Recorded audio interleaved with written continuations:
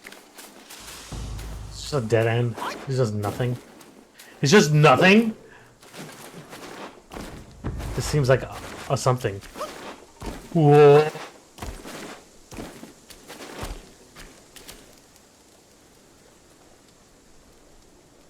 Where am I now?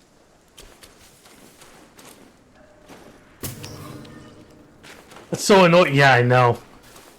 Appreciate you, princess. I appreciate the lyric. I hope you have a lovely day at work. Did you break for food? I did. Yes, Justin. I noticed that you saw the timer restart then.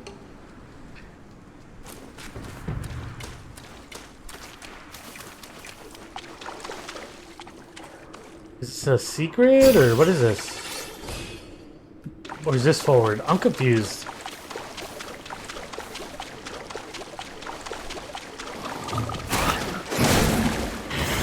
Oh my god, it's under the boss! Ah! There's frogs!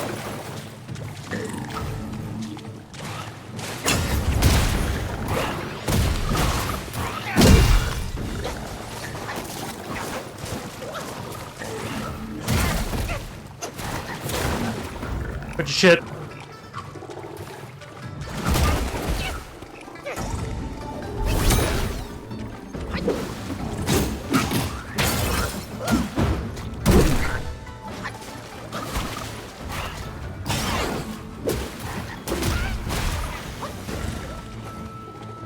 Got a crazy moveset, homie.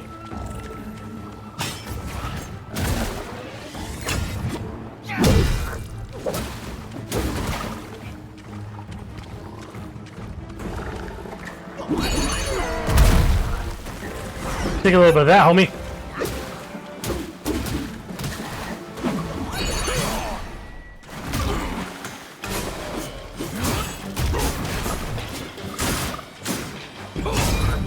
He's dead.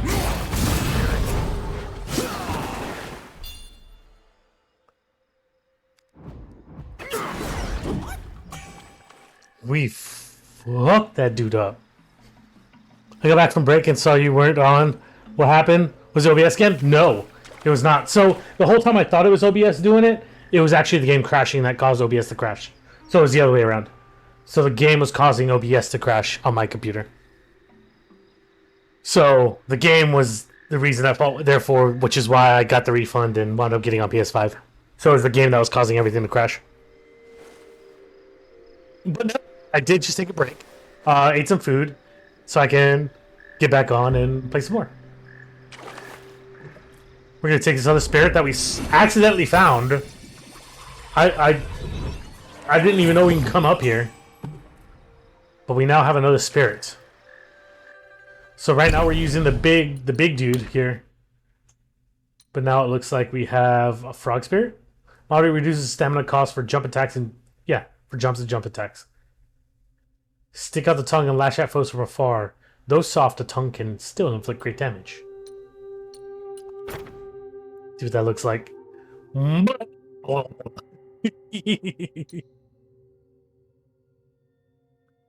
Breaks are good.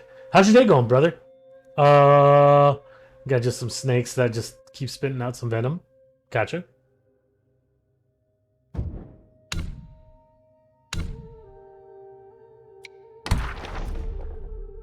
Well, looky, the last one.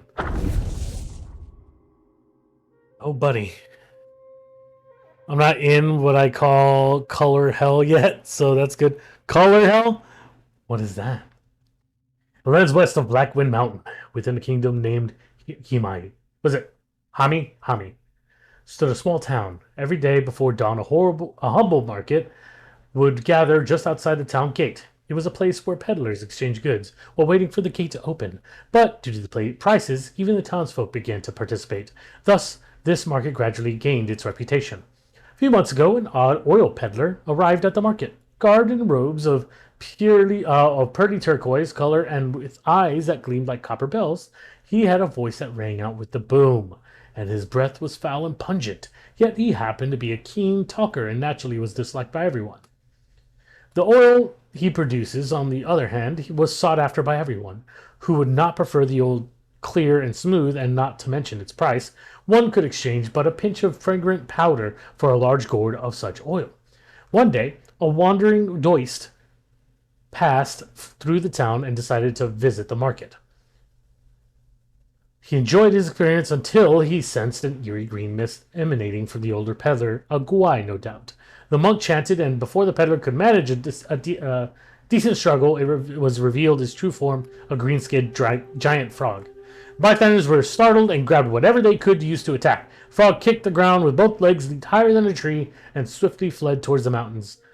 In pursuit, the folks arrived at the marshes, where they witnessed countless small frogs scraping mucus from each other's bodies. Collecting it in a large barrel, they then applied fragrant powder to themselves, hugging and sniffing each other in sheer delight.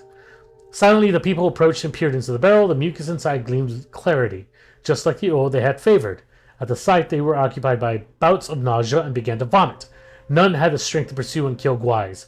All the frogs noticed this and hastily fled, leaving the marshes filled with rather unique scene.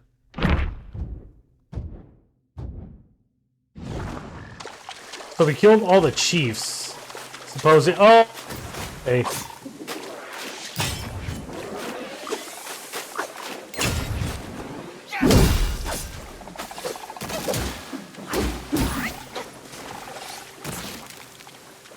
They're everywhere.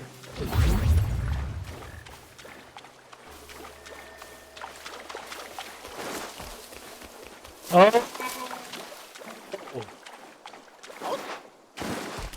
That's what I think it is. It is.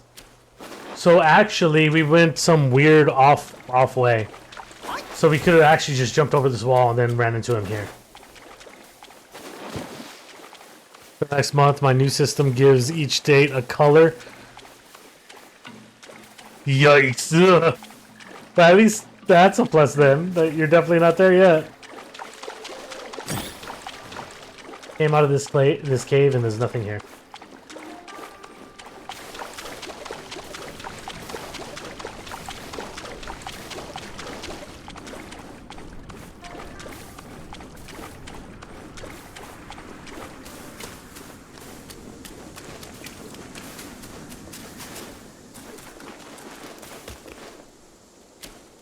Yep, and this just takes us down.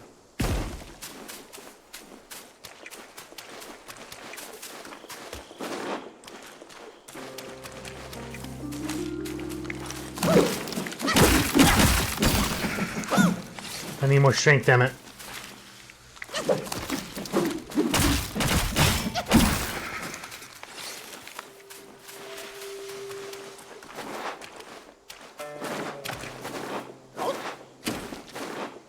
Well, I can't go that way?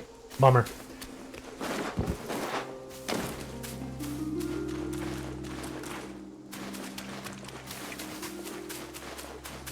Okay, so we can move on. Oh, you missed it. I also beat a guy here, too. He was a poison dude. Whooped his ass. The strobe lights and stuff by the color hell is the worst. That sucks. I can imagine it just gives you, like, a migraine. Just staring at those colors.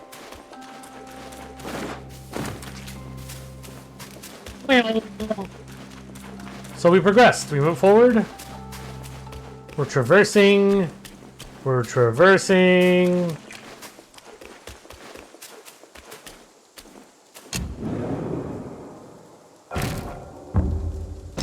Just gonna rest. Actually, I should be able to self-advance now, yeah?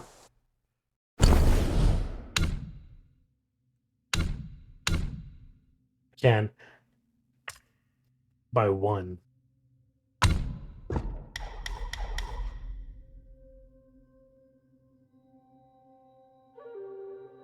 Four Bane's effects. Oh, we want all the critical hit, baby.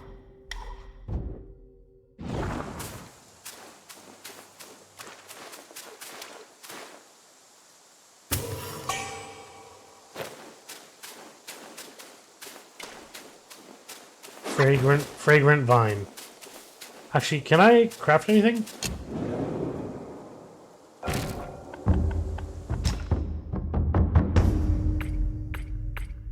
The answer is no.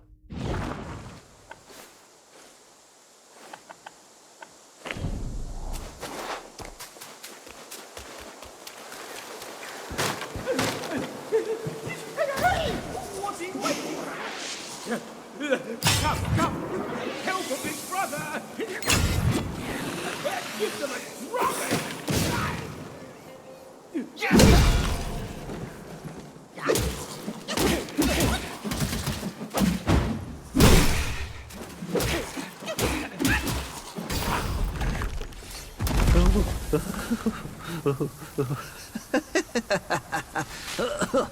These snake guys are nothing to fear.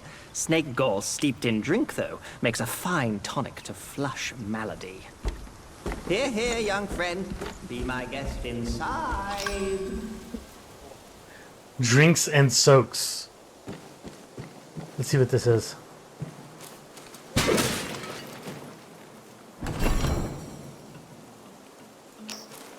Just some more gold. I guess we'll follow him and see what he's got.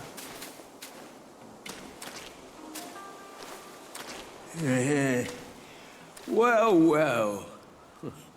I'd stake you're one more monkey from Mount Huaguo. I've met many of you. By rank of birth, you all ought to call me forefather. But I'm just an old monkey. Gourds, huh? What do we use to upgrade?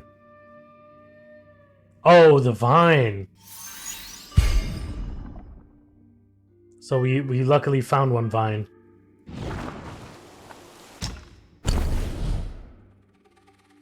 Each sip restores 33%. Okay, so awakened wine worm.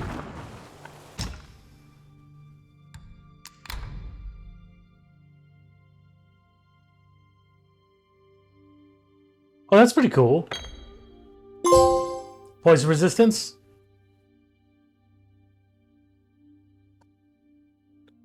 What do you mean you changed it cosmetically? Oh, with the upgrade? Yeah, that's pretty sick.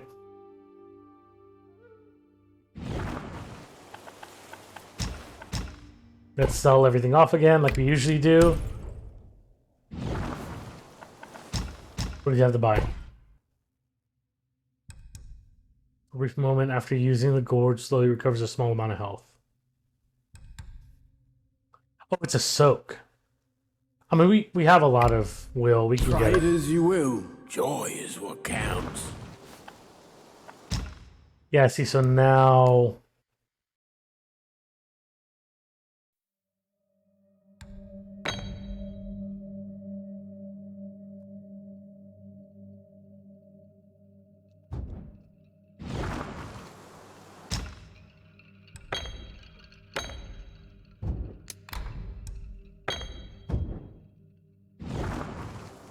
So we recover health and recover more health. Yeah, dude, I always like that Next too, time, because it always down makes me a few excited mouthfuls in one go. It's delightful. to see like what the next upgrade is gonna show or take. Like that's why I like Alice Madness Returns, just for that little thing, where it's like, what's it gonna look like next after you upgrade it again?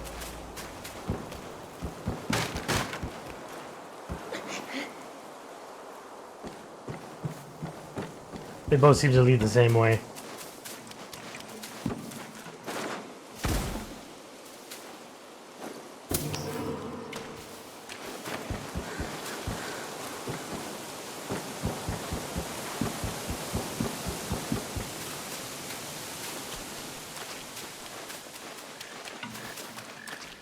Boss time. There's another frog.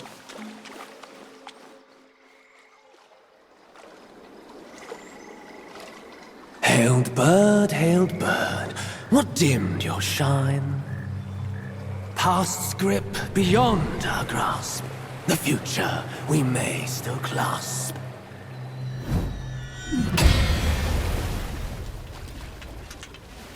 Is that who we think it is? Late is the hour, young one, White-clad noble. in which you choose to stain my tranquil abode. Pray tell, to what end do you seek?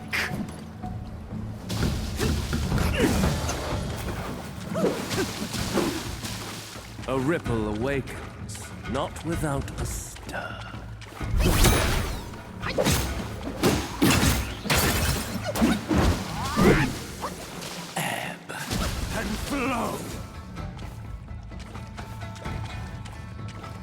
up. Oh.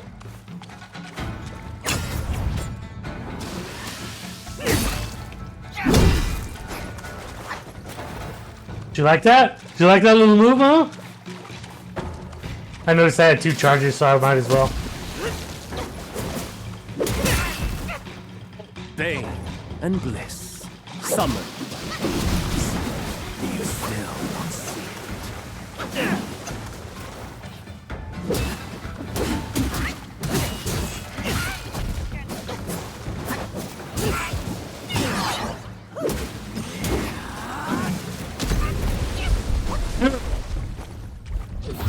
I do love to give all these guys like a fuck ton of moves. That was like a 7 to 8 hit combo.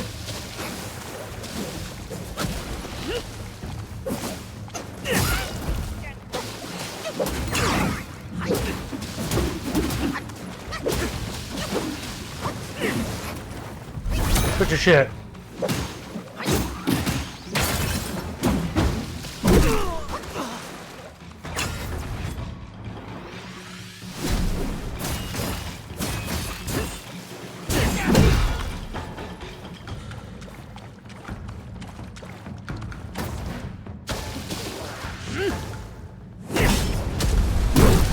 Dead. Or did we get him? No, we got him.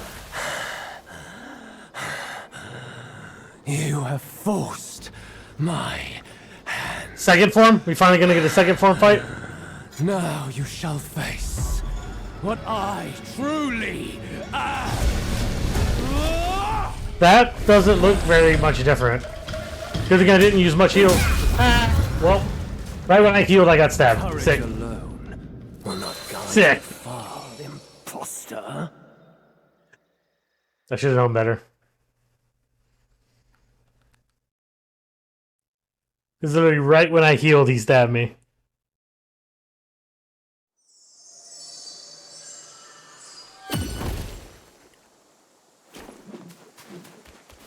Well, now you don't piss me off.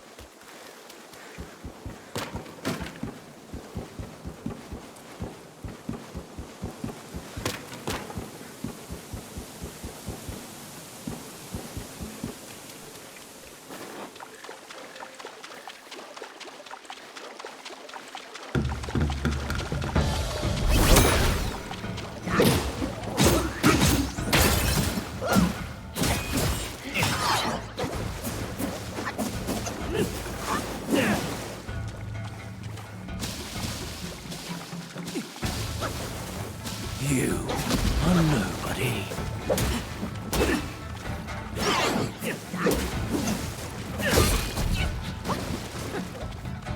Yeah, like you see what I mean? Like he could just keep swinging as much as he wants until he hits me.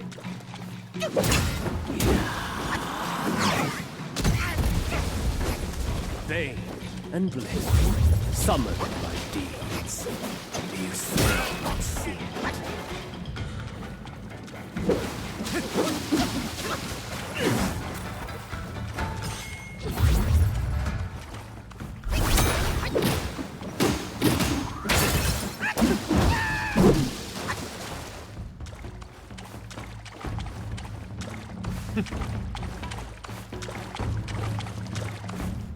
Gentle, yet it engulfs all.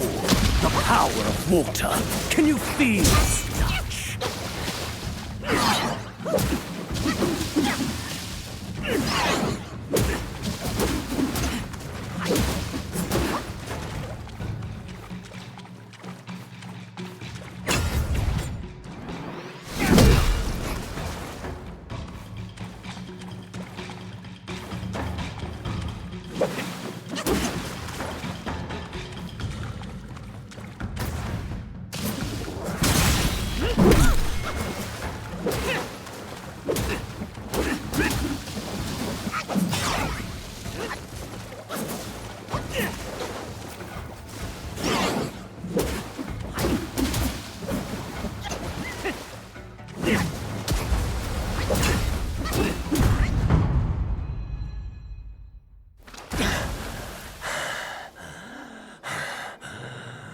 Seek a weapon for him for his second phase. My hand.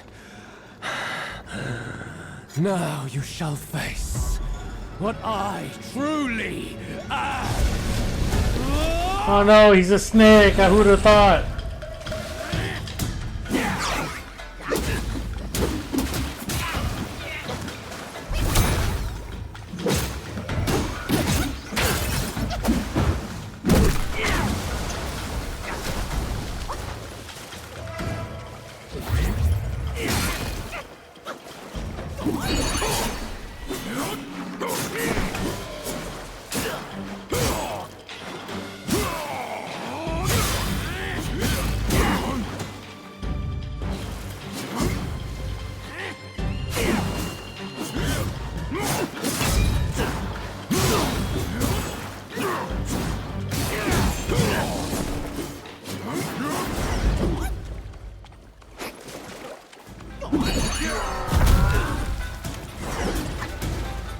Yeah, buddy, homie.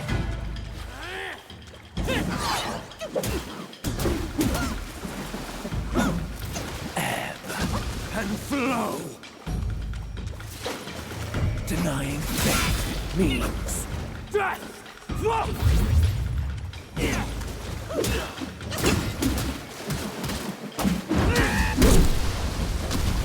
He's dead. GG, easy, bro. I noticed that all these bosses take me 2 tries, except for one of them. The frog one was 1 try. No ill will I bear. I'm merely my brother's eyes and ears. I feign my loyalty to guard this path on the bear's order. Your destiny's bleak and stark. In its grip, we share the mark. The Guanyin temple now lies in cinders, yet the elder soul endures. The root of greed ever fosters the stem of suffering. Better to forget the things you truly seek. The 3 bells. Have you seen them all? Do you too desire that which they ceaselessly hold? On 2 bells.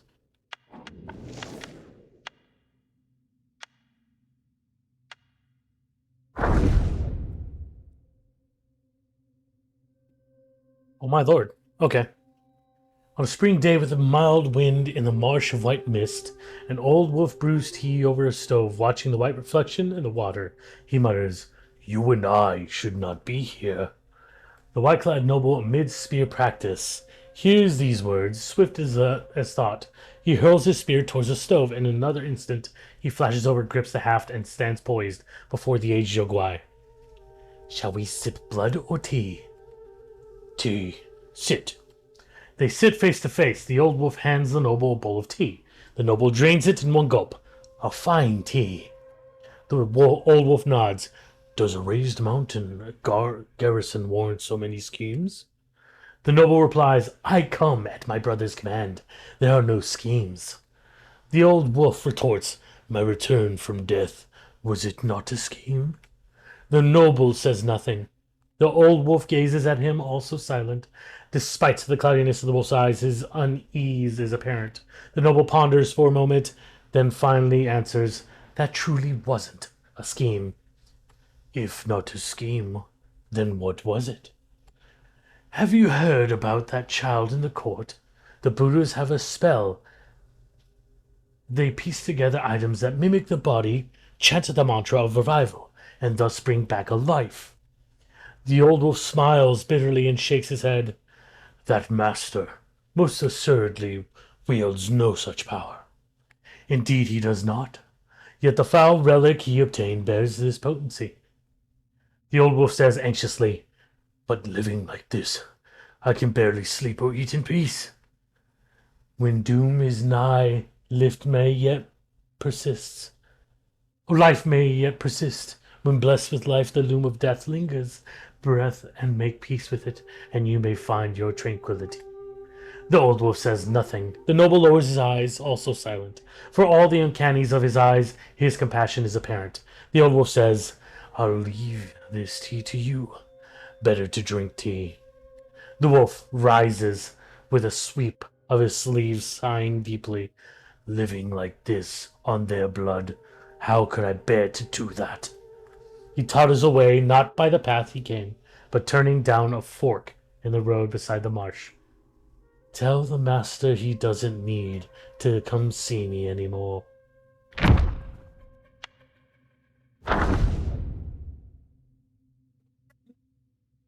Chang'an City stood the temple of a wild goose pagoda. Not far from its gates lived a diligent temple goer named Hao Dixing. One day, Dixing dozed off as he sat at ease at home in his dream. He found himself at the temple gate. 4 figures approached: a monkey, a dog, a loon, and a tiger, all deep in talk. He heard the tigers ask, "Where do you plan to take that thing?" The loon shook his head. "Fret not. I hear they've all returned to their caves. We need but make our way to each place and wait. Our meeting is sure." The dog then inquired, "May I ask, friends, where are you all off to?" The monkey replied, "I'm not fond of the sun, rain, or chill wind. For drinking, I shall seek out a lush, lovely spot." The loon stretched his neck. "I need to dwell by the water. If your place has a water view, we might dwell near." The monkey waved him off. "I've seen that ugly mug of yours for all my long years.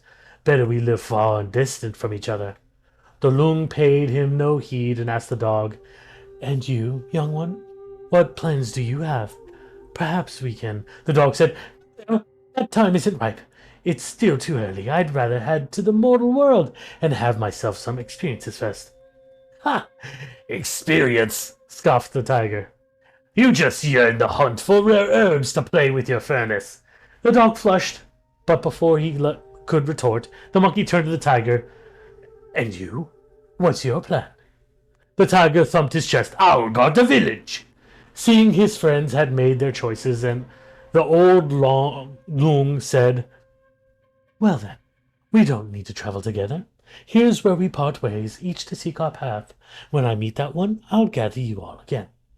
With that, the 4 parted. Deshang heard a thunderclap and woke with a start. The dream had already faded from his mind.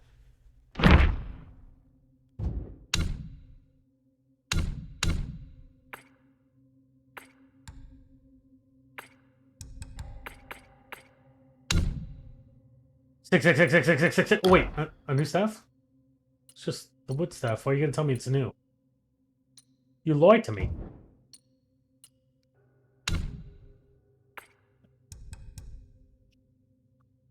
Offspring of the Frog. Treasure it, as it may prove wondrously useful someday. We have 1 spark. We are to use it on...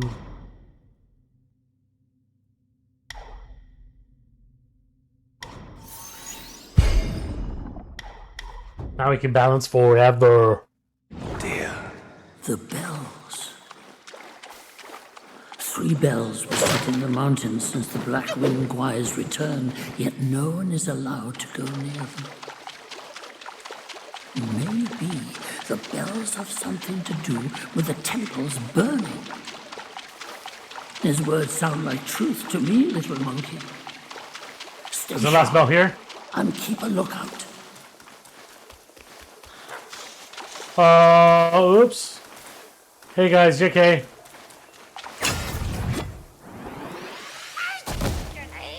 I didn't realize that.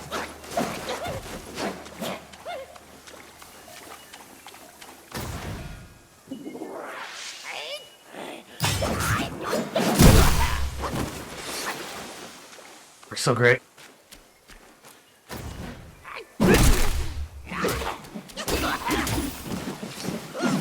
Nailed it. We found the last bell. So luckily we explored everywhere. So we got all the bells. Oh.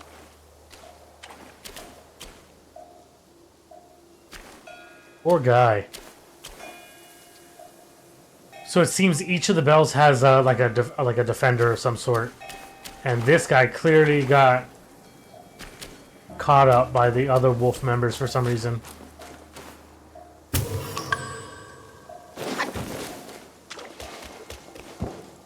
Last bell.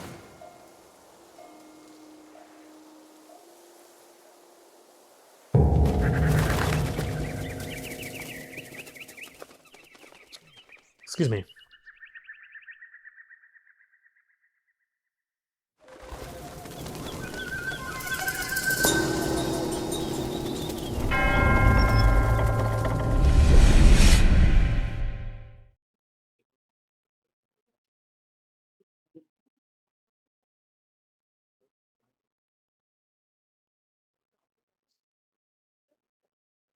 What did I do? What did I do? What did I do? Did I do things? Did I progress?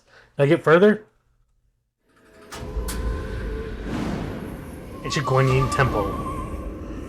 Do we just teleport? What's going on?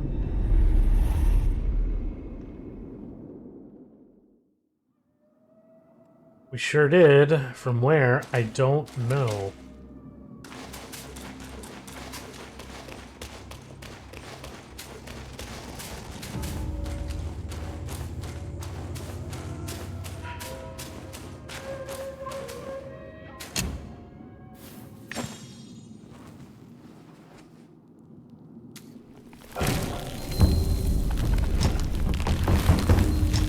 Got a weapon?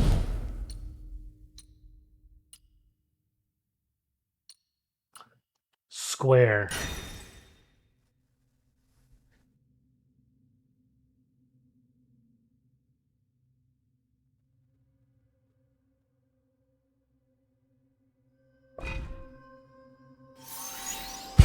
Sure.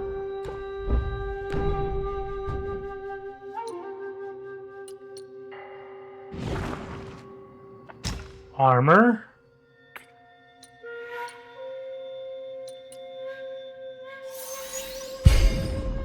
Oof. We don't have enough to craft everything else, do we? We need more will. Just when I said they were throwing will at you like crazy, right? I jinxed myself.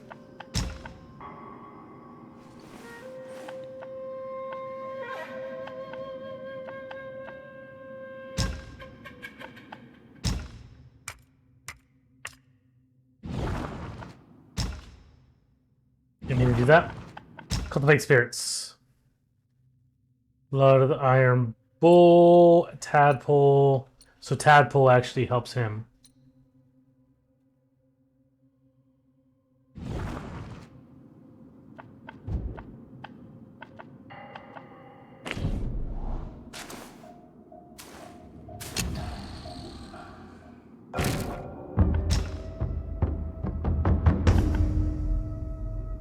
Grand Chamber. This is a secret. Okay.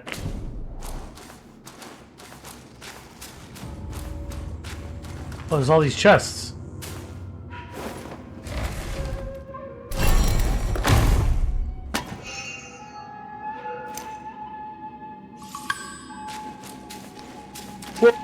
Wait a second. We may not have to craft anything.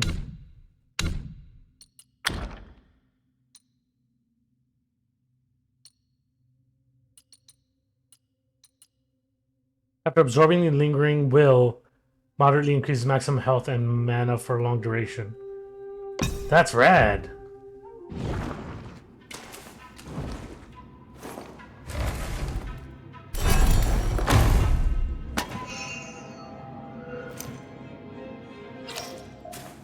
Some yarn.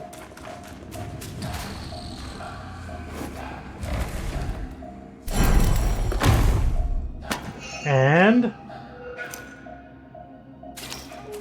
some will and stone spirit.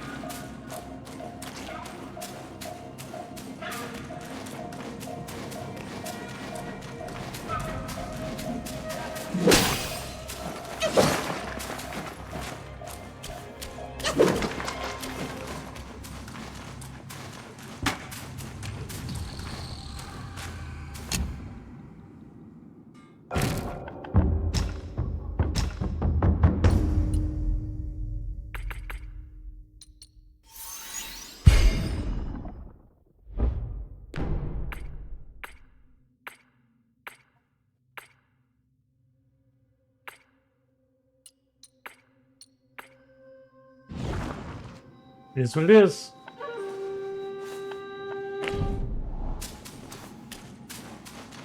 Can we go to the door?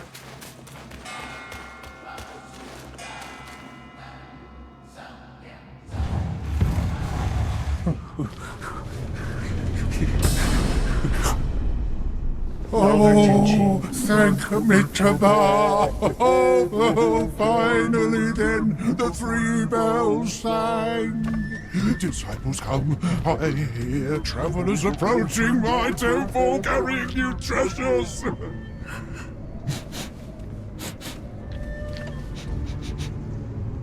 I cannot see you, but I recognize your odor. Oh, good. Cannot be you. You are back?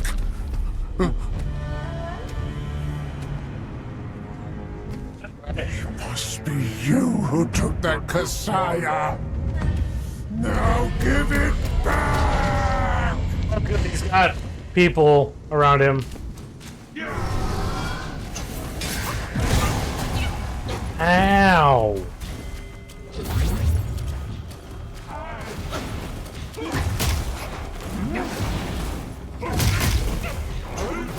Dude, he hits like a truck, too.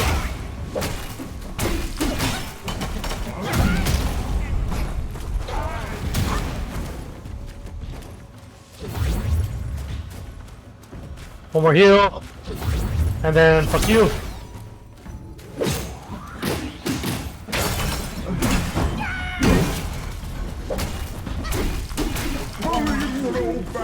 Curse you!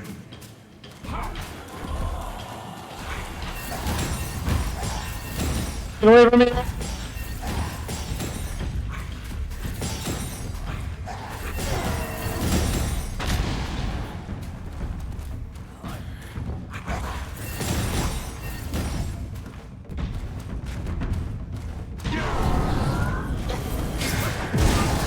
God, dude, that's so hard to time. I just did that by accident, but whatever. We'll do this. Tell me, good boy. Did Tom Monk and his disciples burn? Where's my Messiah?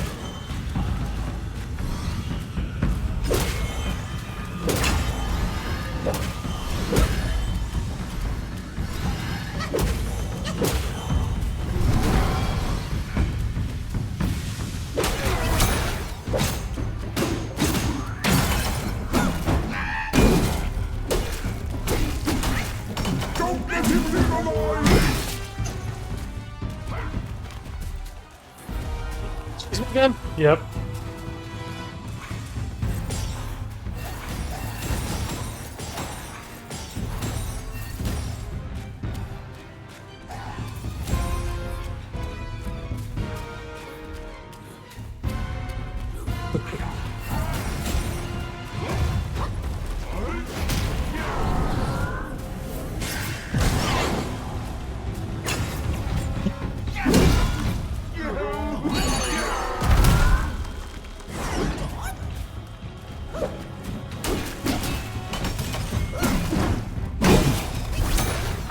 It's done. Easy. Easy. Temple of Taint? That sounds dirty. 270 years spent. Kasayas collected by the hundreds. kill one choke without his throne. No, stop! Go.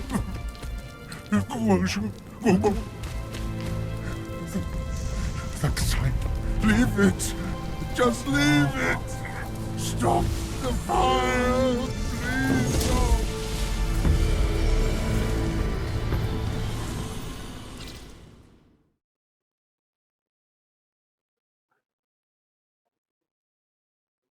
Fucking did it. We freed him. Because we found the 3 bells.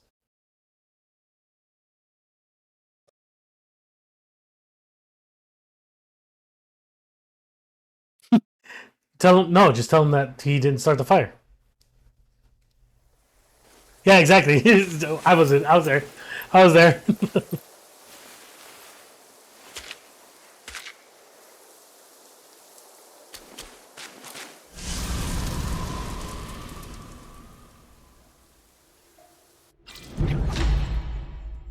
Fireproof mantle. Let everything else burn. I care for nothing but my master. Give it to me, quickly. The fireproof mantle. The great sage borrowed it from Virapaxa. How did it end up here? You must have freed that miserable soul. Oh, such is his end. A tragedy prologued by a sick glance. It's getting late. Let's hurry up the mountain. So now we have a mantle.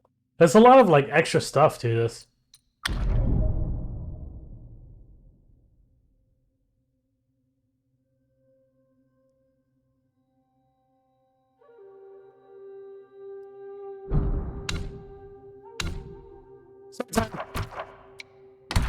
A king?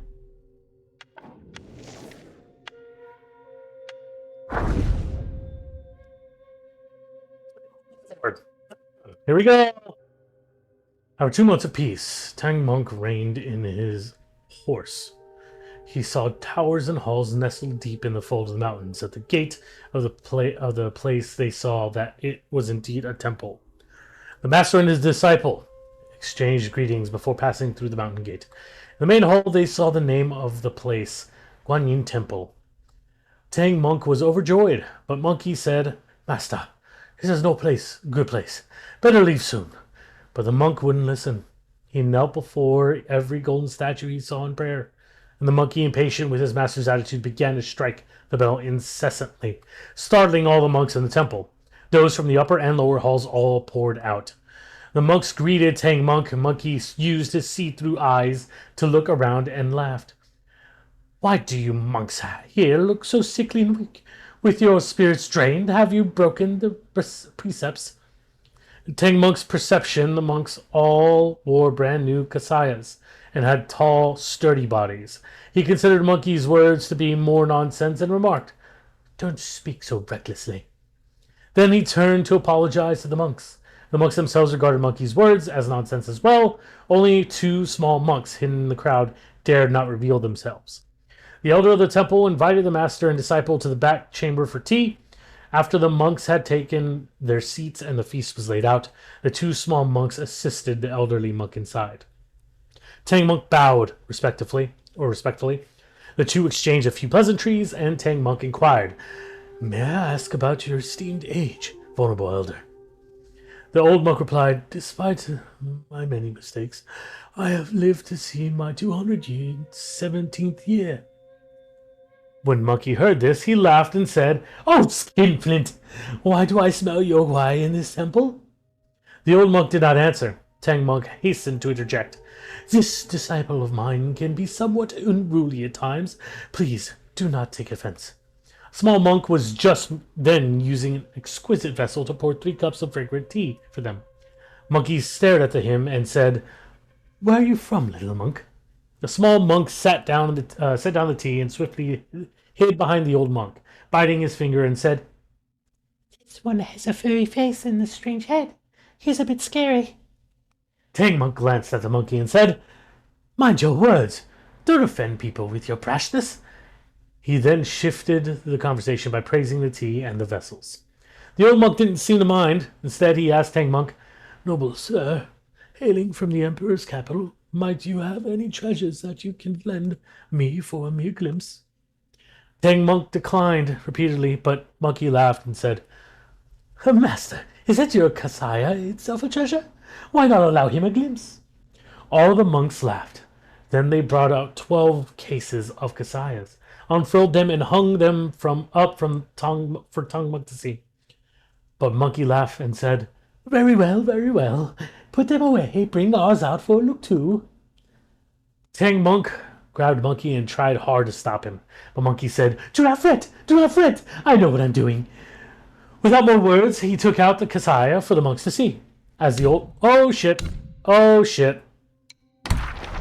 My finger slipped.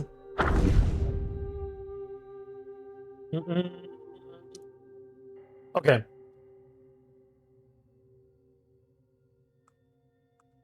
Right here. We're toward the end. As the old monk gazed upon such a wonder, his spirit was touched. He walked up to Tang Monk and knelt with tears in his eyes. "This humble monk is verily befit of fortune. My eyes are dim and clouded. I cannot see it clearly." Monkey laughed again and said, "And how do you intend to inspect it clearly?"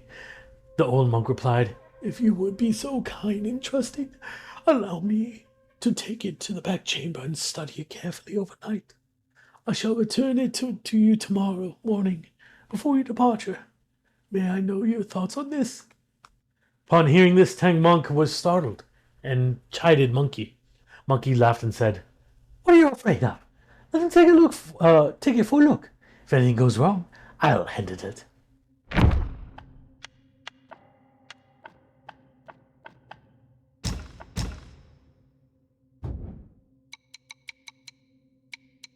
So we have a few more enemies and enemy types and stuff in this area, it seems.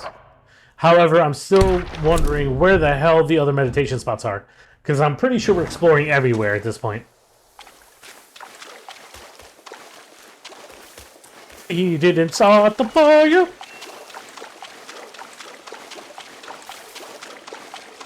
I got that song stuck in my head. Thanks, Justin.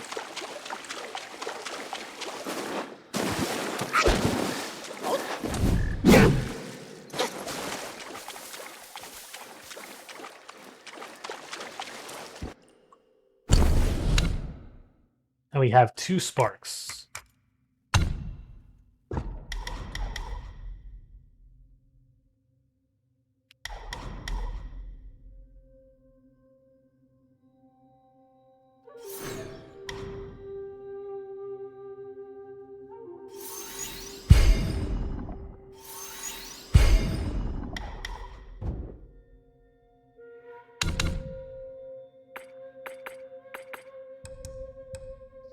Silk.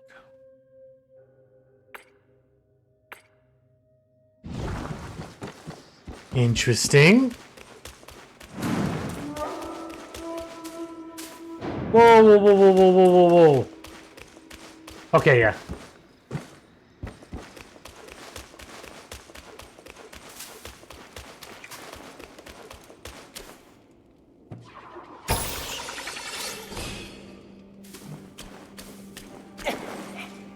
Okay, that's doom and gloom. Got it.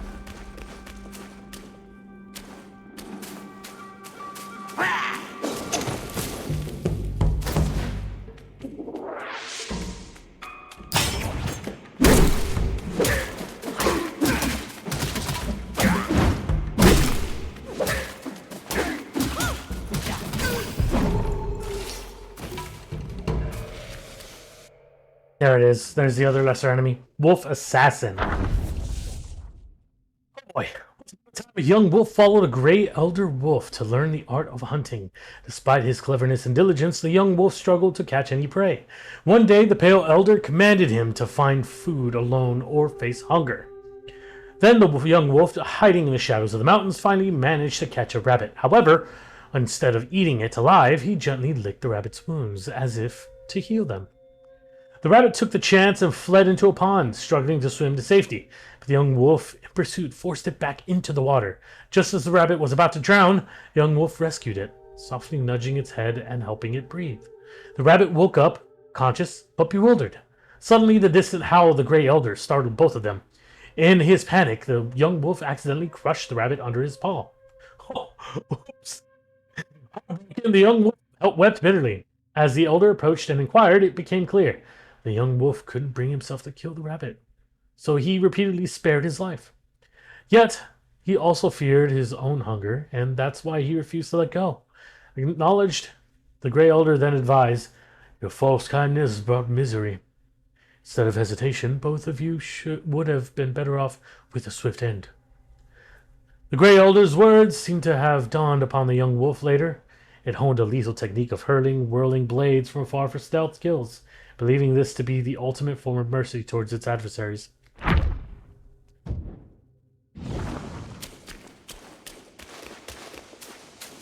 Meditation spot?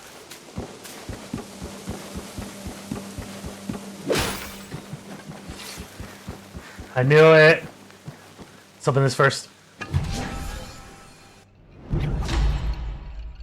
High uphill, celestial medicines. This pool crafted, blah blah blah. That increases maximum mana. Nom nom nom. Let's say boys and girls.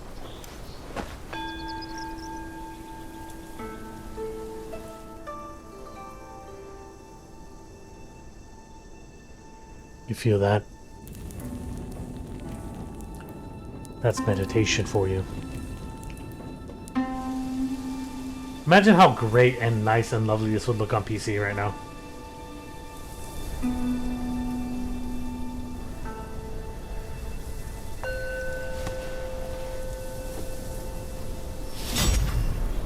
If only.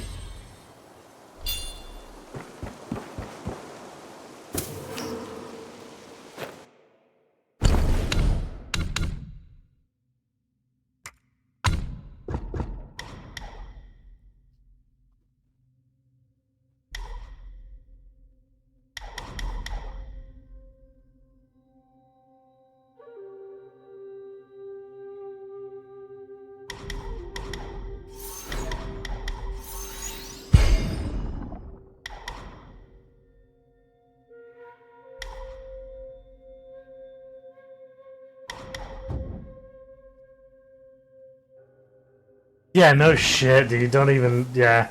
I'm not even thinking about it anymore. I did what I had to do, unfortunately. I'm just thankful that I had a system to be able to play it on. Shit, I see you. What's up, bud?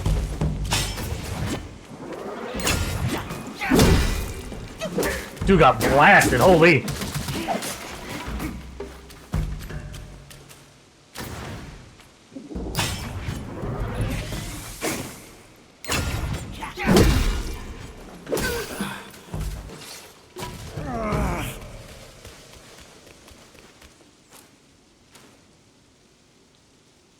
Yeah, you have like different movesets. So you just do the normal, like the normal charge attack. But I just think that there's no reason to be able to do that heavy when you have this. So, and I feel like it's faster too.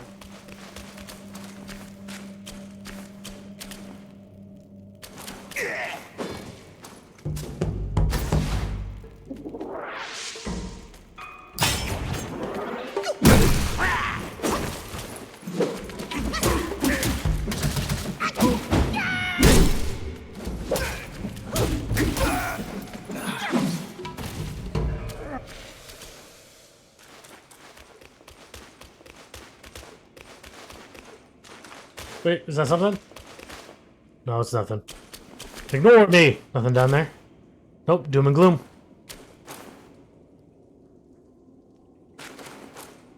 This just seems like a normal stance. Like there's nothing special about it.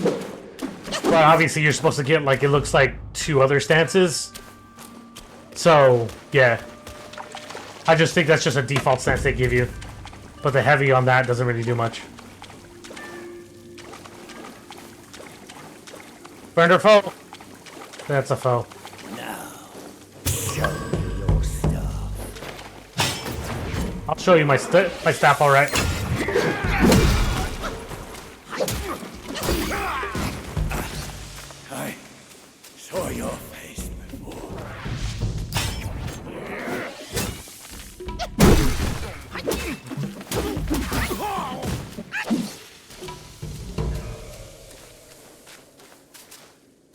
See, but when you can just use that and then get above all the horizontal slashes, there's like no reason not to use it.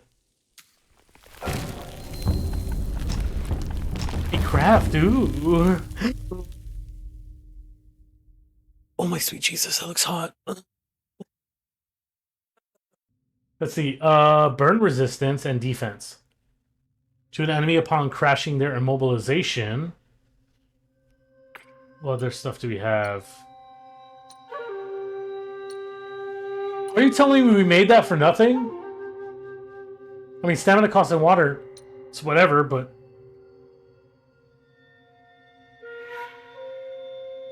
That's amazing. Now I'm gonna be broke again. We're keeping these on.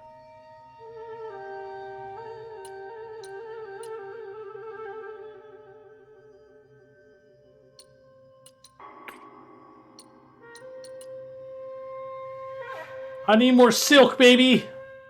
He needs some milk! Okay, we're done.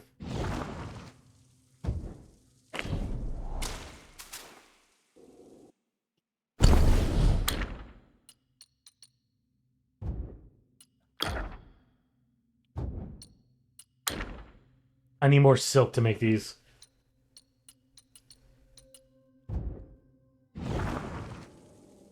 Okay, so... What day is it? Where am I? First things first, let's rest and get our heals back. Did we use any? We didn't. We're good. Never mind. Sure hope there isn't a boss back here. That'd be terrible. That was an accident. Oopsie. Yeah, I'm so used to the button. Dude, this honestly just feels like a boss rush type deal. I run into a boss after a boss after a boss after a boss. 500 years. I have rebuilt the temple. Now it's grander in scope. All those monks consumed by the fire. We didn't start the turned fire. to wandering ghosts roaming in Black Wind Mountain. It was I who granted them eternal repose. I have even restored the charred scriptures piece by piece. But oh yes, I always Exactly, Justin. One day you shall return.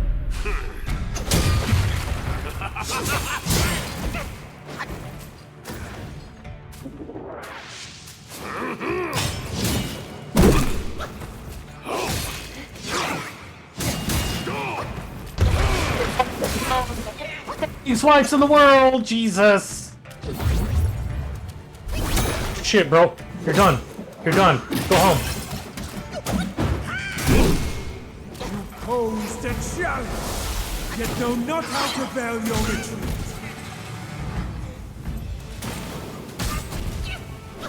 It's so hard to tell what specs are doing, jumping at you or lunging at you.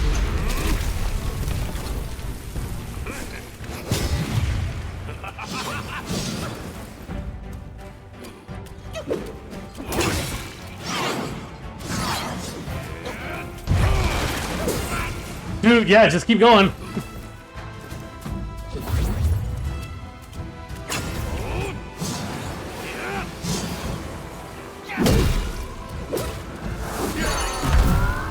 And of course he disappeared.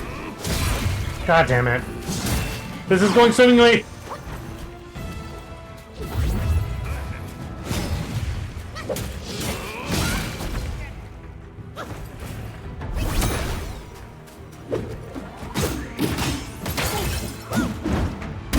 Got him.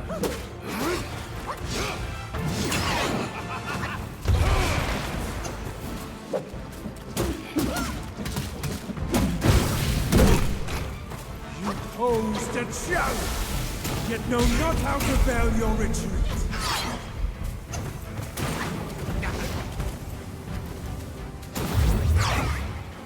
You have ruined everything!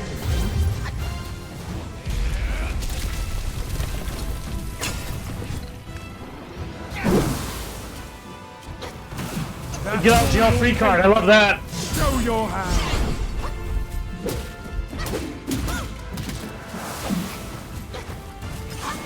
Do you not desire immortality?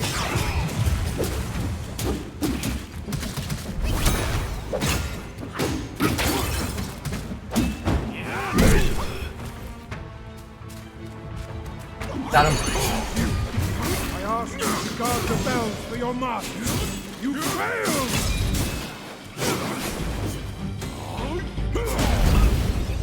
GG, easy go. Let's go, baby. Is it fun? It is. Friend of mine has been waiting for this game for... Oh, gee, so have I. I've been waiting for it forever. Meet me at the summit if you dare! That I can't play on the PC, though. The PC version is fucking destroyed. It's cracked. It crashes so much. So I had to refund it and get it on PS5. The spell he just cast may appear intricate, but it's not hard to learn. It's the Flying Nimbus? What is The this? Black Bear's expertise is lacking. Serving Guan Yin didn't help It's pretty him. fun, though, yeah. I've been What digging he it. left here could surely help us. Consider today your lucky By the way, that was day. first try, everybody. Just wanted everyone to know. No, so... Okay, we're good. This pressing in the miss allows for an escape, provides an opportunity to execute an unveiling strike.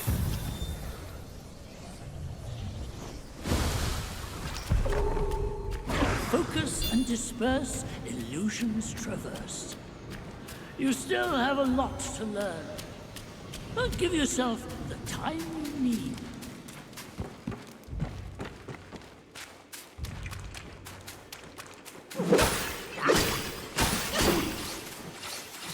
Don't mind me, just destroying property. Awaken Wineworm. Oh! Shit.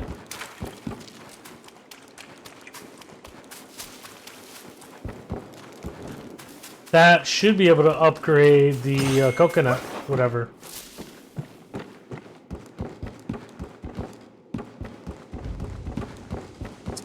Hey, you know it's Vic. What's up? How's your day going? I need heals.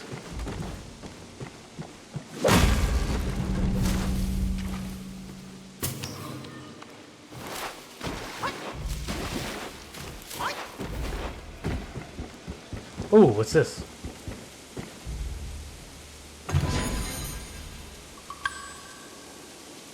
Just curious. What does that do?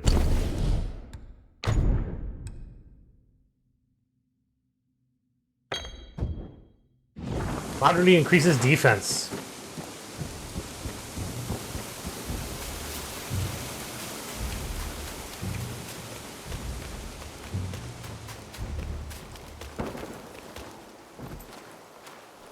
I sure hope I'm not going to my doom. Just getting up. Email with paperwork later today so I can officially accept my next job offer. Like job offer or like job, like your new job?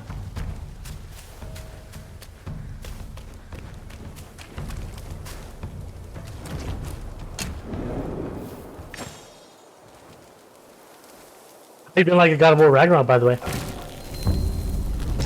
We're resting here. I'm in pain. There you go. Craft. Brew.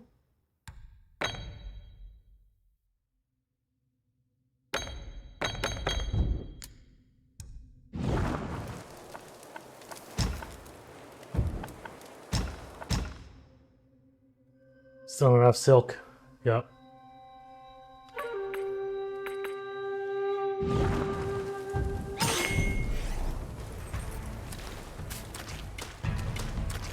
So there's two ways to go. There's up here. Coming for our master? Think again!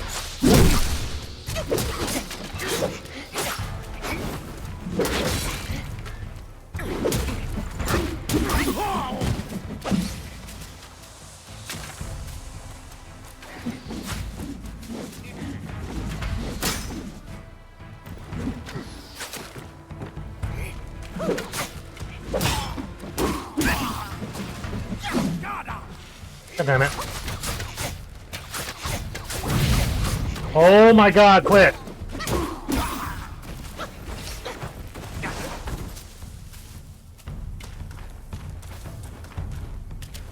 So this does seem to be the way forward. I want to go down there real quick.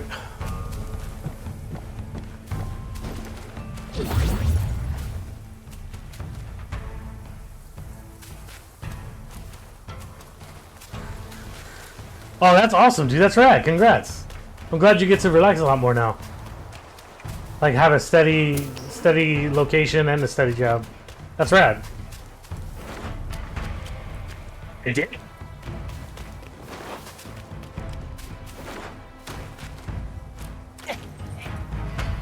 There's stuff coming down here.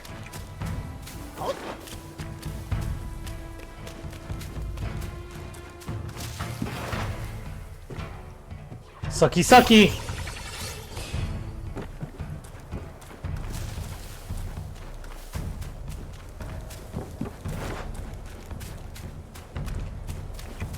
Stop him, lads!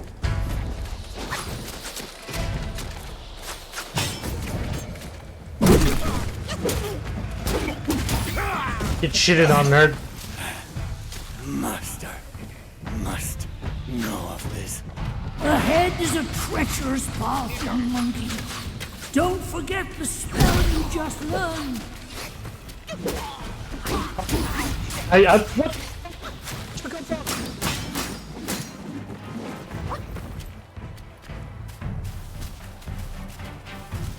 I can smell you.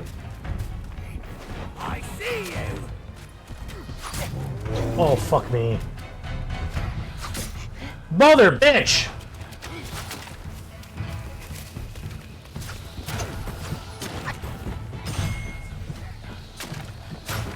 We'll see if the big man is chasing me or not. Doesn't seem like it. There's a dude down here for some reason, though. Must have glitched, because I can't get down there.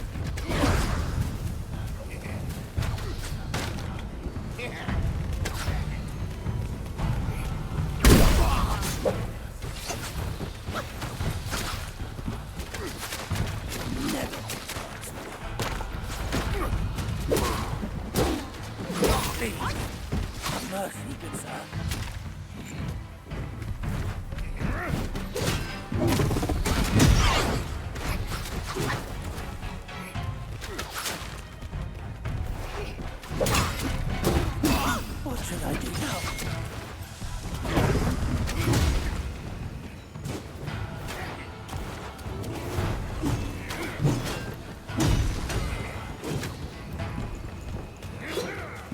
I can't get up to him!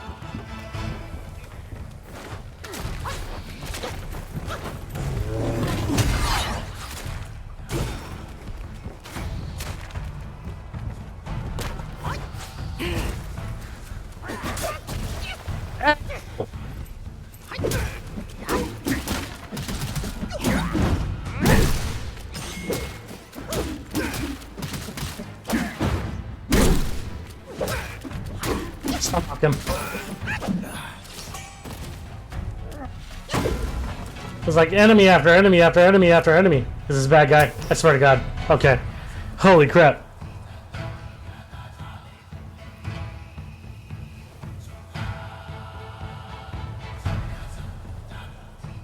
Is at some point? Yeah, true. Just a story mode and I don't have to worry about... Yeah, no, yeah.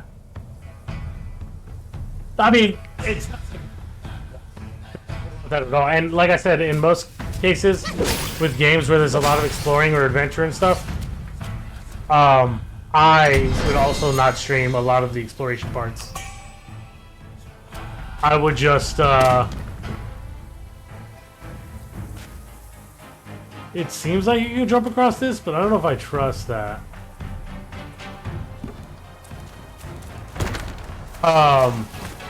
But yeah, I would do the same thing. I would just explore, and then before progressing any story or anything like that, I would just go ahead and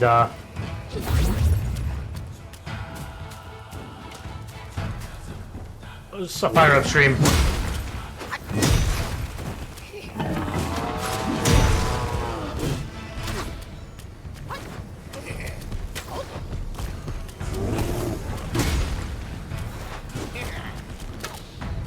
Idea.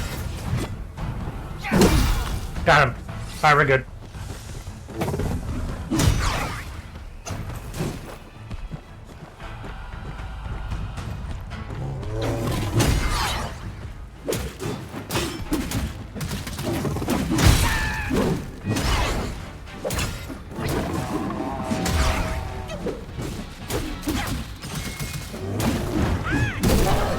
myself. I'm pissed at your homeboy, not me. Dude, his health got drained by those arrows.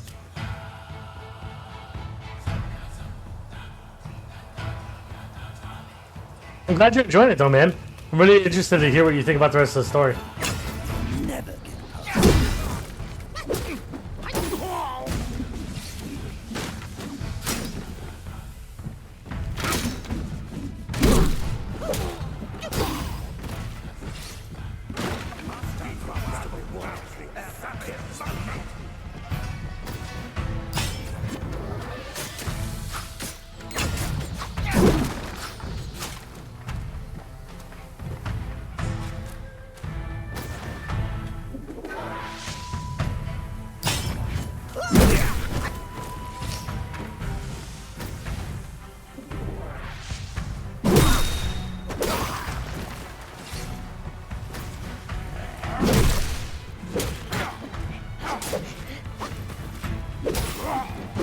Yeah.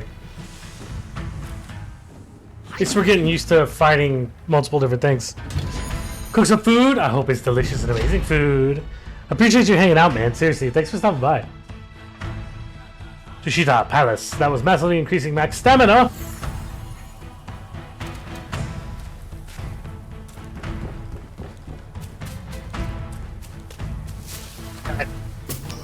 Nope. Okay, good.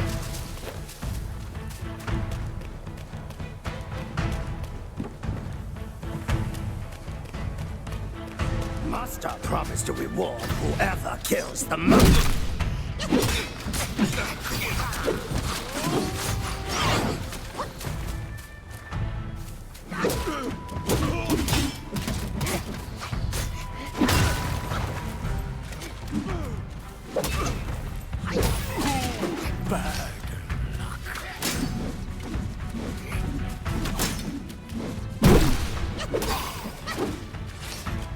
They really are just trying to throw these bow and arrow guys at you as much as possible.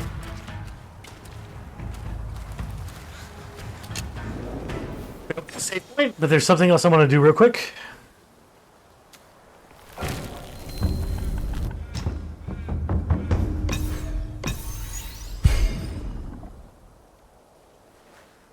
I didn't even know he was a spirit we can get.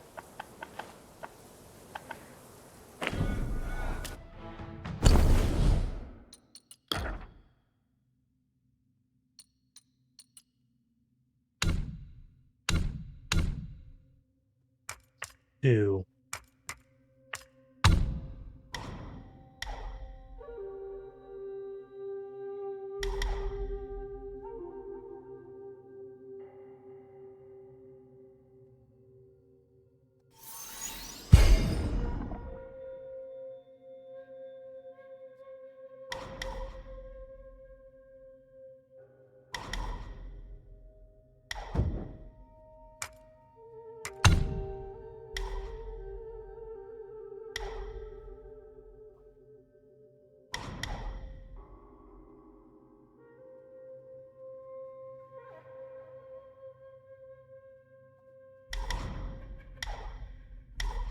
We'll leave Cloud Step alone for now.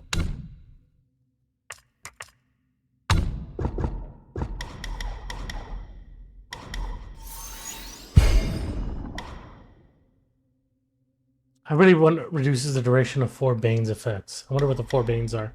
Unless it means like fire, poison, stuff like that. Thanks for the lurks, Vic. I appreciate you, bud.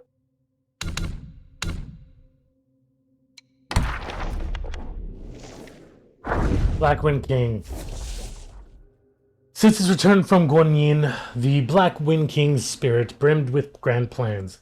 He vowed to restore his might in the mountains. He knew well that after years away, to win respect from the Yogwais, strength alone would not make them bow. So he took many steps to try to earn both awe and loyalty. When he was with Guanyin, he learned the mantra of revival. Harnessing the voluntary self-sacrifice of Wolf Guais, he brought back old Lingzui from death. But the ungrateful old wolf left only a few words after the revival and vanished from his sight again. The Black Wind King feared the wolf pack would fall apart without a leader. He had to choose another wolf to head the pack. A gray wolf Guai who wandered here from Shituo Ridge, and in his prime, was a fine choice. The Black Wind King gave him the name of Ling Shui and helped him take the seat. Yet the wolf pack rose against their new master in the temple, and it almost led to a bloodbath among kin. In his frustration, the Blackwind King used the mantra to try and bring back to life the old monk he used to practice with. But the soul of the monk did not return to the stitched corpse. Instead, it fused with the gold, silver, and copper coins the monk had buried in life, forming a maddened golem. It wandered and disturbed the mountain garrison day after day, never relenting. The newly appointed white-clad noble is far from ordinary. He typically indulges in solitary reading and poetry. Despite his outward appearance of loyalty and sincerity, he remains shrouded in mystery, making it impossible for others to fathom his true intentions. Alas, to think too highly of oneself and end up achieving nothing. It is true that they say a fool with ambition is worse than nobody.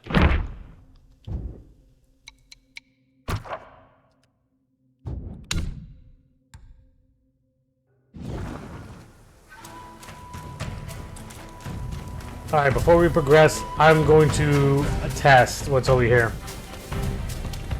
It may be in vain, but we're going to try it anyway.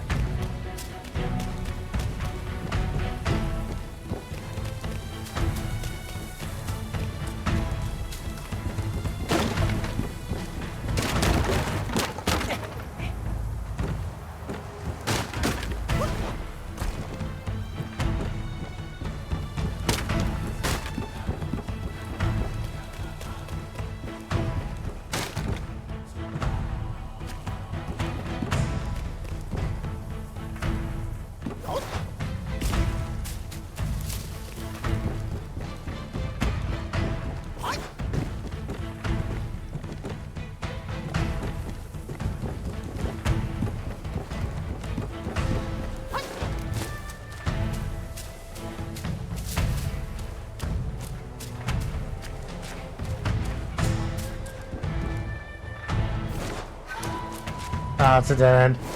Well, it's a dead end now. Maybe it won't be later.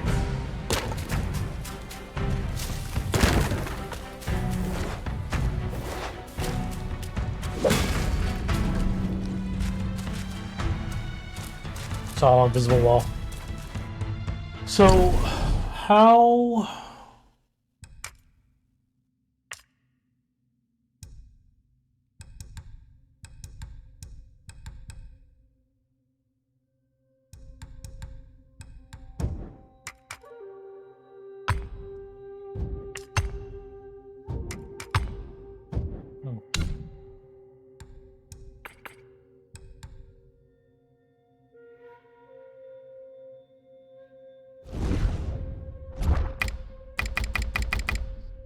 I understand there's a drink, but it's not exactly telling me how to, like, use it or equip it. Let me see.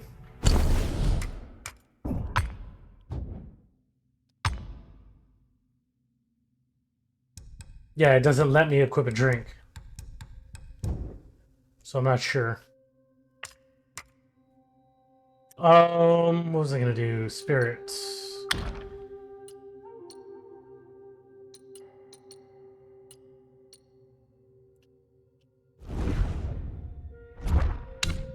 There has to be a way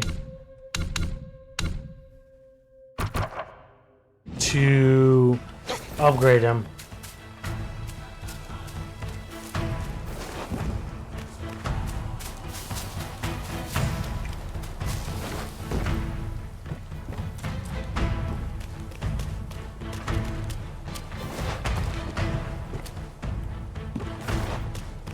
Maybe we could try at the altar, maybe? I don't know.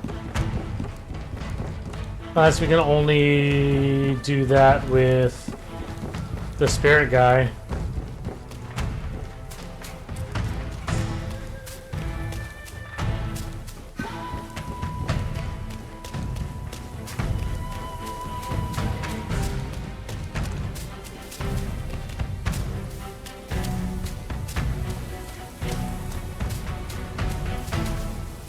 Nothing.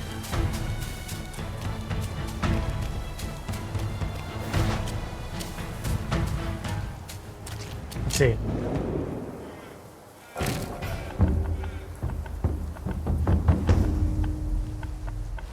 Cultivate spirits. There we go. I need so much will. Well, at least we know we can do it. We just need... Man, I was talking all that shit earlier about, man, you know, get all this will. It's crazy. Now it's like you can't get enough will.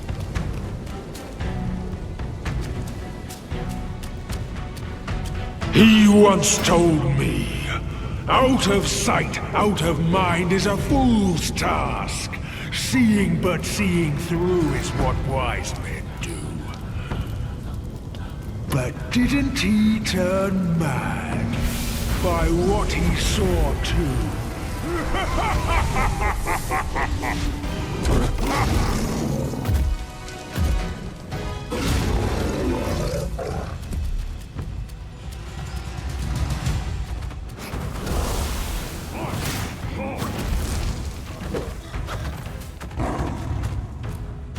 There's a problem. I don't have any more magic.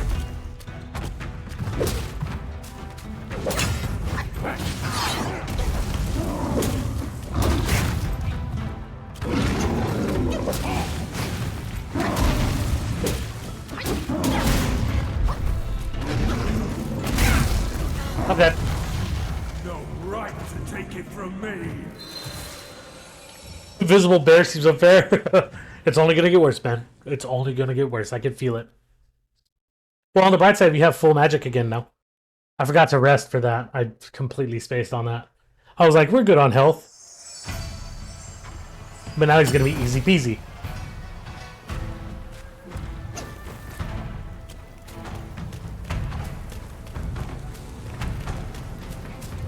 What's up, buddy boo?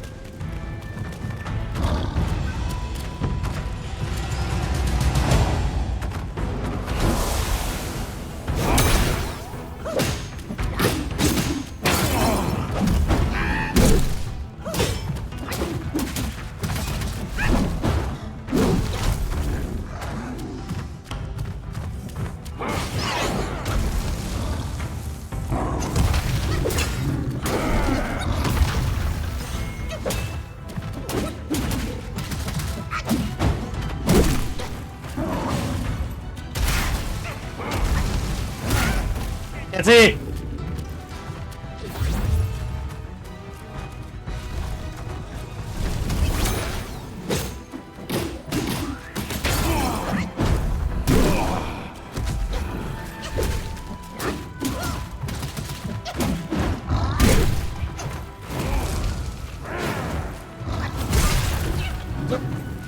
Heal.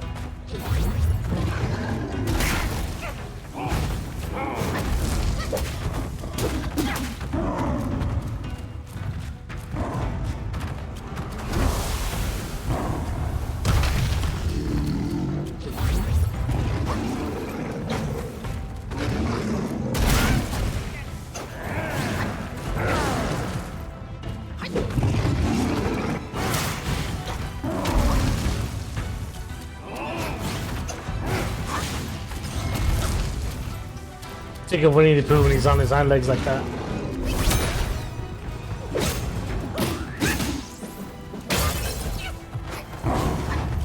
Good to know, his move goes through when he's in the air.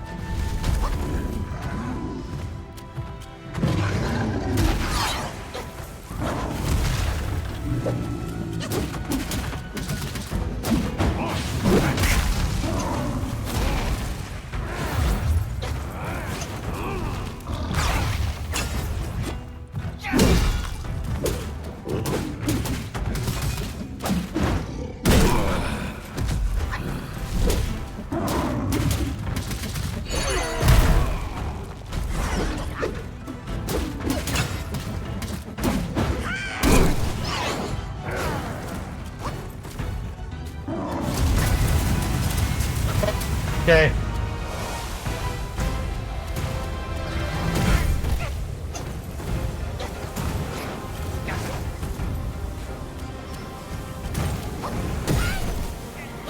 So hard to see when it just... I'm dead.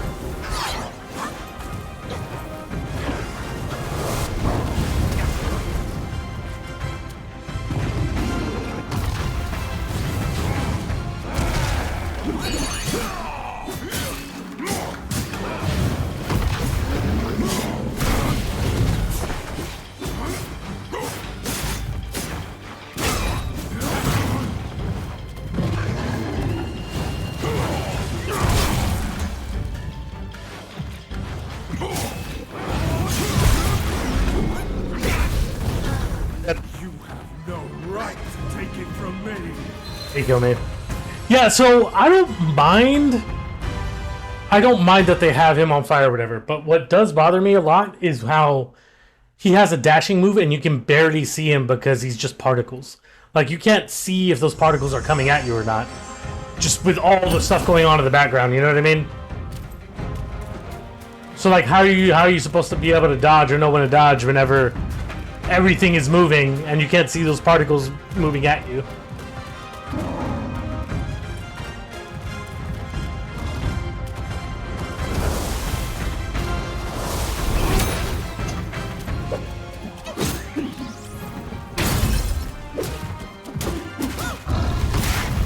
That's a new one.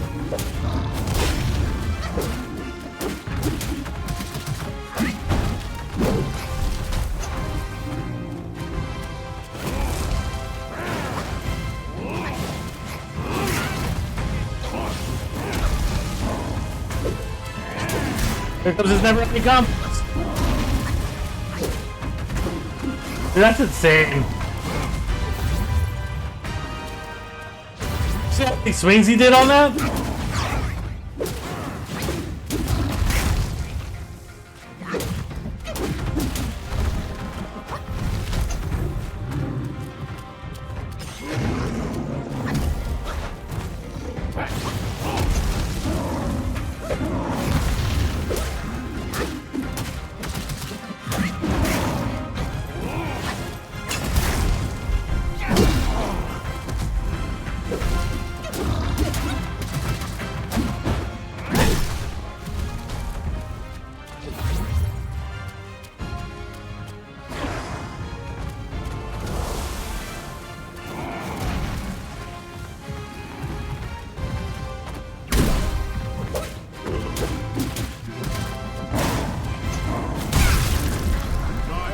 Dodge that. Absolutely dodge that. I absolutely dodged that.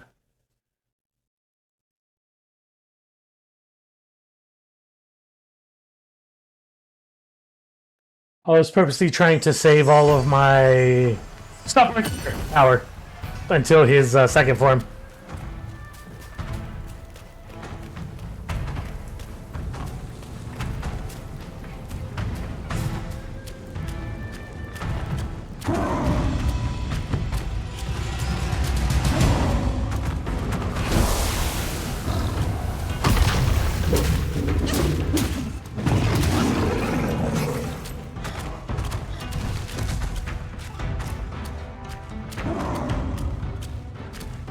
Hey, bud. Feeling good over there?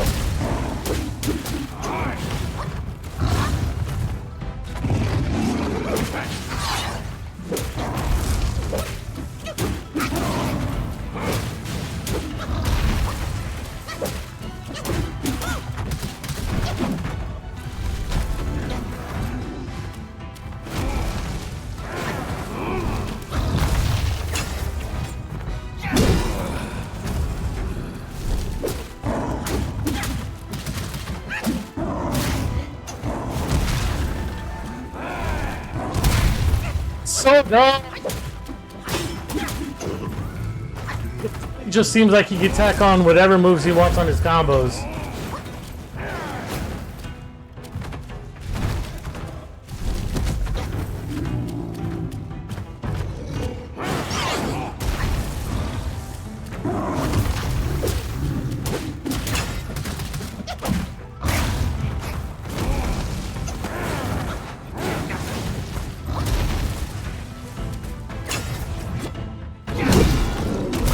I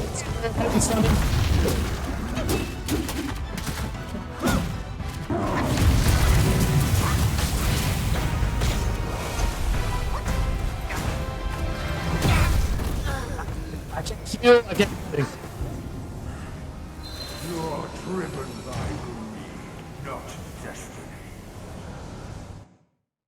I'm dodging, trying to get out of these flames, and then in the process, he's just flowing at me with those stupid little particle beams or whatever.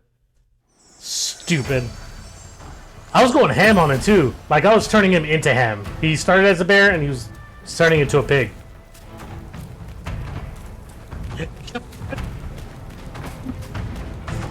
This big black bear. Have at me. Have at me. Okay, I like how I dodged that, but that didn't work.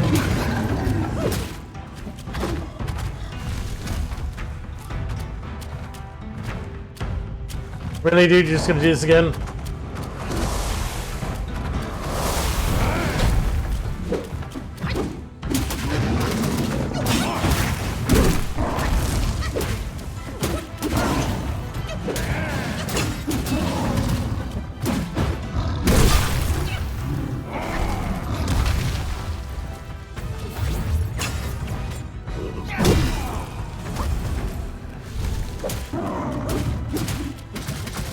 Wrong staff, bitch.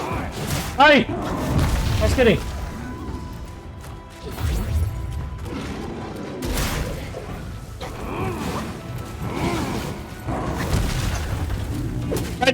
Yeah, that.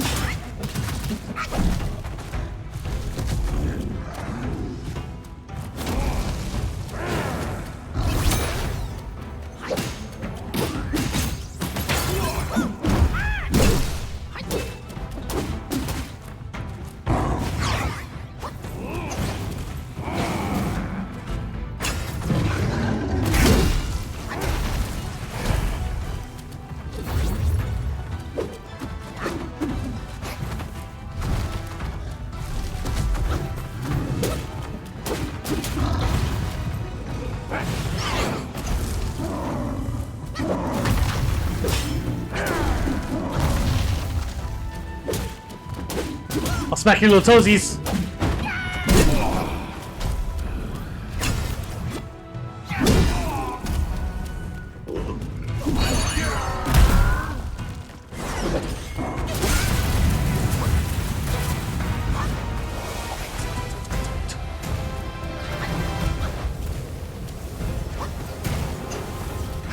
It does like a little spark before he dives at me.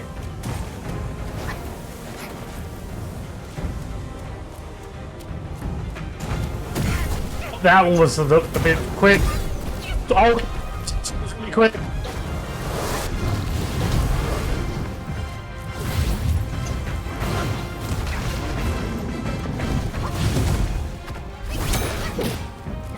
You.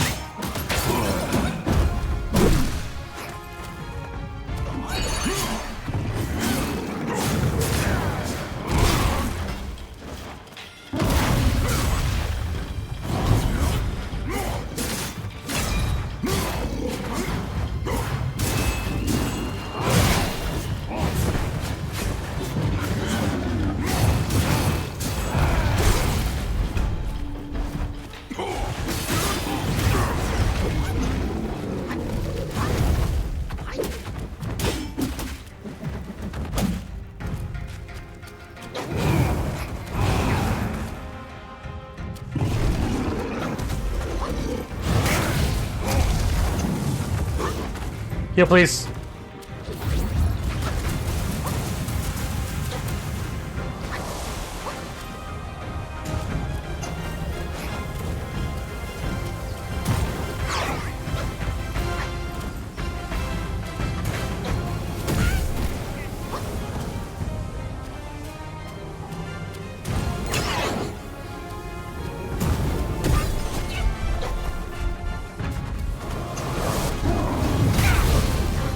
Sick and tired of this, dude.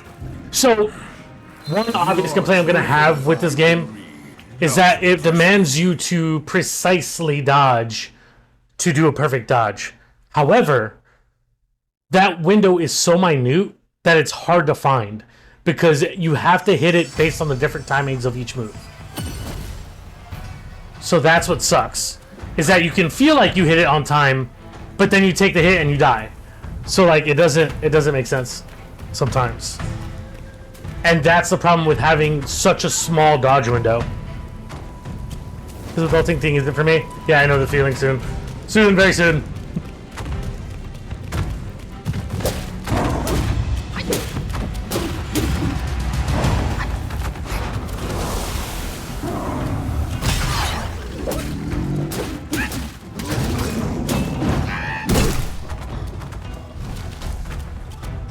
He's gonna run again.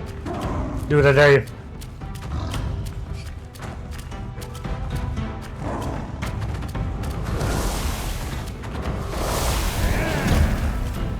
He's gonna jump.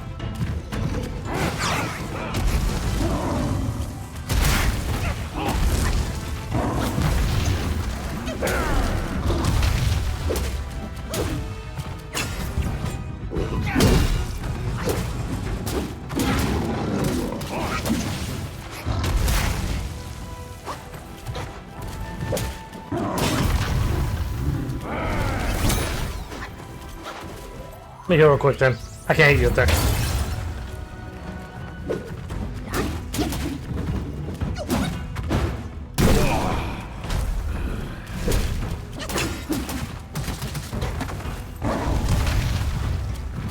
Get out of the fire, bro. Thanks.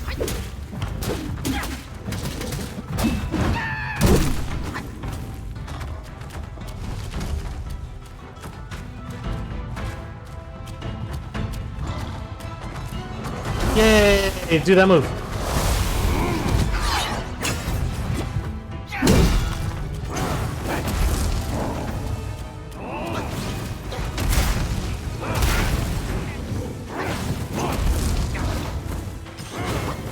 Here comes with the 50 billion comp.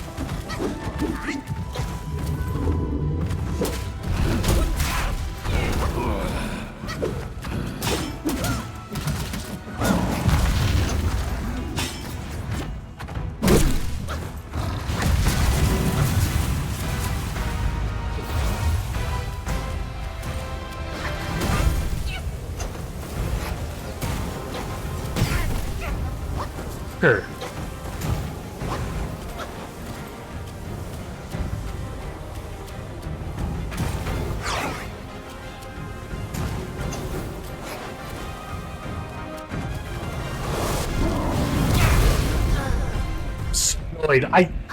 I fucking dodged. I've dodged that move so many times. I dodge it the same way, and I still get hit.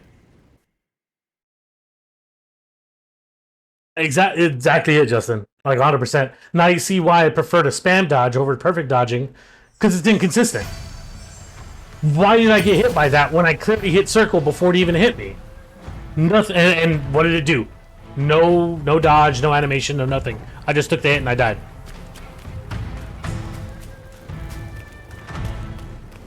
All for what? Because I absolutely hit circle before you hit me.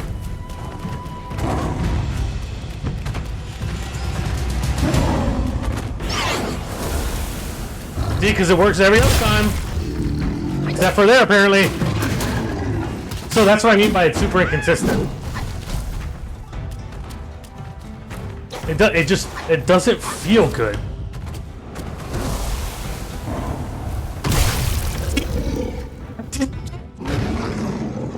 Kill me, just kill me, just kill me.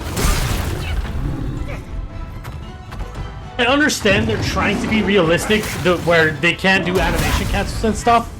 You have no right. But when you're not doing anything and you're waiting to dodge, why am I getting punished for a late dodge when I hit it on time?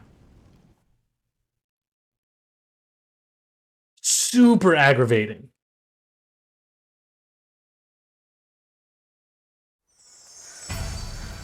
And you guys see me play plenty of other games where there's perfect parrying or perfect dodges involved to know that I'm not...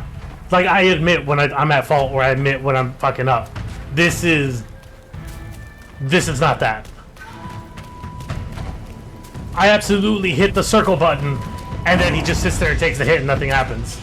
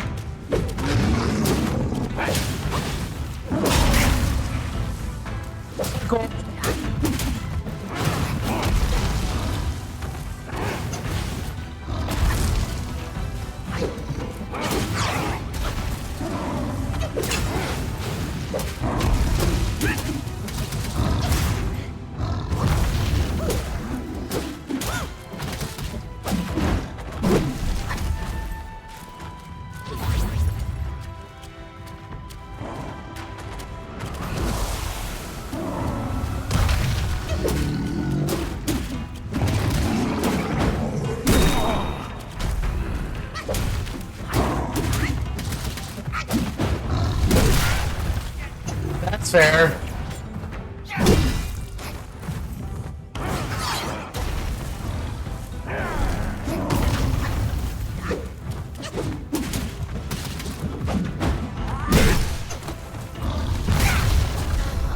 You have no right to take Dude, it man, I from don't know what to me. do. I even hit circle before he even hit the ground. And you saw him just sit there, do nothing, and die. I was hitting circle when he was in the air, and he just sat there. Like, I don't know, maybe I just gotta change my controller. This is not working.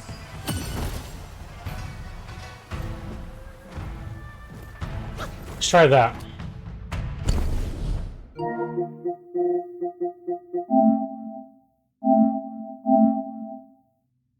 Because I'm literally hitting circle and so many times, and he's just sitting there and he's just taking the hit.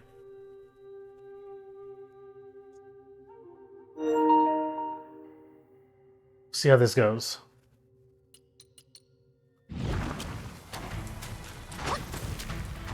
And these are like brand new, like, because I don't really use these. So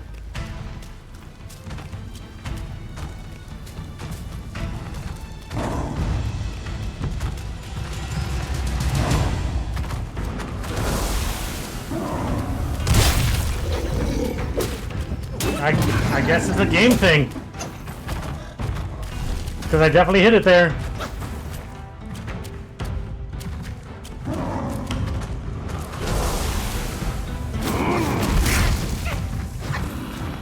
Now the main problem area is up here. All of this going on up here is what's causing me the most physical discomfort. It's the game.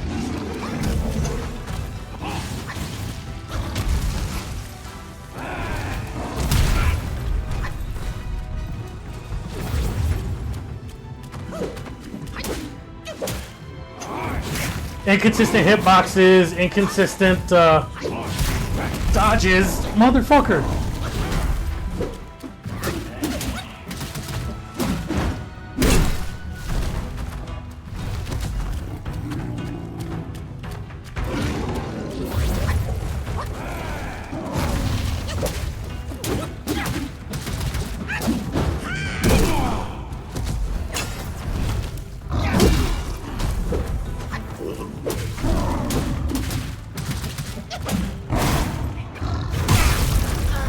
Just kill me. No right to take it. Hey, what's up, from Destiny? me. How you doing? No, I'm not worried about getting it. It just, I have to stop over relying on the perfect dodge. It's not going to work right. So at least I know it's not my controller.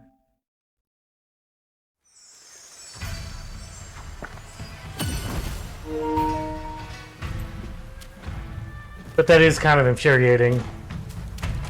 Because I'm also going to tell you this. The reason why I know it's the game too, and the reason why I know it's not my shitty or my dodge or timing, because there are times where I clearly dodge late, and his move already hit me, yet it gave me the perfect dodge. There's been times it does that.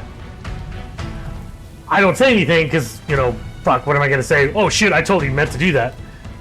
But there have been times where I dodge late, or no, I dodge early. His swing hits me after he finishes the dodge, and it gives me the perfect dodge. So it's super wonky.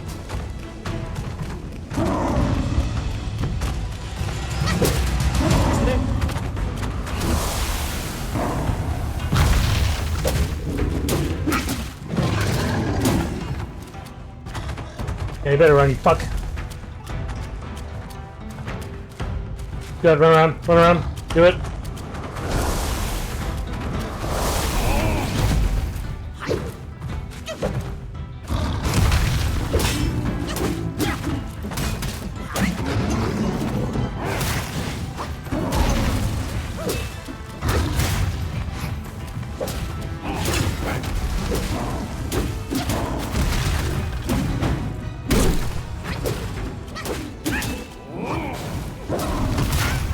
Nice, so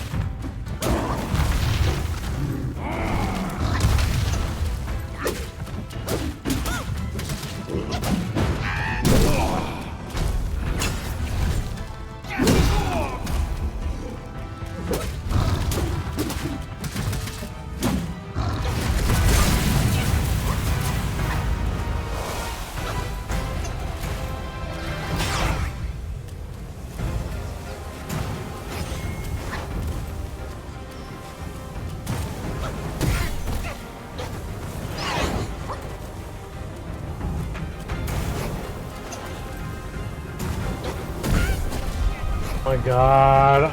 I'm dead.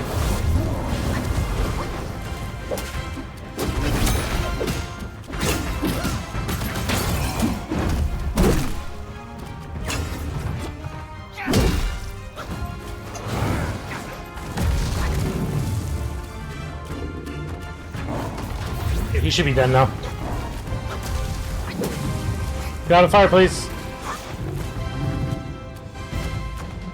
You should be able to get him now.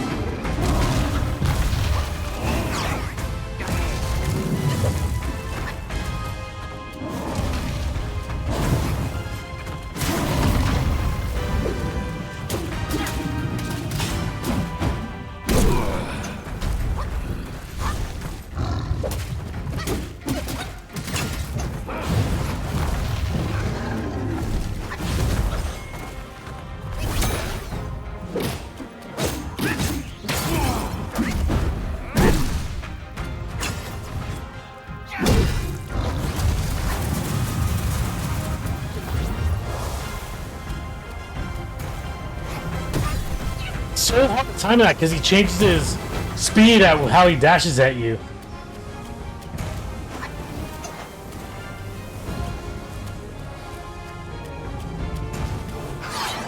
See, that one was like really fast.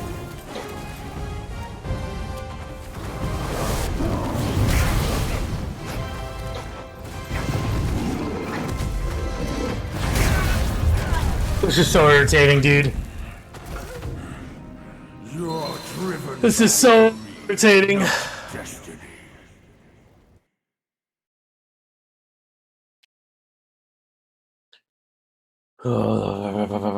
It shouldn't be taking me this long.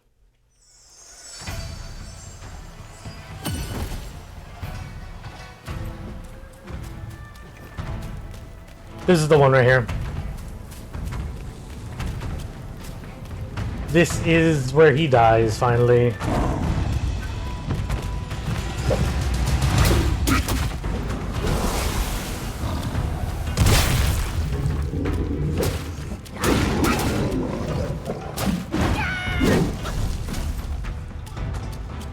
Come on, bud.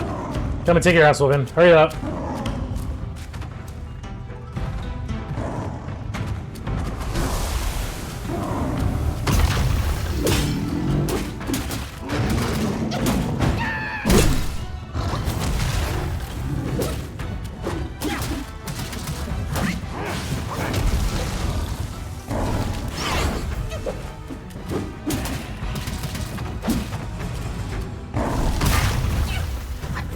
I'm dodging that. I see it coming. I purposely wait to dodge it. And he's not dodging it.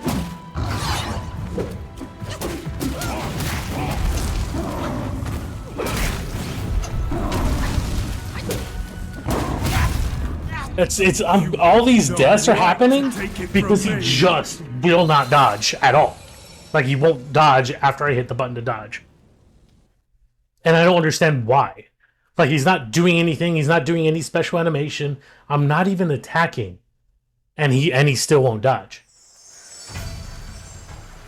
And it's really getting to me because it's hard to fight against the game to try and win or to try and do something because my skill is being pulled back because the game's not keeping up.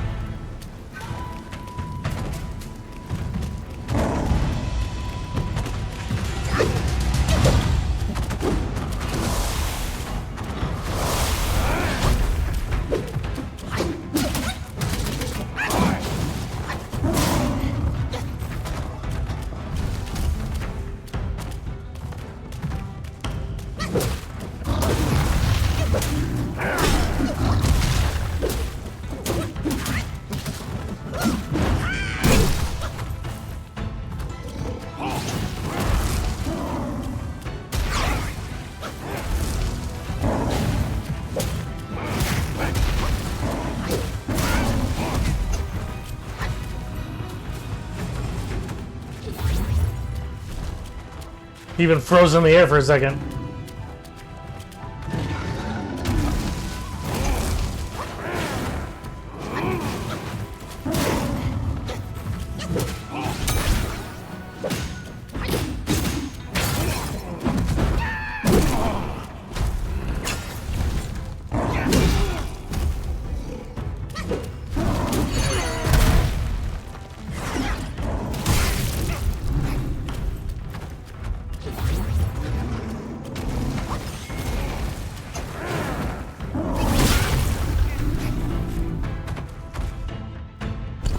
Okay. Now I'm really pissed. So, I used the freeze, the immobilization move as he was about to come down with both his paws. Now, the trick with the mobilization is just like with parry. If I'm able to freeze him right when he's about to hit me, I do like this magical dodge, and I can do massive amounts of damage. Now, the reason why I'm pissed is because I did that, and you see the move hit me and it landed, right? This is how I know the game's fucked up. I'm going to unpause. Well, actually, you may not be able to see it. Let me move my camera real quick. This is how I know the game's messed up.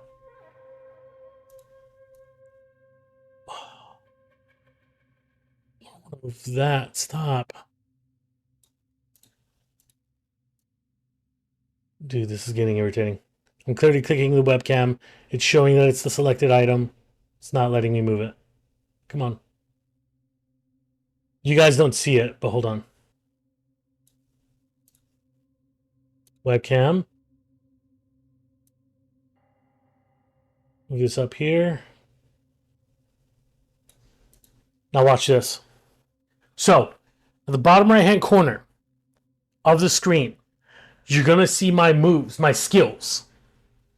The left side, the left skill is going to show grayed out. It's showing grayed out because it's on cooldown. The reason why it's on cooldown is because it's been used.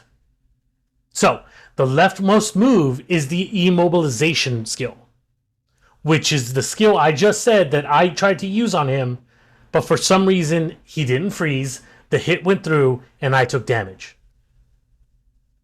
But if you use it on time, again, he does this special dodge, and then you can hit him while he's frozen. If I didn't time it right, it wouldn't have used the skill. I would have taken damage, and I would still be able to use the skill. However, bottom right, it's cooling down. It's still loading. It's still recharging. So how is it going to take that immobilization skill from me if it didn't go through? So the game registered that I used it, but tough shit, I take that hit anyway, and I lose the skill.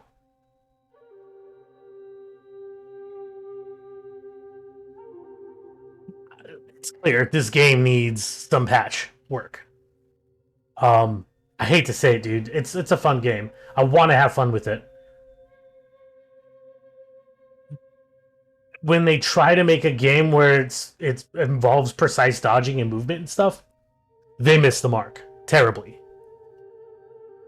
Because you're setting skills that require you to perfectly time dodges and immobilization skills. And you're asking the player to make sure that they perfect that. Yet, you're going to punish them for using it adequately and correctly. It's not how that works. I'm gonna wait to die. That's not how that's supposed to work. Take it from me. Now that you're met with an actual challenge of some sort of a boss that requires you to time everything perfectly, you can see a lot of the missed marks here with the controls.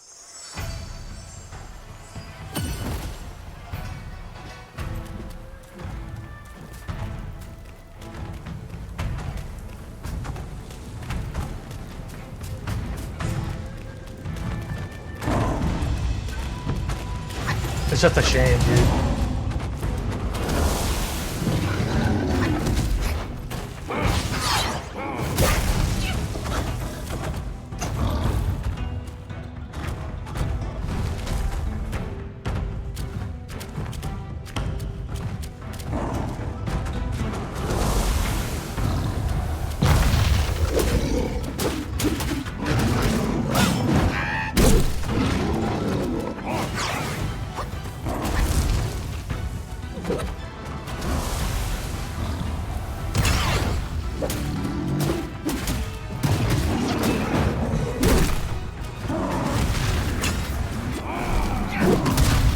sense. That's cool. Again, my move whiffed and didn't hit him, even though it hit him. And I took damage.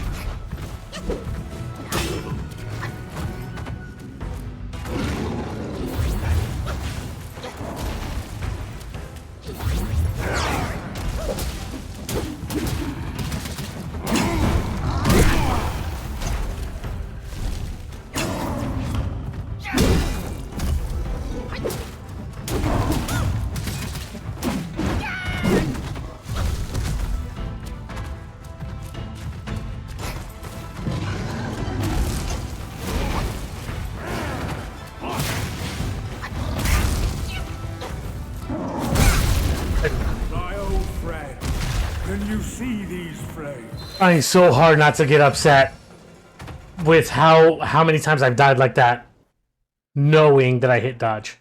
It's super frustrating. Because you know you hit dodge, you hit the circle button, just to see yourself get smacked. It's just infuriating.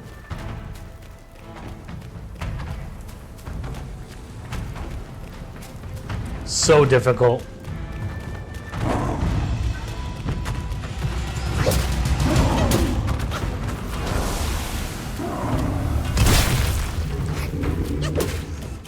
I just did it again. Just did it again. Just did it again. My immobilization skill is on cooldown. I did freeze him, and I took damage, and I died anyway. Or I took the damage, and he didn't get frozen. Dude, what kind of game? My skill is literally on cooldown, as if it's been used, but nothing happened.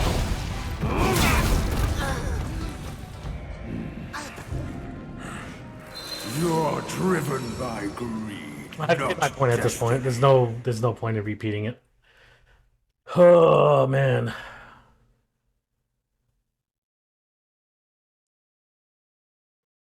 It's just infuriating at this point.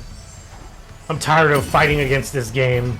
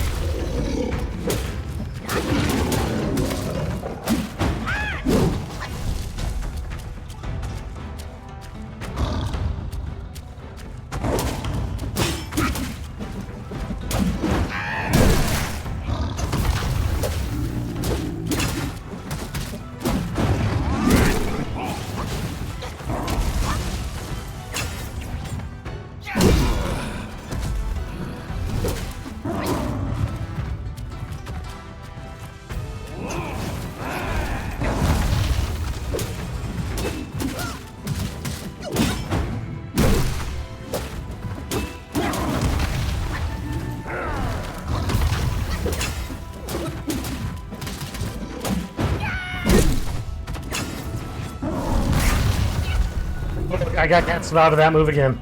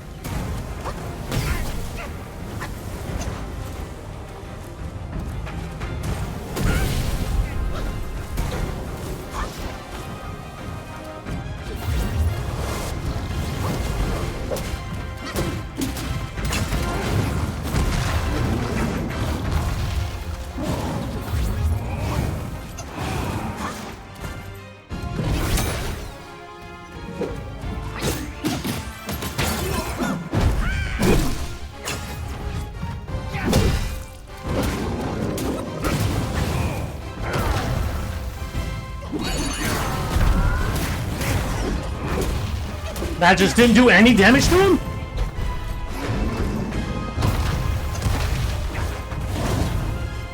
Dude, what the fuck is going on with this game?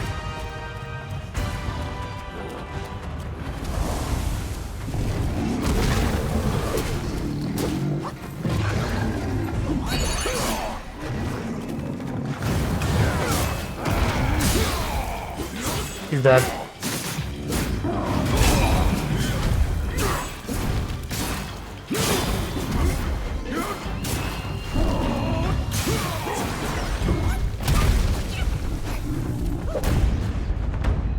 It almost tried to fuck me. It almost tried to fuck me there.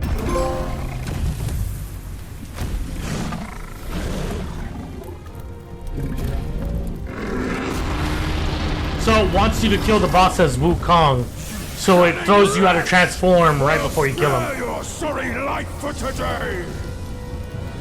Fortune is no longer on your side.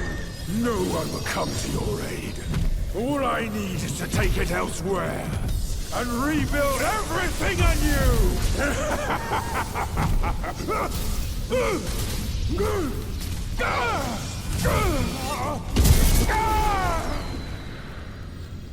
Yeah, you rebuilding shit, homie.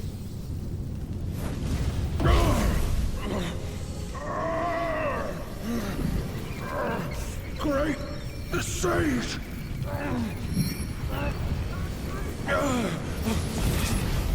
Oh, pardon me, young sage. Mercy, young sage, have mercy.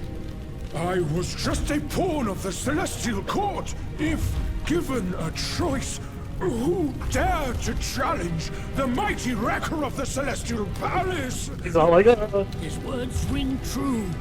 No matter how daring he was, he had not the nerve to harm the great sage. There must be someone else pulling back scratcher, all though. strings. Exactly, and this thing is eerie. I had no idea how to make use of its power. Except to enshrine it up there, tricking lesser Yaoguais into offerings. If you pardon me, I'll go back to Guanyin to atone for my actions and be put back on the engaging band. You will never see me out there anymore. Oh, ignore his nonsense. Go now, little monkey. Go and retrieve the great sage's relic. Dude, that fight took way longer than it should have because of how wonky the controls are. Unfortunately.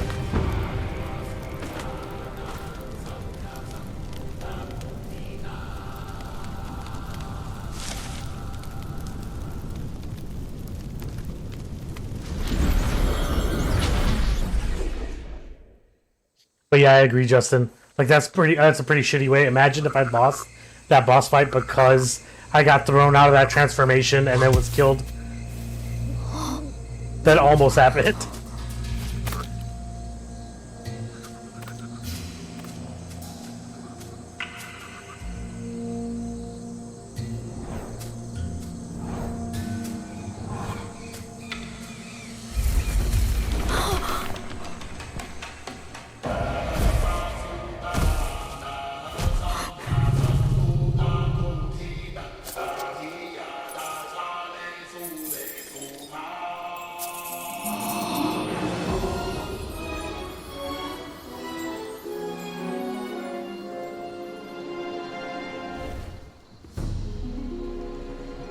Interesting. 百卷情，千般缘，色与空，弹指间，轮回路，有万次劫，求不得，闭上眼，一生功名忙如烟，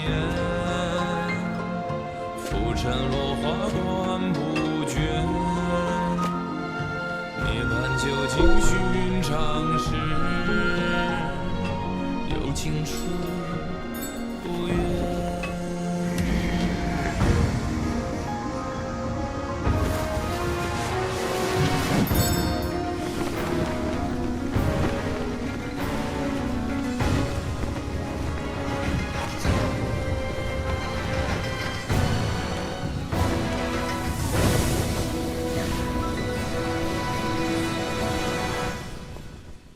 Wait, you can control the wind? 口中念，心中言，现世报，在钱包。方便，修行路，无名情，幡动时，莫等闲，一生功名情如烟，最后人物在。 This is the one that he studied overnight, right? 最是因火情失眠，谈真挚，看见。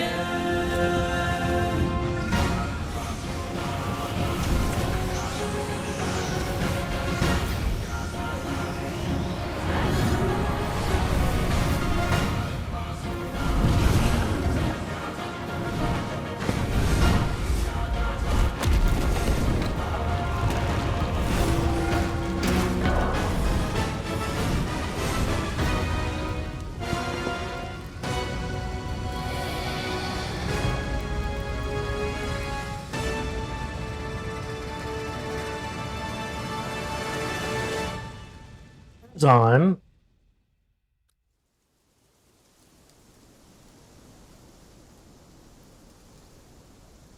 So, Master, it still puzzles me. A monk's lust for gold should be quelled. Why does Elder Jinche still cling to that one Kasaya? Bereft of that Kasaya, how shall they show the world their ties are cut and their lust is quelled?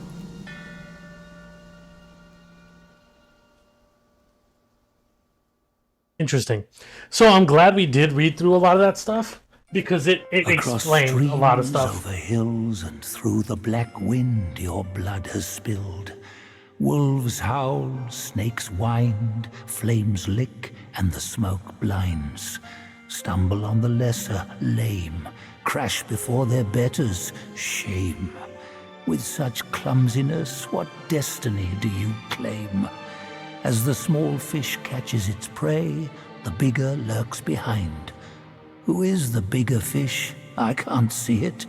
As for the prey and the small fish, they are swimming everywhere. Black cloud, red fire.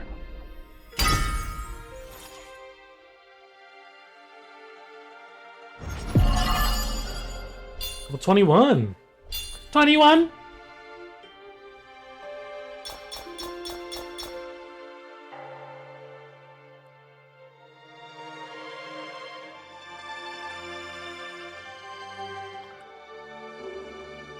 Okay, so the reason why I was saying it makes sense.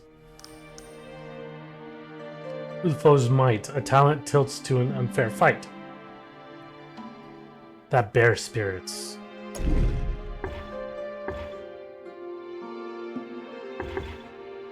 Contributing increases critical hit damage. Successful hit with unveiling strike. Okay. Keen insight is what I would like. The reason being is because I am curious about one thing. So based on the story, the monk became enraged and full of greed after viewing or seeing that Kasaya. However, that Kasaya was the same one that the monkey at the time said you should show him. Which, if you notice, when everything was on fire, upon the hilltop was Monkey. So I'm wondering if it was the previous Wukong that caused all this. Are we now correcting his mischief? Or were they correct, and the council was blaming him for all of the deeds? Like, that's what I'm wondering. Or is this another entity altogether? The council is causing all this. So I am curious because based on what we just saw, the monkey urged the traveling monk to give the elder monk the Kasaya, which in turn, he looked over it overnight, and as you can see within that story, that's what caused him to become enraged and change, and everything became ablaze. And of course, again, at the end of that story, you saw the monkey on the hilltop watching everything burn. So, again, I understand they said he's a god of mischief or whatever. But what, I mean, are they saying he's the cause then? So I'm not, it wasn't super clear. Because again, we come back, we fix it as technically a Wukong-esque figure.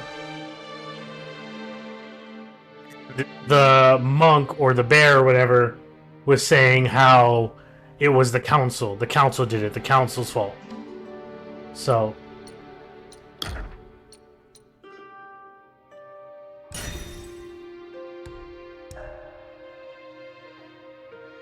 Yogwai core and more will. Dude, this sucks. I want that so bad.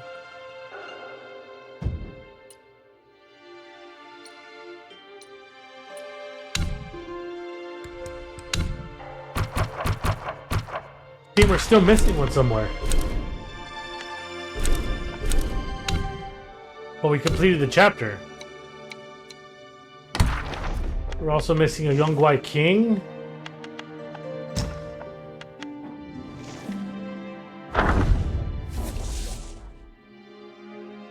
This is the potato guy. As stated in the celestial laws, a keeper has the duty to observe the living beings in this domain and nurture the soil and streams. That day, as the keeper of Black Wind Mountain made his customary rounds on the hills, tending to mortal concerns, he saw an aged doist. Drawing near from a distance, a vestment embellished with stars, a herb-gathering basket plated from verdant creepers, a fishing drum tapped in his hand, and song about the lofty moon. In just a few steps, he glided his way to the keeper. Keeper looked closely and was sure they had never met, but judging from Doist's white hair, vibrating face, and bright eyes full of authority, the keeper knew he was no ordinary mortal. Hastily he greeted the Doist. Doist master, this humble keeper pays his respects. The oldest Doist nodded slightly and passed his basket to the keeper. The keeper took a look and saw that the basket was filled with rare and mystical items, as well as a miraculous herb. He couldn't help but be startled and asked, "How can a humble keeper accept such a generous gift?"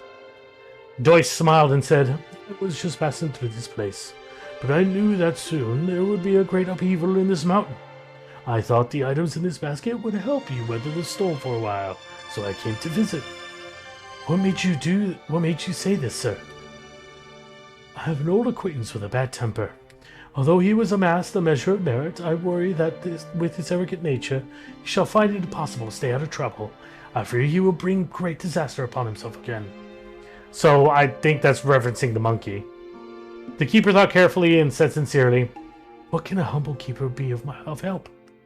Seeing that the keeper was quite astute, the old Daoist gestured for him to draw near. He leaned in and murmured something into the keeper's ear, then instructed, "If you chance upon him in the mountain, pass on these 2 spells. I cannot reveal myself, hence I rely on you to teach him, as a means of honoring our bond." So yeah, it was the monkey.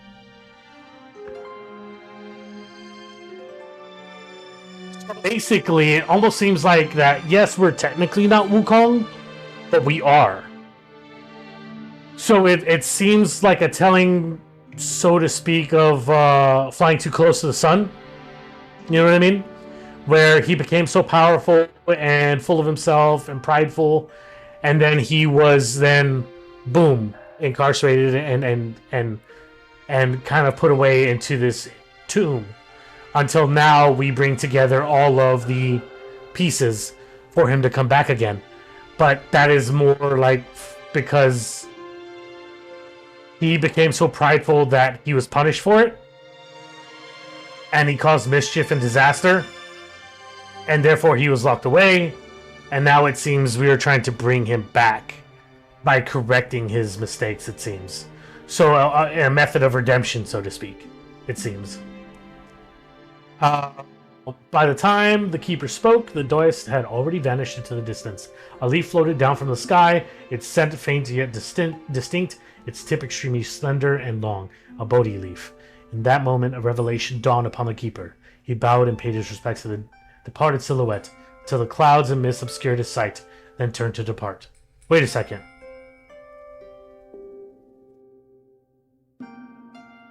Technically, he was guided by Wukong himself then. If he poofed into the clouds of smoke and mist, and what was left was a Bodhi leaf, which is what usually Wukong has as clones or whatever. So he basically left something behind to allow him to come back, like giving instruction to help or guide his resurrection, so to speak. Because the Bodhi leaf and poofing into smoke, that means that he created that clone or being to allow guidance for his resurrection. That's weird.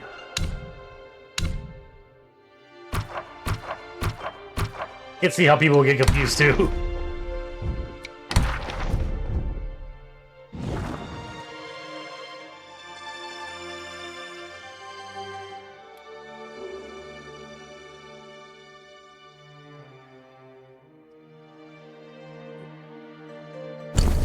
Can we go back to the previous chapter?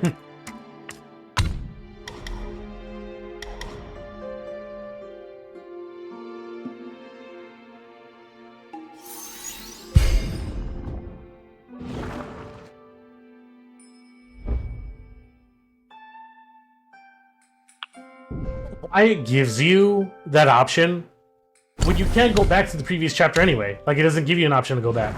So what else is there to do than go to the next chapter?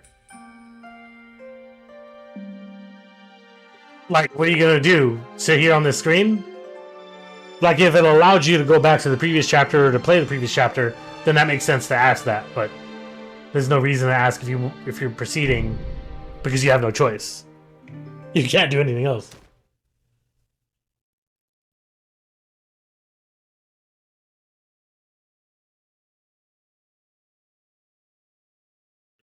Chapter 2. I wonder if there's more than... I think I saw 5. 1, 2, 4, 5. Yeah. 6. I wonder if there's more than 6 chapters, because it looked like 6 items that you can get. 华府六八百里，曾是关外富饶地。一朝舒缓平空气，午夜瘴气渺攘气。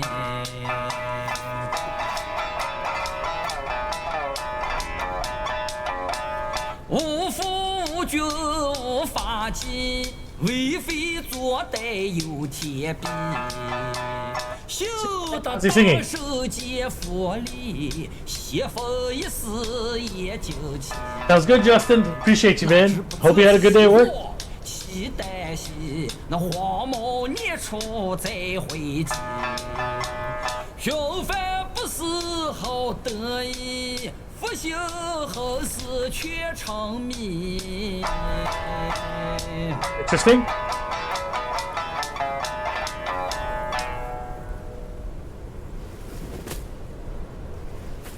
I reckon I got an idea why you've come here, my friend. Haste makes waste. I'll lend you a hand.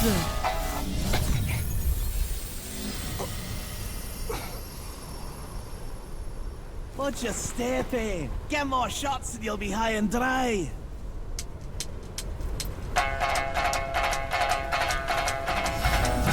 So we just appeared here and we had arrows in us.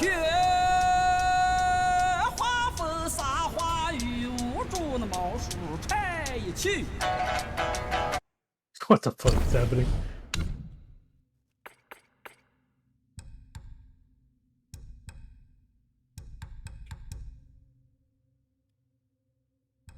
Gardening enthusiast. Oh, there's a gardener. Good to know. You got more silk. Huh. That's what I'm saying, Justin. That's like a great singing.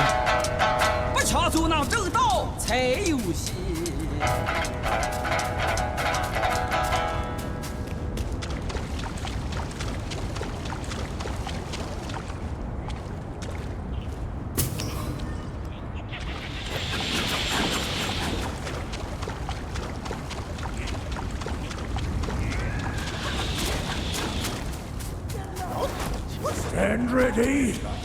We are in dire times.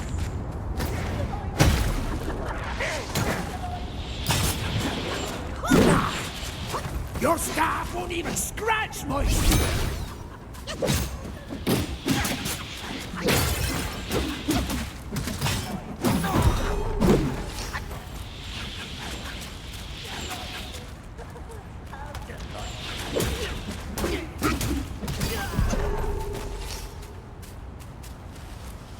Now taste this. Great.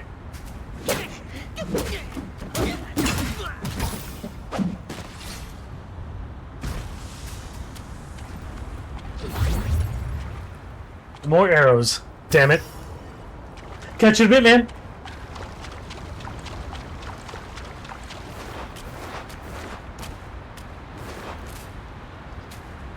Okay, so we got more lore. Lore!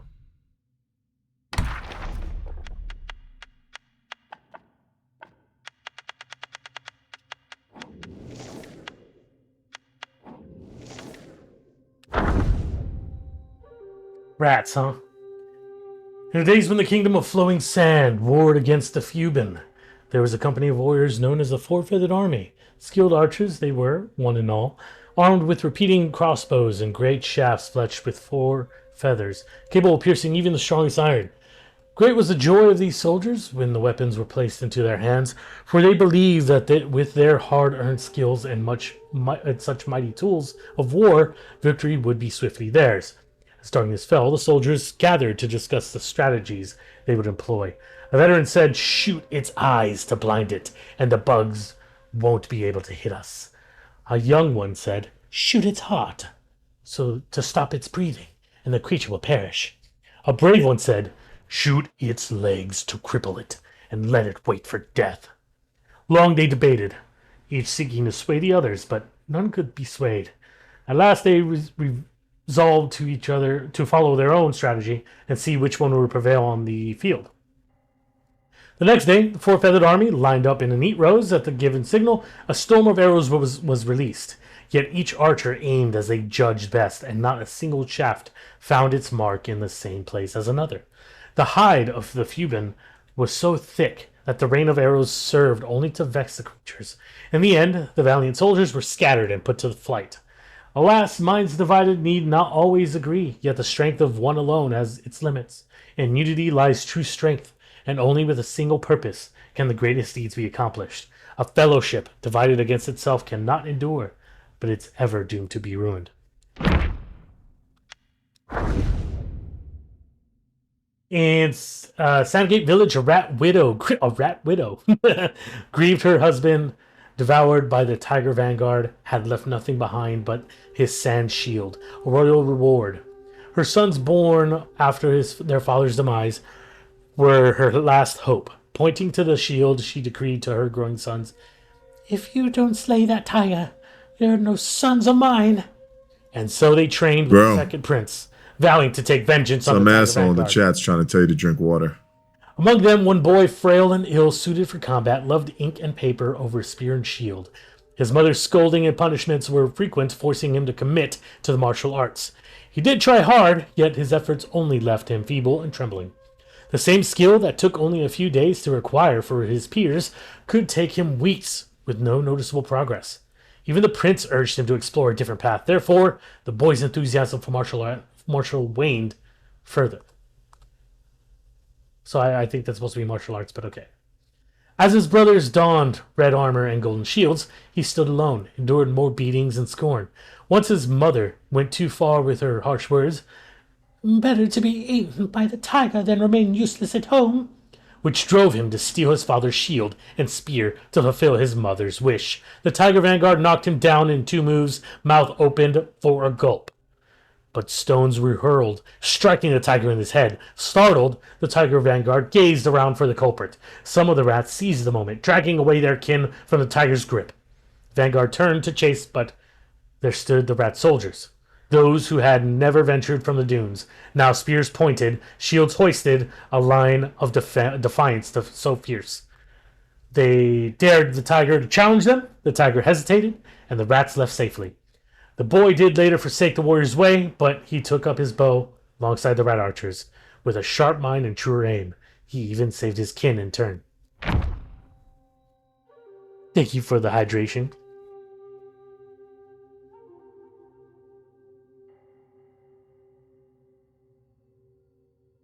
Lore. Alright. 2 new enemies.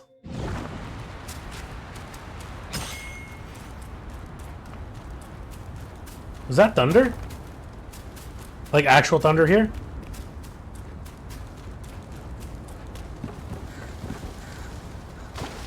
I fell.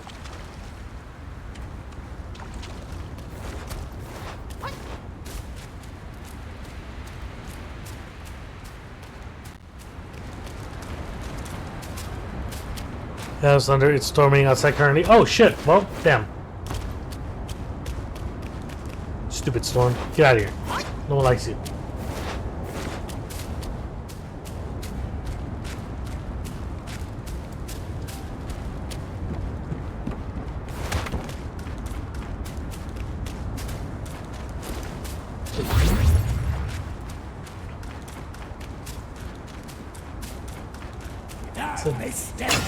Big ass rat tail.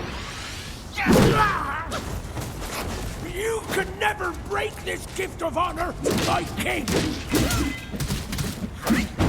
Oh, but I did. That's a new enemy.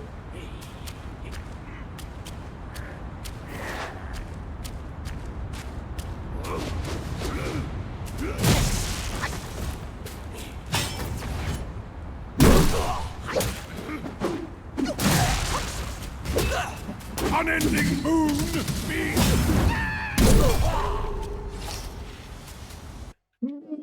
Gone.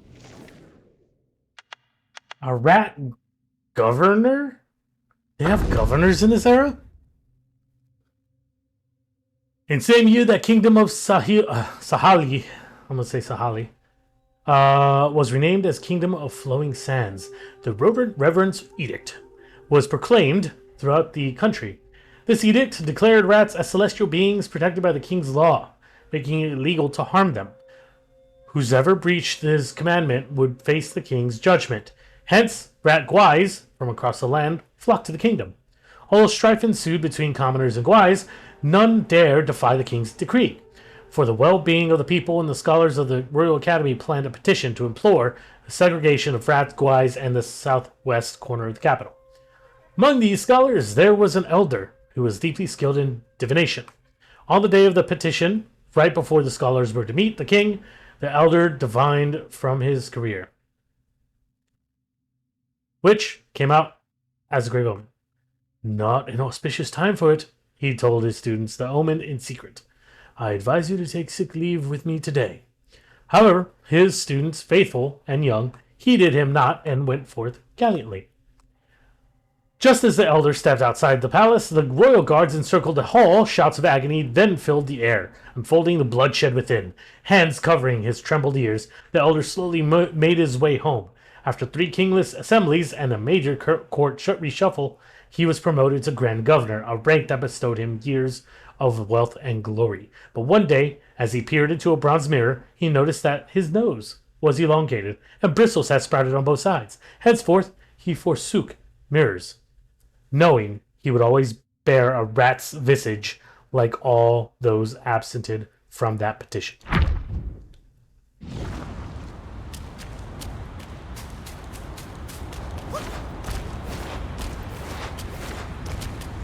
Well, there seems to be lightning damage because I currently have that status effect on me.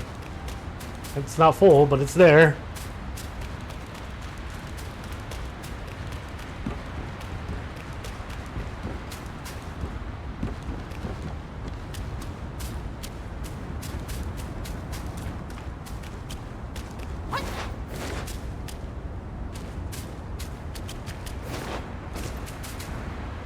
Nothing. I'm so confused. This seems to be the way forward. I thought the other way was the way forward. Oh shit, no, that was an accident. We are in dire times.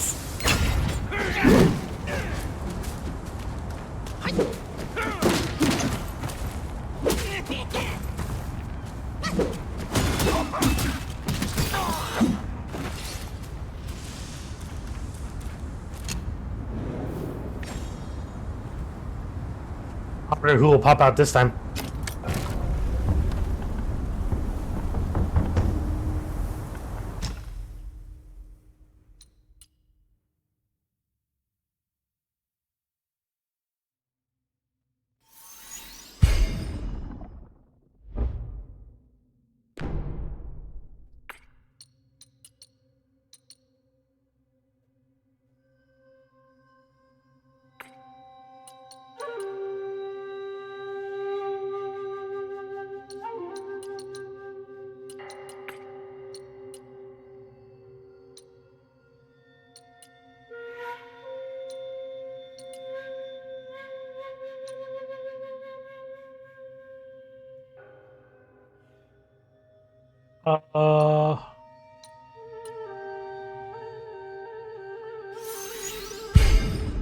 For the defense, we use that.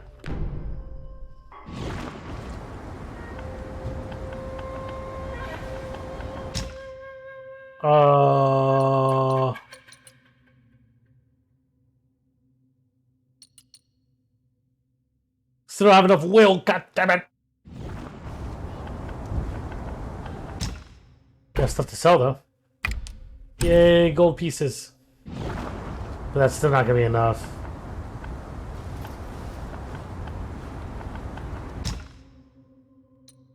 Yeah, Jesus. Alright, cool. So this seems to be the way forward. Let's go back real quick. No, I said back. Thank you.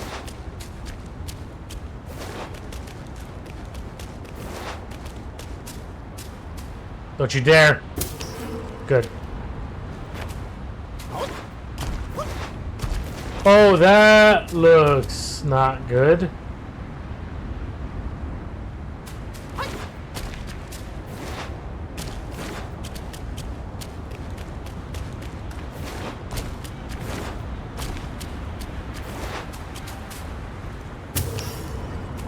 Licorice. Alright, so let's go this way. I'm assuming this way should be forward, right?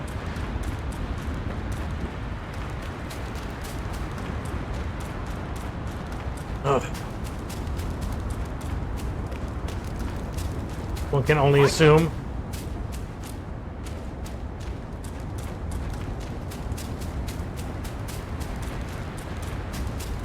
Lo and behold, it was not forward.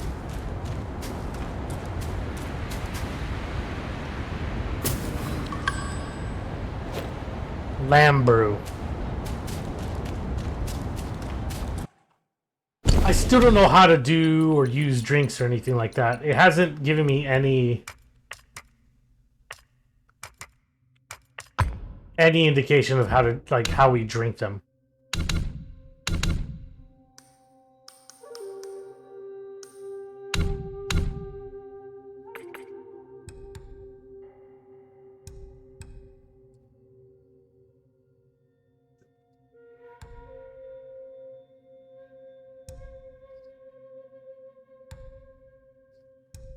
It doesn't, because it doesn't tell you how to use them, nor are there's no indication on like how to assign them or anything.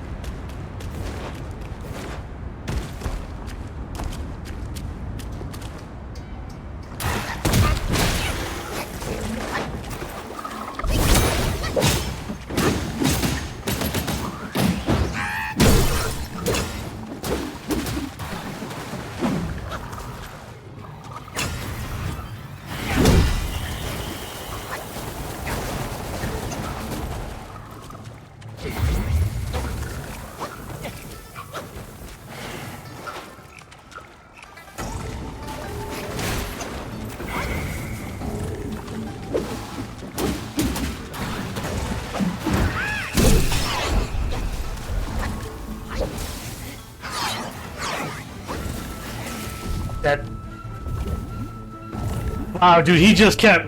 I knew he was going to be electric frog, but Jesus Christ, dude. I didn't know it was going to be like that.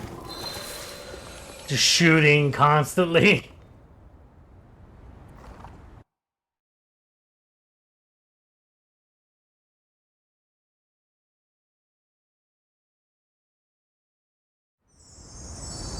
Increasing the damage received. Let's go get our revenge.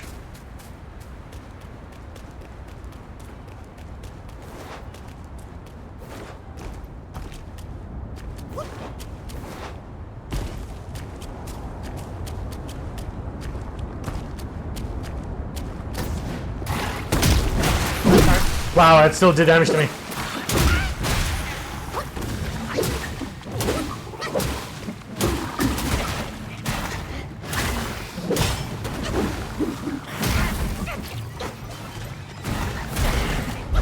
Dude, can I heal, please?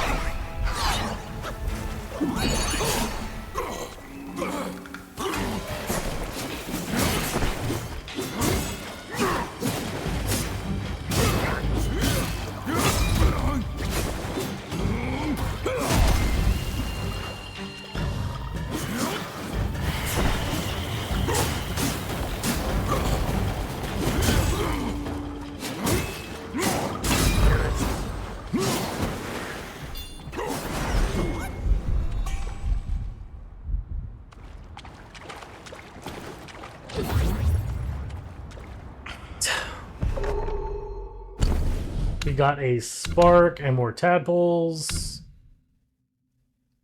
We also have more blood. Here we must speak once more of that wandering Doist. He passed through the kingdom of Hami, and ever since his encounter with the frog Gwai, he had made it his mission to hunt such Gwais. Far and wide he sought their traces. On a day he came into a valley where croaks echoed, crackling with eerie flashes. Joy rose in his heart, and he hastened to the riverbank. There he set up a makeshift altar to subdue the Ogwai in the river. Incense and candles were lit for the offspring, or for the offerings. Then, with his cap removed and hair unloosed, the Doist traced the three seals of power with vermeil, cinnabar, and drew the banished swords. He mumbled and muttered the spells he knew. Then his roar shook the air. "Thus be Lord's loud's decree!"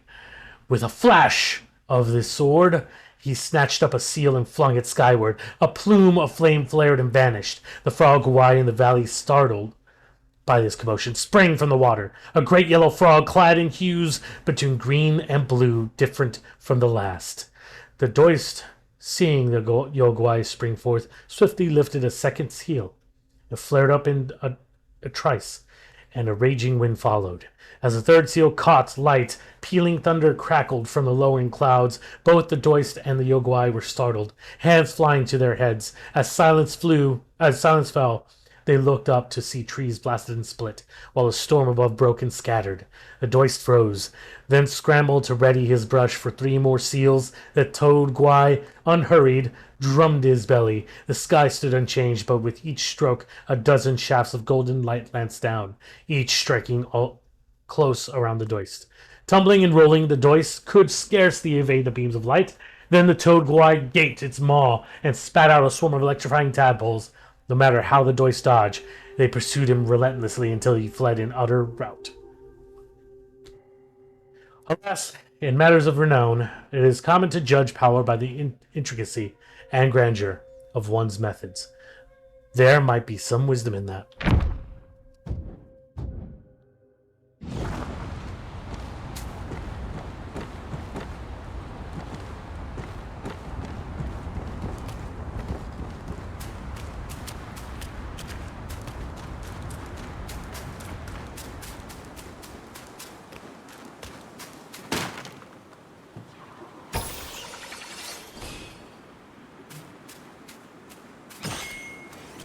What, did I find a shortcut through this area again?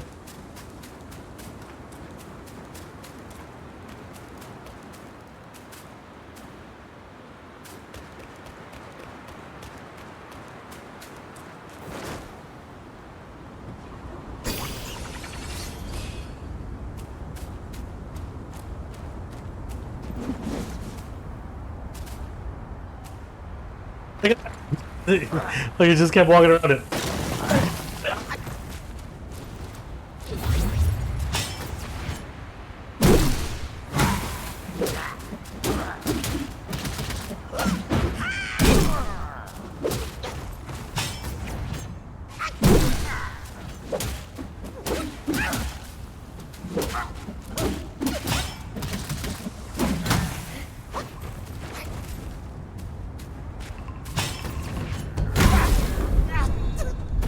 Fucky, it's hard. That's annoying. That was almost half my health and he just destroyed it.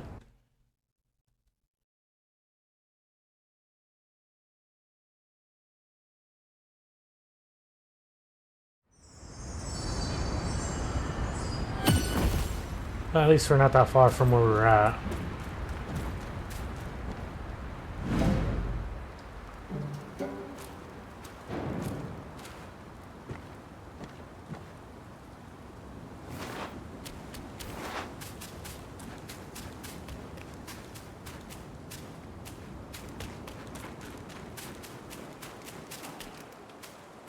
This guy wasn't there before. I missed him.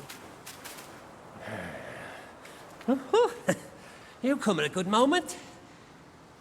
One of my formulas was swallowed by a petty frog. Stay and help. A deity like myself will not short you.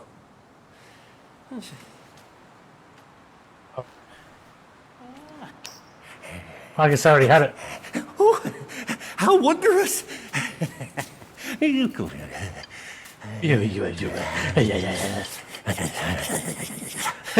Man follows earth, earth follows sky, sky follows Tao, Tao follows nature.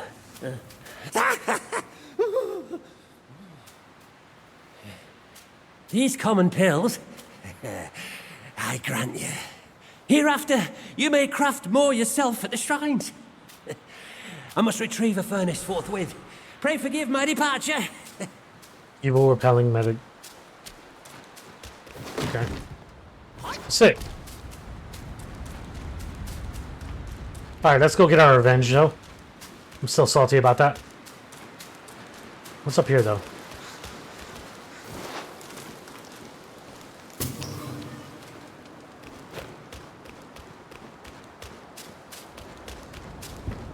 This is the back way to the village, I take it. So let's not go that way.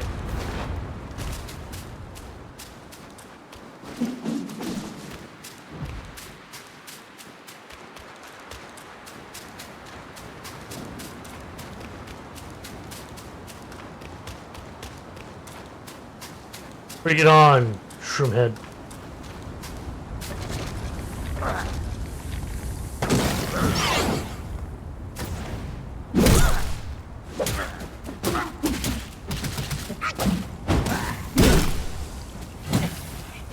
It's annoying, I hit dodge like 3 times.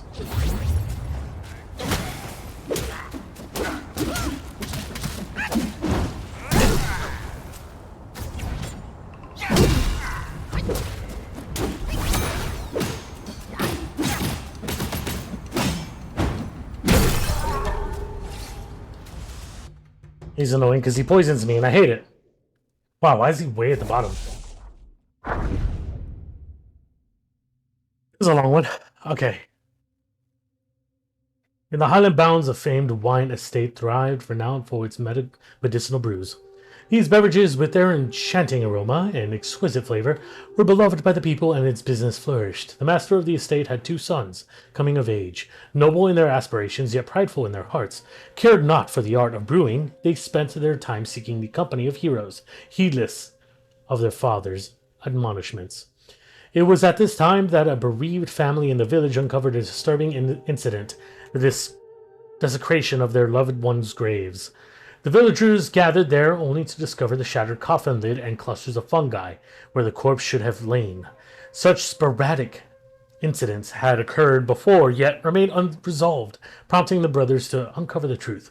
Day after day, they scoured the mountains until one fateful night, as the 2 stealthily returned home in the darkest hour, they caught a glimpse of a figure disappearing into their brewery cellars.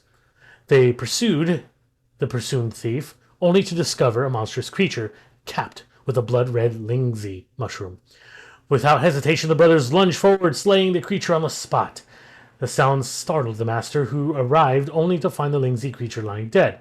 Filled with a mix of anger and frustration, he revealed that the creature was in fact the brewer of the finest beverage of the estate.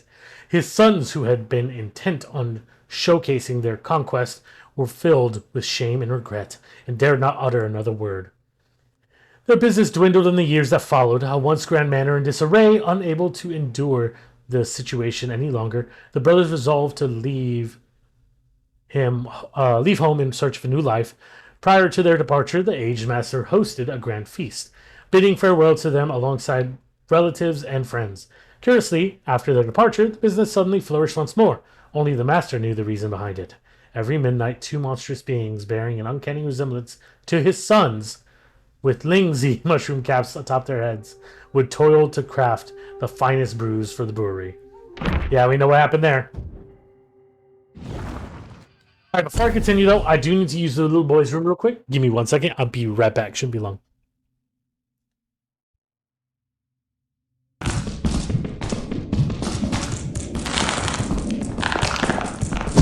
Oh, I'm almost dead, just FYI.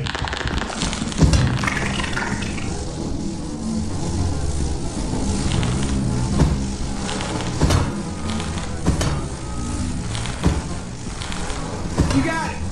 You got it, man. You got it. Nice. Holy fuck. That was a battle of the ages, baby. That was a battle, bro.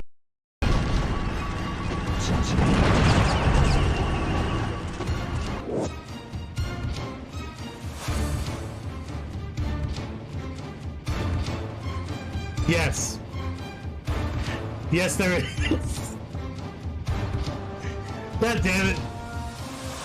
Yes. Yes, there's apparently shit in the environment to help me. Just trying to swipe at the oops. Yeah, this is a watch. Watch this. Yep. Get out of here. God damn it. God, dude.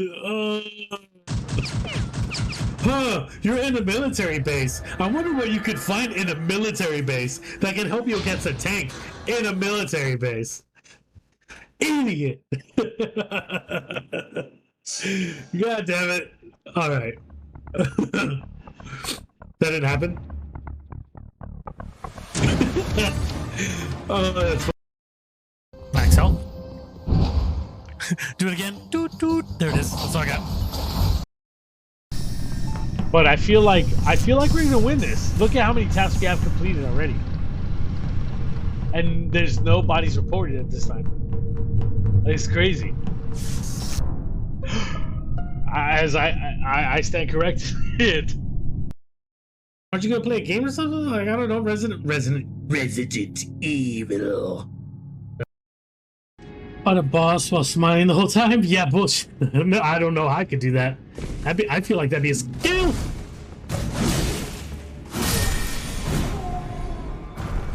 Got him.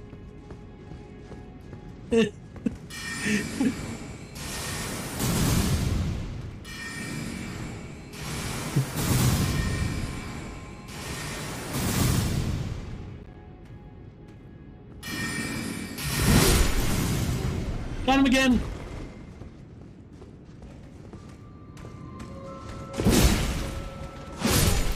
Nailed it. You like these skills? They look great, right? Shatter crystal. Uh-oh.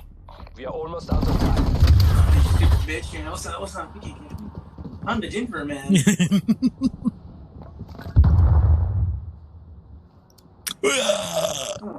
Bro strat. Bro strat. You just got shoot. You just got shoot. Bro strat. He's so confused right there. How will he ever be the same after Cat. losing his valley? That's my secret. Secret is I'm always horny. What you can't see is invisible. Perfect rich. Yeah.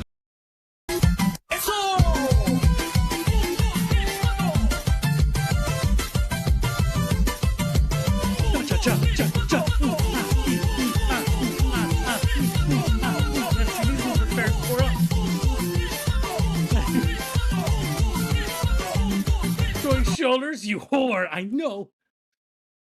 Don't tell my father.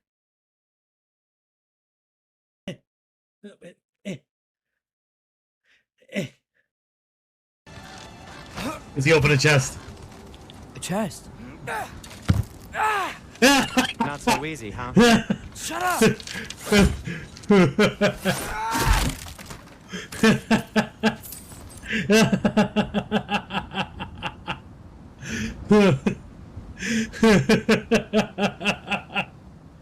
You motherfucker goes, kick out! Ah, shit! That was good. Oh, that was so good. Oh, that was funny.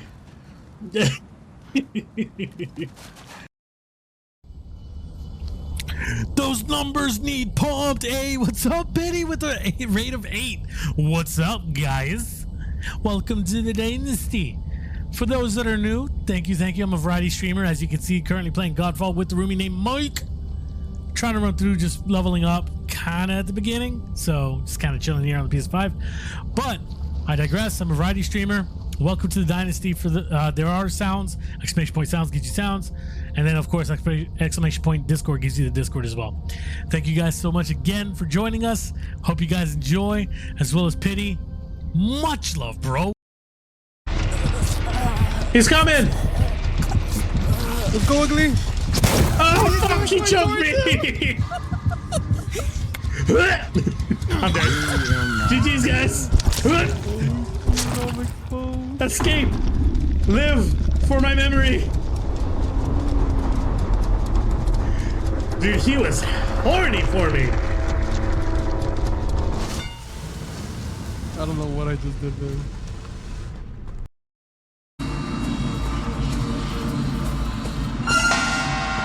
I missed it. What was it? What was it?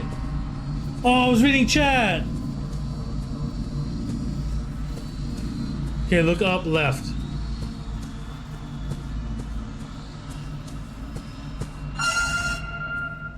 Did I miss it again? You didn't miss anything? Well, apparently I missed something again.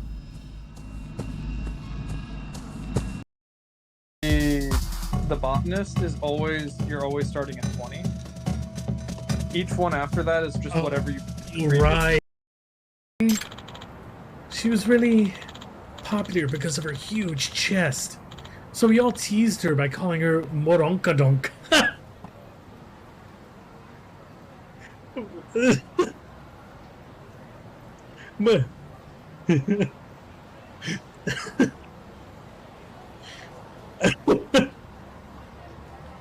Modonkadonk. What? What? I'm stopping. What are we, I cannot. What? Modonkadonk. You know, like Bodonkadonks. Oh! That looked like a boy band intro. We're BTS, motherfucker! Spreading democracy everywhere. Backstreet's fucking back. All right. Bye, bye, bye, bugs. That was perfect. That was. Tagging map. Southeast. 50 meters. Whoa! What the fuck was that, bro? I hit jump and he fucking does that.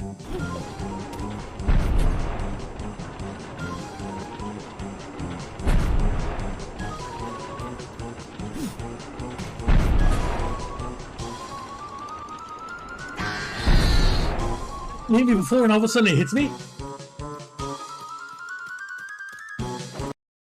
Gosh.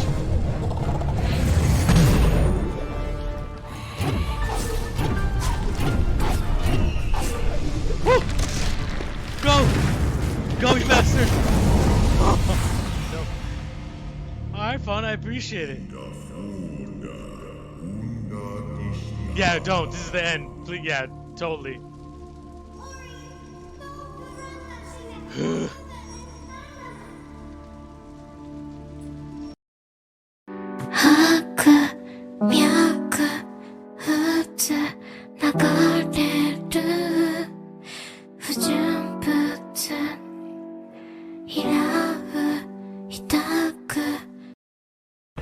Now she's a monster. Blah. And Kaito is falling for this? Blah blah blah. Kaito-san is on his way to Kanrai. Blah. And I need to talk to him about this, blah blah blah.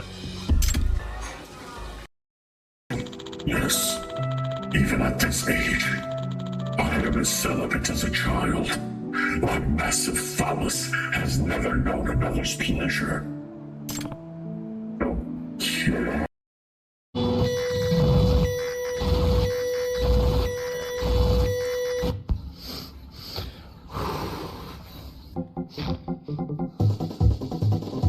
Mr. Gets bent sewer pain. Oh no! Damn it! No! Whoa. Okay, I can't. Oh, goddamn.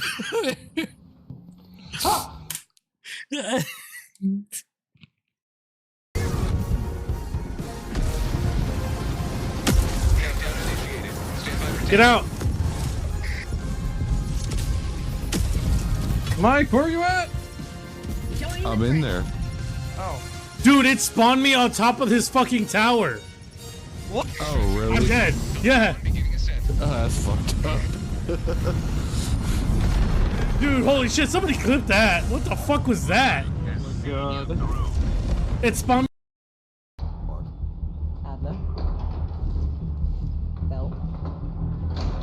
My name is Biff Tickles, bitch. Yeah, but I got a monster on me, so.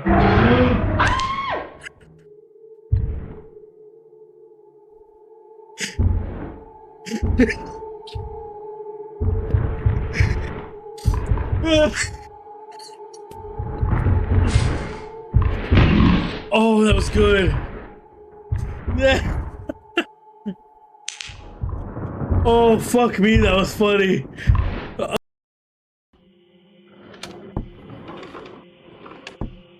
I'm honestly more intrigued to see what's in the drawers than what's around the corners. That was cheap. That was pretty cheap. I thought there would be like something story progressive with that, not just the like ooga booga.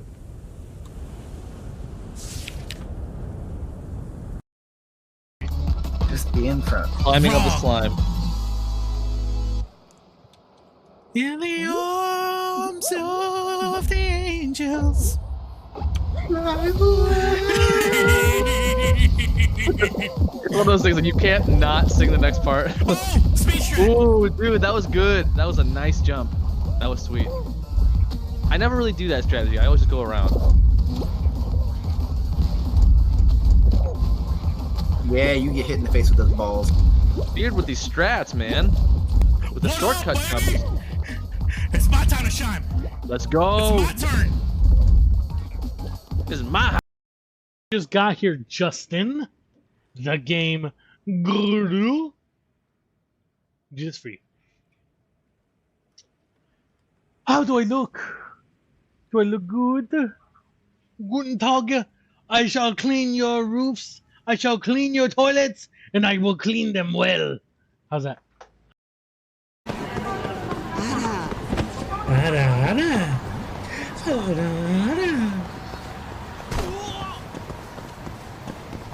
I don't think I've eaten everything here.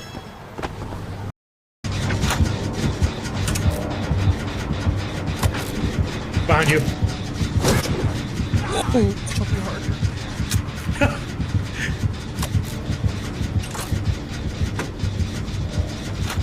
He goes, choke me harder.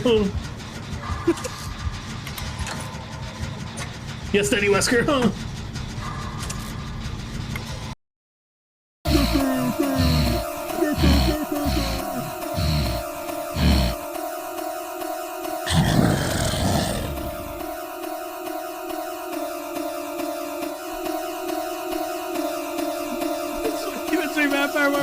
You should vampire by smashing his face. Yeah. This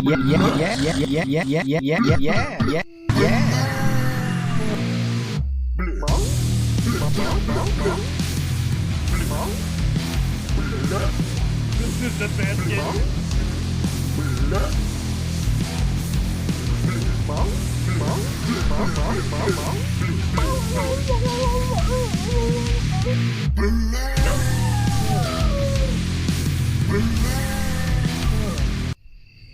I should probably go thank a vamp now. The motherfucking cheering soundbite. Yeah. Welcome in, Pillow. No. They I sing only hear closely. my own panic.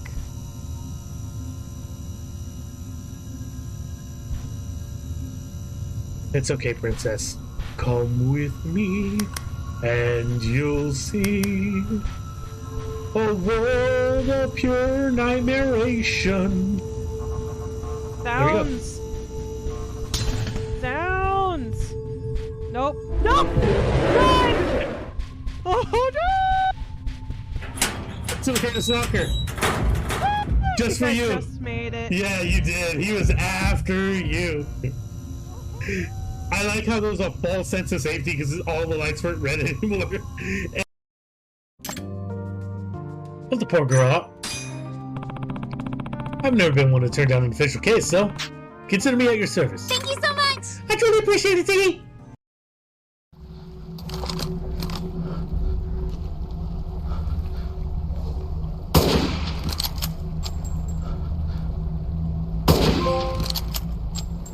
Wow! Did you guys fucking... Somebody clip that.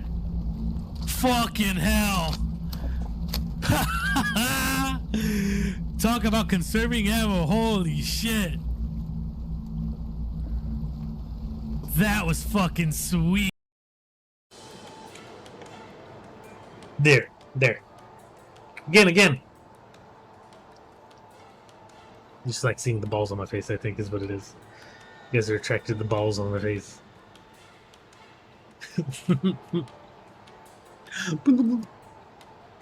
Merry Christmas. Merry Chrysler. Merry Christmas.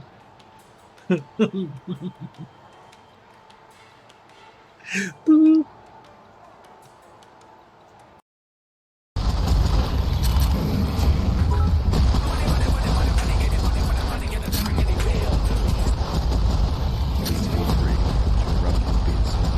All over my face. Holy shit! Dude, fucking cowboy shit! Dude, fucking coming in with the massive fucking 1050 bitty bomb. Fuck! My dog always fucked up because of you. My dog officially has a drinking problem. Give me a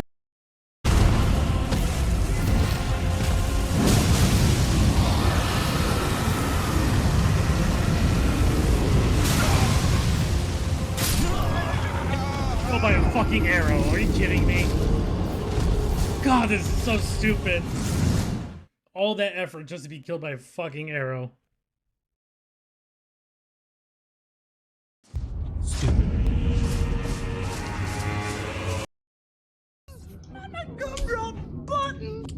Damn, Destin coming up with 100 bitty sploosh. Did you make me sploosh already? Did you sploosh? I know you just didn't. Oh yeah, he did. He did.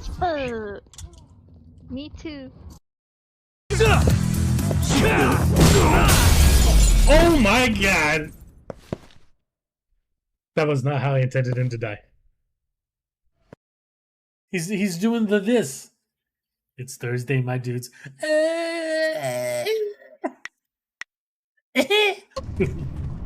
Sweet. It is Thursday.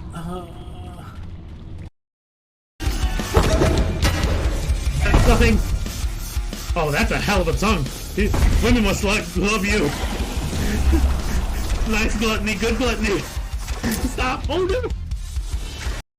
Yeah. Okay. What are Exfils? Oh, is that you running? Yo! Oh God, Jesus! Go back! Run! Go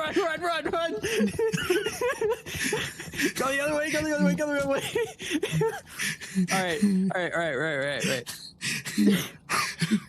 right. Now, come out with your hands up. That was fucking close. So it's fantastic for what it is. Can I get a Hoya? It's fantastic for what it is.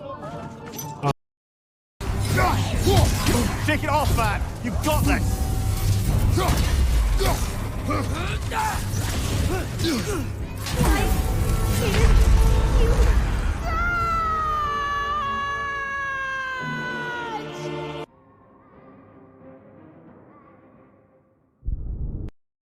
Sucks. We just met, Mork. I don't want to leave you behind.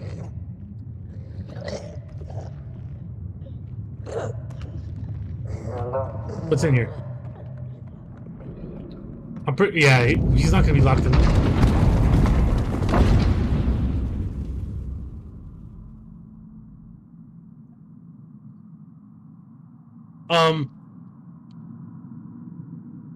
I didn't think that was gonna happen.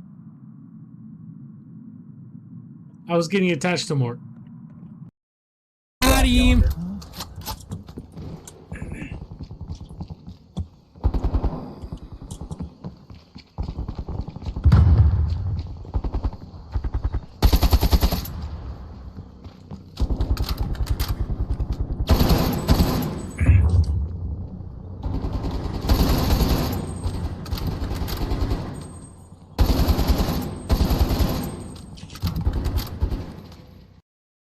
Yeah. Go ahead. All right, go to the switch. Watch my camera. Watch a legend.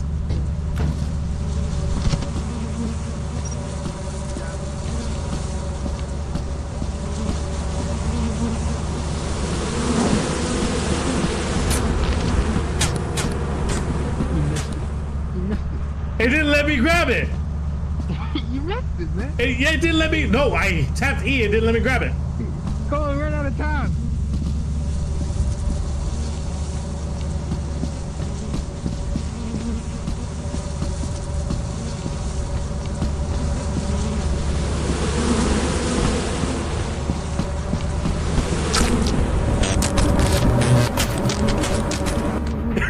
Damn it!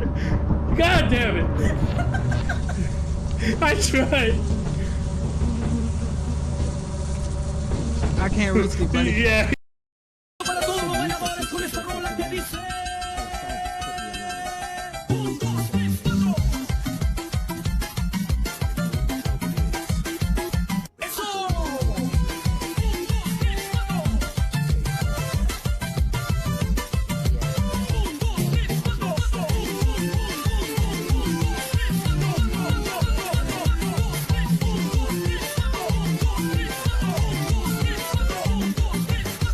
Hell yeah. Perfect for your arrival.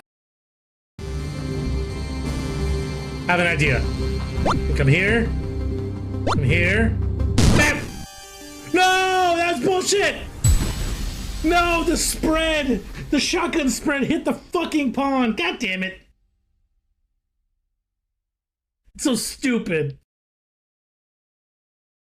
I was using the pawn as protection. Oh, yeah. Oh, the shot in the fucking spread. What's up? I'm back. Hello. Sorry it took so long. I wound up not just going to the restroom. I wound up walking Bucky. Because it stopped raining for a bit, so I decided to do that. We have a spark. We should use it. Enemy is immobilized. Massively increases the engaged distance of light. Okay. We don't have to do that, but we can do this one. This engages light attack. Yep.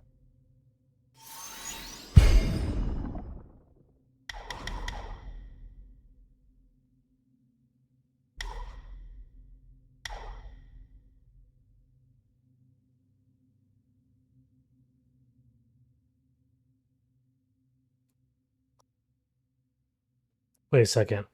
Dodging no longer interrupts light attack combo. Oh, I see. So, okay. So if you're doing a light attack combo and you dodge, it still continues the combo. Neat.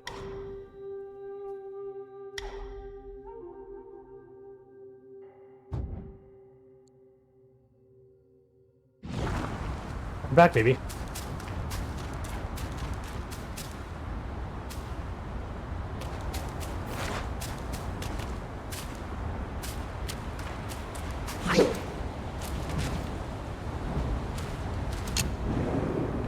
We're gonna rest, make medicines.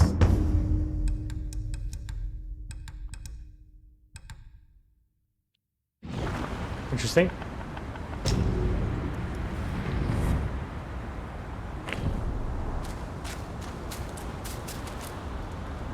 No joke, I thought this statue was an enemy. I was like, what the fuck?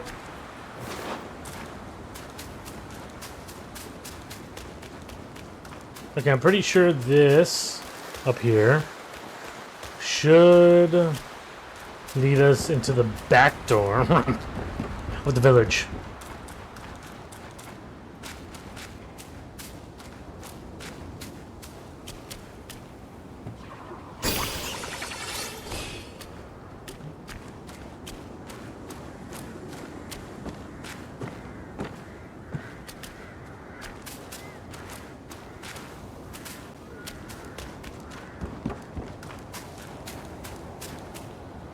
Yeah, I was right. See, so there's the gate. It's the village.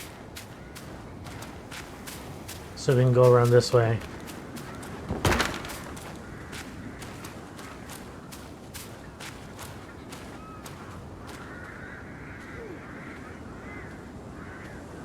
Guard the gate and check every house. There's a bounty for that traitor. Traitor. What traitor?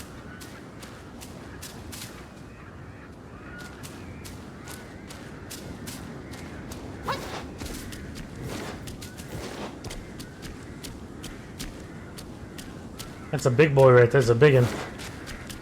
Oh, cunning foe! You dare thwart our cause?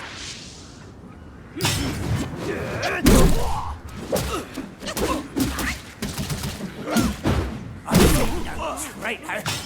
I see a foe! Oh, that's a double-headed rat.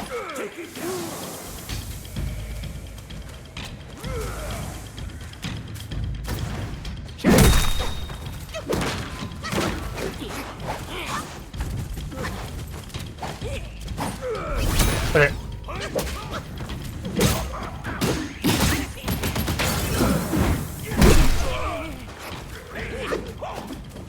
He's dead.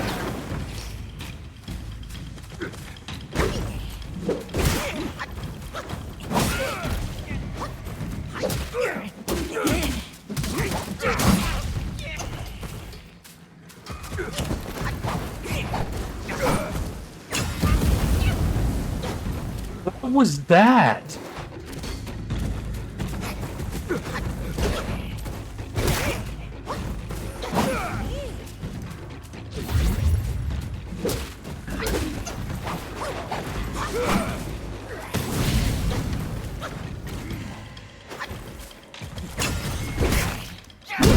Missed.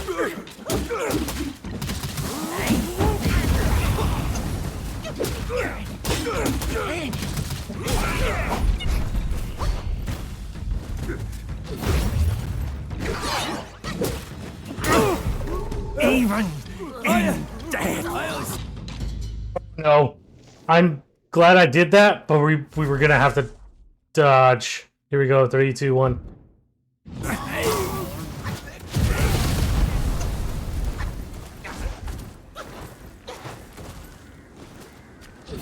As soon as I was going to the storyboard, I saw he was saying even in death. I was like, oh, he's gonna explode. Great. So we took damage on that. I'm gonna assume it's lesser. Yeah. Story time, everybody. In the kingdom of Zuzi, a woman gave birth to a two-headed child.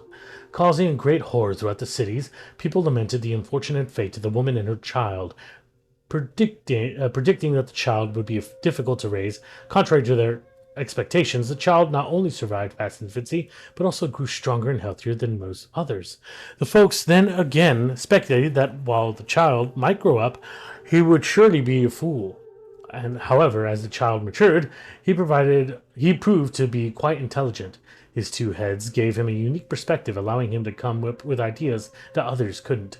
Disappointed by their failed predictions, the folks declared the child to be an ill omen, foretelling future disasters.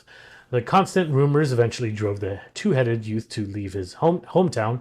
Years later, a beetle with a stone-carved Buddha head attacked the border of the kingdom of Sahali.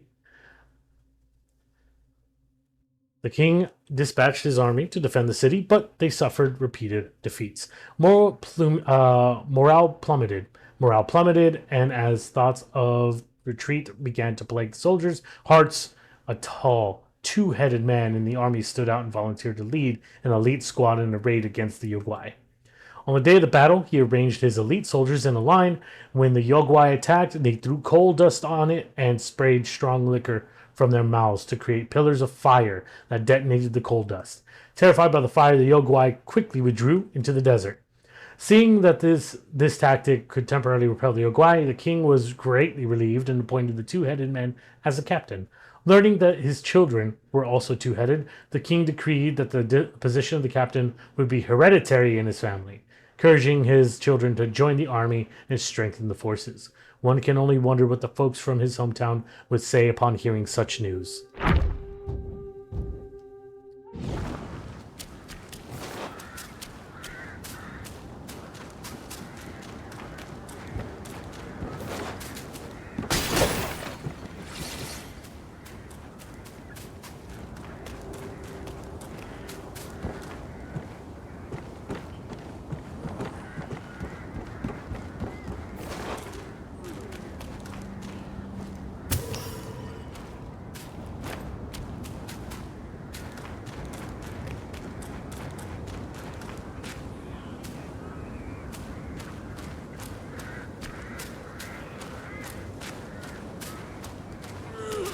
There's archers all over the fucking place.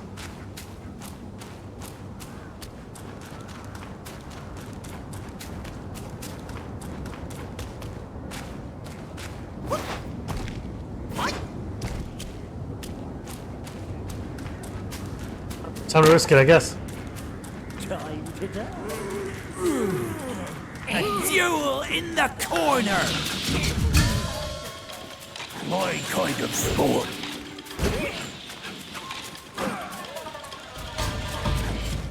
Bring over here where the archers aren't looking for me.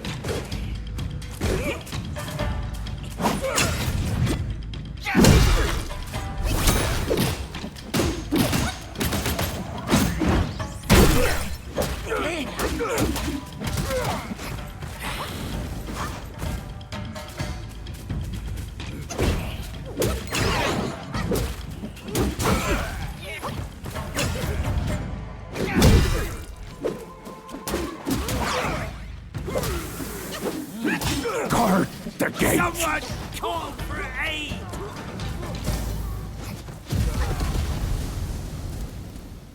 Okay, we're good. At least we know how to handle them now.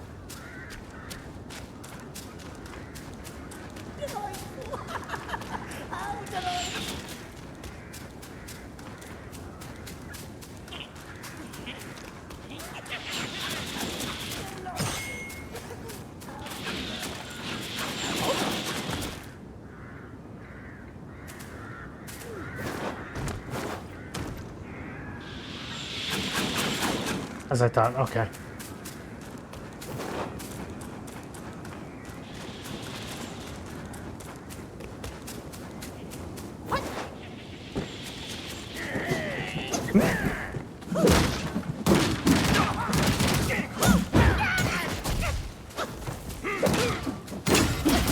Good for you, homie.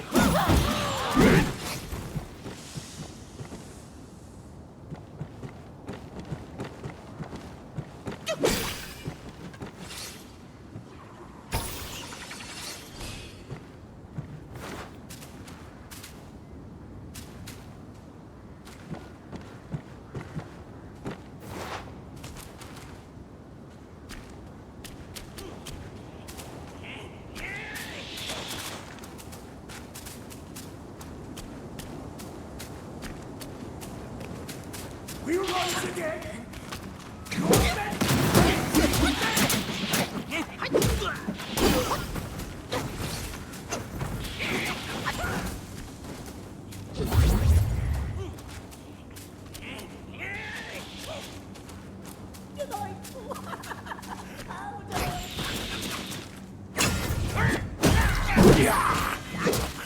You dishonor.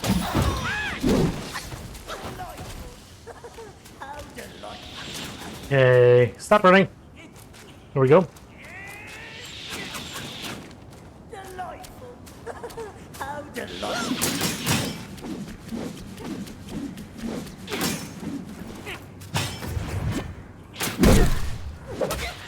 Delightful.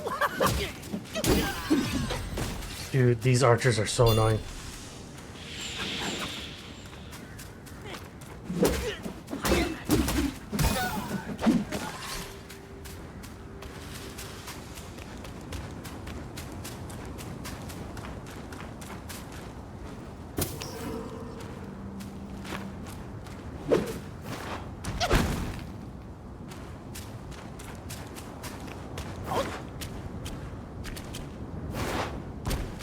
Okay, so all this doesn't seem to be leading anywhere.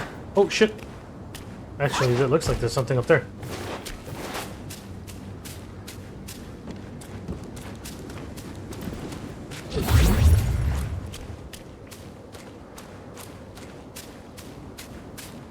It's a chest! Oh. Blood of the Iron Bull and tiny piece and small gold piece. Fragrant jade flower.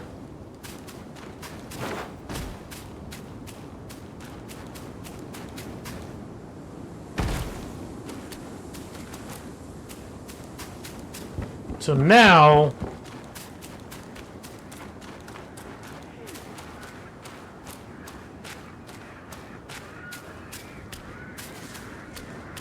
we can take this guy out.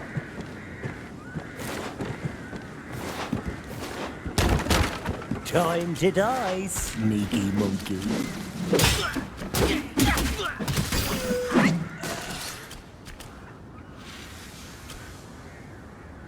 Look at that thing.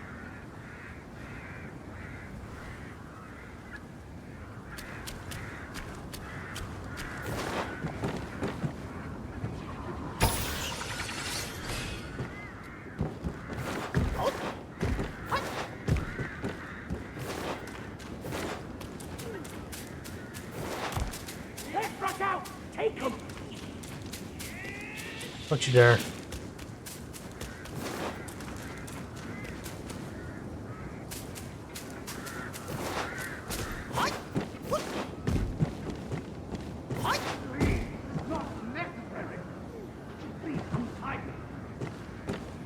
Delightful.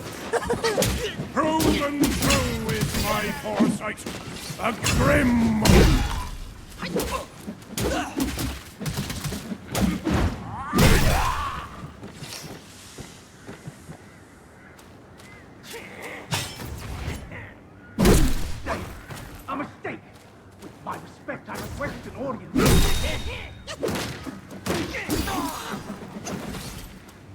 Good and good.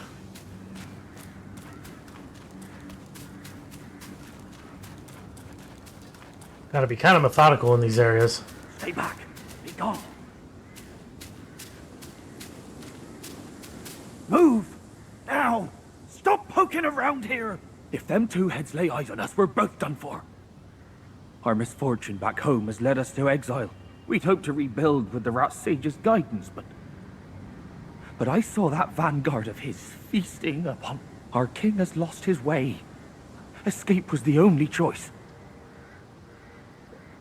The two heads are the best fighters. And now, they are hunters of their own kin. We'll starve hiding here! Let's get out and get this over with! Why are you still here? Don't put me in danger. Be off! I'd never take part in slaying kin. Now that you have rid me of them, it's time for me to go. With a blinded king, we can never rise again. We must find the missing prince. The third prince? But he's against rats, remember? Sting? Look at us now. He won't even recognize us. Not one bit.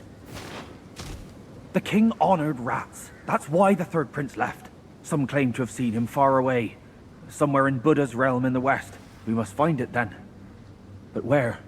And how? The king honored rats. That's what some claim to have seen him. We must find it then. Cool.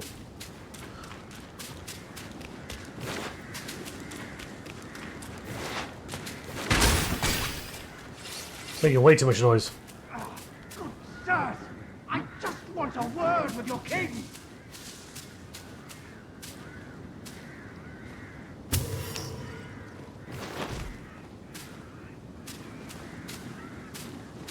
This is a mistake. A mistake. With my respect, I request an audience with your king.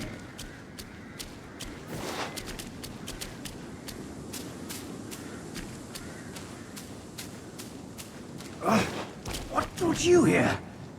Go! Leave! I don't need your help. Fate binds us, sir. From the Black Wind Mountain to here, we meet again. Those rats. They tied me up on sight for no reason. Joking, they'd prepare me for their king's table. They're not joking. This place crawls with Yaoguais eager for a bite. But don't worry. If they bite into me, they'll bite more than they can chew. This place is a jumble of rats and cats, all at each other's throats. And the Yellow Wind Sage keeps silent. How odd. Who would swear fealty to such a king? Let's make haste and go. Never linger at a peril such as this. Just leave. These rats are no match for me. I can make my own way out. He can make his own way out and they're no match for him. How did he get captured in the first place? You are a skinny one. Flee! There are too many eyes around here. I won't die here with my task undone.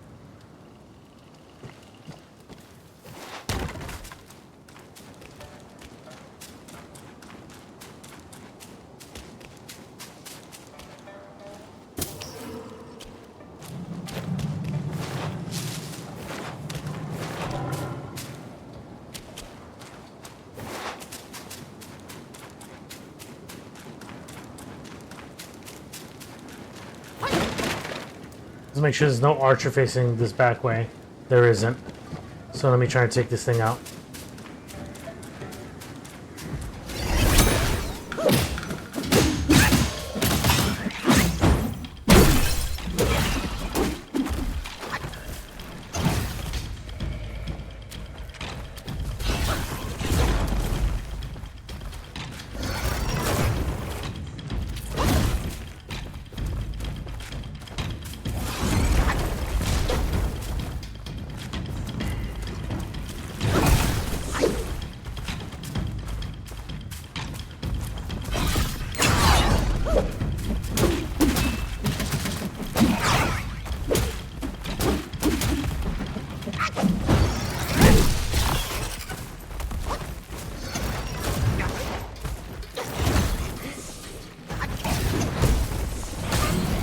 Ah, damn. So pretty much everything has, like, Oh, high hit combo.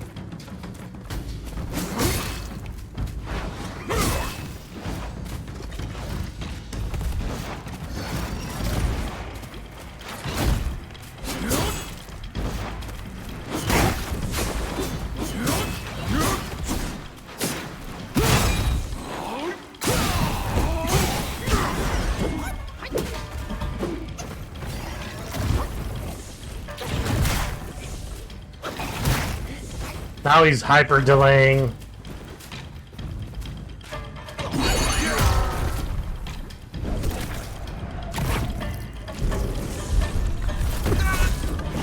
So wait, I can't animation cancel my moves, yet enemies can? Okay. I was clearly in a move, like a super move of sorts, and he just grabbed me out of it. Okay.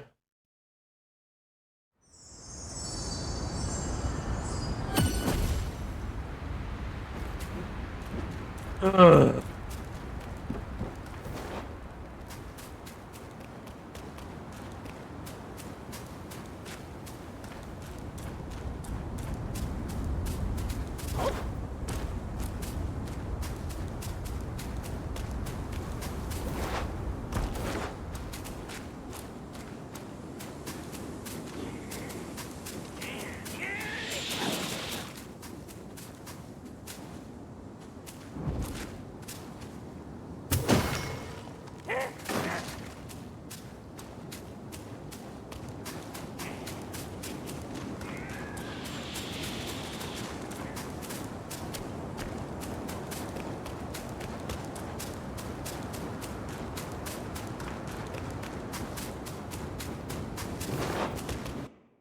Do I have a... I do.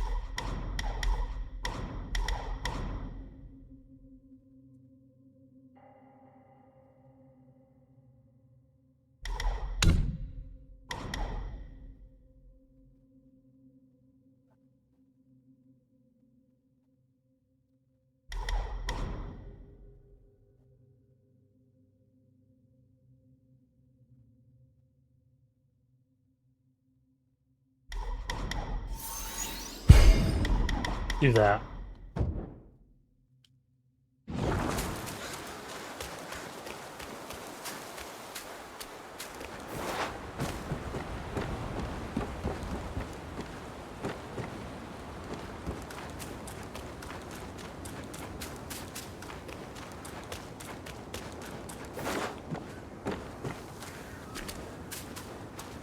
That misstep will be your doom.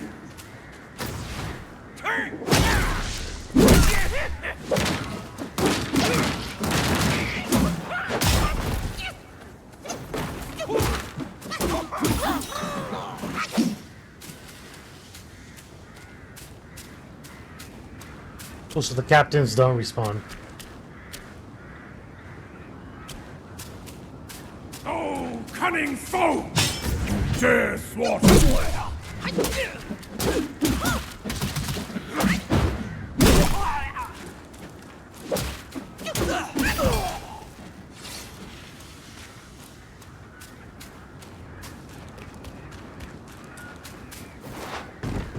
Time to die, sneaky monkey.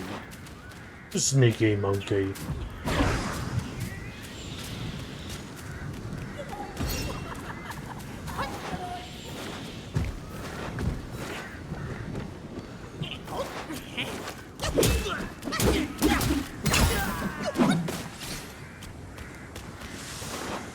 Stand ready. Oh, cool, he fell. We Love need that. our entire time.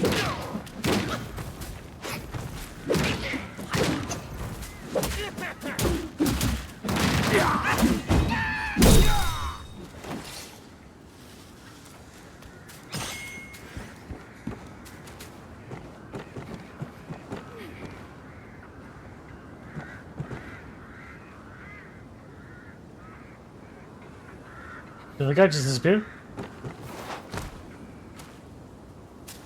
There he is. He reappeared.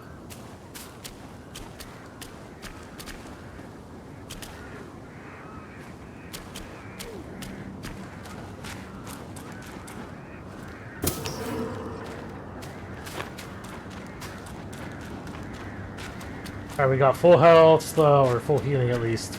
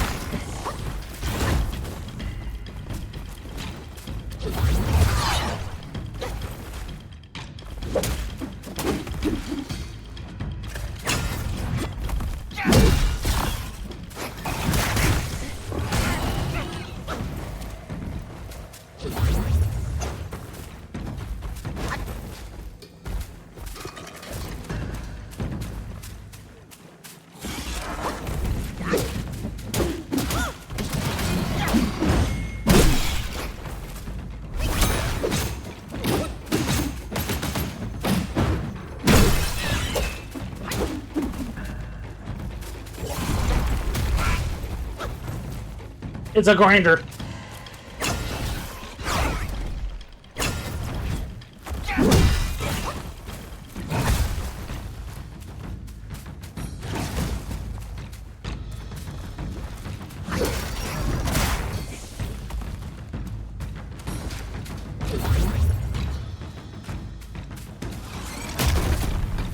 Let me dodge that, dude. Oh my god. Yeah, I'm feeling it again. It feels so gross every time I hit the button and he doesn't dodge.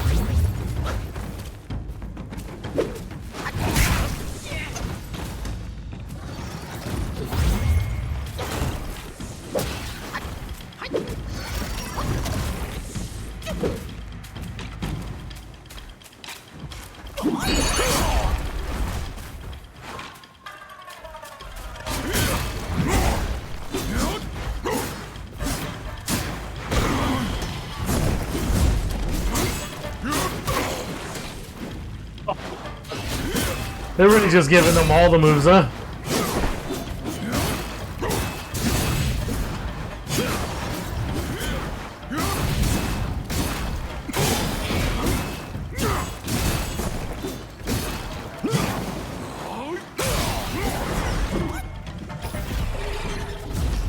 Got him.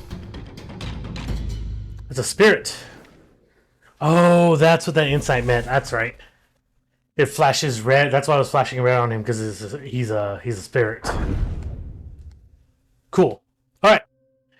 There was once a general's son who served as a drill master in the barracks. Cruel and ruthless he was. The soldiers trembled at his command. Yet, out of respect for the general, they bore their resentment in silence. The drill master, who had a passion for hunting, kept a Chinese ziguo, a slender hound. One day, He went hunting with several instructors, but returned empty-handed, much to his shame. He blamed the innocent hound for their failure and had it beaten to death. Soldiers, who had been ordered to kill the hound, were much troubled in spirit. They buried the hound in a field behind the barracks, where many lingzi mushrooms grew, and gathered at night to chant sutras for the repose of its soul. One night, the drill master heard a dog barking outside the barracks. He sent men to seek out the source of the noise, but the barking ceased each time they approached, only to resume once they had returned to sleep. After a few times, the drill master lost his temper and went to investigate himself. As he stood in the yard, he felt a sound came from beneath the ground and ordered his men to dig up the earth. As the soil was cleared away, the hound leaped from the earth, appearing as it had in life, but now adorned with thin tentacles like the roots of some peculiar plant. The drill master, thrilled by his rare find, called to the hound. It recognized its master and bounded joyfully towards him. However, two hard antlers like mushrooms had grown upon its head. As the hound leaped into the drill master's arms, these mushrooms pierced his chest, and he died then and there. Soldiers rushed to call the healers, shouting in panic and confusion. Amid the turmoil, no one thought to catch the hound. Later, no matter how they searched, they never found a trace of it. Until now.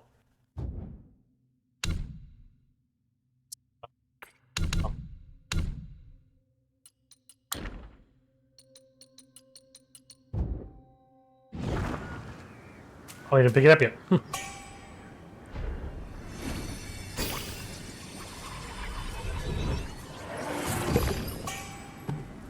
Horse spirit. Alright, so...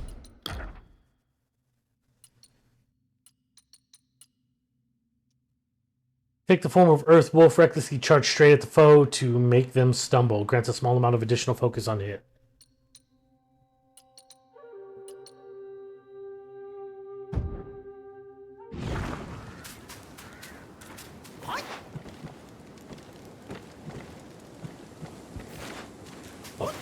Horse dude's gone.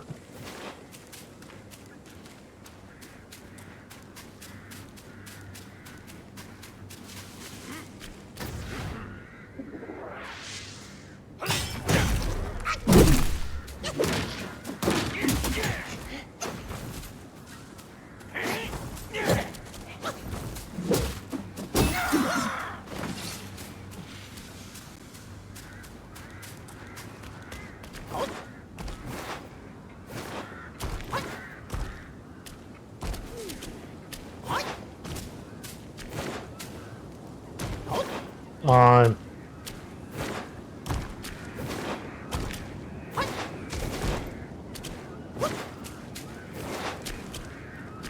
Proven true is my foresight. The grim one cometh.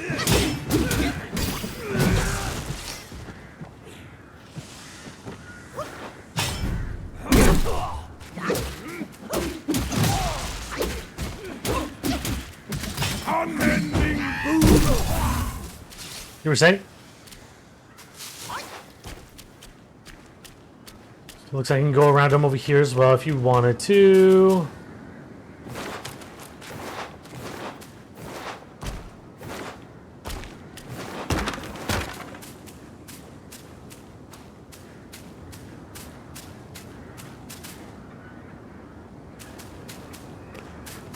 I believe there's a gate down here we need to get through, right?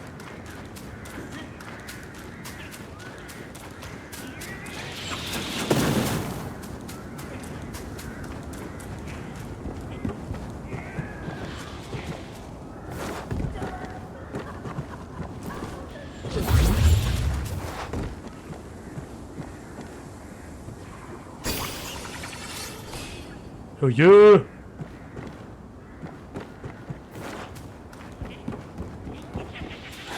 Oh wait, hold on. So I see something. Got it. Understood. Now I'm caught up. So, apparently, the drink is put into the gourd. Because what I noticed is that in the main screen, at the bottom left, there's a little dot Motherfucker, would you fuck off? How are they even shooting me? I'm like not even in line of sight, huh? Like he hit me, okay. Yeah, like I mean still. So yeah, so the bottom left, I saw there was a little dot where the gourd is, so that shows you how filled it is. So then I realized, I was like, what if we hit the gourd? And there it is. So it's the coconut wine is the drink inside the gourd.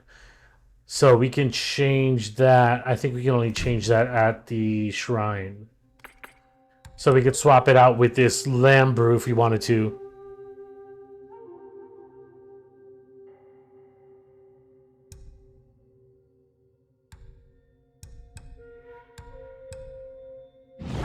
Got it.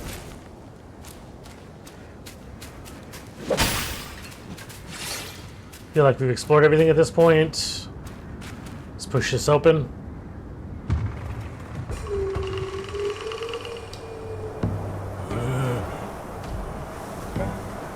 Son, I hear you loud and clear. How can I not know your sufferings? But before our master returns from the valley, we've got to tough it out. Tough it out to survive.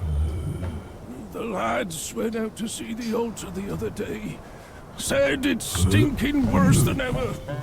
And covered in bones. Not from men or livestock, but littered in the remains of our kin. Curse that furry jackass! Ooh, just wait. Wait until Master hears about this! Oh, dude, Hush! Hush, you fool! Our restoration. We can't say it out loud now. Oh, if your poor brother hadn't... Oh. Friend or foe? What's that smell? Aye, that's fresh meat. Oh, God. Itself all the way to this dump for our lunch.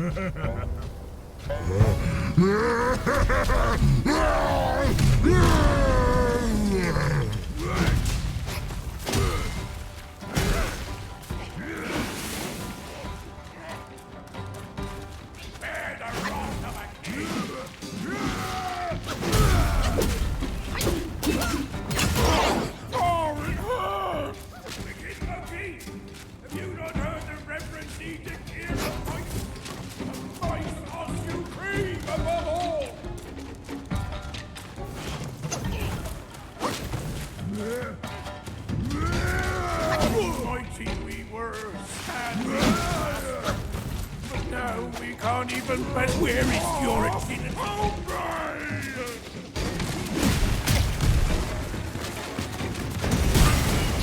I'll stone you to death, wicked monkey! Have you not heard the reverend edict here from mice? Mice must be free! Hey, why did it...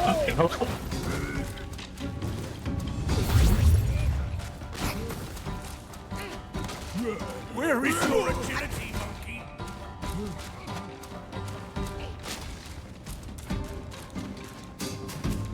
Come on, bro, you broke everything else. Break this one. Behold your past, might boy.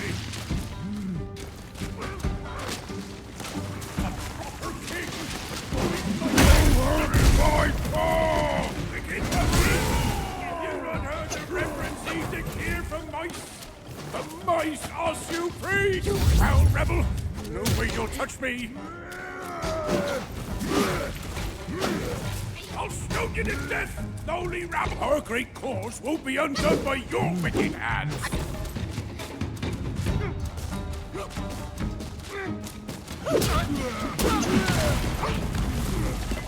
Okay, now you broke them all. So I know where to hide.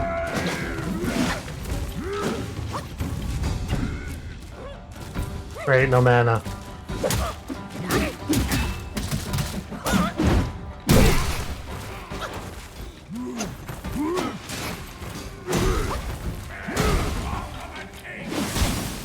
Didn't even see that.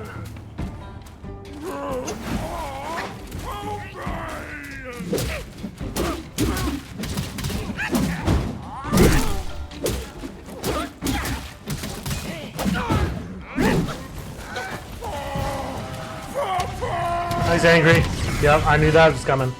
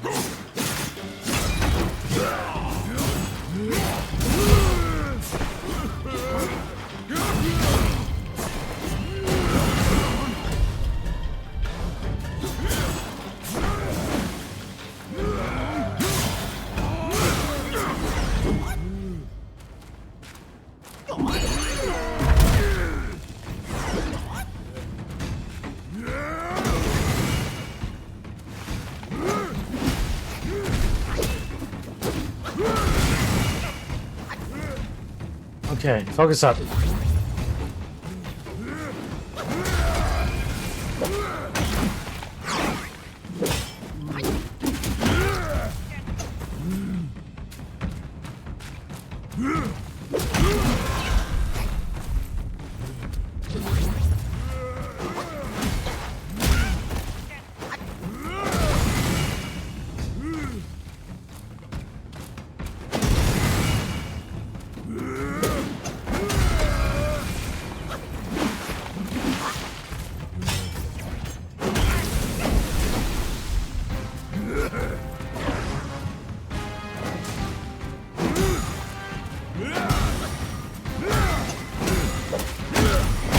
This is so much.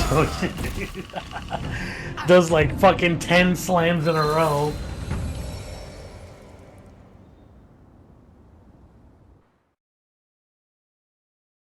What would happen if we took out the big D first? I had a feeling that there's clearly a lot of Dark Souls in this, with fighting two people and then the other one getting his powers or whatever. God, dude, it's so far away. I guess technically it's not, but...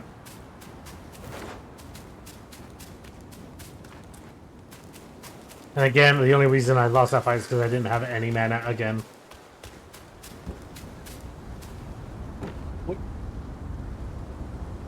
I like how it's like Peach Cobbler Factory and then... There's a Peach Cobbler inside of the shake. Oh! Thank you. Why is it straws behind me? Wouldn't, like, the Oreo bit get stuck easily in the straw? I don't even know how to shake right.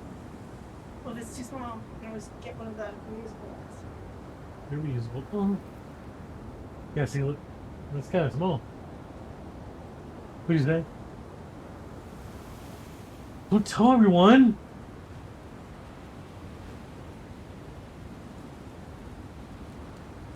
Let's see, let's test it.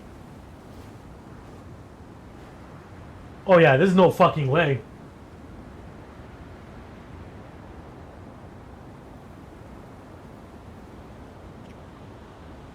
Whose bright idea was this?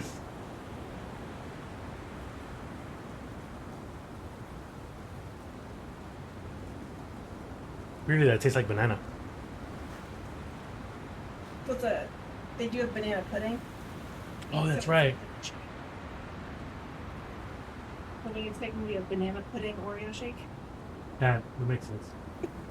Thank you. Banana Oreo. Oreo banana. Banana. Banana, banana, banana. Terracotta pie. Banana, banana, banana.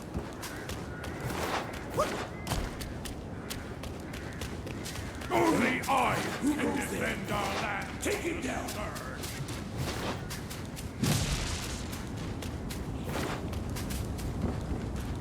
I'm back.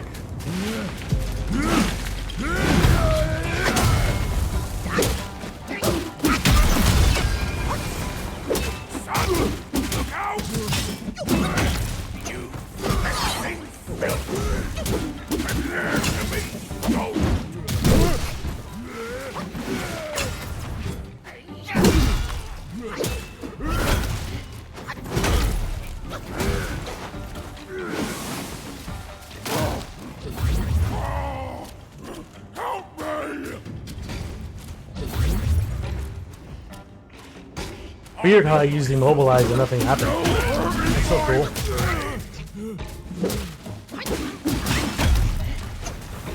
I hit dodge like 3 times and nothing happened again.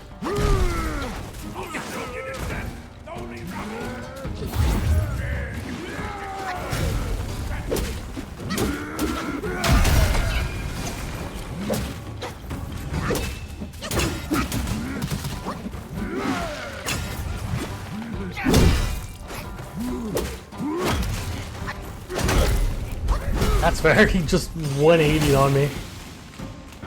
Behold your past, might.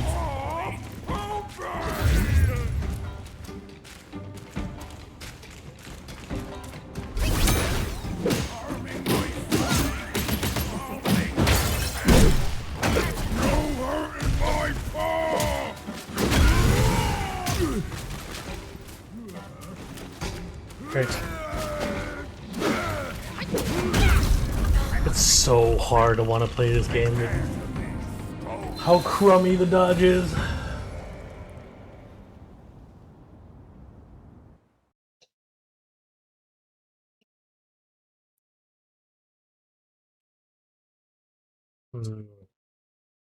Delicious.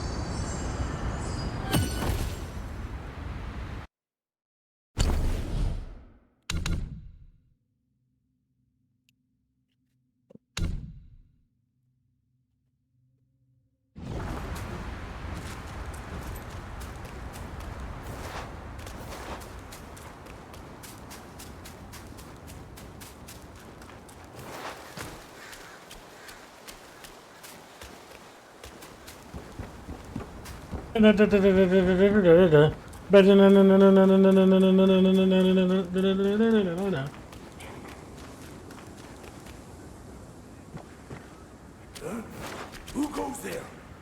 Take him down!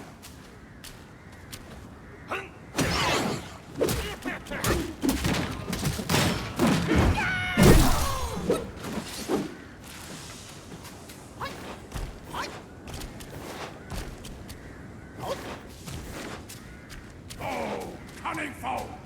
You dare thwart our cause? What even is your cause?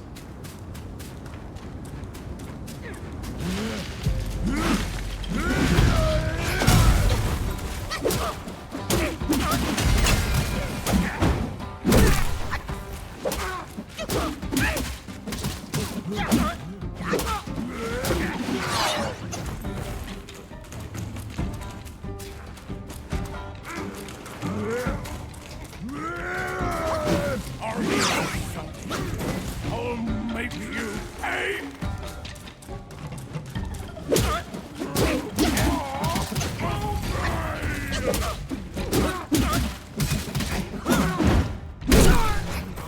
Alright, here we go.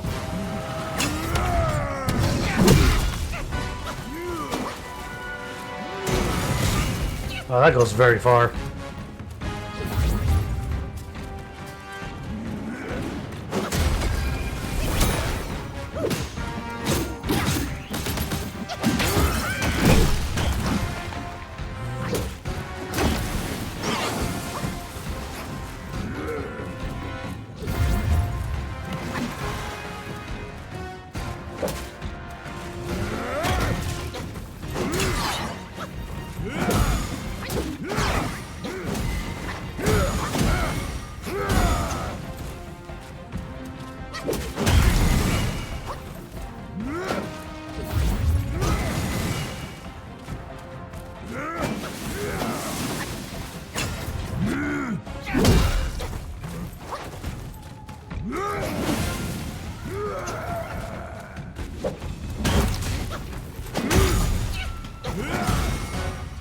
Goes again.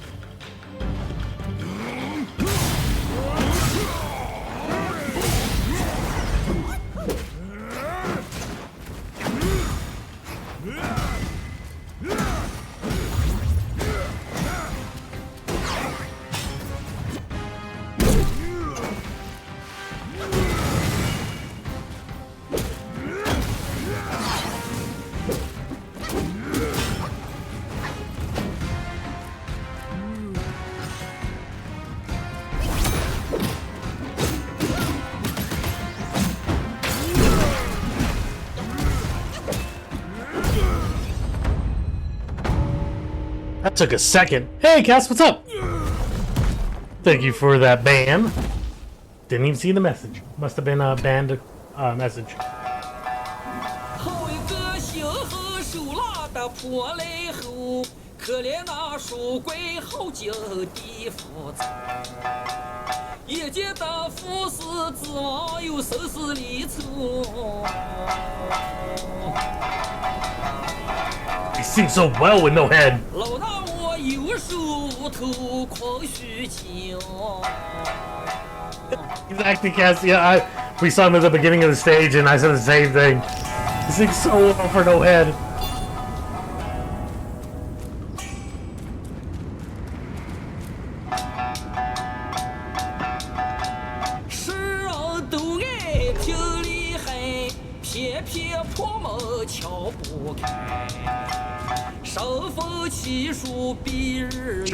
Yeah, exactly.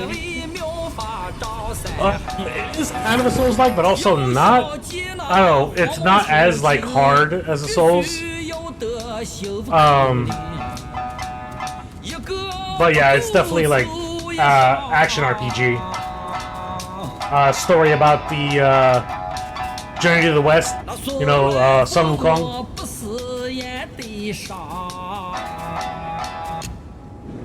Yeah, cut that off real quick. So talented. We're gonna change our brew up. No, actually, we're good with that. Yeah. Cultivate some spirits, yeah?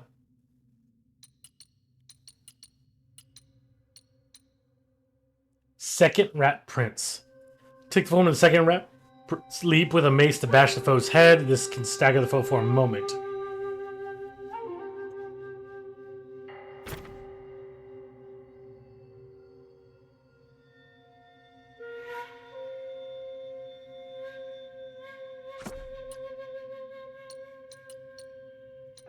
I like how all of these are high. Except for the Wolf Assassin.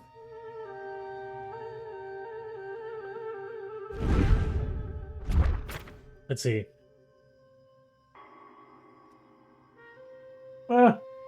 Slightly increases critical hit chance when equipped.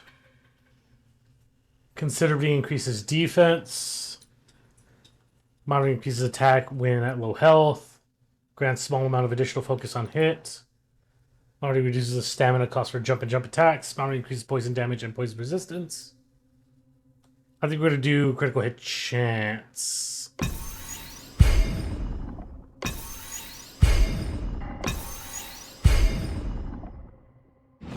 We're going to equip him. Assume I know nothing? Oh, gotcha. So, okay. Well, this was a game that's been in development for a very, very long time. That's why I'm sure you've noticed, or if you haven't noticed, that's fine too. But everyone and their mother is playing it because it just released today, or rather, late last night. And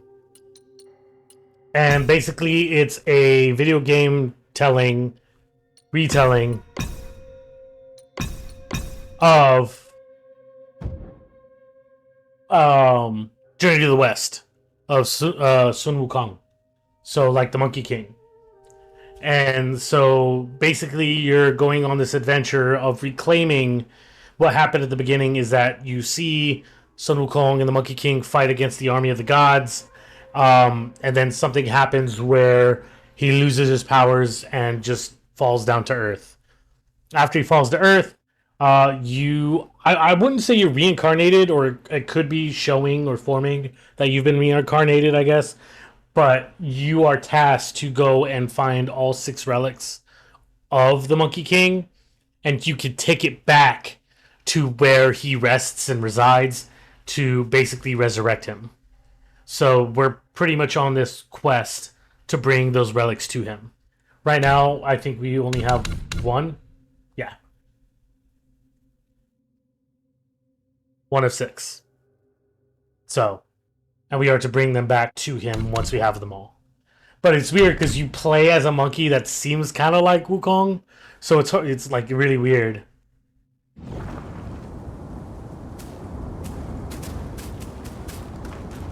Seems, but what I'm thinking is that now that I think about it, it could be that Sun Wukong, basically, you know how he's able to clone himself and stuff like that? I think this just could be his own clone that's going about collecting his relics so he can resurrect himself.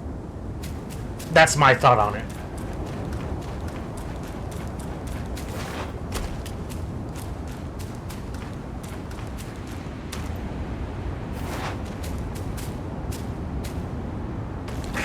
I quit.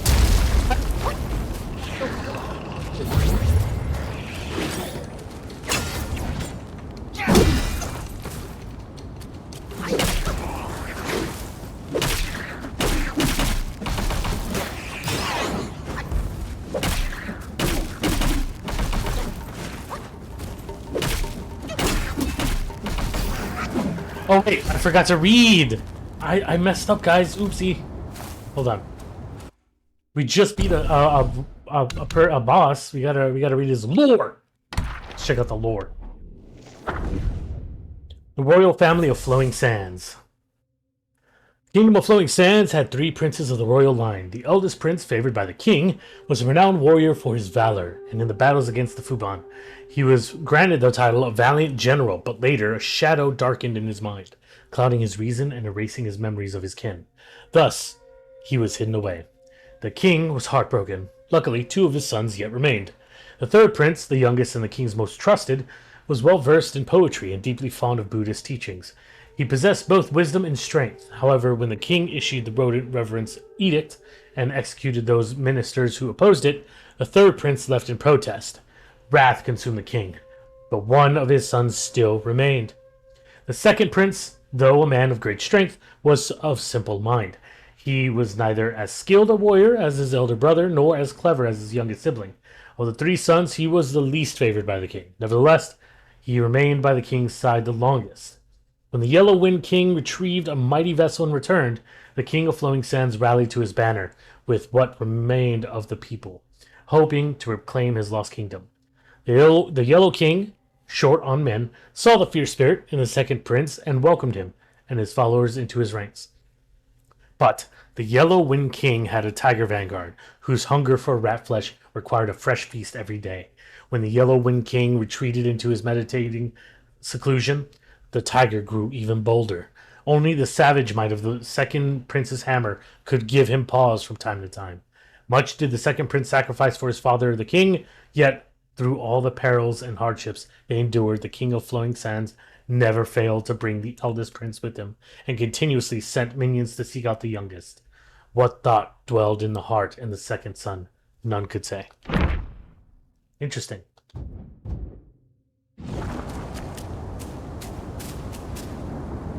So we can't open that gate yet. We need something to open that gate, which I'm assuming is over this way.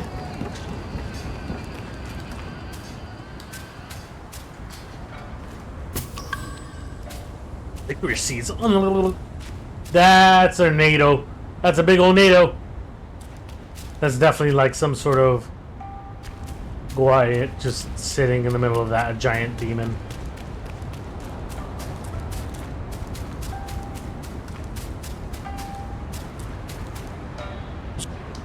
Blah, blah, blah, blah, blah.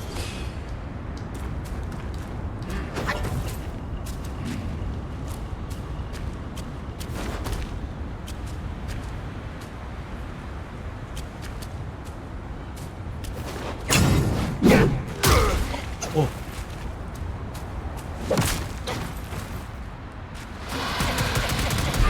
Oh my lord.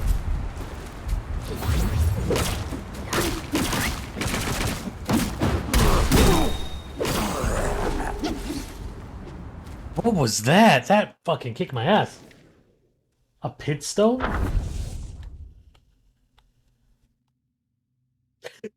It starts with, once upon a time, there lived a pretentious scholar who took great pride in a paperweight he collected.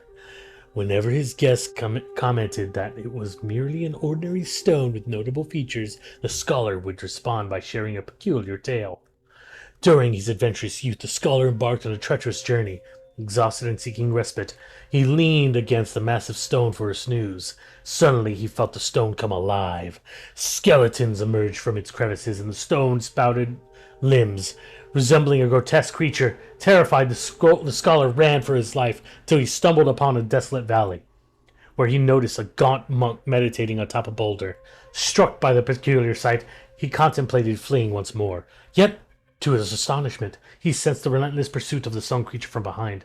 Just as he stood on the verge of being crushed, the very boulder beneath the monk unexpectedly rose, revealing two mighty arms that pummeled and shattered the pursuing creature.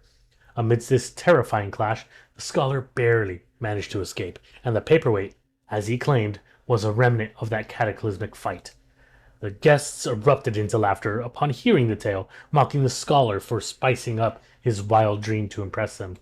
The scorned scholar, though indignant, began to doubt the truth of his tale himself and lost interest in the paperweight.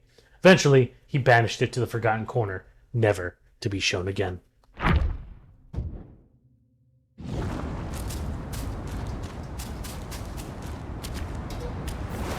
I'm in pain. Oh, what are you now?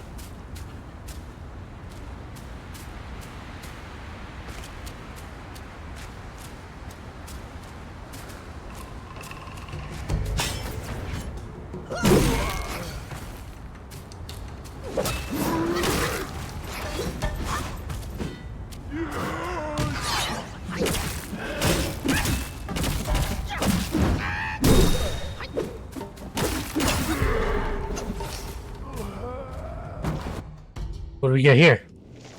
A spear bone?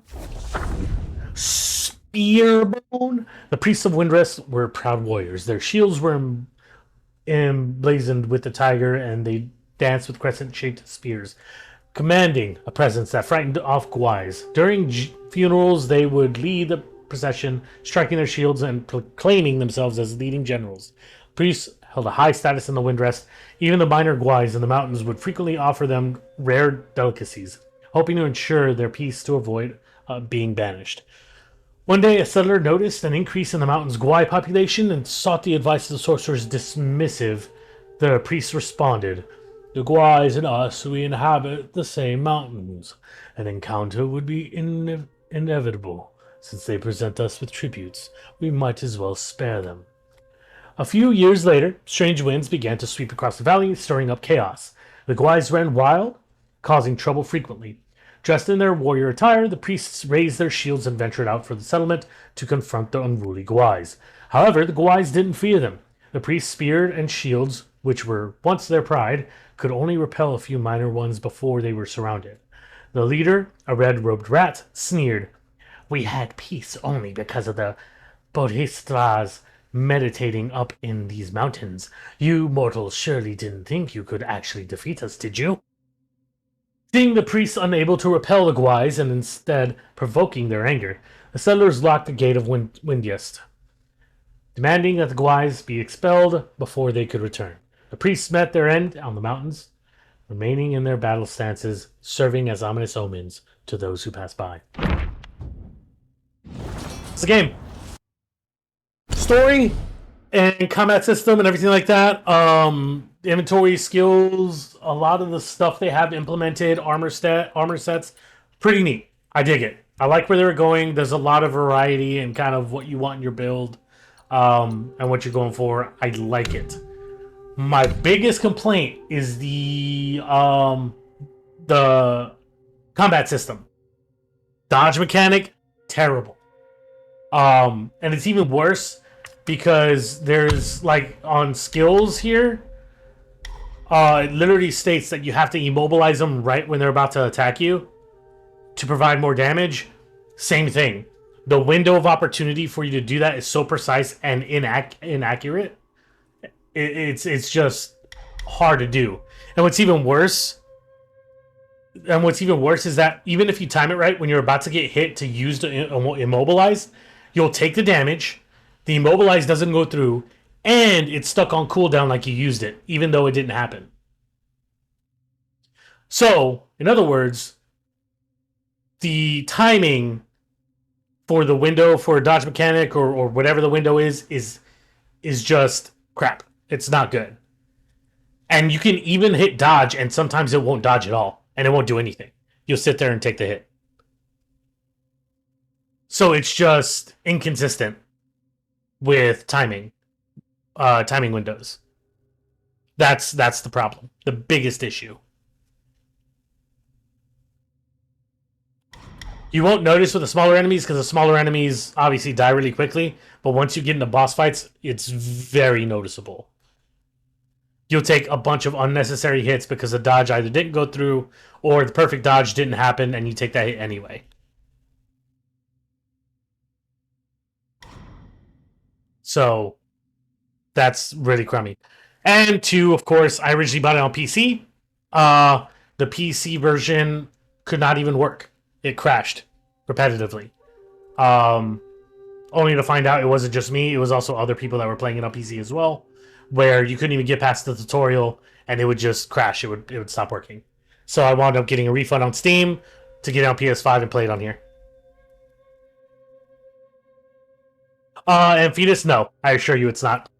I even showed proof of it not working as it should.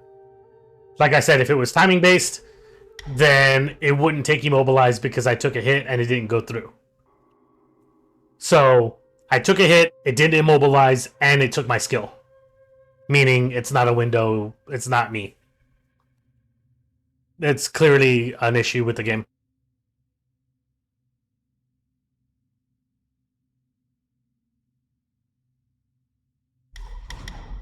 So, yes. Those are my feedback for the game. Overall, like I said, it has great... You would love it because it has these different stances that you like with Neo. So you would love it.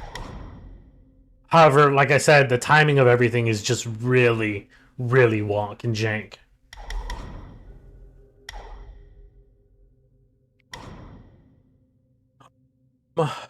Each time level moderately reduces the stamina cause of heavy attacks. No, there was something I wanted to do for foundation.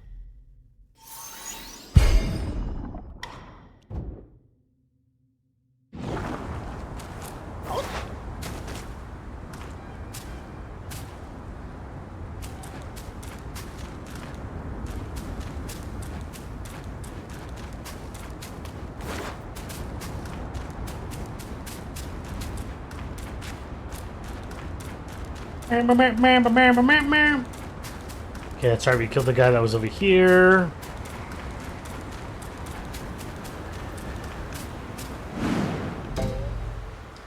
What, Cliff? Why is it so frightful and scary?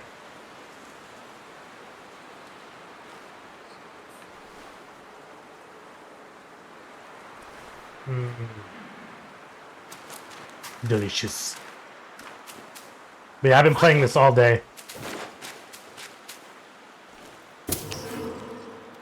Millennium ginseng. Oh, what are you? You look like an archer of some sort.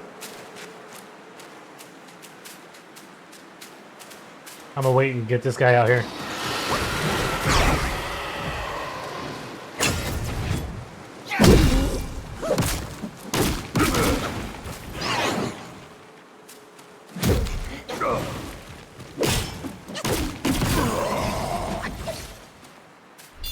dead.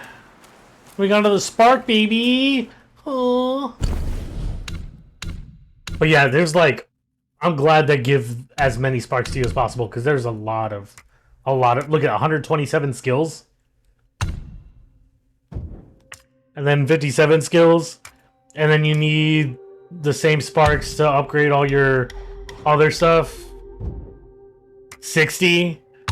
Like, it's crazy.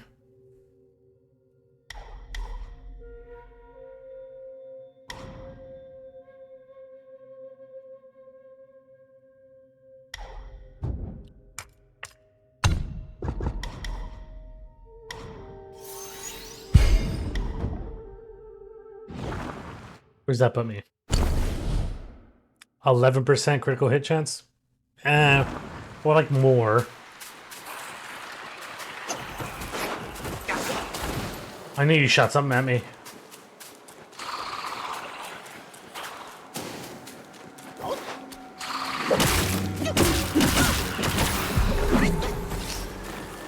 Story time.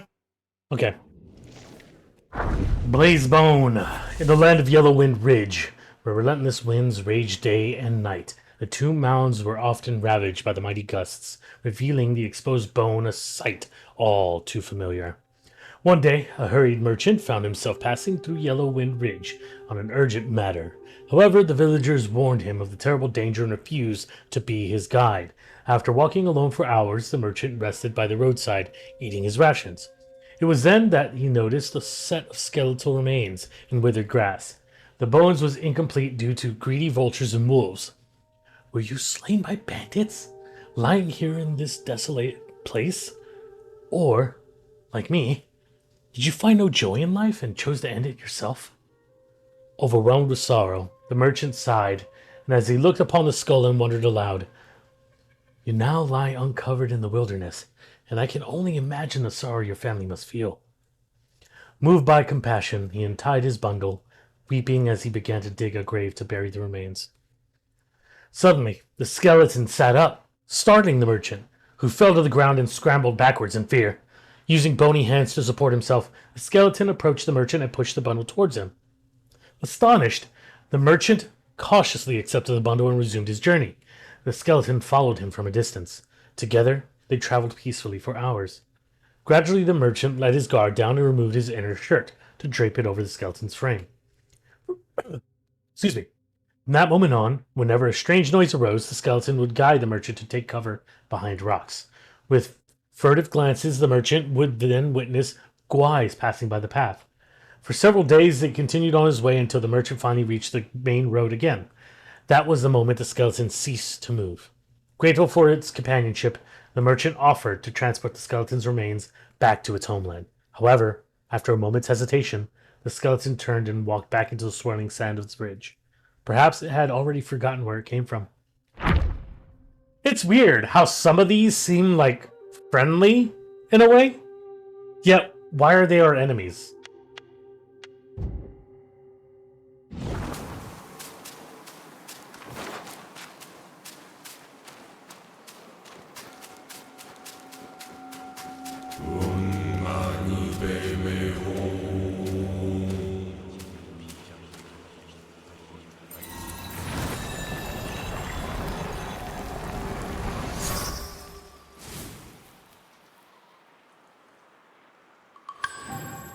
Buddha's eyeball?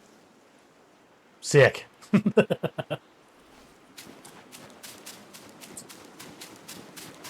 Any more bosses down? Yeah, actually. Quite a few. What'd you eat for dinner, Justin? Let's touch this. Huh.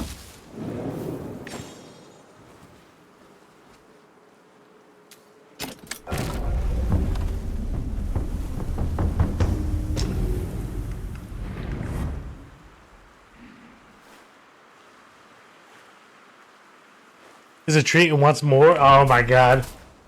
That's so funny. Now, you Gunny, you gotta be good. And wait 12 hours for another Clarkson. What? How? Ew!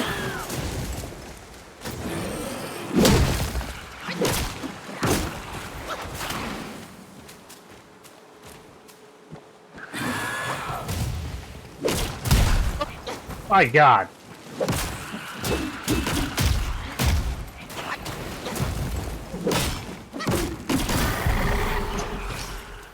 And story time. I got some personal pan pizzas and fries from You Can Out Pizza the Hut, baby.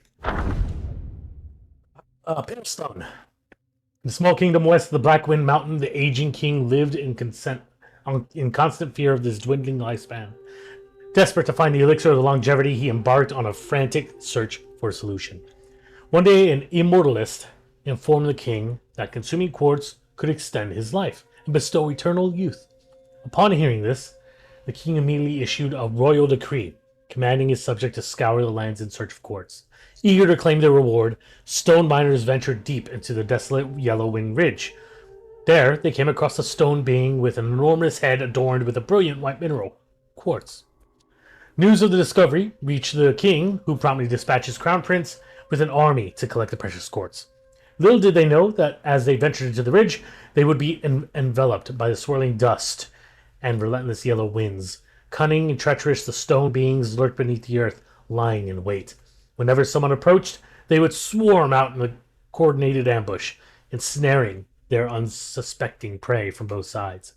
The army suffered heavy casualties before obtaining even a trace of the coveted quartz. In a state of desperation, a messenger was dispatched to the capital, bearing a plea of withdrawal that detailed the perilous expedition and the dreadful calamities befalling the men.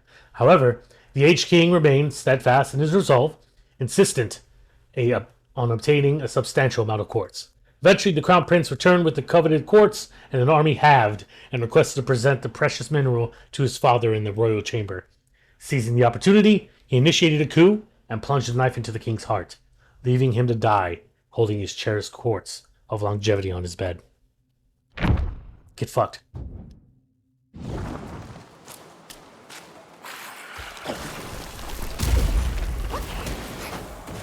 God, dude, you guys are everywhere.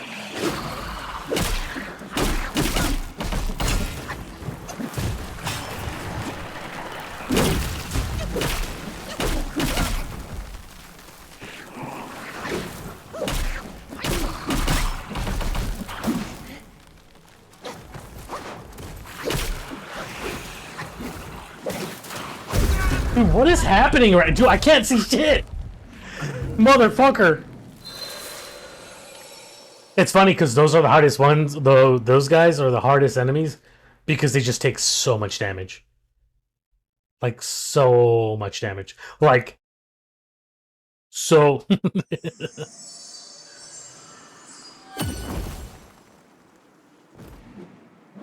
Actually, hold on.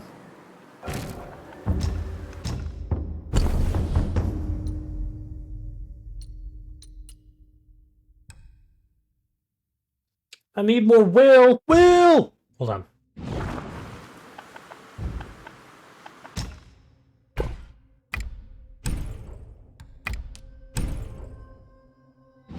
That's nowhere near enough, I don't think.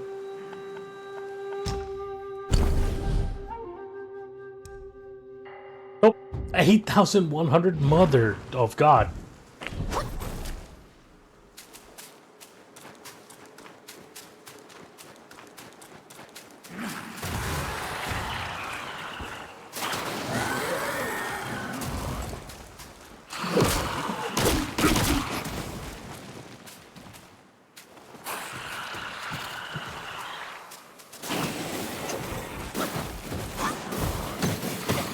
Stop! Quit!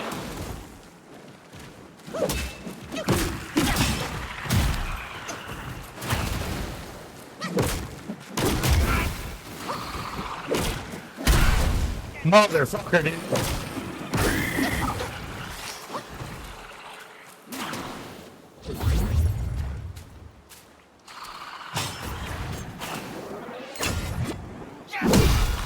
Get fucked. Alright, let's get our revenge. Do armor have stats? Yes. Mainly defense. But just like most other games, it has like the perk system where like if you have like 2 or 3 of the same, stay away from that. That's new.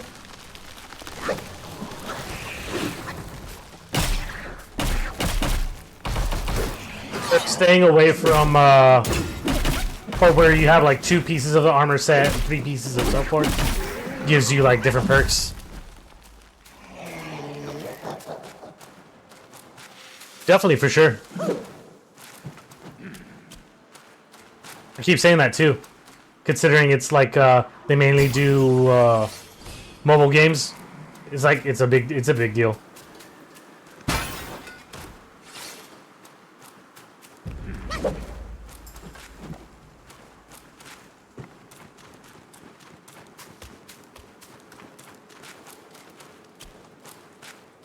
If this doesn't look like a boss arena of some sort, oh, that's another rock person. I'm gonna try and get this like those 3.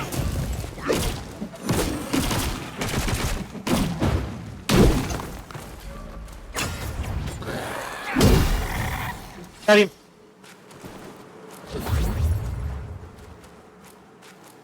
Yeah, this one right here.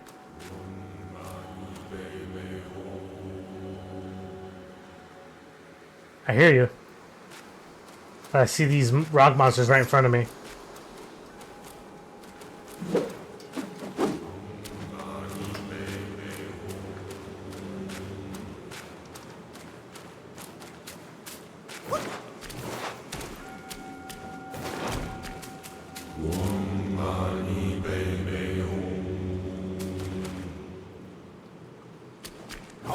Oh shit! I knew you were a monster. You fuck. Come here.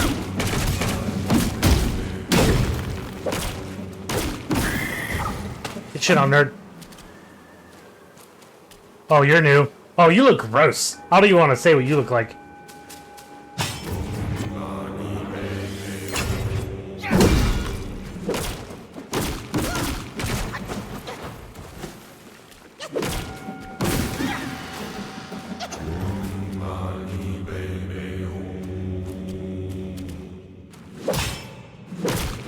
I was gonna say, he didn't die.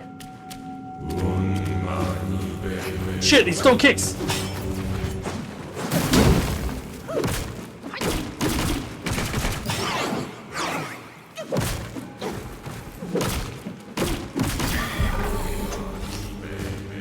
My God, what was that?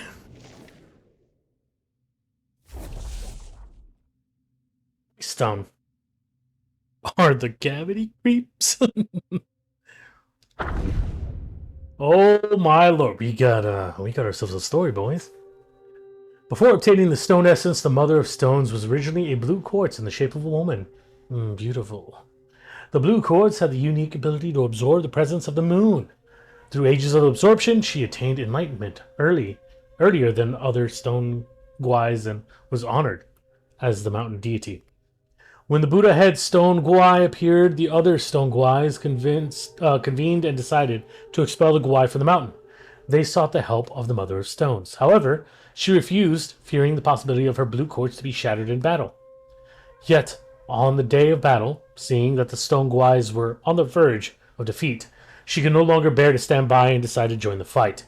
Noticing the pale stones launching their quartz like a barrage of arrows to sneak attack the Buddha head guai, she imitated their action despite her deep attachment to her precious quartz. Despite their best efforts, they were still losing. When her blue quartz was shattered by a punch, the Mother of Stones fell to the ground in despair. Unexpectedly, a yellow-furred leading a group of Yogwais came to their aid. Seeing her grievance, the rat persuaded, "What is broken in this spite not to return? If we let the Guai escape, wouldn't it be an even greater loss?" Hearing this, the Mother of Stones regained her strength and rose up. Together they subdued the Buddha head stone guai. As compensation for her loss, the yellow-furred rat gifted her the stone essence.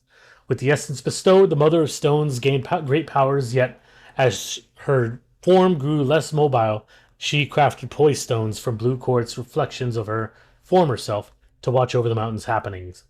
Perhaps she did this to glimpse what she once was, what could never return.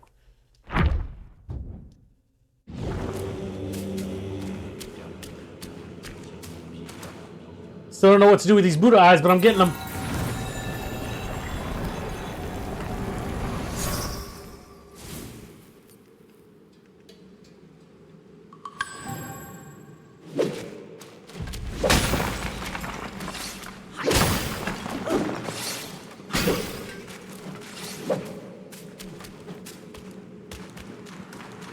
Alright, rock monster.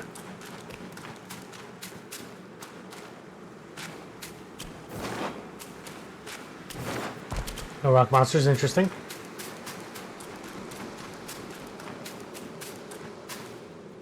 Absorb.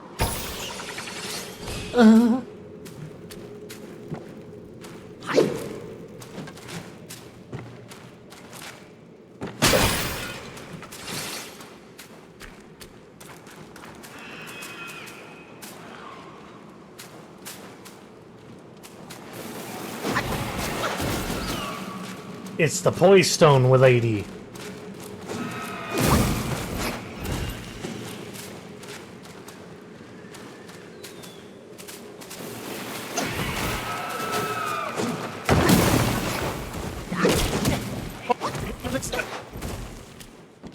Is that poison? Dude, everything in the team has fucking poison, huh?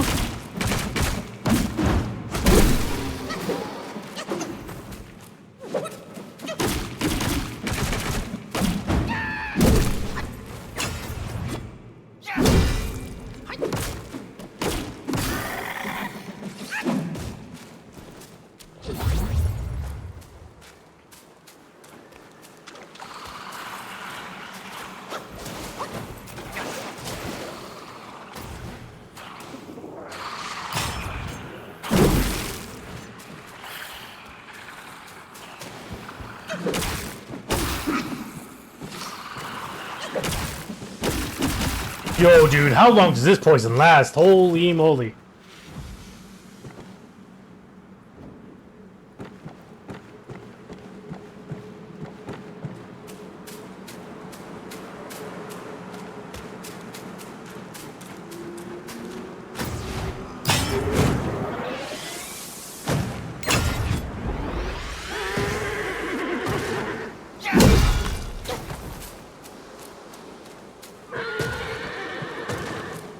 Quit horsing around.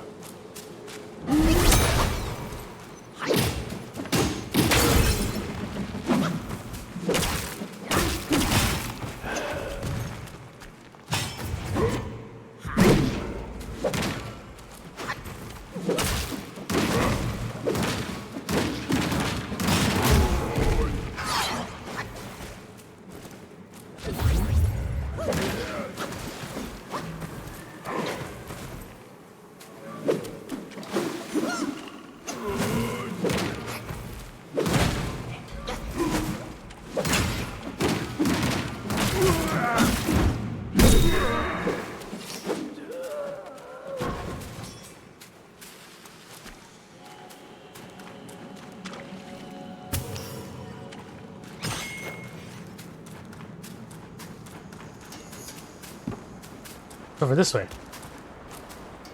Hello?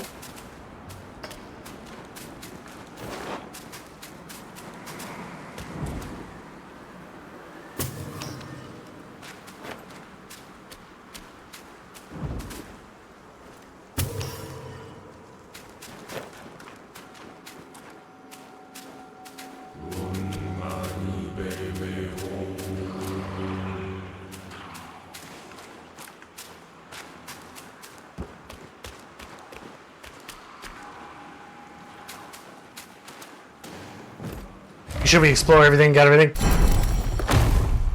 It feels good to play?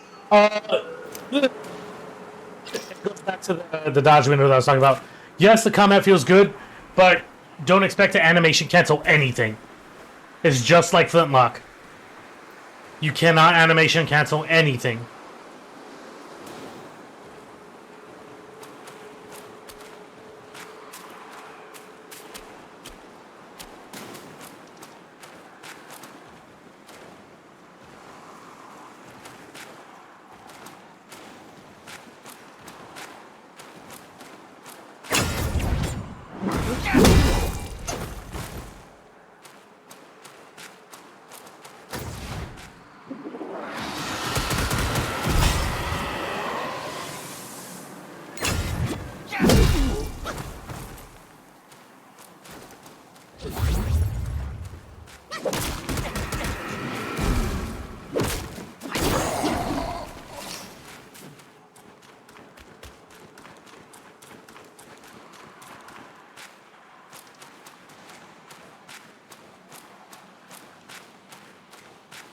Make sure I'm not gonna get shot at by anything.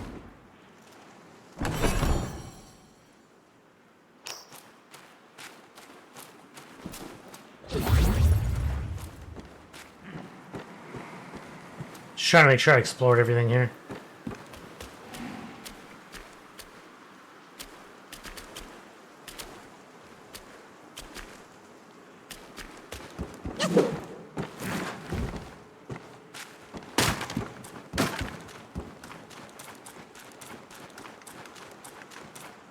So we were at already.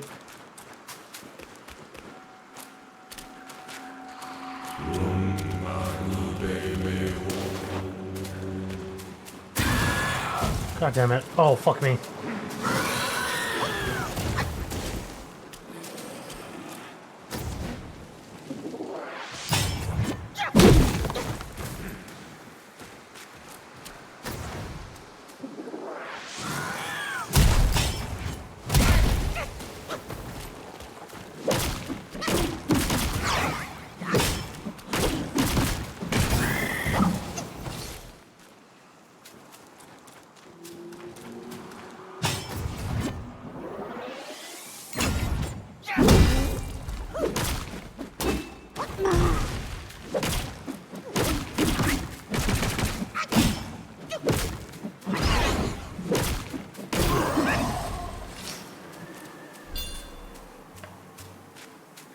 We got a Spock, baby.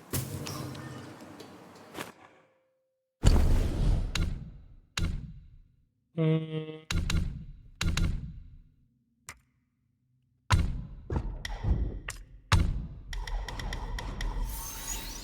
was at 11%. Now it's at, let's see how much it goes up by.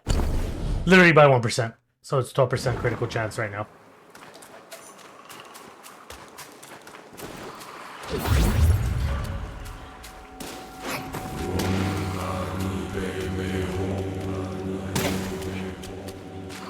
I'm coming to murder you guys.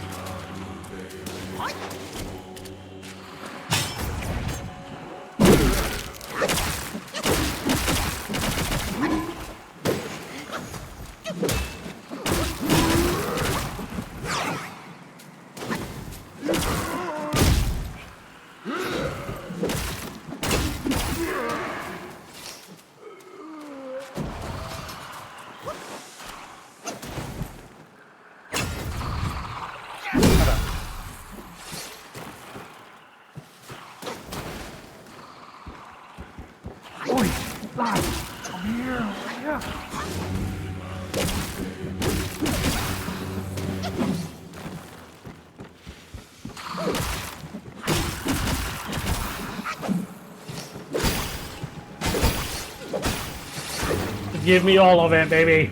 All of it. There's a lot of these everywhere. I wonder what these are for.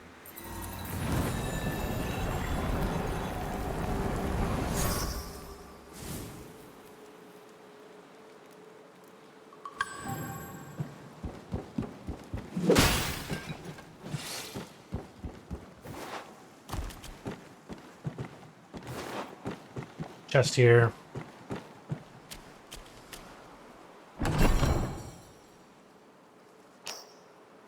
Tiny piece of gold.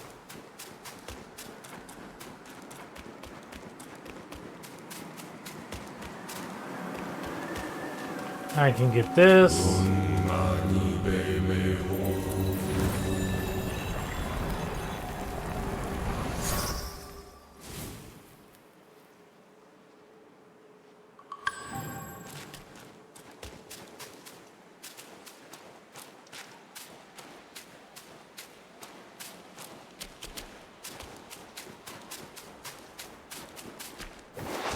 This is where I came from.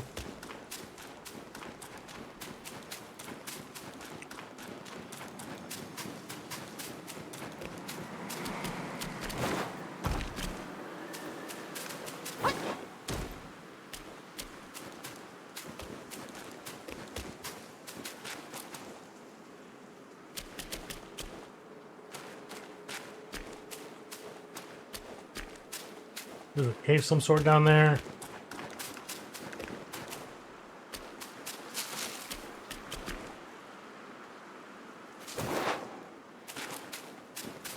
Enemy right here, quartz. No, good.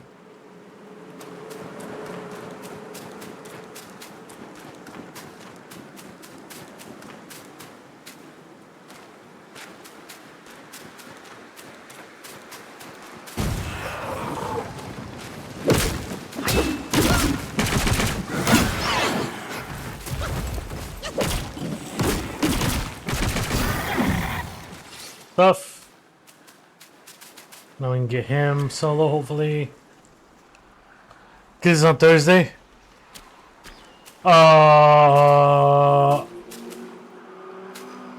It's a normal new game price, at least for me. It's $60.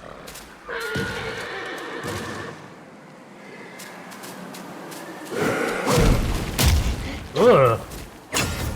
Good shit.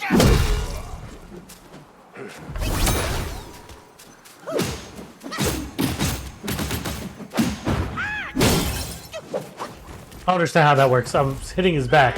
Yeah, it was hitting his shield.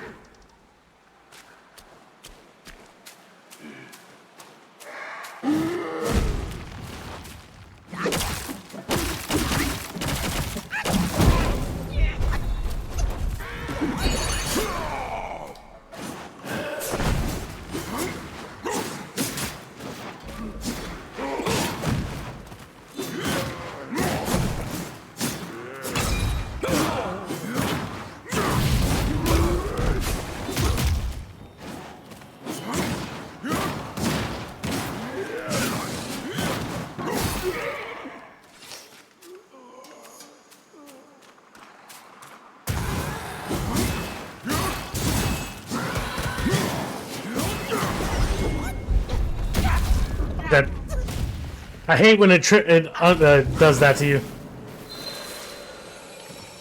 I got caught in the de-transformation animation and I got hit.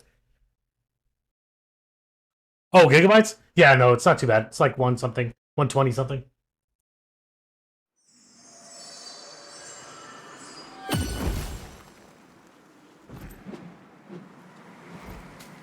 I got like 120 or something like that.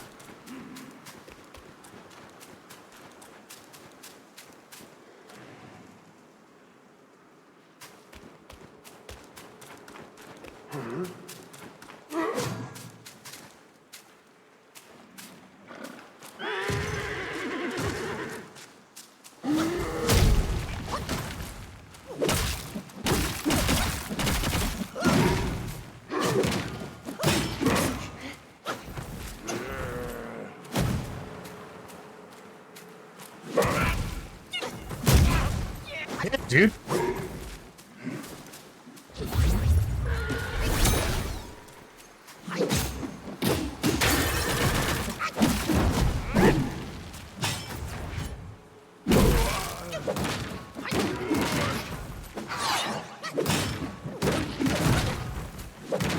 Does that make sense? How am I hitting his shield behind him? How is that fucking happening? At his back and he's not, he's just getting his shield.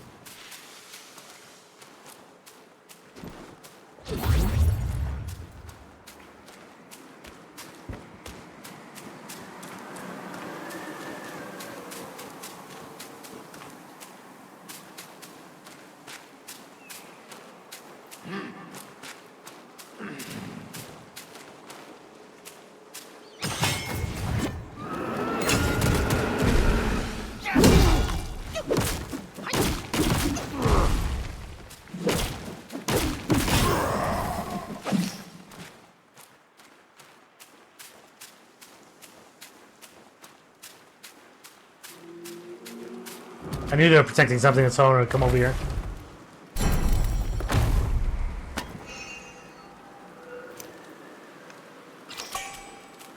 Mind core. How much will do I have? 9,000. Okay, so we should have enough to make that new staff.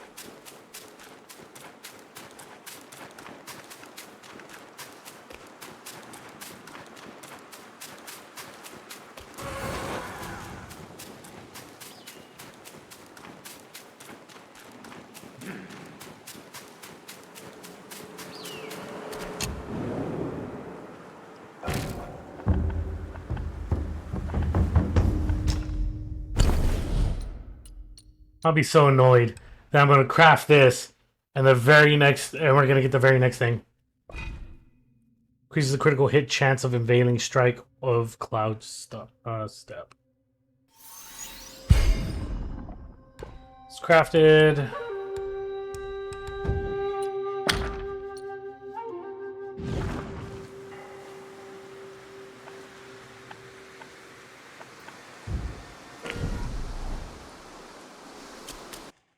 Let's see, we should have... Nope, I was wrong. Okay, so... Now we're at 16% critical hit chance. Yo, okay.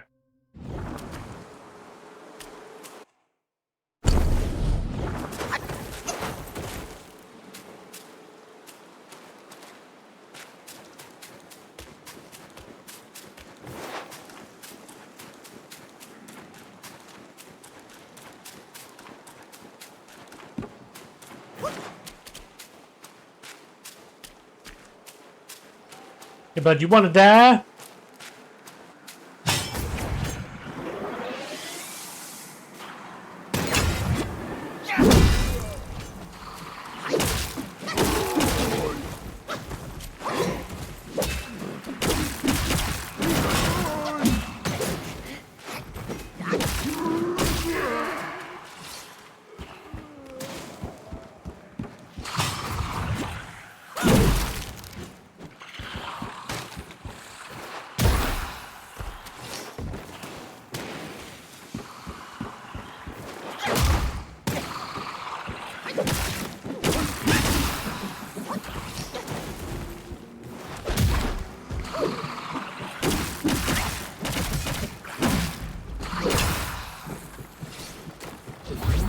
Hey.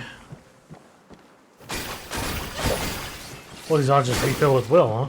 I'll take it. I don't care.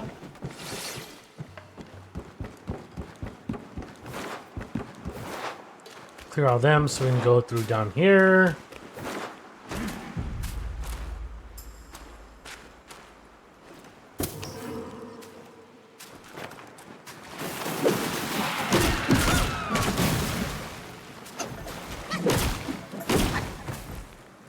I don't understand how I got poisoned so fast. I wasn't even in it.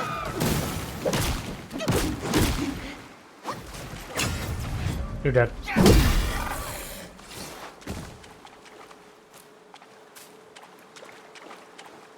And now we're gonna be poisoned for the next 2 years. Some bastard has got me trapped on this rock with his spell.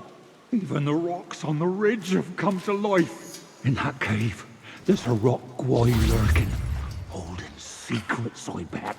Should you uncover the reason, I shall find my way out. The rocks turning into guys, 'tis no small matter. Okay. In that cave, there's a rock guy lurking, holding secrets, I bet. Should you uncover the reason, I shall find my way out. Well, I'm pretty sure I already killed all the rocks, but...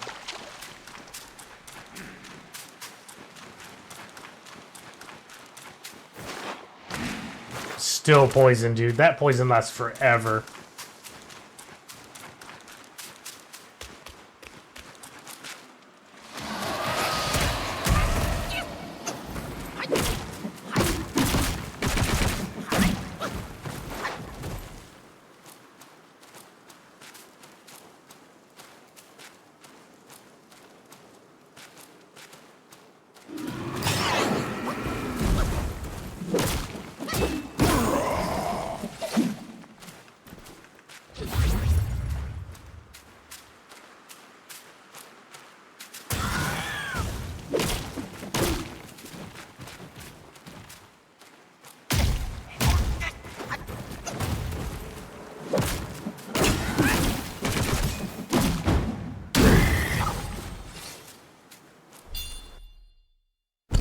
Another spark.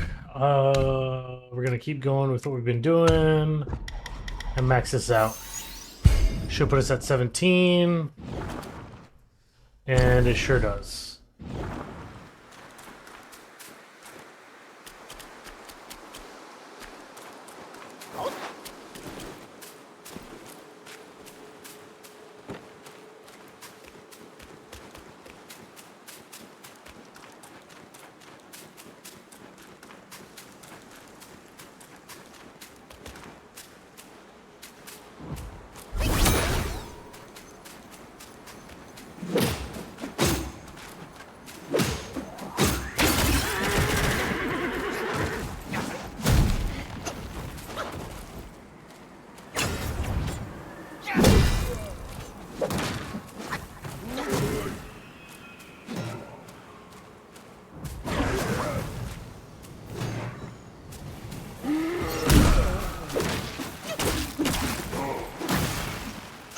Great.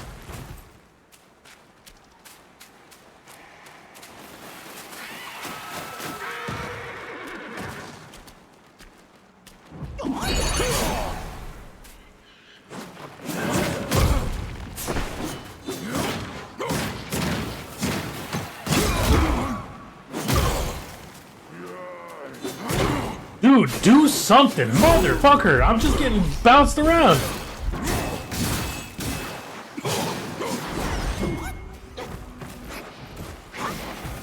They're swinging his shit around and nobody's taking damage from it.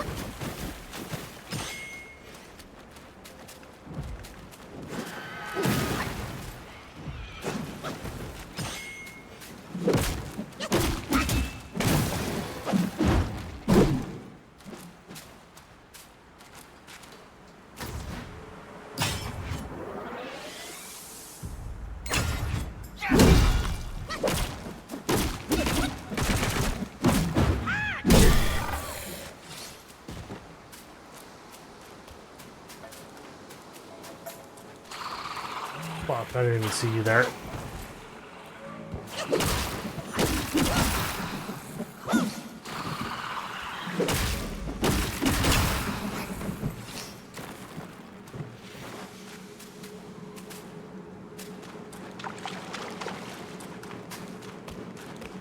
Thank God we got some healing here at least.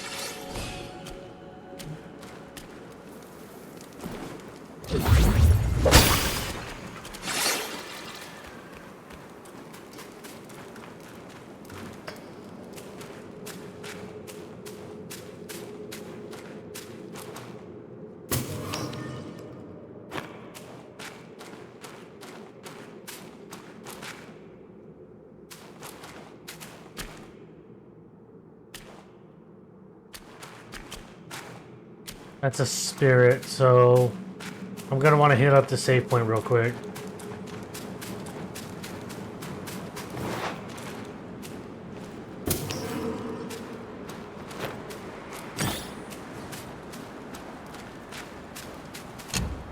This area is kind of windy.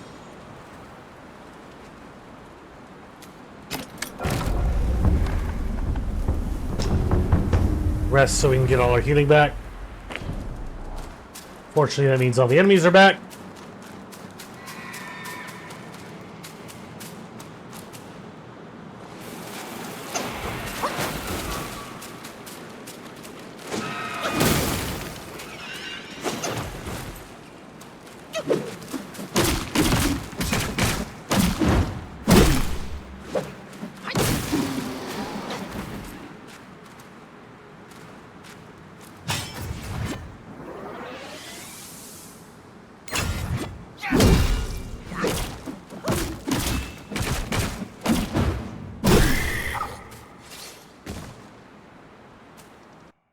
I'm not noticing a huge difference in damage, to be honest.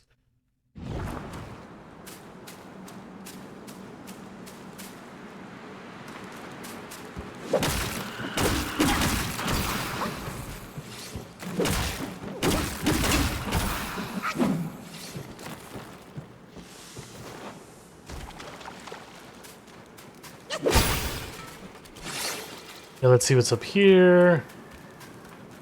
There's two enemies that I saw up here. One to the right and one straight.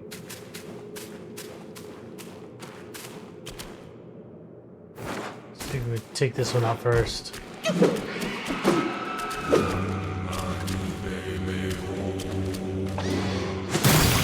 Okay. Luckily I was grabbing that.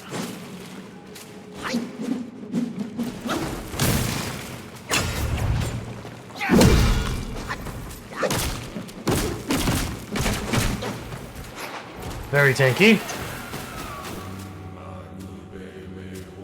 I'm stuck.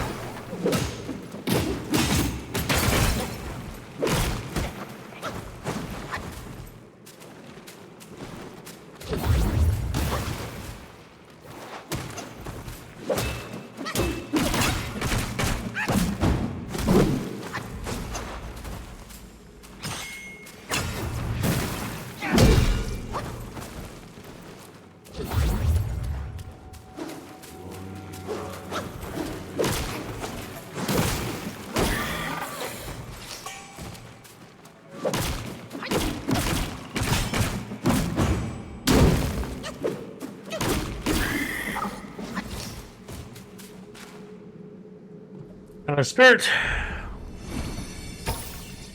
I'm glad we went to go hit that checkpoint because we needed them heals. A Playstone spirit.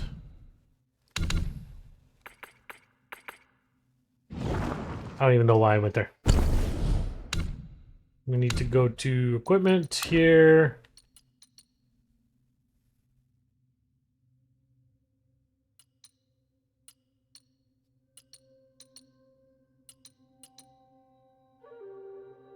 Low. Take the form repel stone, leap up, and kick the foe in the chest. Even if the kick misses, the falling slam on the ground can damage nearby foes with impact. Already increases the damage of jump, light attacks, and reduces the stamina cost of sprinting. Gotcha.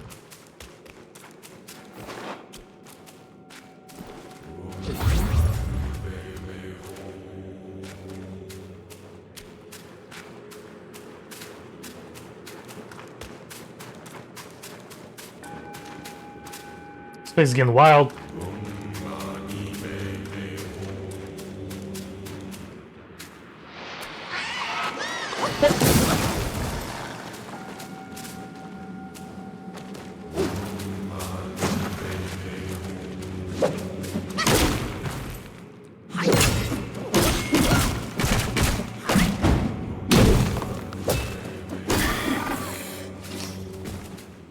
Just jumped from up there, huh?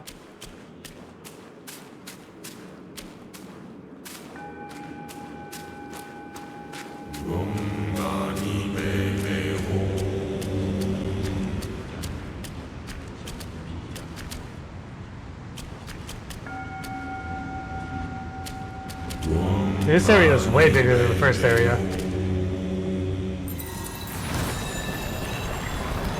Hope you're good at memorizing maps, because you don't even get a map either.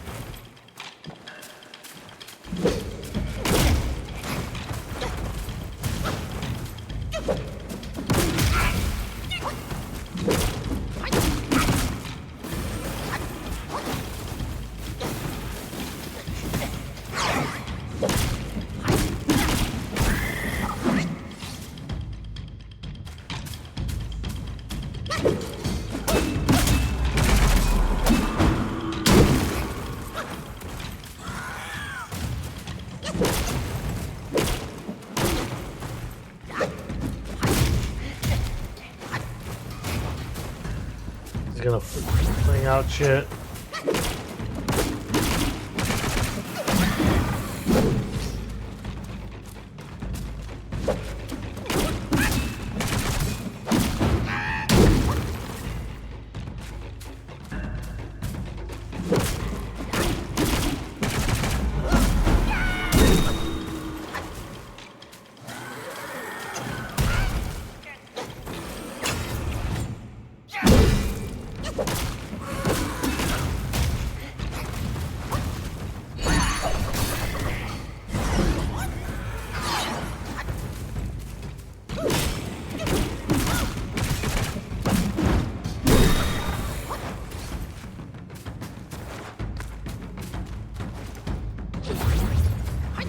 Don't have much to protect her, so.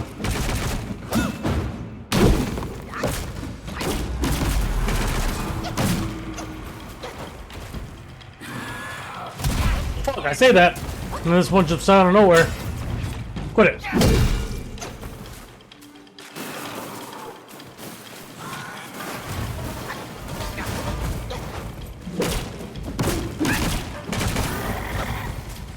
Oh, fuck.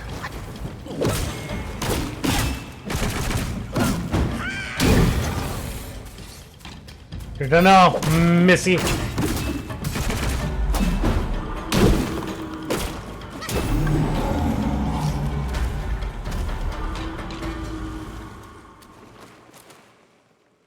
Oh. Okay. Chief, huh? Mother of Stones. Story time. Long ago in the Yellowwind Ridge, there lived two mountain deities. By the grace of a wise one, they came into possession of a great Yogwai's inner pill. They split and consumed it, gaining great powers from within.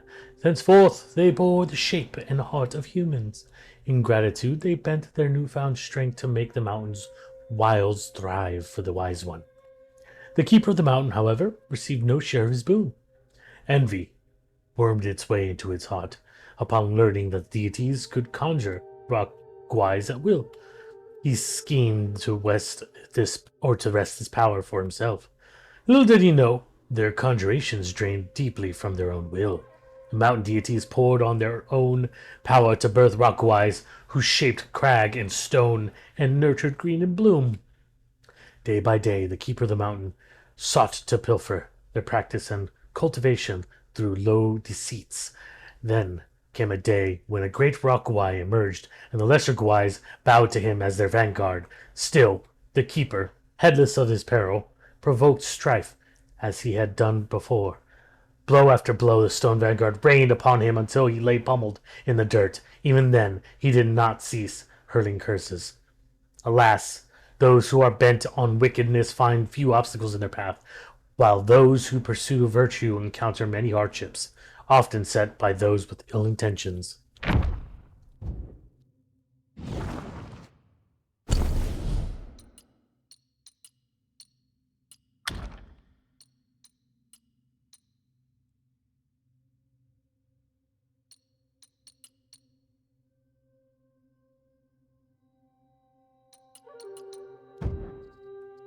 Sick.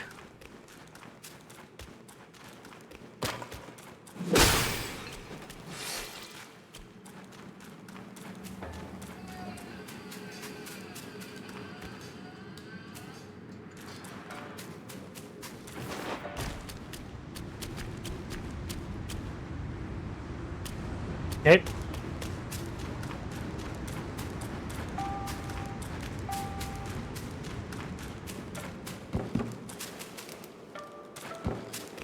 So now that we killed this Mother of Stones, we should be able to talk to that dude who's buried.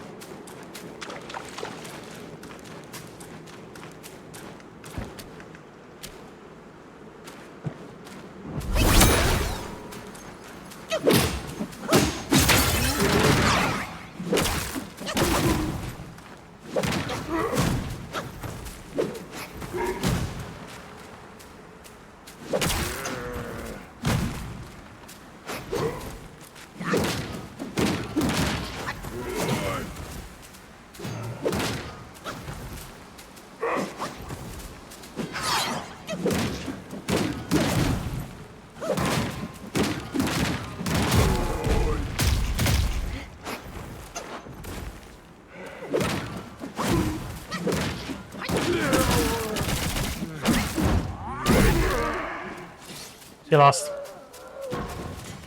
Well, they give quite a bit of will now that I see that. I actually pay attention to it.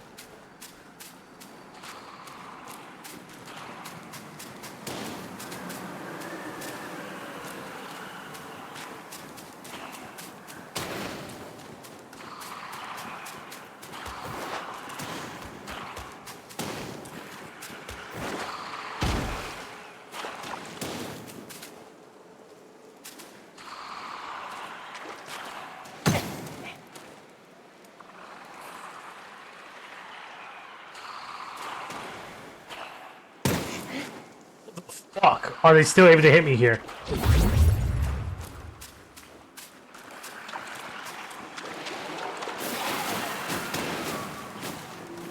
The logic of this game sometimes is kind of infuriating.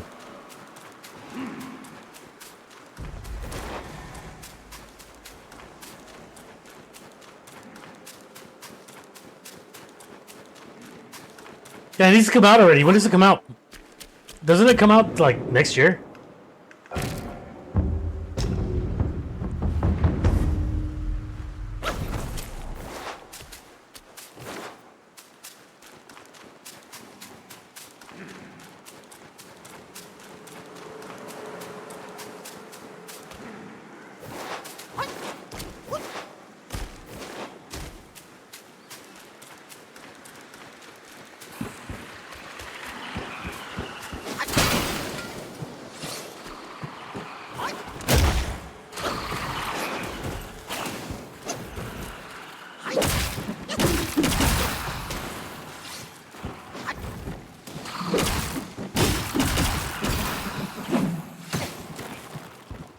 See right there, hit dodge, nothing.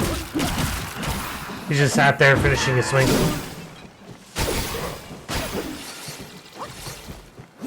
Yo, dude, you came all the way up here for me? Little old me?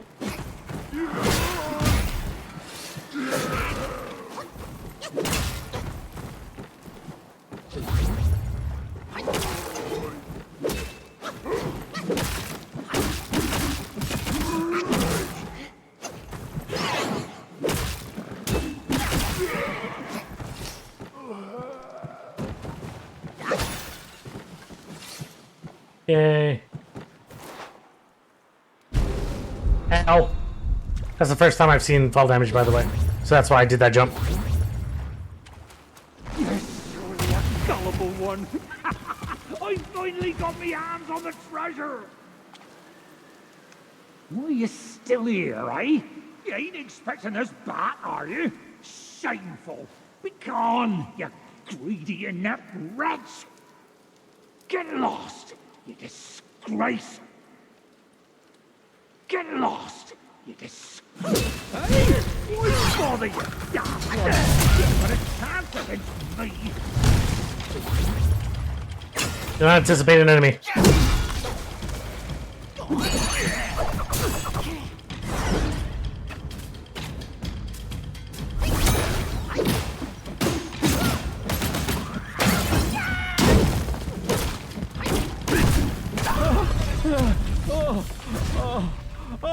Oh, you got me skull! Mercy! Mercy! Mercy! Yay? What the fuck was that all about? What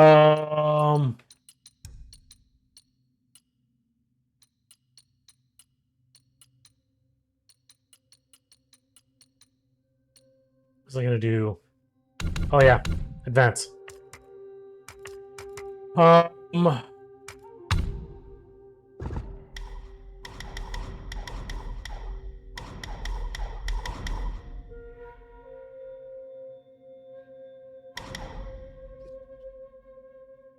Okay, so decreases damage reduction upon charging heavy attack.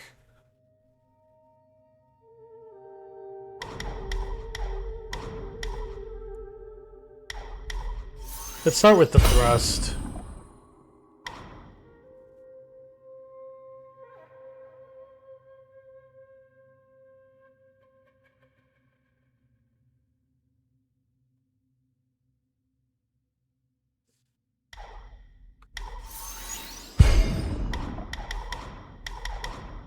You have a lot more available now.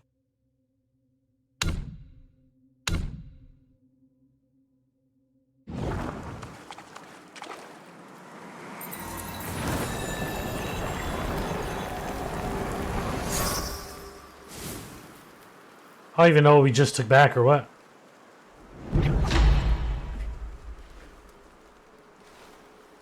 Rockawai stands robust. Transform into a Rockawai. Immune to all 4 Banes, it builds up might when hit. Yeah, you expecting another treasure, are you? You wicked twerp. He's so rude. Man in stone. Oh god. Okay. According to this common sense, the local keeper and the mountain deities should work together harmoniously. However, this is not the case in Yellowwind Bridge. Years ago, when the Yellowwind Sage led his followers to subdue Buddha-headed Stone Gwai, he sought the Keeper's assistance in battle. The Keeper, however, chose to remain a bystander. Consequently, when the Gwai's essence was divided and distributed, only the mountain deities received a share, leaving the Keeper empty-handed and filled him with resentment. Knowing his own abilities were mediocre and lacking any significant divine powers or backing, the Keeper believed that obtaining the essence would grant him great powers, akin to those of the mountain deities. Thus, when the Father of Stone departed and the Yellow Wind Sage surrendered, he harbored malicious intentions toward the Mother of Stone. He observed the valley for many days, noting how the Stone Gwais were busy moving mountains and shaping stones, while the Mother of Stones merely issued commands from their stone cave. This gave him an idea. One day he transformed himself to resemble a stone Gwai and pretended to be on an errand to approach the Mother of Stone. His plan was to ram her abdomen with all his might hoping to crack her open and extract the essence. However, just as he leaped, the Mother of Stones let out a piercing scream and several stone Gwais emerged from the ground nearby. Distracted, the Keeper missed his mark and only managed to create a crack on the Mother of Stone's chest. Realizing his plan had been exposed, he clung to her, attempting to absorb her power with all his might. But the time the stone Gwais pried him off, he had absorbed half of her essence. Enraged, the stone Gwais chased and attacked him relentlessly. The Keeper, unable to escape, tried to revert to his original form to fight back. To his dismay, he found himself unable to change back, likely because the stone essence had transformed him into a stone. The stone Gwais continued to batter him until he was buried in the ground. From then on, the Keeper lost all hope and resigned himself to being a broken stone in the valley. Yet, he still believed that if he could obtain that other half of the essence, he might be able to transform back.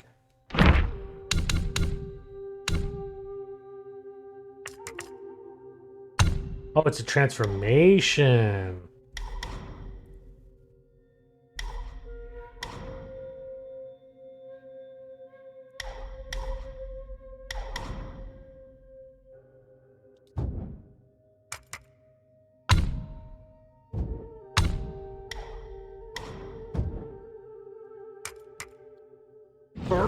But I can't be handing it over to you for free. Come back later to trade with Will. Easy there. I'll need a bit of... Gotcha. So now he's a shop.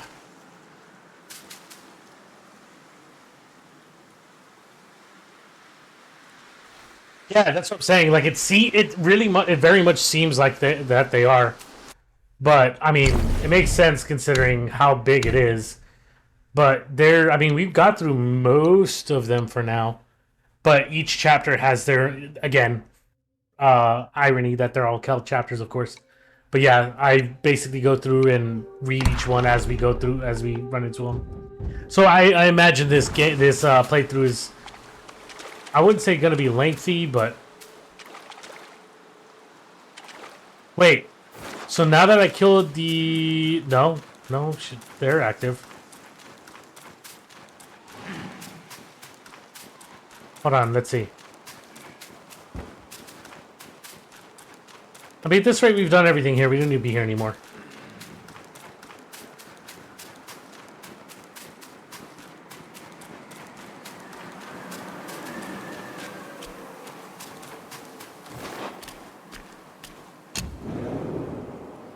Yeah, I imagine my gameplay is, or my playthrough is going to be delayed a bit as I read all of those. Travel.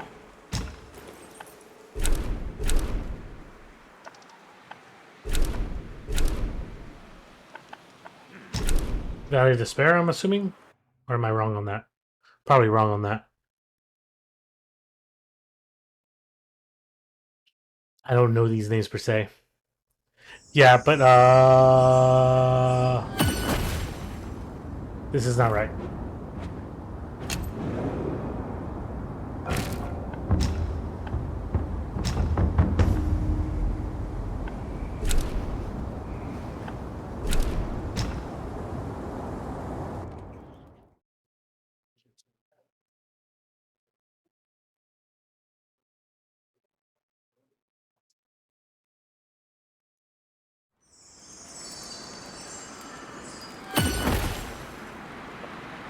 This looks right.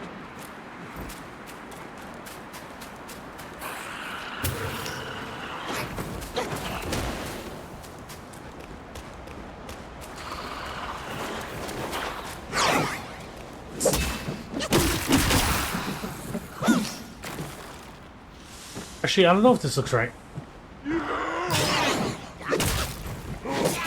How the fuck? That is the luckiest, like, backswing I've ever seen.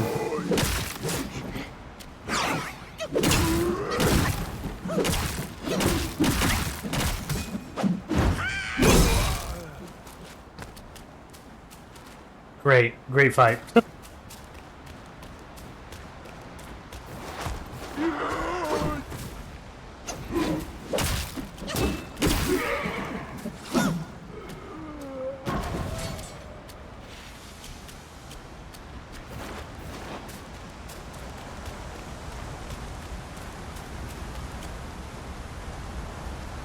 A spirit, meaning he's gonna be hefty boy.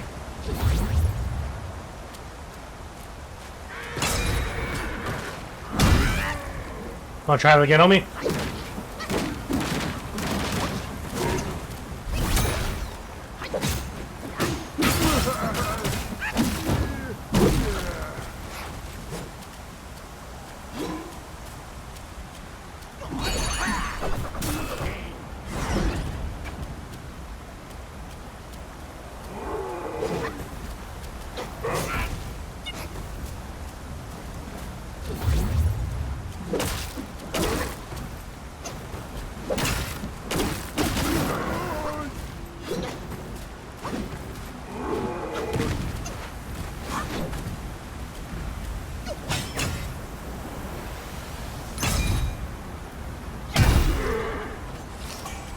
Get thrusted, homie.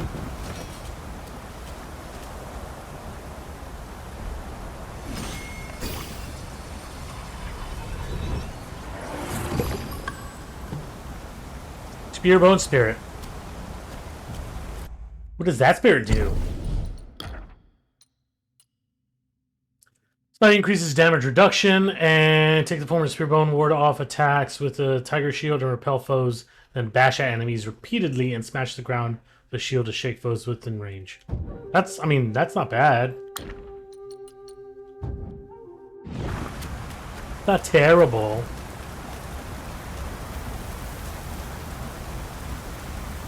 Well, what? Guess we gotta find a way to stop the sand, I suppose. I'm supposing. I'm looking forward to seeing what you think when you pick it up, homie. Oh, shit.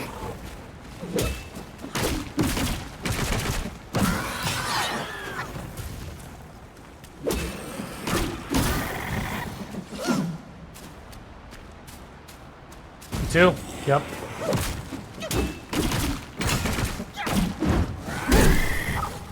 Nailed it.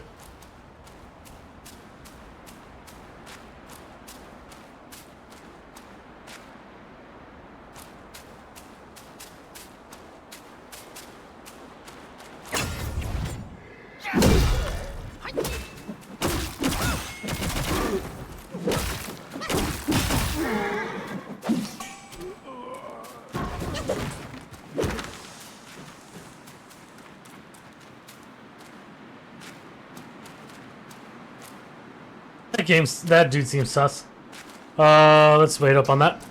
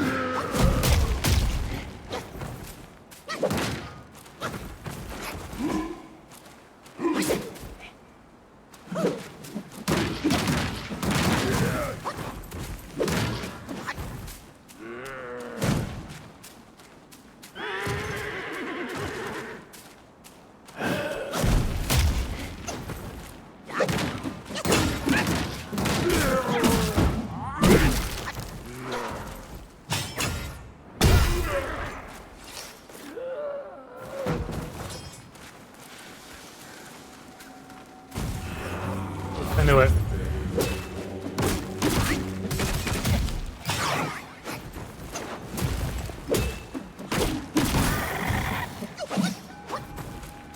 Damage is looking good at least. It's looking better.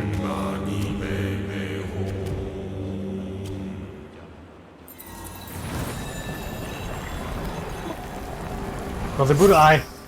Got a lot of them. Don't know what to do with them yet. Mommy bring me home, mommy bring me home, mommy bring me home, mommy bring me home, mommy bring me home. Both these areas look suspect. Which way to go first?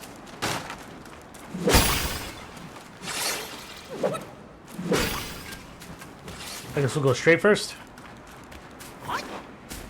This is further. I'm up, Amy. I'm up, Amy. I'm up, Amy. Is that you chanting?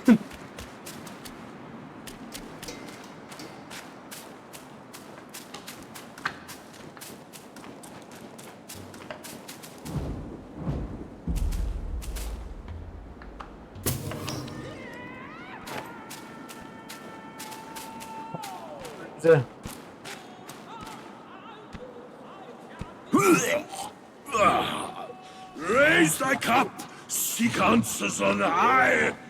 Who defies death neath every sky? Oh, I messed up my mission. Go find something to sober me up.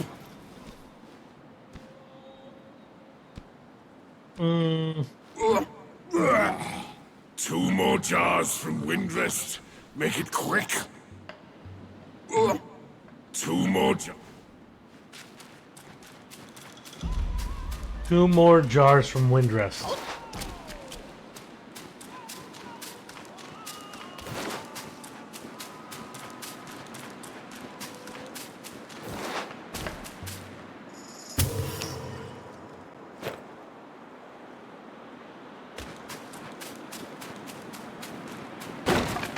Meditation spot. Wow, to be honest, this is the first one we found.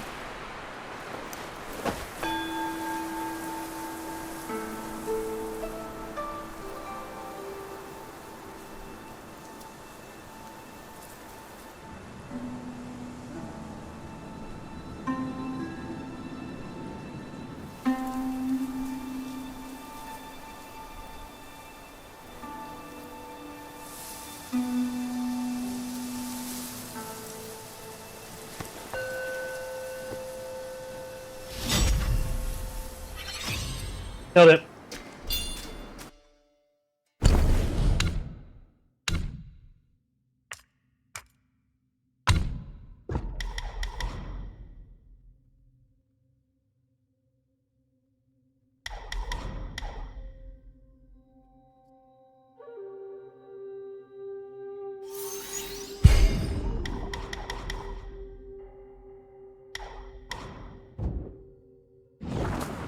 Check.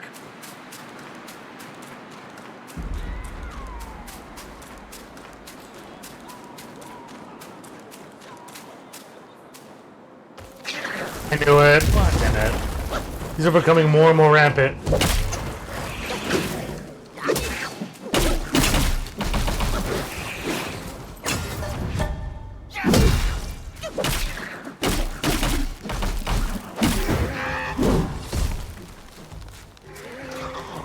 I'm a goddamn weed exterminator.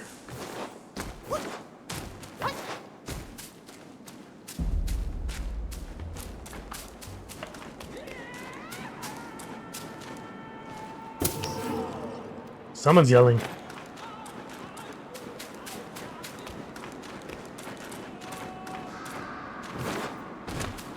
I can't squeeze in there, I'm a monkey.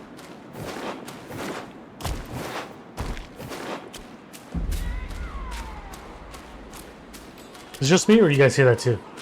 That yelling in the, like, far distance. Some sort of chanting.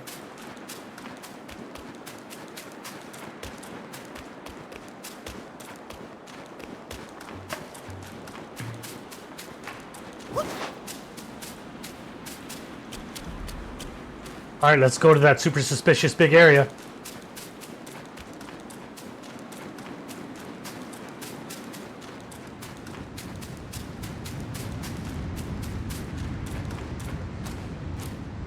Oh yeah, this bundle of rocks definitely does not look suspicious at all. Maybe we just go around, mind our own business. Yep, I didn't think so. I think we give it a shot.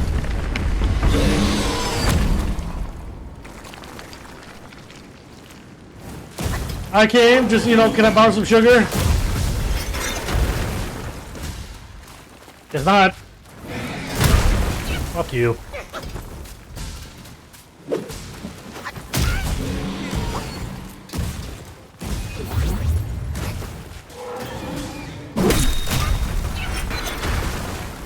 Dude, mother of Christ.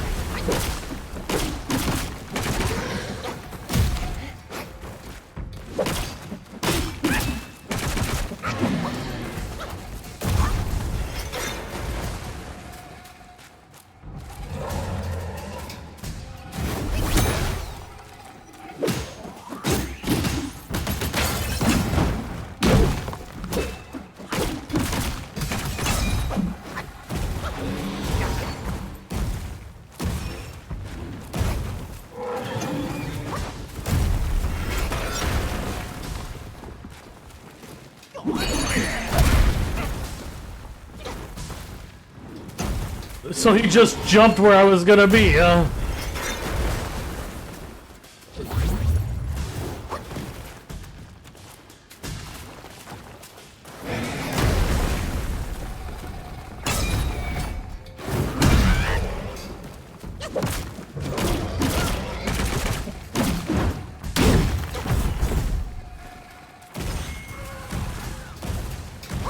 Oh, that's fair.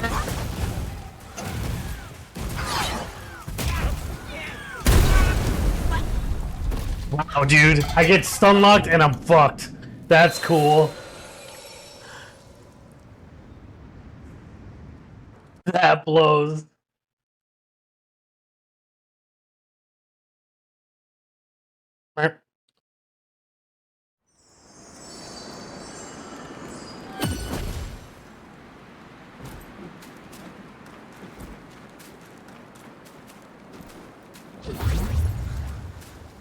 Damn it, that was an accident. Fortifying medicine.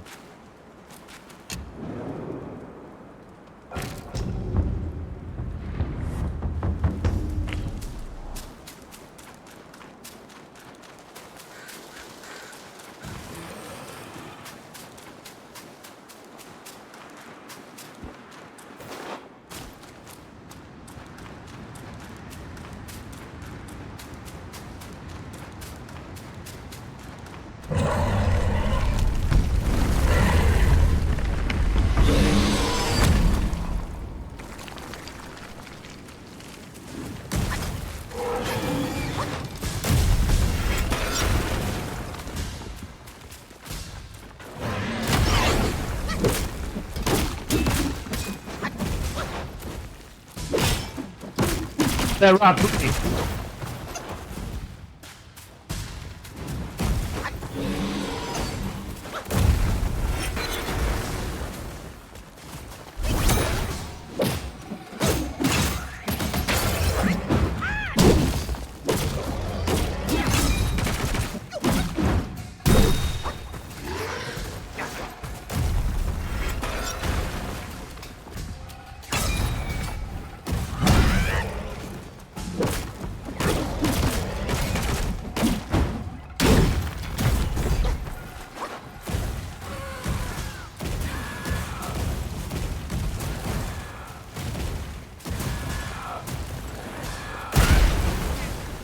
Neat.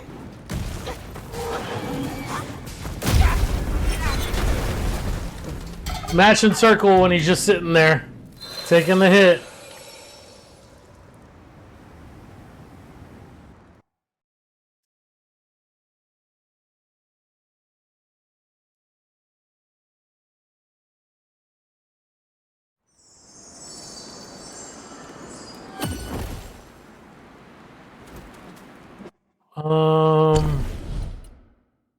Wait, how much will do I have? 10,000?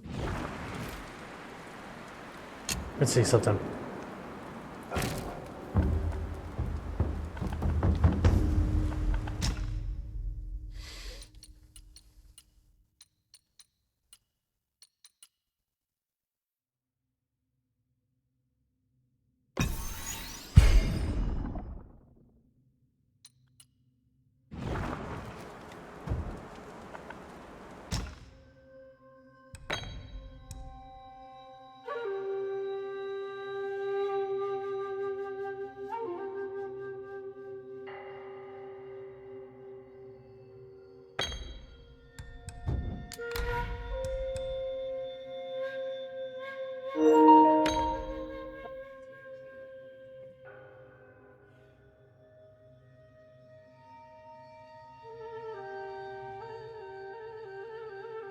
Double oh no. Oh no, oh no.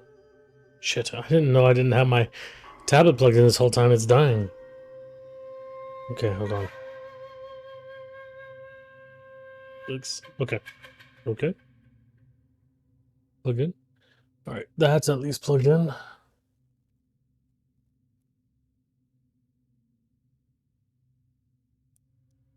And now we are plugged in. Awesome. We're good.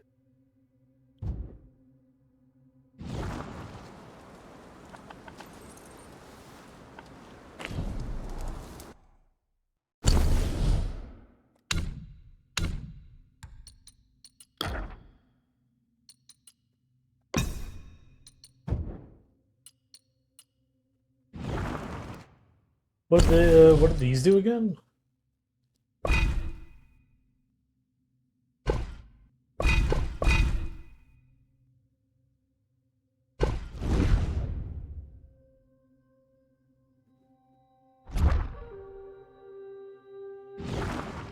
Oh, I guess I just have to select them. After absorbing the lingering will, Arno increases maximum health and mana for a long duration.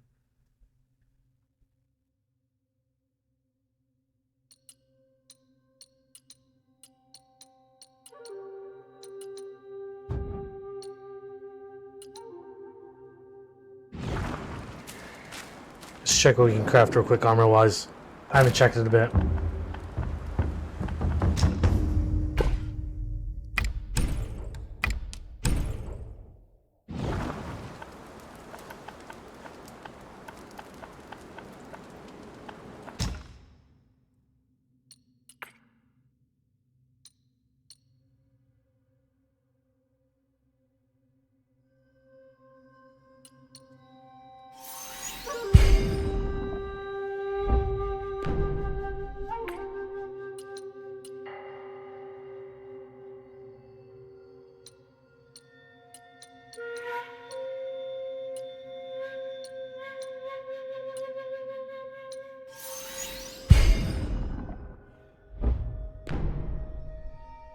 Deals additional damage to enemy upon crashing their immobilization. Cool.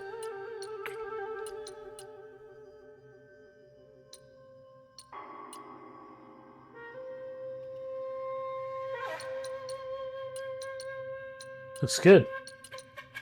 That should do us some good.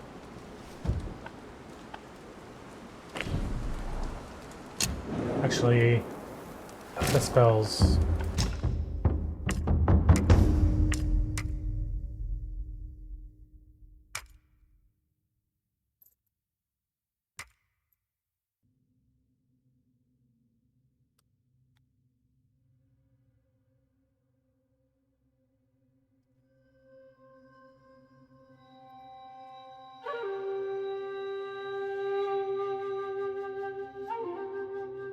R2 square.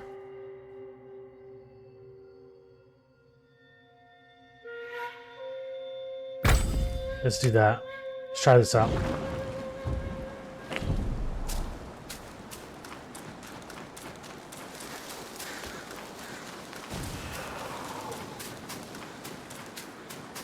Here we go, baby! Oh, wow!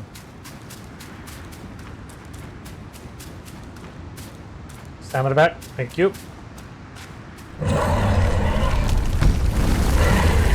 Dude, can we just be friends, yo? Friendly friends?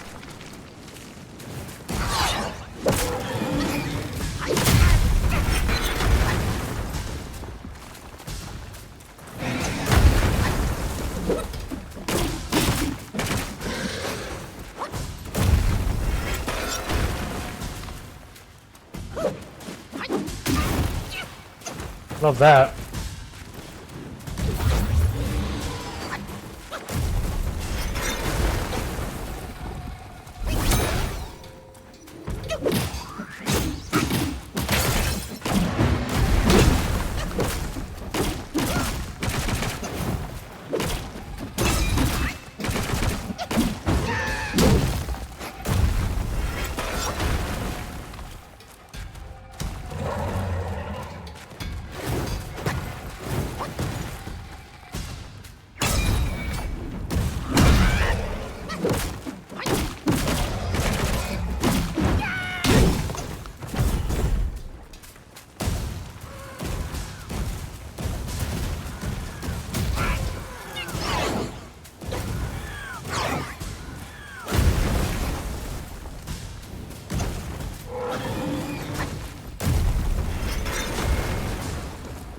Yeah, we're good there.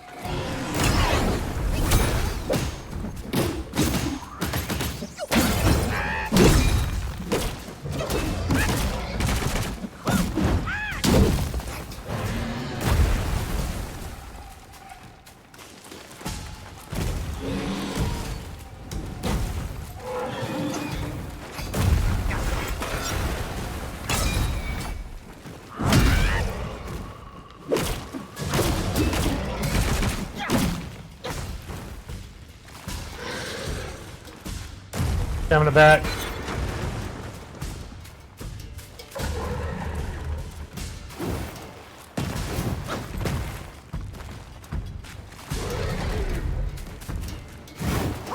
Oh, somebody's gonna jump at me. What's that?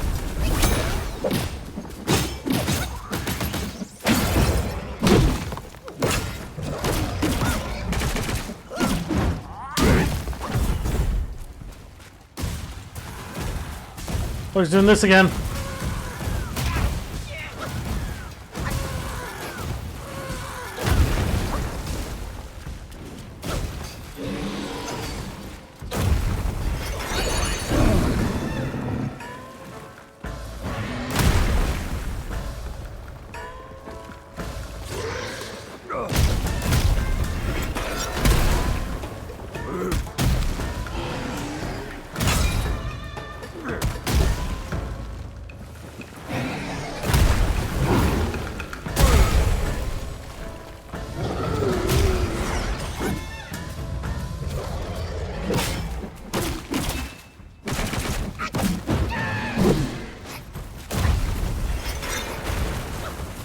Okay, we're good. He's almost dead.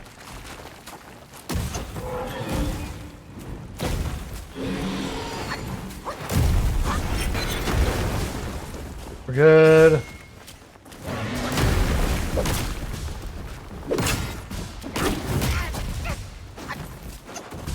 Heal.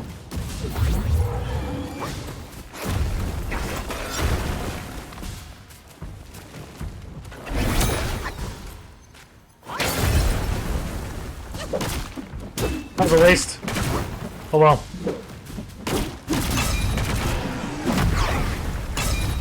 He's dead.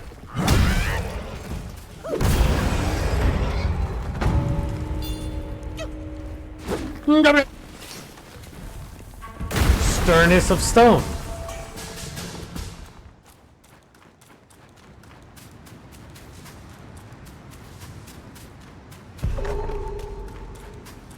Ooh, that's right. That was a king.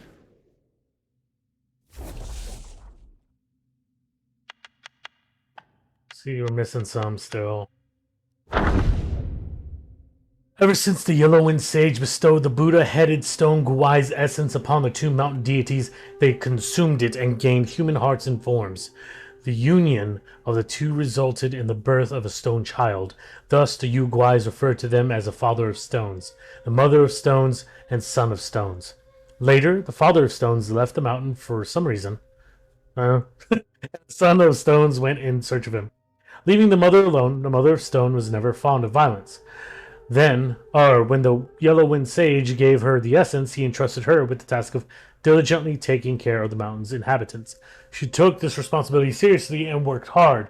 When the journeyers passed through Yellowwind Ridge, the Yellowwind King captured Tang Monk, forcing Sun Wukong to seek Bodhisattva Lingji's help to capture him and take him back to the Mount Lingshan. Years passed, and upon the return of the sage, the ridge was populated with many stone guais. Among them was a particularly strong and robust stone guai, which he learned was created by the Mother of Stone, with all her might to guard the cave. One day, the Yellowwind Sage personally came to visit Mother of Stone, only to be blocked by the stone guai. Alarmed by their disobedience, he feared it might have become a threat. Hence, he summoned the newly appointed Tiger Vanguard to eliminate the strong stone guai. Tiger Vanguard agreed, but was reluctant to fight them. They had once worked together to rebuild the mountains, and he knew the strong stone guai was highly respected by the other stone guais. Who saw him as the elder brother, he advised the stone guai, Brother, we've endured much to reach this point. If I can help it, I will. I've arranged everything. You just need to retreat into the valley and keep a guard on Xingdang. No need for anything vicious. Today I come with kind words, but tomorrow it might be a battle. Though we have some skills, we are no match for the yellow-furred rat. Why not join me as a vanguard and keep things as they are? Next day, the Yellowwind Sage appointed the strong stone guai as stone vanguard, ordering him to lead the stone guais to retreat and guard the valley. From then on, the stone guais dutifully guarded the sealed evil being and no longer meddled in the mountain's affairs.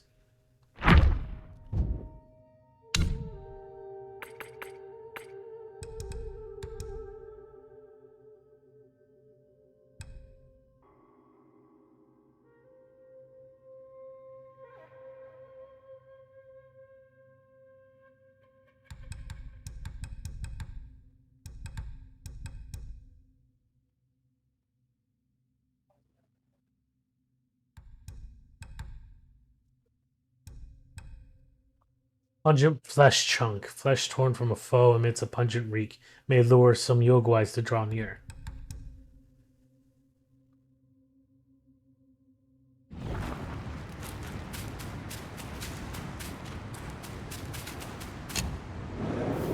Nailed it. At the very least. Oh no, what can we craft now? Armor? Grants considerable additional focus. Perfect dodges slightly reduces cooldown for all spells. Higher defense, baby. Let's do it.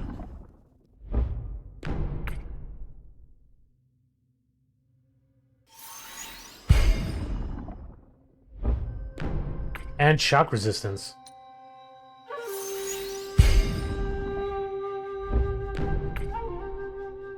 I don't think I have anything to sell. I didn't think so. Let's rest real quick.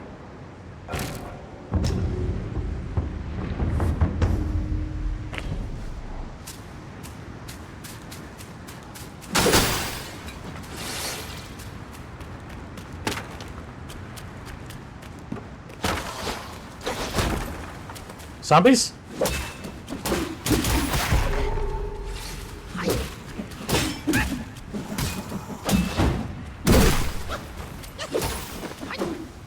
Interesting. We have zombies, everybody. Sorry, it's a withered corpse. In the shadow of Yellowwind Ridge, where gusts weave labyrinths of sand. Trade seldom reach here save for a lone hamlet downhill. The only bazaar in the land among the market stands, an ever-life shop stood as the sole purveyor of coffins. On that fateful day, the shopkeeper idled inside when a man of lumbering gait entered. Garbed like a beggar, as the shopkeeper rose to shoo him away, the man spoke, "Hold, sir. I've come not to beg, but to buy coffins." With quiet words, he told of his village laid to ruin by bandits, and his need for 4 coffins to lay the dead to rest. Suspicious, but intrigued, the shopkeeper agreed to trade in their native herbs, soyang and kongrong. Shopkeeper gathered his lads and followed the man with 4 coffins on their ox cart. Laboring through sand and wind, they reached the village at dusk. Here the man muttered, "All life ends and returns to earth. These winds can do no harm. and if our bodies are not properly buried, our souls might be twisted. Please, sir, bury my family with these coffins. We had so young and Kongrung in our earth. Take as much as you like. And with that, he vanished. Entering the village, the shopkeeper found all living things slaughtered, not a soul left alive. There before a grand dwelling lay the man and his kin, long dead. Hurriedly they entombed the 4 corpses atop a scenic cliff, took nothing, and fled for their lives. Whew.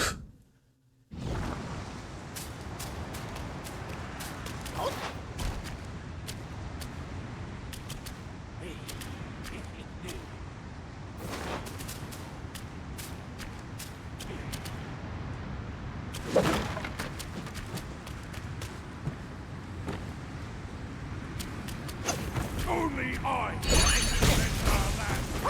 Oh good, it's a spirit. Yay.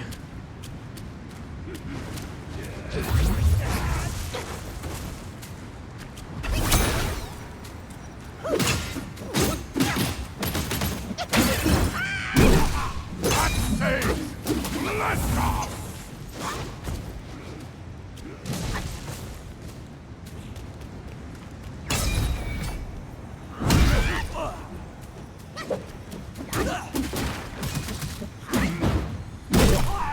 Oh, did he fall?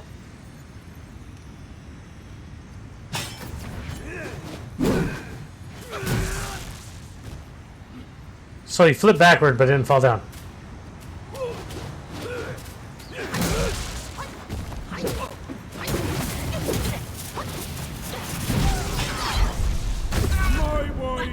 That's so dumb.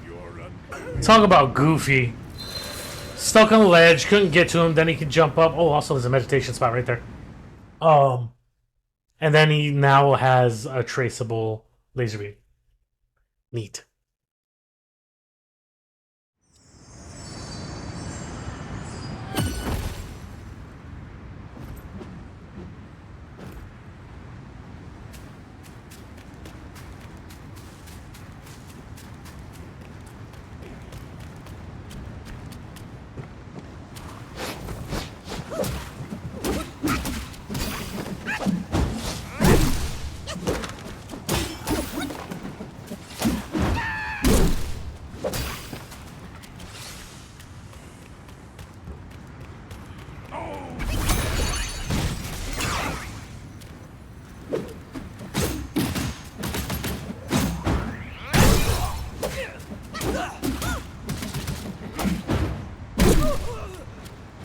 Here we go again.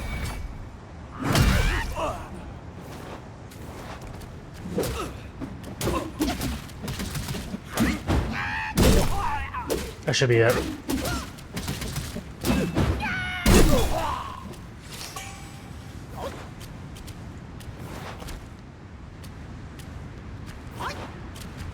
Almost didn't take his spirit.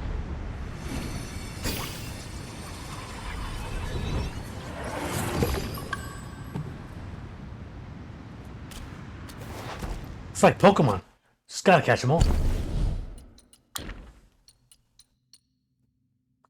Take the form of a rat governor, leap up with your staff, and shoot lightning from its tip to strike at foes, dealing thunder damage. Moderately increases thunder damage.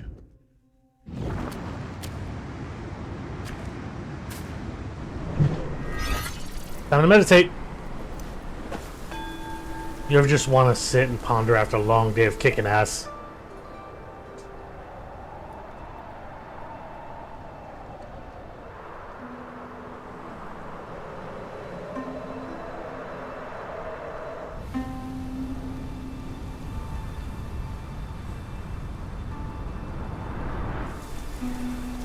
Get up.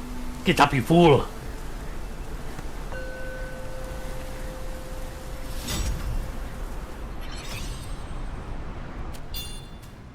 Oh, we got 2 sparks. Hail to the air.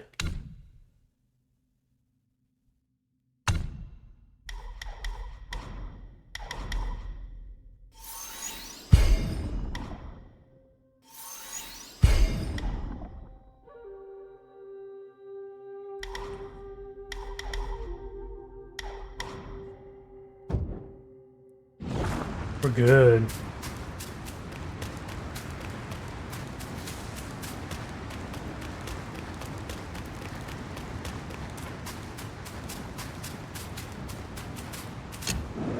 Should have enough oil, I think.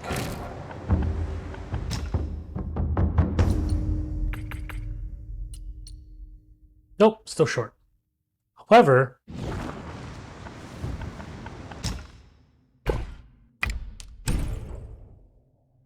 that should be enough.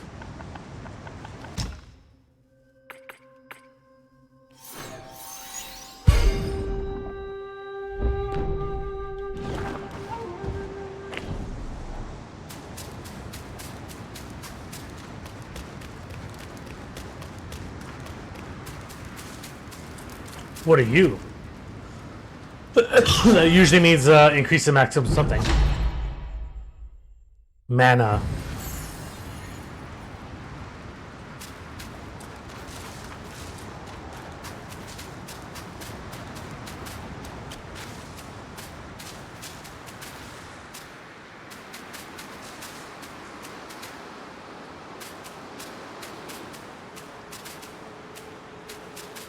What just changed there? Before we go down that way, let's make sure we don't have anything else over here.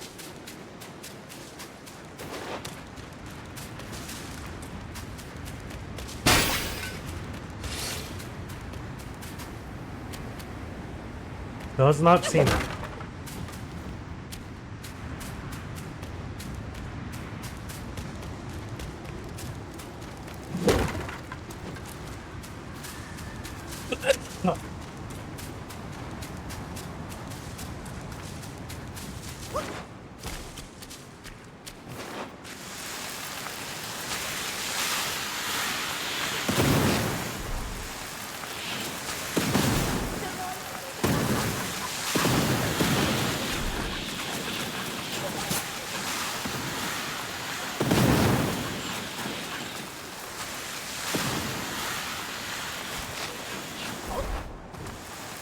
Hey, that was weird. He was just stuck in the ground.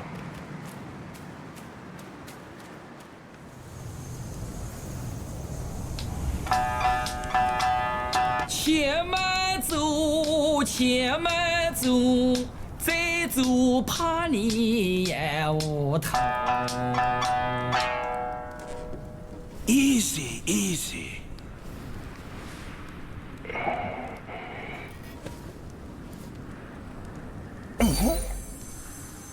This is armpit hair?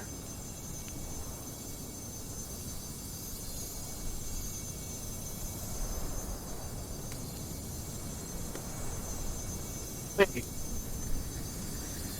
That also... okay, so I'm right. So these deities that are helping us seem to be This befits parts, you grandly. parts Aye, of Wukong. Luckily, I've kept it close for its rightful owner. Yeah, see? Many.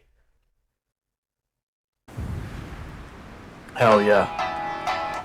Pluck of many's back, baby. 无事有莫强求，方便法门归结处。旁人以为稀罕我，做到旁门不入了。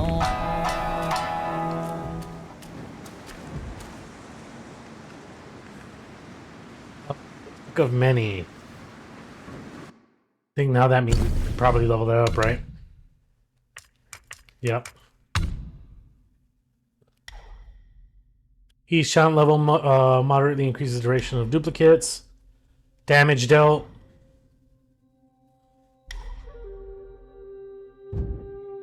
Interesting.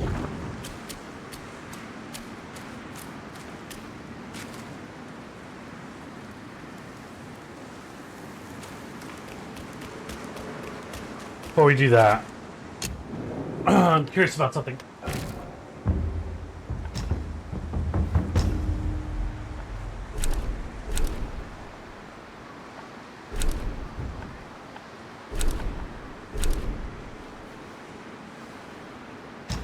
March in the White Mist.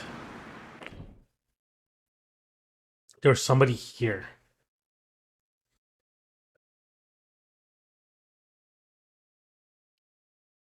We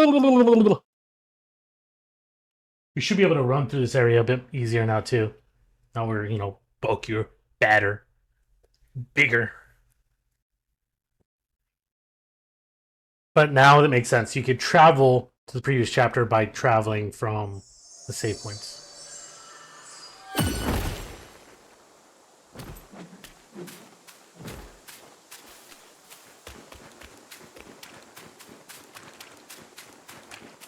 Oh, it's a monkey guy. That's right. It's the monkey guy.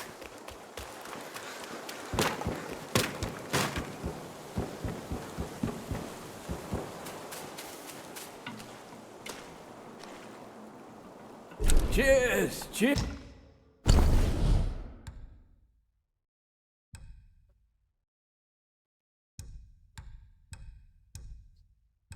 Five, huh?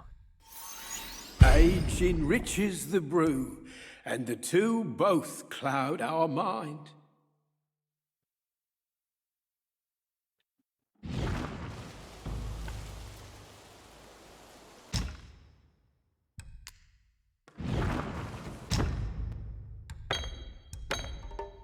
That's cool.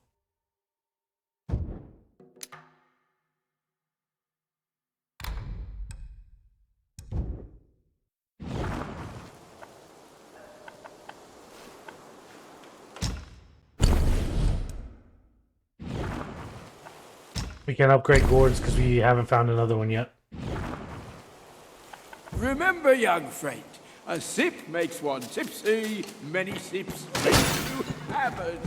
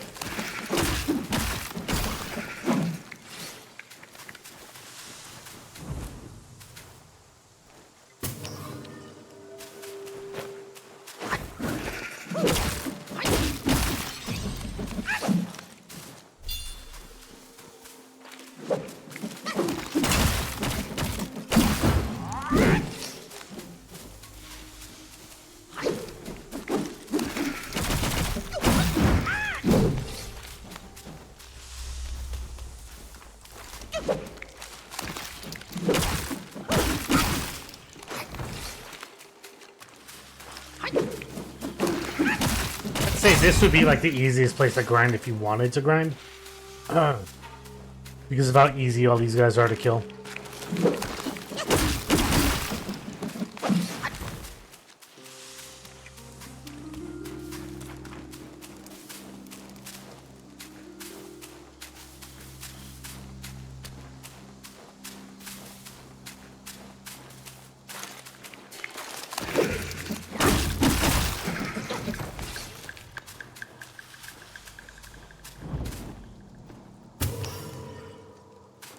I'm waiting for those snakehead mushrooms to become like an enemy.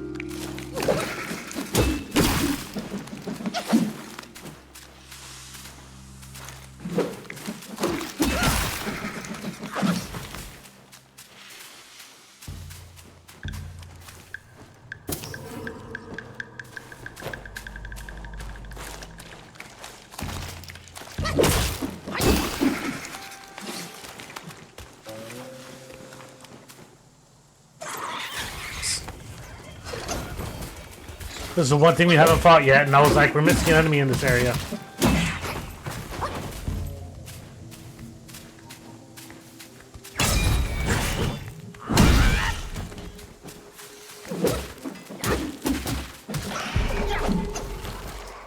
There it is.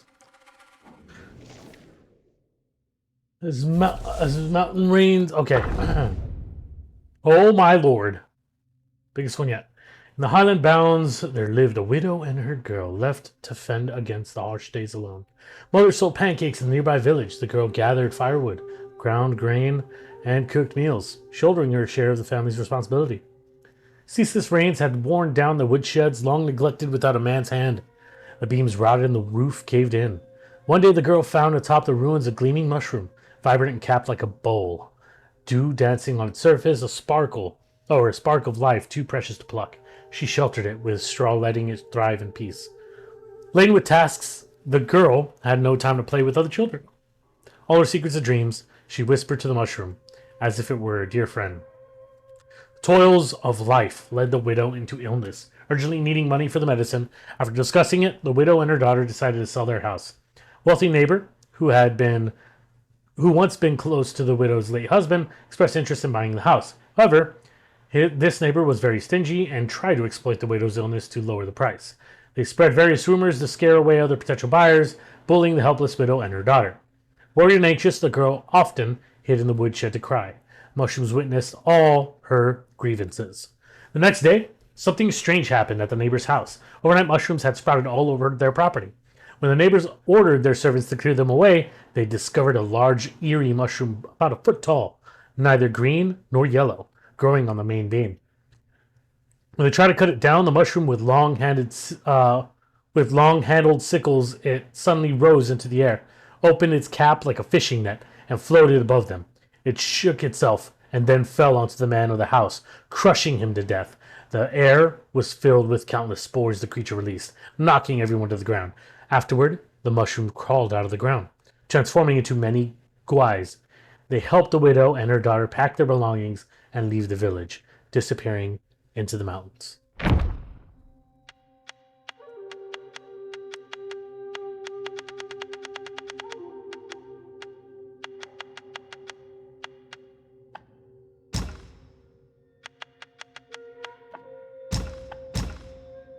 See, we're missing a king here somewhere.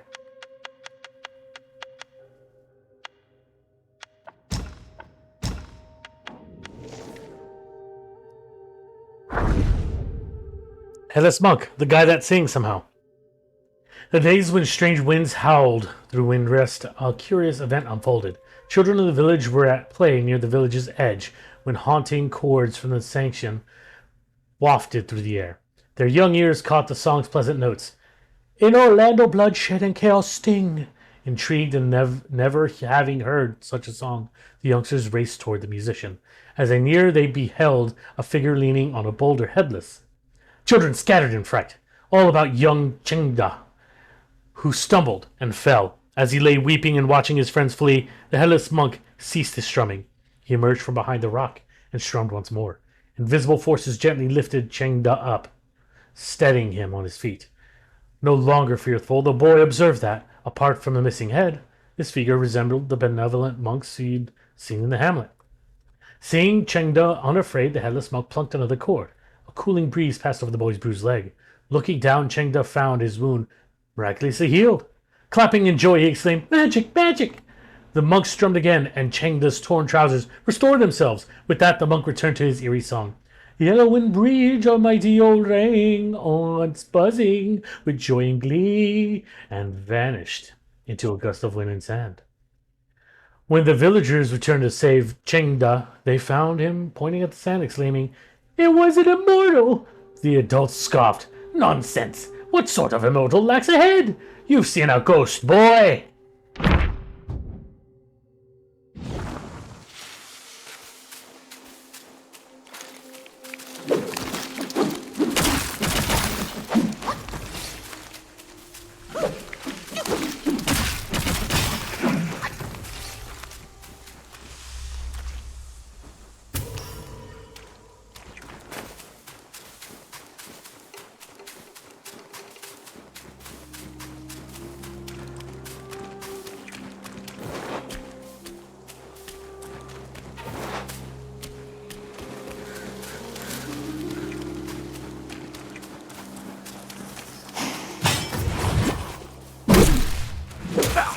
I expected that to do way more damage than it did.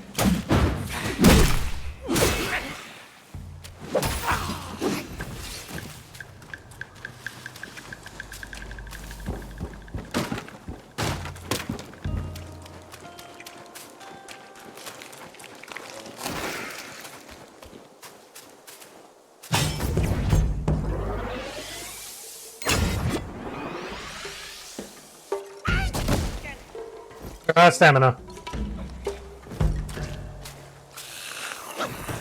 I did not know you were there.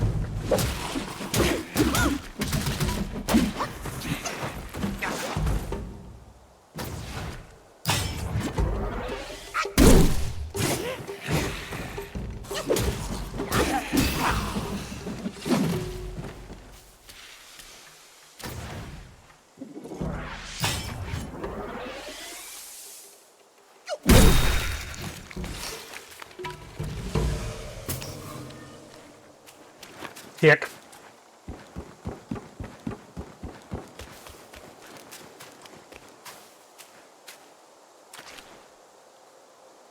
I don't recall if we saw someone there or not.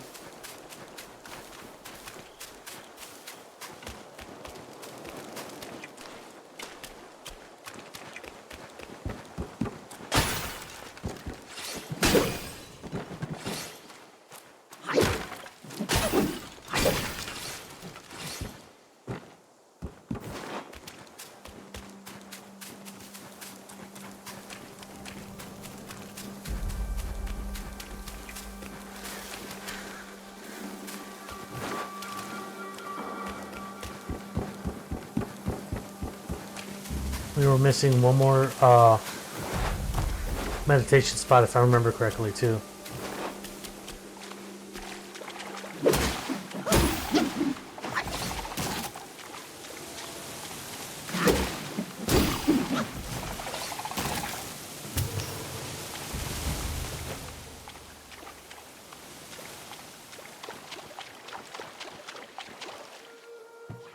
I feel like over water, poison should dissipate a lot faster.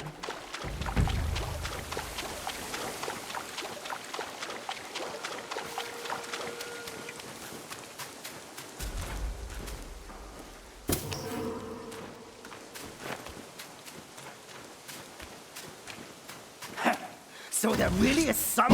Shut up.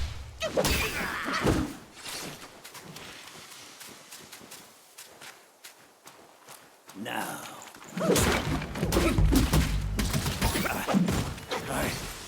saw your face before.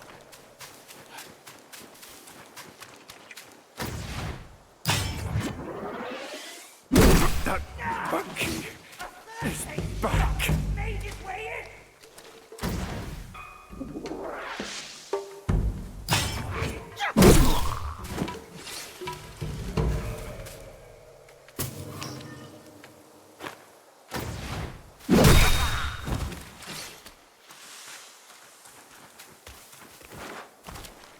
You been in here?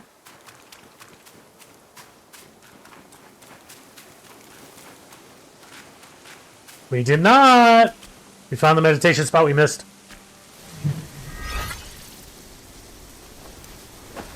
This is how we do it.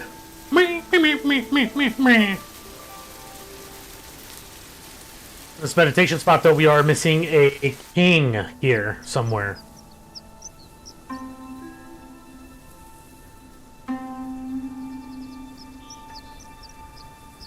Unless the king is that horse dude that we met that's friendly.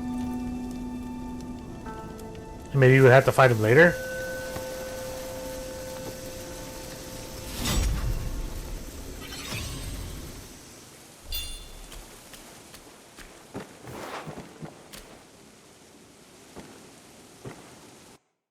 Let's see.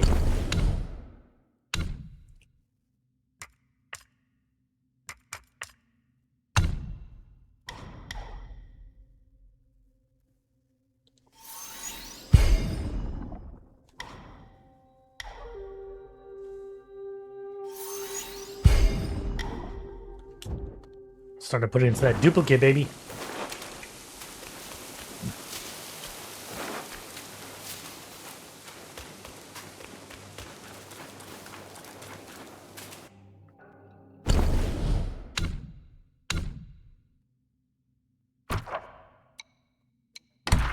3 of 3 here. 2 of 6? Jesus.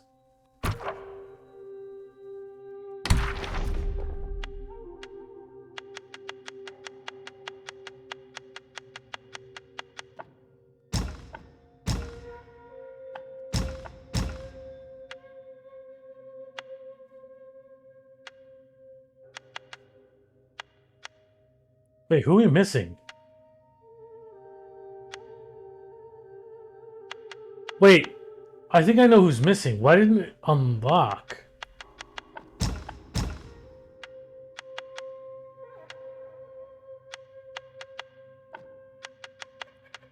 It didn't unlock that one spirit that we picked up. Was it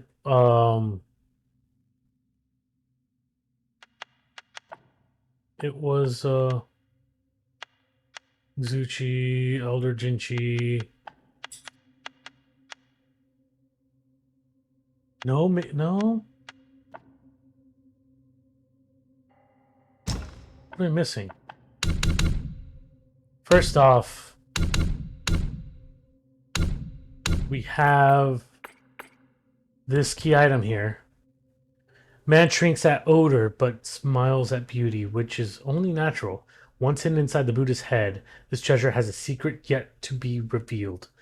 This has to go somewhere here, right?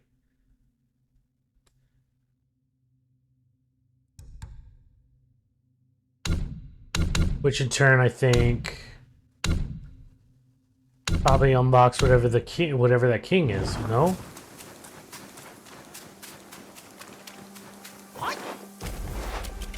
Because there was a key item we picked up in this area.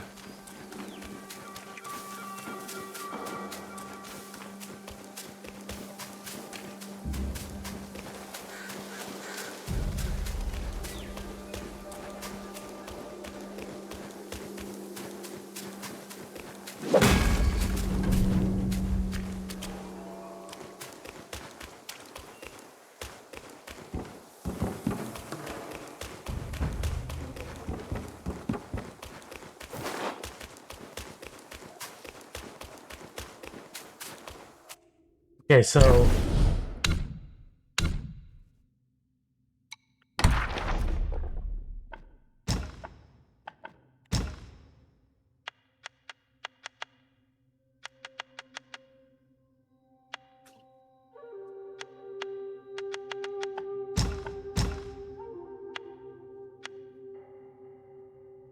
we fought it here. And then we got the Elder Jinchi by ringing the bells. So the third one has to be hidden behind whatever this thing unlocks.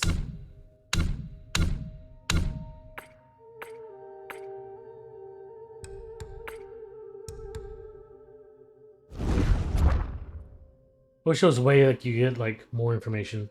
Skanda of form.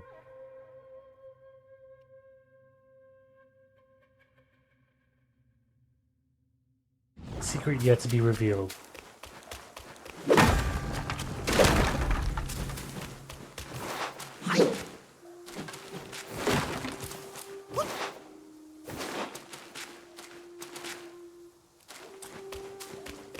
A Buddha statue. Gold from a Buddha statue yet to be revealed.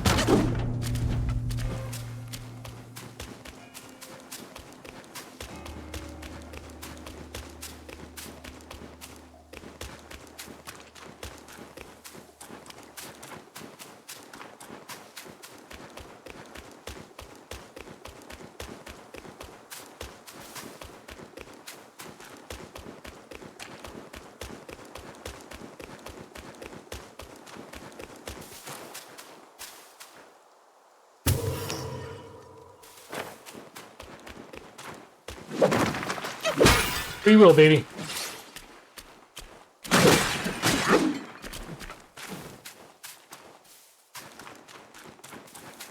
I want to say I feel like we were pretty thorough in this area.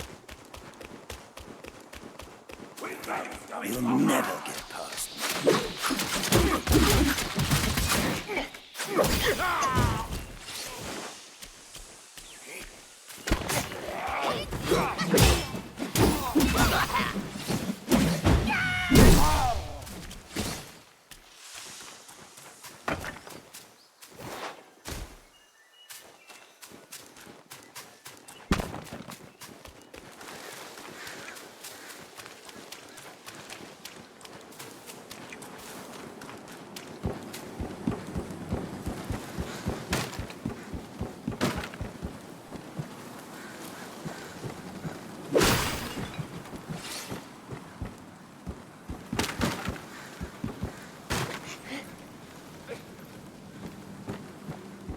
Making sure.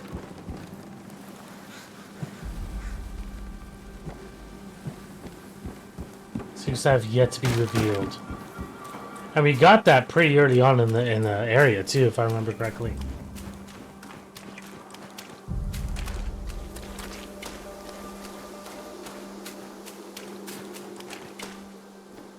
That guy? No, okay.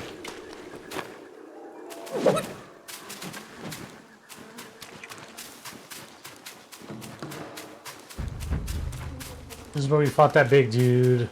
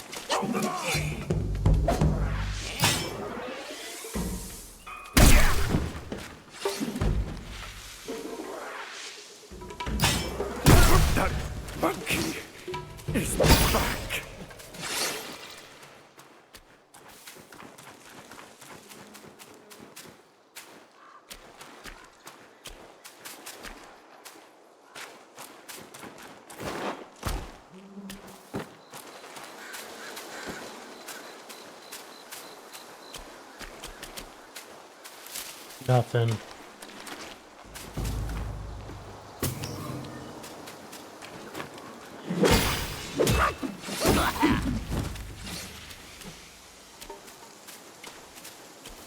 Giant stone candle, nothing there.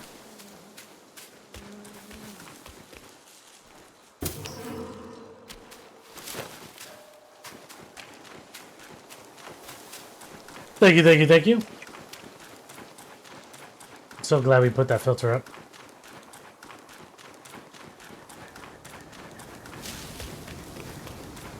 Okay, so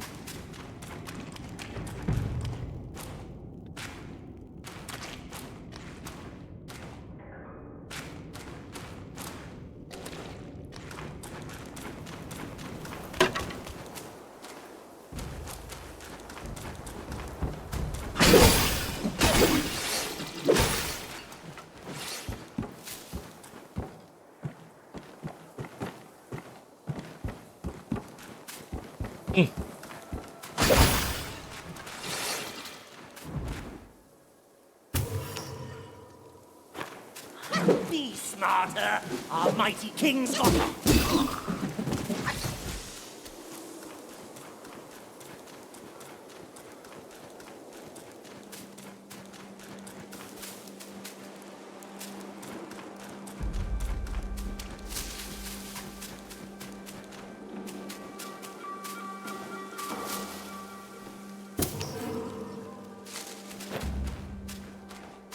pick up for a second, I got scared.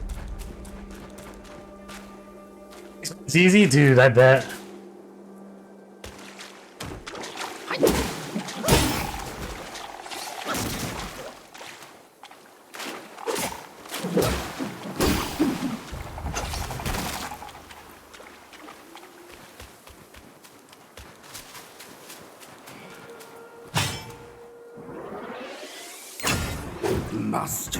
Just short. I was trying to give him a good old-fashioned thrust. You know what I mean?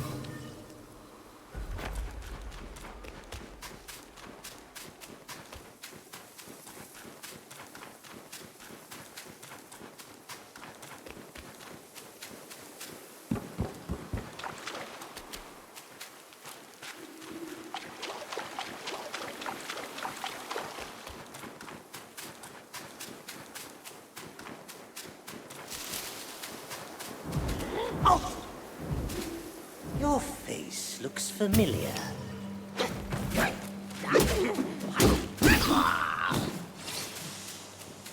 Just refuse to pick up that plant.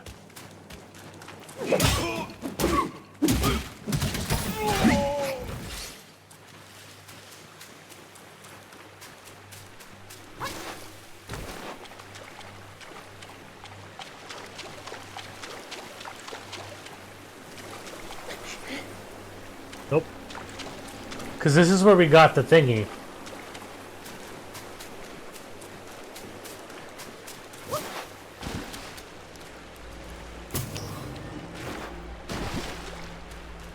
There's all these heads down here too.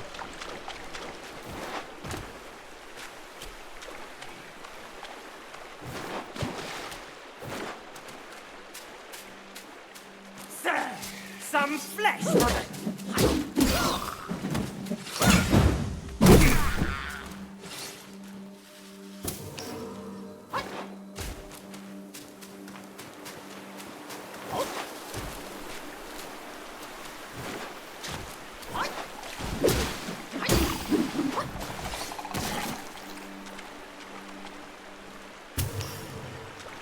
It's just weird that all these heads are here and just one of them had the item that we picked up, a key item at that too.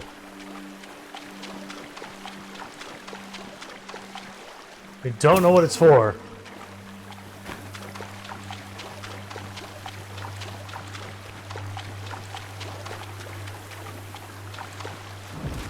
I don't remember coming this way. That or my memory is shit.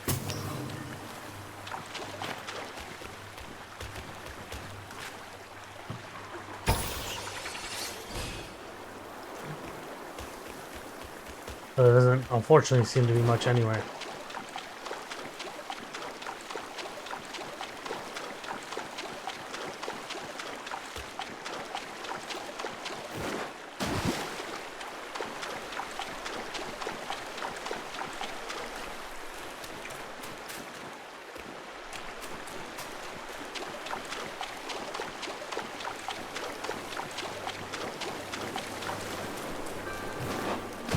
It's gonna bother me not knowing where this thing we got from that Buddha head is gonna go. You? Let's go to you.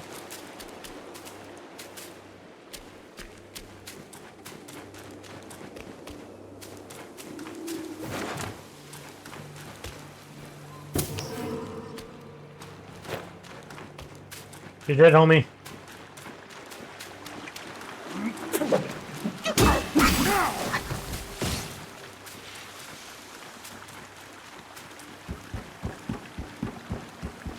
We'll fast travel once we get to a checkpoint again.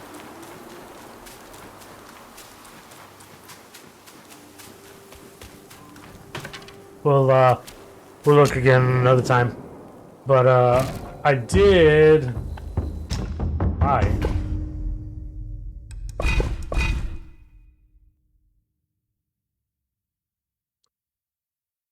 Where did this come from?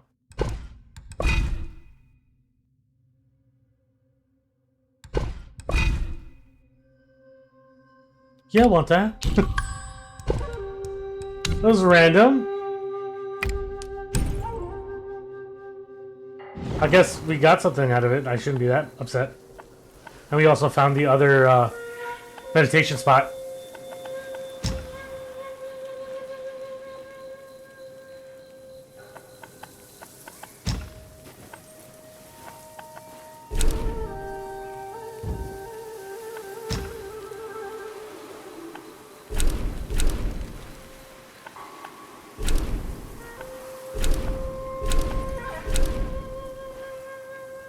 Who is that?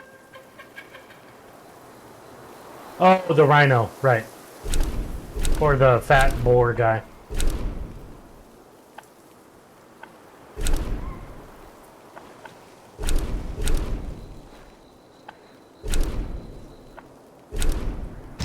I despair.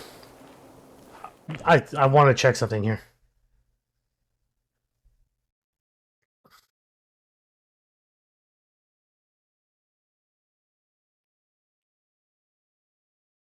The whole reason why I fast traveled to begin with was because I noticed we have a mask, and obviously it's going to open that door that's down there in the dunes and stuff.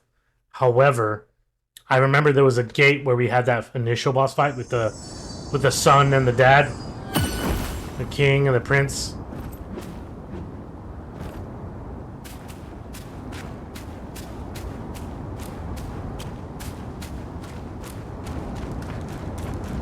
We rise again. You're making Eggsy death! Where's this at?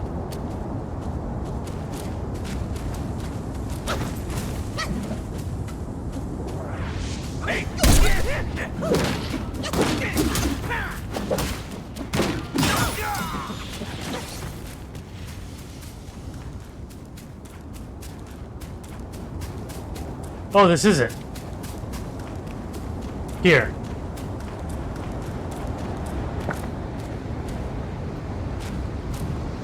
Genus of tiger. Okay, so we don't have the right one.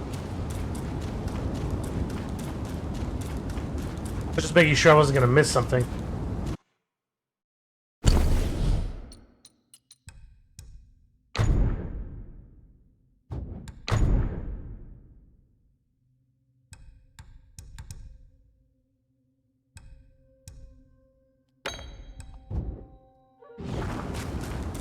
All the stamina, baby!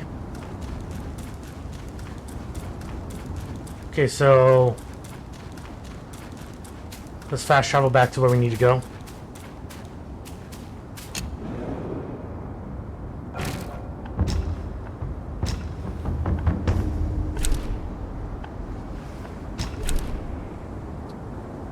And let's fuck this place up! Don't tell anybody that I said that.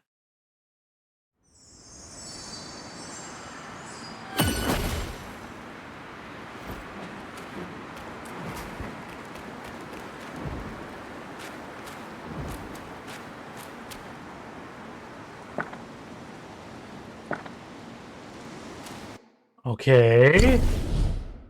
So what do I have in my inventory? Sternness of stone.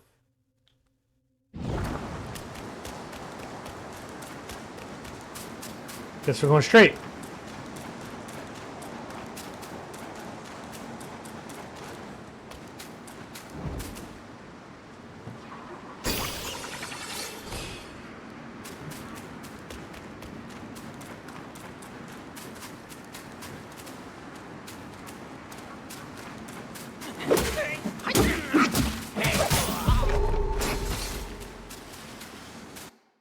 What are you? A weasel! Fuck yeah, we get to fight weasels? Oh yeah! Ever since the strange winds stirred again at Yellow Wind Ridge, life had grown harsh for the Lesser Gwais.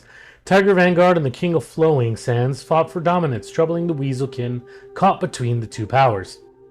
One day, the Weasel Captain sat by the sandfield, brooding over years of humiliation. Thoughts of death took hold of him, and he found a withered tree. He hung his belt, stepped on a pile of stones, and slipped his head through the noose. Regret came as he kicked away the stones. In agony and dizziness, he struggled, but freedom eluded him. Just then, someone held his feet, and a gleaming sickle sliced through the air, cutting the noose. The Weasel Captain collapsed, gasping for air, and saw a gaunt crone with a medicine basket. "If you loathe to die, live well," she said, and left, unbothered by his nature. Transforming into a weasel, the Weasel Captain followed her home, a dwelling with crumbling walls and an empty barn. She lived alone after the death of her husband and son, foraging for herbs to trade in order to survive. The captain, moved by their shared misfortune, decided to stay and help.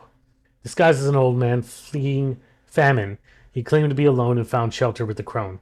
By day, he hunted in Yellow Wind Ridge. By night, he enlisted stone sprites to mend the house. Together, they thrived, much to the villagers' envy. One day, two villagers trailed the captain, curious about his hunting prowess. Little did they know, as they watched him, that he would suddenly transform back to his original form, a clothed weasel Gwai, with a gleaming curved blade at the waist. Feeling threatened by a non-human, the villagers spread their tale, and a Doist was summoned to slay the Weasel Captain. Not long after the Weasel Gwai was killed, the crone passed away. The villagers, deeming the house cursed, divided the hides and herbs before setting the place of it ablaze.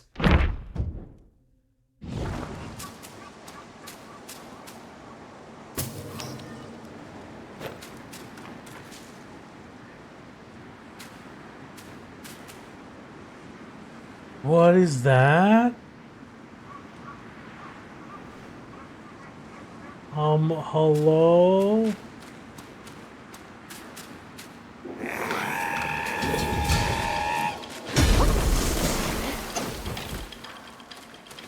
Dude, literally every fucking enemy has poison. What the hell?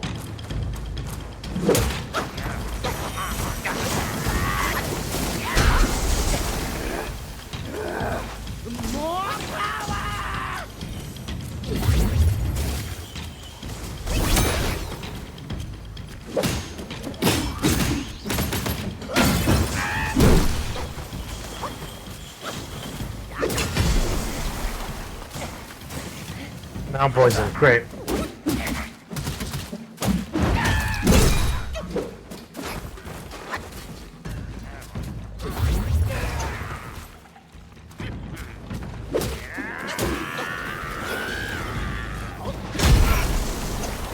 Yeah, hit by something while I'm in the air. Then it slams the ground.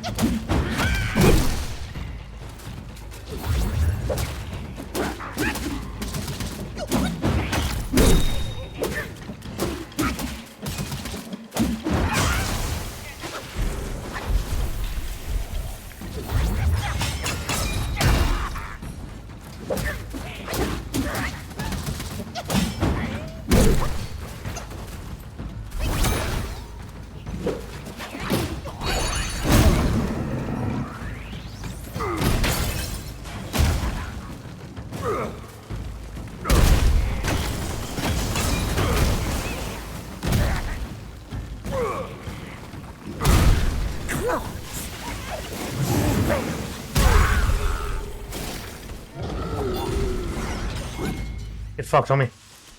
You too.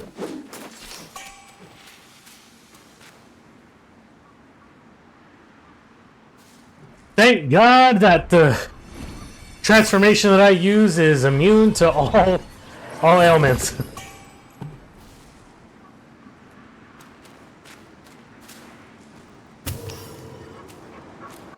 You know what time it is, baby. I know you guys are all excited. There was a chief we just killed. A strange visitor once came to the Temple of Yellow Flowers. He proclaimed himself trained in the mystic arts upon the Mount Ling Tai. Submit now and yield to me the thing, he told the master of the temple, and you will be spared. Beetle Commander was sent to subdue him, and the man was sealed in a cocoon sack in the cave. Yet days later, a lesser Guai brought word to the master that the sack lay sundered and the captive had escaped. At this, the master gave nothing but a smile. Since his escape from the cocoon sack, a fleshy mess studded with many eyes had sprouted from the man's back. He paid no mind to his horrific sight and continued his wandering practice. He passed through a desolate mountain where bandits ran rampant and the nearby villagers lived in squalor. Here, he chose to settle and summoned rainfall. By his arts, the blasted peaks grew green with elms and willows, and the slopes cloaked themselves in pines and fir. After his efforts, the once barren mountains saw years of clement weather, and the people of the lowlands flourished in number. Yet the bandits cared nothing for the honest life. They saw the greenwood only as a fresh plunder, and the growing number as ripe for the hunt. The man then took on the guise of an enlightened monk and went among the bandits' hideout to spread the wisdom of Buddha. In the end, even the bandits forsook evil and came down the mountain to live in peace. Years passed. Then came a day when the man entered the village and raised the ritual staff at the entrance. From its crown poured a blood-red light. Every person it touched fell into a frenzy, tearing at each other as if under the thrall of some evil force. In mere moments, the lowlands became a pit of slaughter, and ground overflowed with the blood of the slain. On the man's back, the hump gaped wide, with countless eyes unveiled. Slowly, they supped the spilling blood and sundered spirits. In no time, the lump had swollen even larger, until it could absorb no more. Only then did the eyes slowly close. The man came back to himself and removed the staff. He then set out for the next place to settle. That's messed up. He basically helps a place to flourish, only to feed on everybody.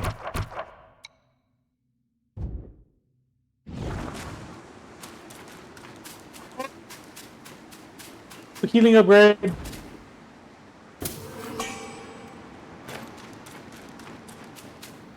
Hello, giant statue. Would you like a foot massage?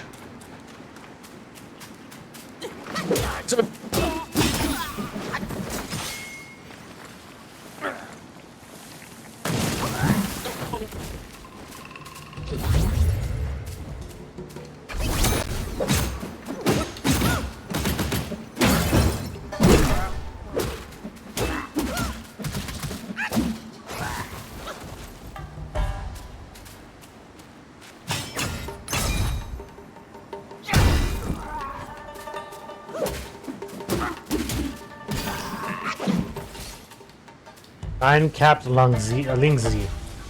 I mean, I guess that's something precious, right? It's rare. Aw, aw, it's rare.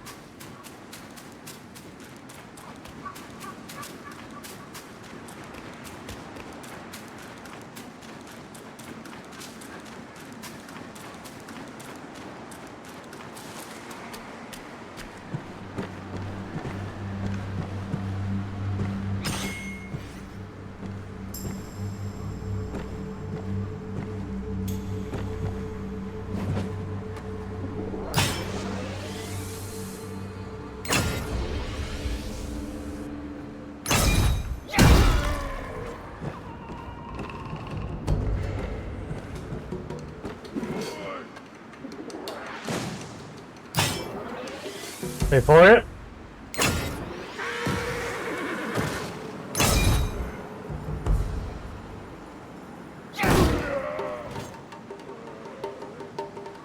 Well, Hannah can't get past the bridge when you got a giant shield, you know. I lied. Take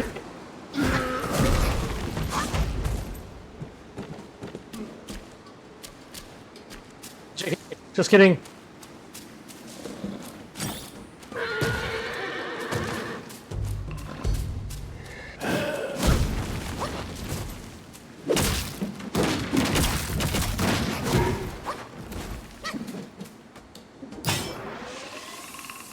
Is he frozen? Is he glitched? Who cares?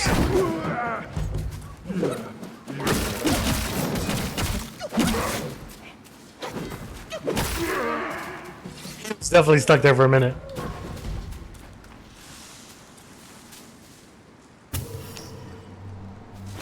Fire bellflower.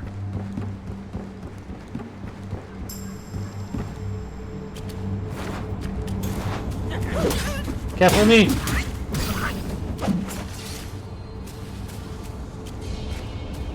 Careful me!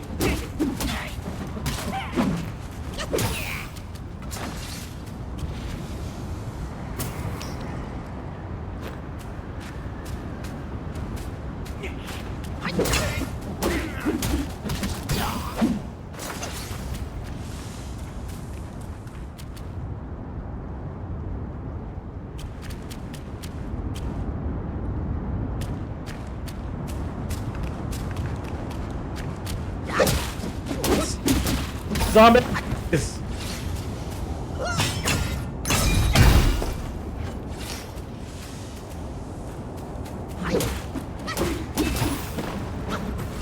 Put them out of their misery, we're good. Enemy? Yep, I saw it coming. Fucking knew it.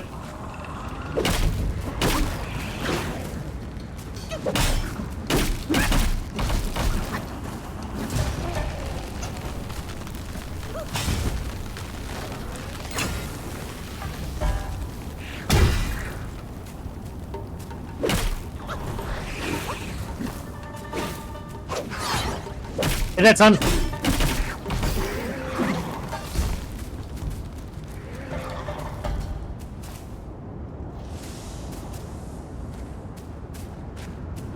I didn't even realize there was a chest here. Hello, Mr. Chest. What do we get? Silk. Alright. Oh, that's a baddie.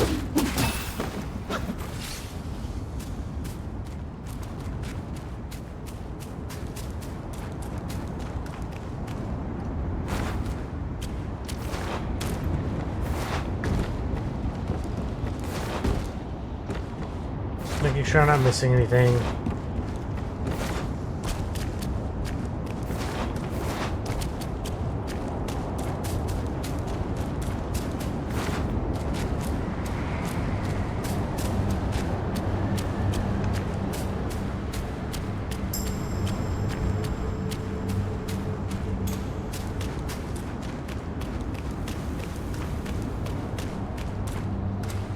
Let's not go that way just yet. Sure, it's a dead end, but I'm checking anyway.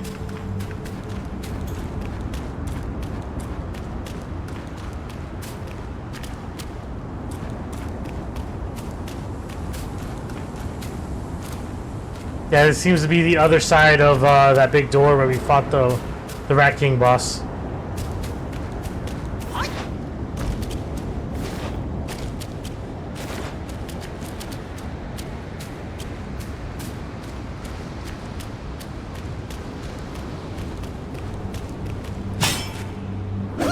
No, it was an accident, damn it.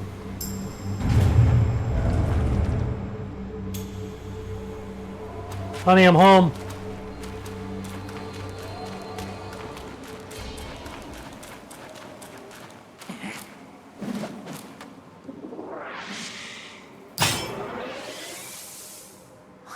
I hope he's ready for a long ride right behind him.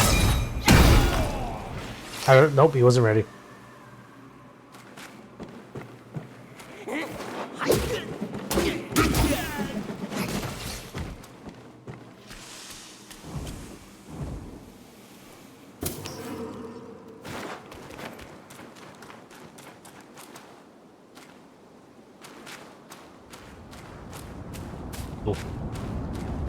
Really? That doorway is pointless then. You just go around it.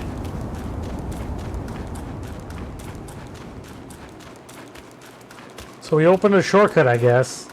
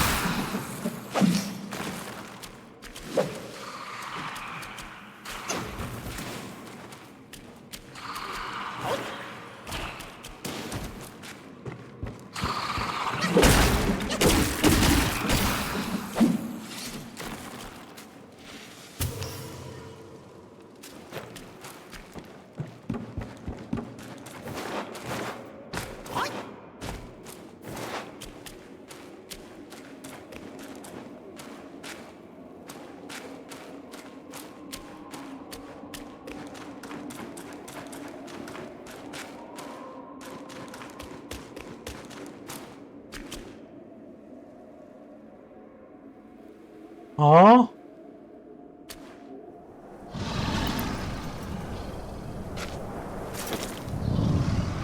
No, please don't tell me it's gonna make me jump down. Oh! The meat!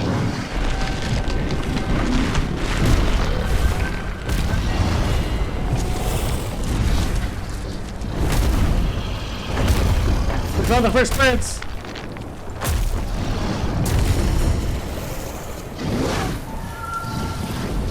Hey, bud. You smell that? It's rats everywhere. Oh, well, okay, I guess we're just in a boss fight now.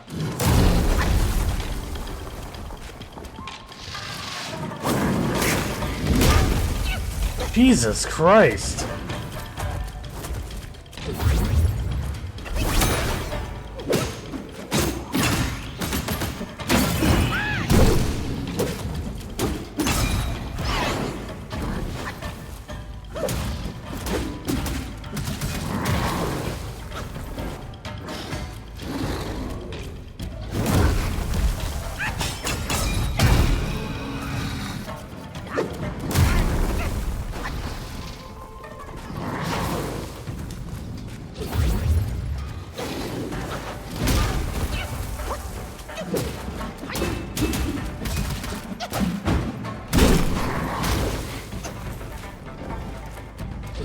Here.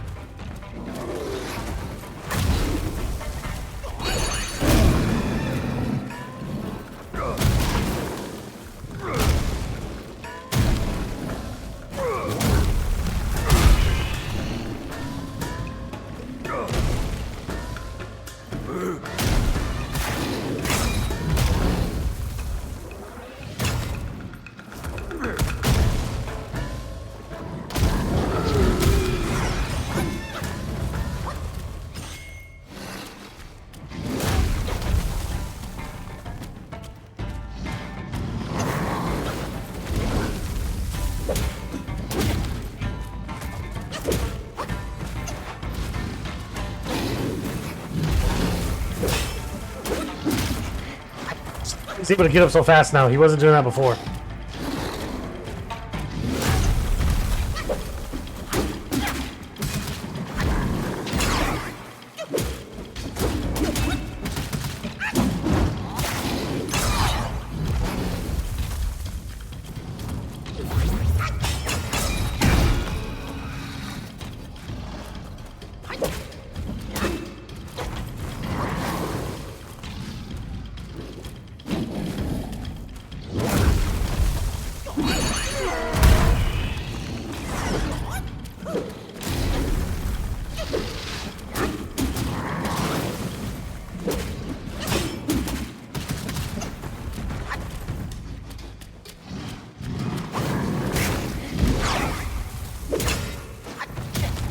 I even dodged and still got hit.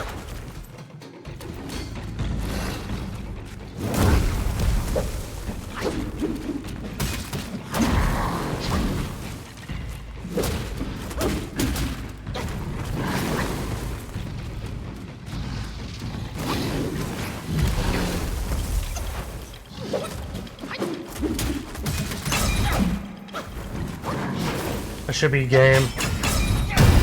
Yep. I was just waiting for that 3 charge to kill him.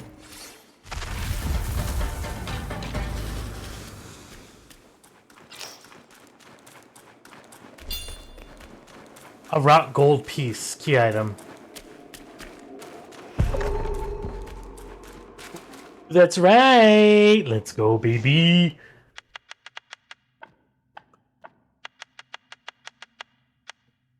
Here it is.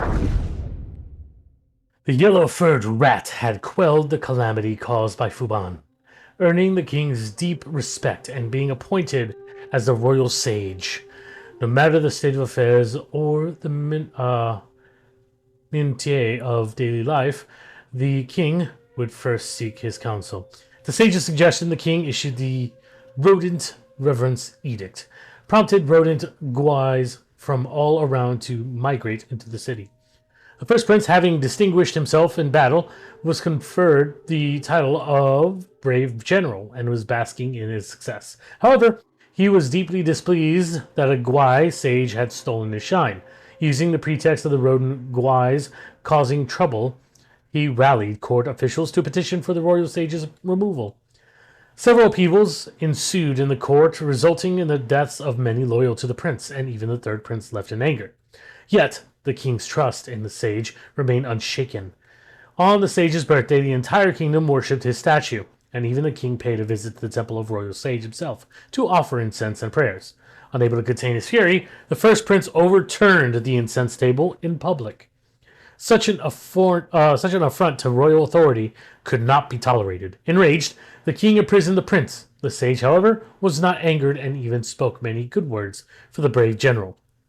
Learning of the sage's intercession, the prince became even more convinced that he was deeply scheming evil Guai, cursing him incessantly in his cell. The king, upon hearing this, grew more antagonized by his unruly son. Hence, they decreed that the prince needed strict discipline, ordering that his meals be delivered to the cell door thrice daily, with no visitors allowed.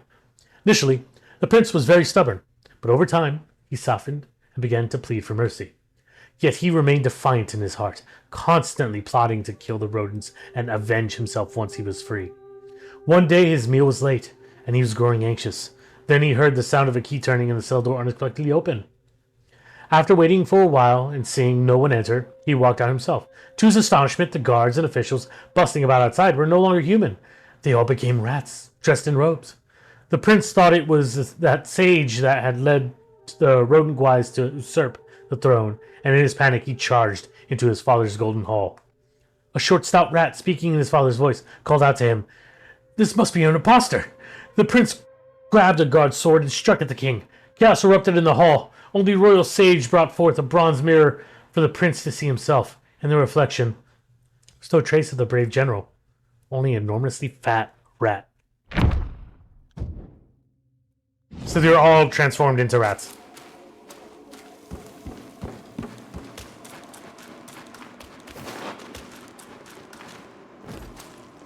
Going in!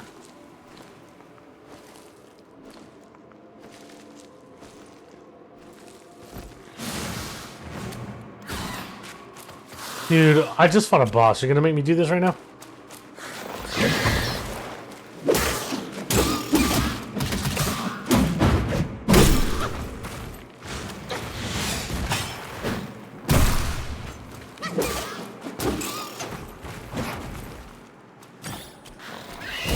Ow.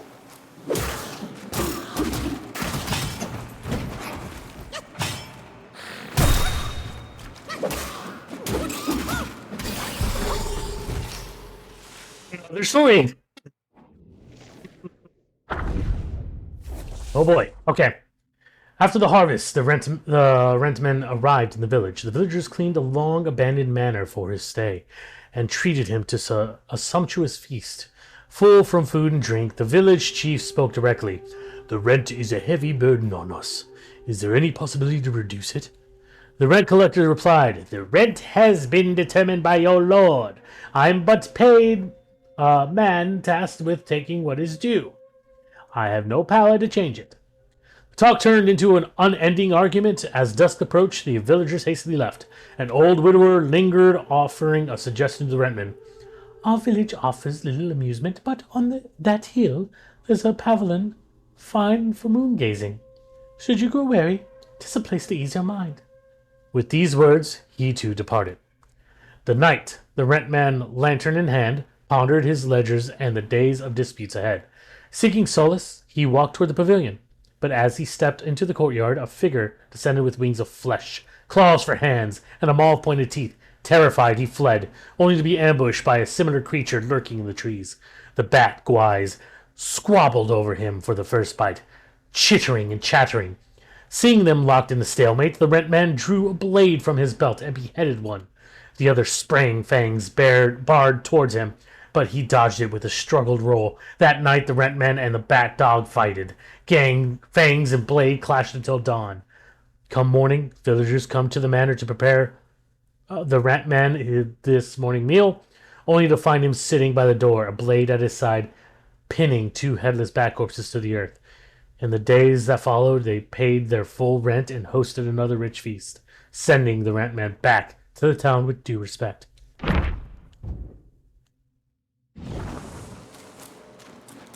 Oh, that's sick looking.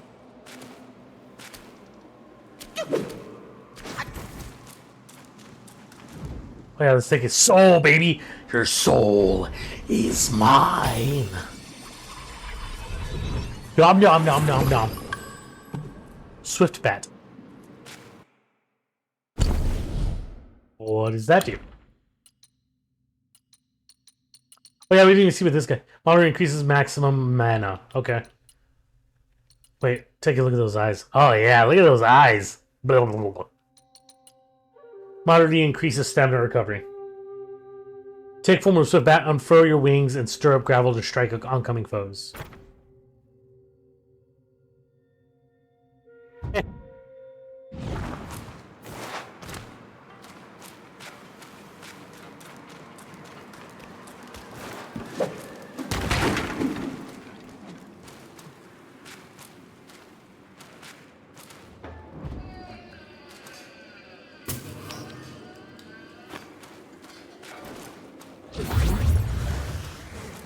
More bats, hooray!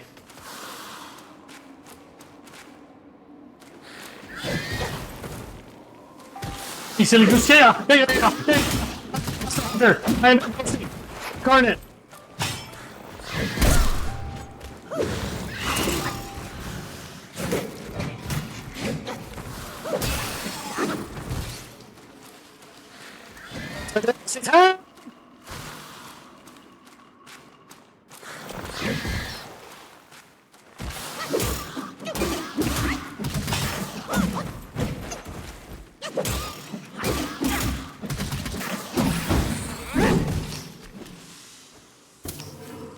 We got him. We are indeed the Van Helsing that the world needed.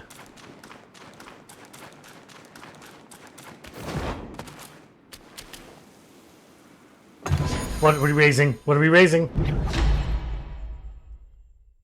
Maximum stamina.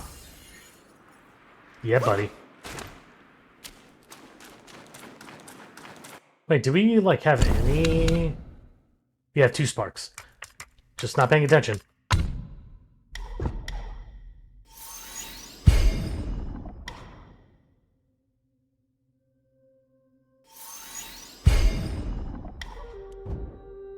We're upgrading the hell out of that, and we haven't even used it yet.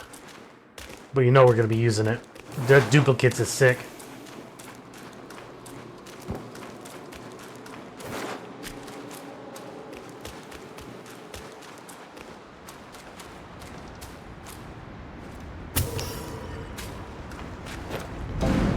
Crouching Tiger Temple. Hooja! Did I mention this area is huge?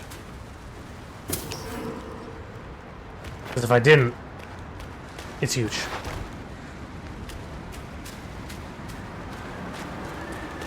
I sure hope we don't run into any crouching tigers.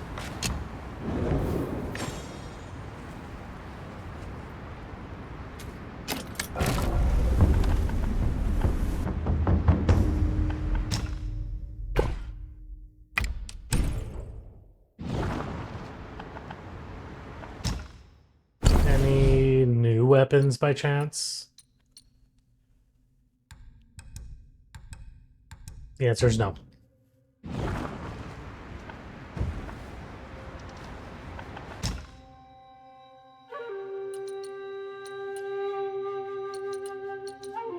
Epic! A knot of voidness.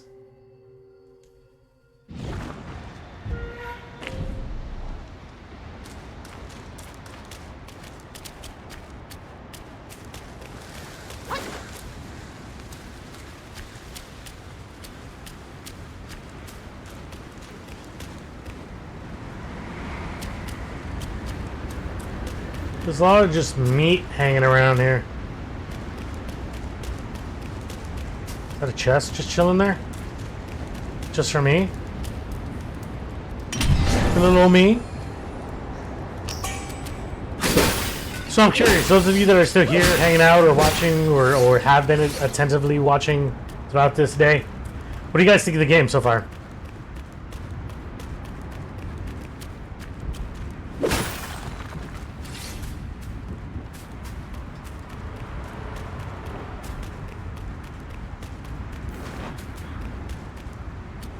Meditation spot. That's 3 of 6.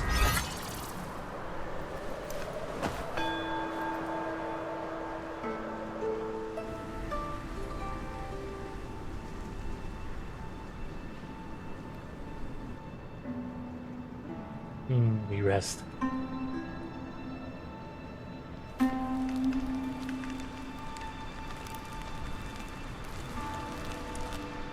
No head.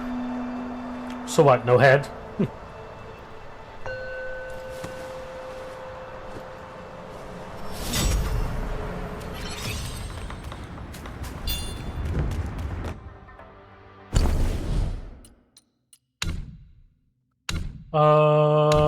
We will want to put that toward... Honestly, we really need to start maxing out our actual stats.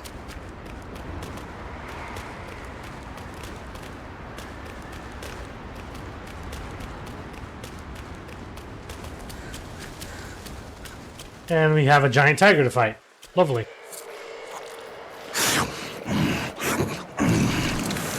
Bloody hell. What's the hold up this time? Suck your offerings and go breed more rats. If you dare to muck up the king's practice again, I'll serve your dimwit son up for supper. Myself. Ain't you that old loser? Where'd you come from? You bird-faced mug. Who cares anyway? I'll gobble you up first.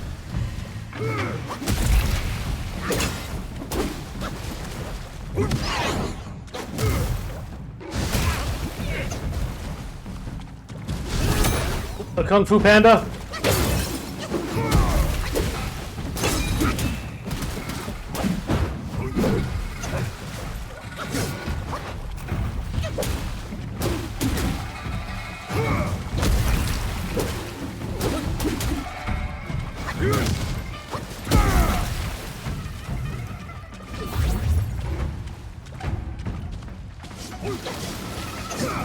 Oh no, he has blood blades.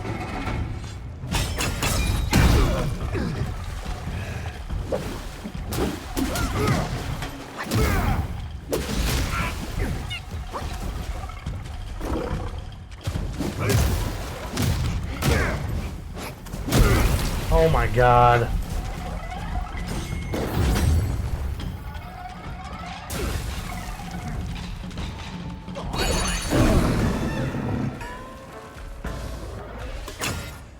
Take this!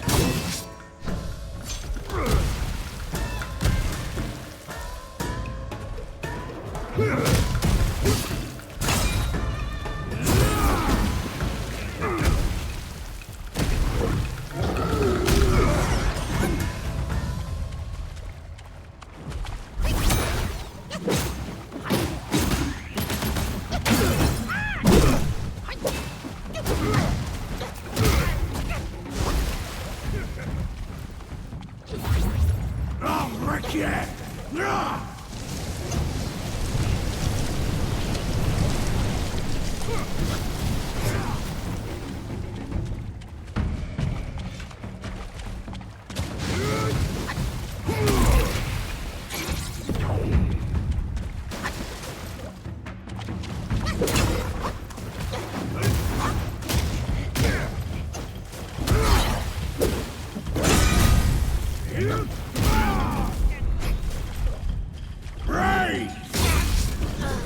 Dodge, but okay.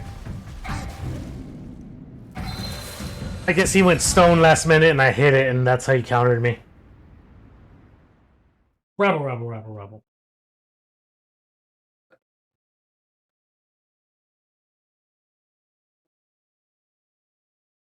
Come on, come on, come on, come on, come on, Camellia.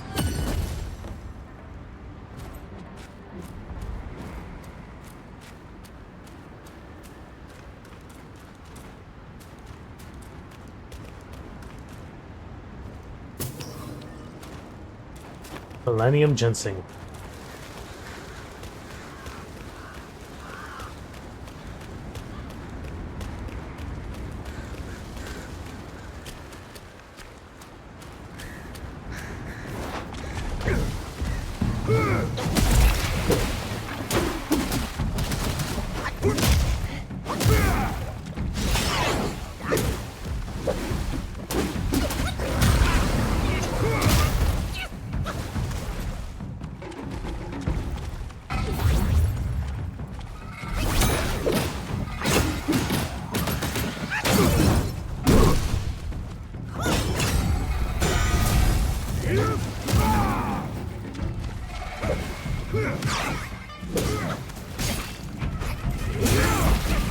He held on to that.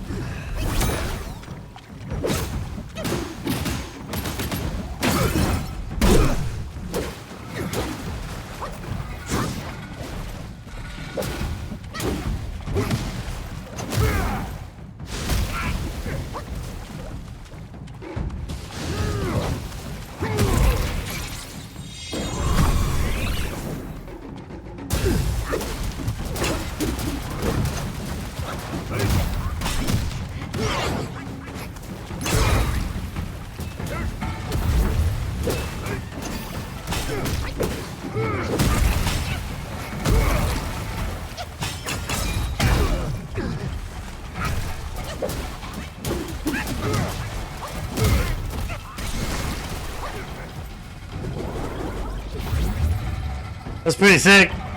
Finally got to use it.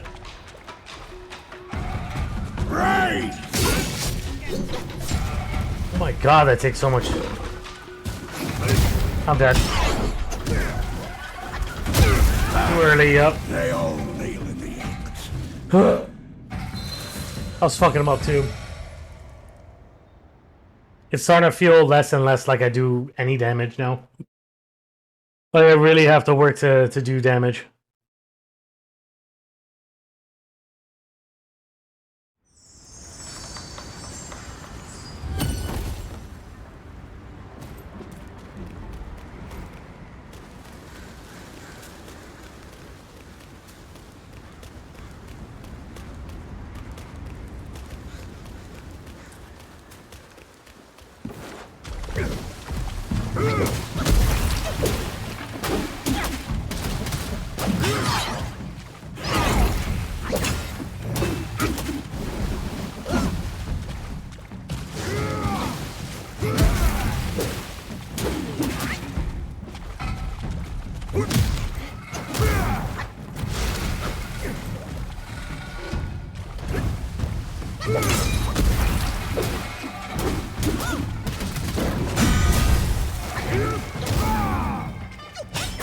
Sit down.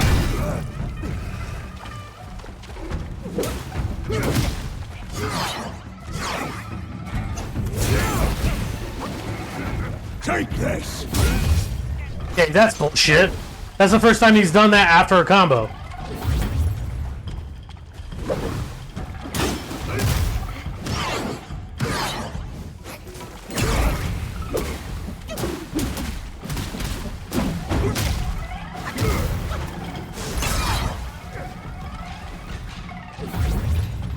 Lay waste. Lay waste.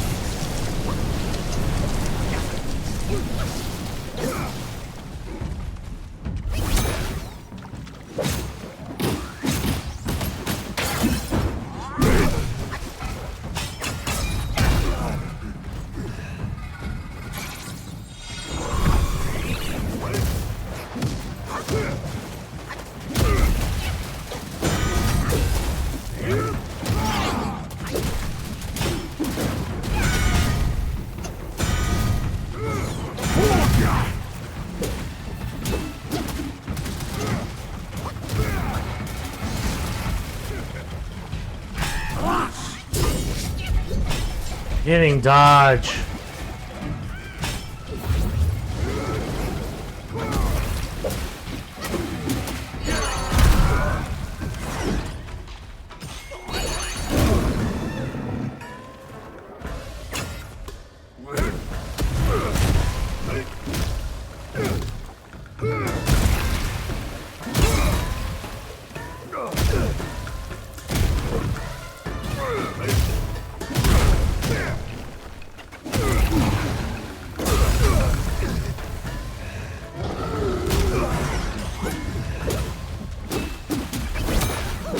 Should be dead. Should be dead. That was fucking handled perfectly right there.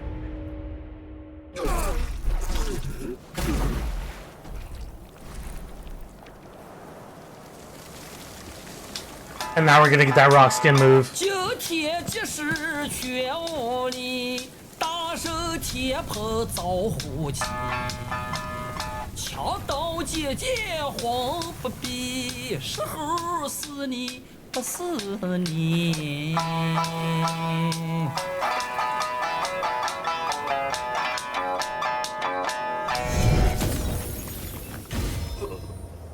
I'm frozen.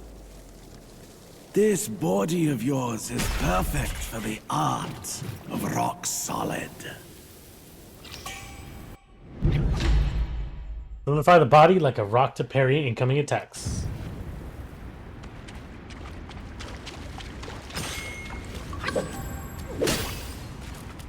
Penis of the Tiger, we have it now.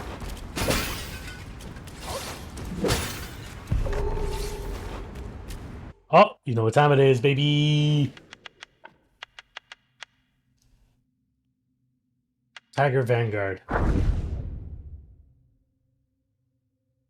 tale began centuries past when the journeyers crossed Yellow Wind Ridge. In those days, the old Tiger Vanguard lost his life seizing the Tang monk. He left behind 2 sons who, once orphaned, had to fend for themselves. Mountain groves lay in ruins. The Tiger brothers led the remaining lesser Guais in a bitter struggle for survival. Fortunately, their father had taught them enough to make a living. As the sandstorms ebbed, rock Guais slowly restored the groves to their former state. The elder Tiger, following his late father's ways, governed the Yoguais in the mountain. Each knew their place and dared not plow forth to prey on the living. Later, mortals drawn by the lush peaks and clear springs built a village amid the slopes. The elder Tiger gained renown as a deity in the mountain with the principle, devour the evil and shield the good. The villagers built a crouching tiger temple for the brothers, offering rich tributes that made their lives even more blissful. Yet, long had the younger nursed a grievance. His elder brother reaped all the glory in the people's words on the tigers in the mountain. He believed his brother earned this merely by dint of a few more years of life. Another century turned, and Yellowwind Sage returned to Yellowwind Ridge with a host of rat Guais. The younger tiger declared that it was the sage's negligence that had doomed their father. He clamored to slay the sage in vengeance, urging his brother to drive off the rats. Deeming this just, the elder agreed. But in that fight, the sage unleashed a vessel like a Bodhisattva's severed head, with its scale sharp as an edge. In a single clash, the younger tiger fell grievously wounded. For the life of his little brother, the elder tiger at once cast down his arm and knelt in surrender. The sage held no grudge. After learning the brother's origin, he never granted the surrender one the title of Vanguard. When the younger tiger woke and learned his brother now served as the Vanguard, he seethed in disbelief. The brothers quarreled bitterly until the younger stormed off, severing all ties with the family he had left. In the Tiger Vanguard's eyes, that yellow-furred rat had twice destroyed his family, left him broken and scattered. He hated him for that, but he was no fool. As long as the rat had protection from the higher ones, what more could a tiger do beyond venting his rage by devouring a few lesser rats each day? Interesting. Interesting.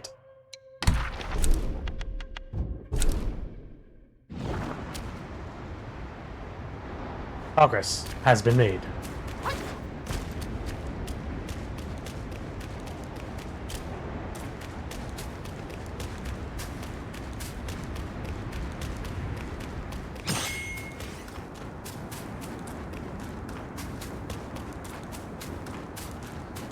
Enemy?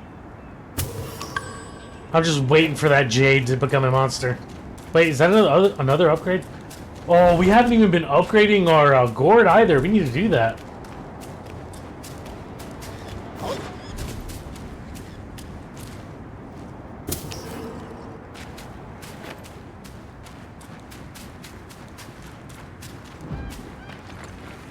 I knew it. I was waiting for one of them.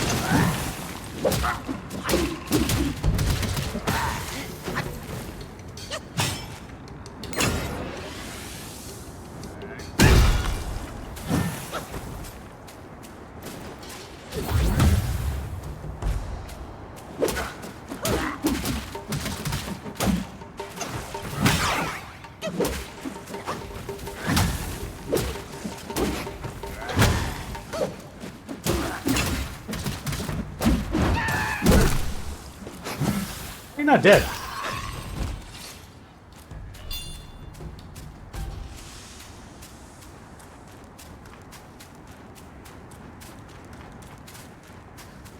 Okay, so let's use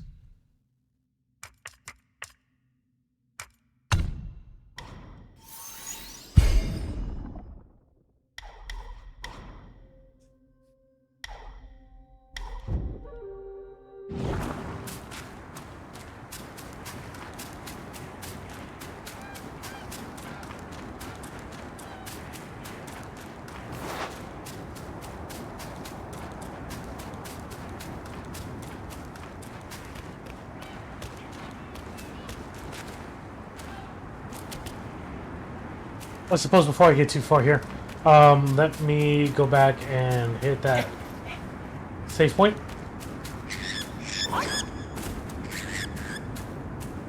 So I can get my heals and stuff back. Still don't know where those Buddha's eyes go to just yet. What the hell? Okay, what's that? Did I just find out where?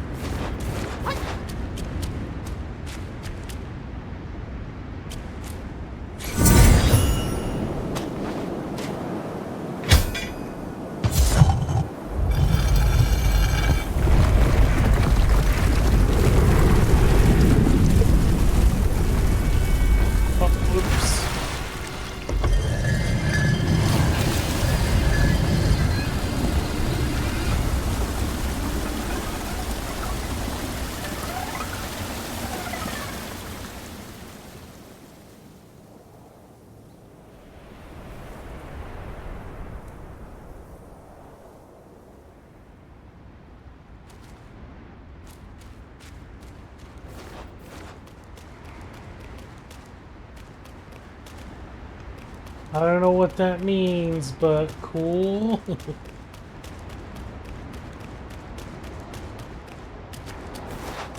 Oh, it's a pit. Okay, let's not go down there just yet.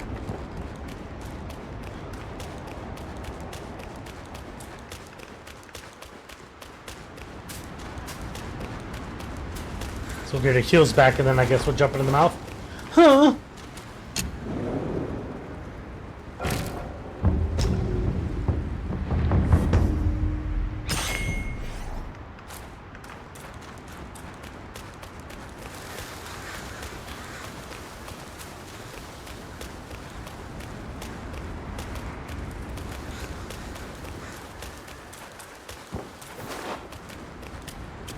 Not jumping in the mouth just yet.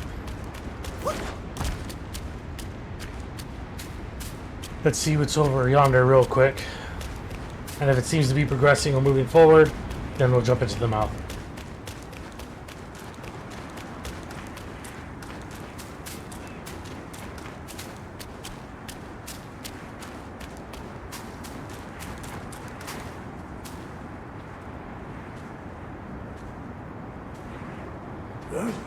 Who goes there?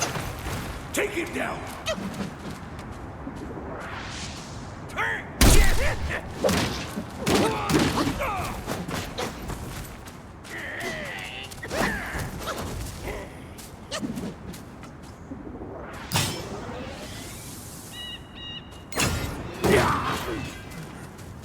My king's gift! Get our stamina back.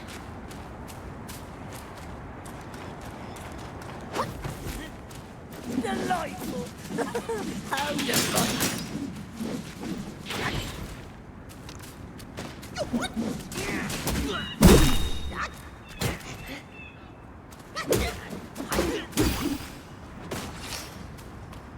I saw this in the distance and wanted it.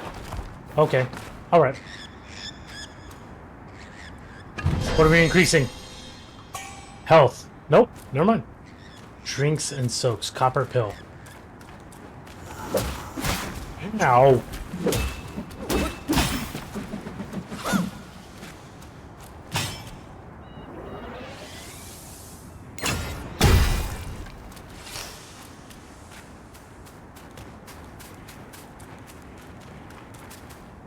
Yep, it's heading somewhere else completely. Okay, so let's activate this.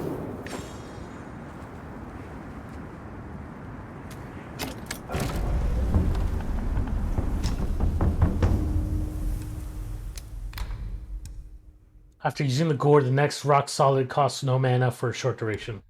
Eh.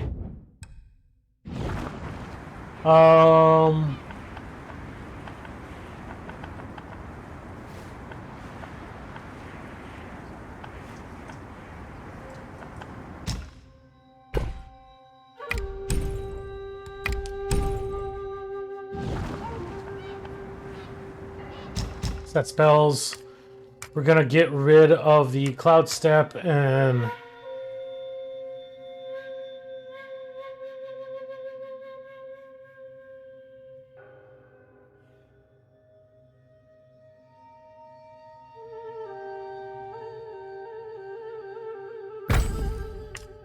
use that.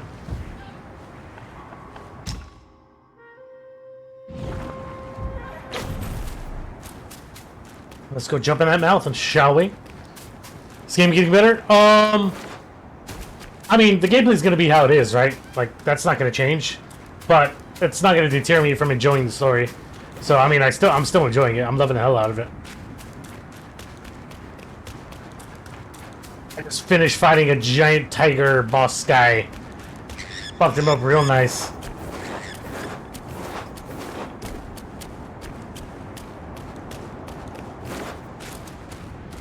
And now we're gonna jump into the tiger mouth to see what's in here.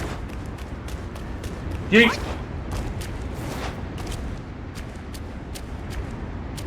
Hello?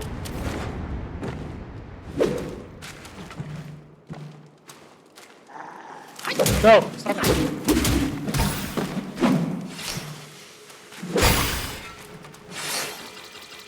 It is better with more abilities. Oh, of course, yeah, you get more abilities. So, I just got a new one now. The Alteration, which is, the Rock Solid, is the one I'm using. Which makes your body hard. And then you can counter once they hit you, it deflects.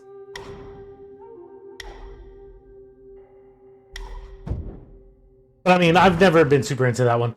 The other one that I'm using, though, that I love to use, that I've been upgrading like crazy, is the, what is it called?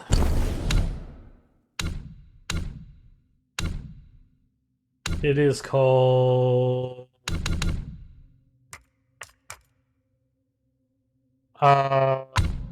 Pluck of Many. Which obviously is probably his most known one, which is the one that provides all the clones.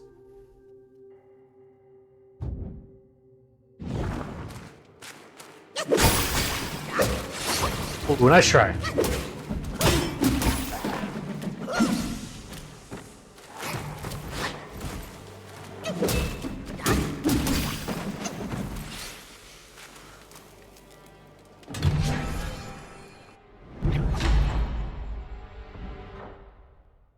Massively increases maximum health. If you call that massive.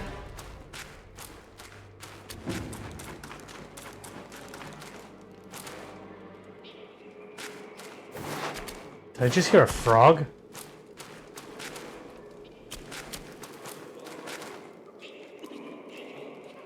That is a spirit.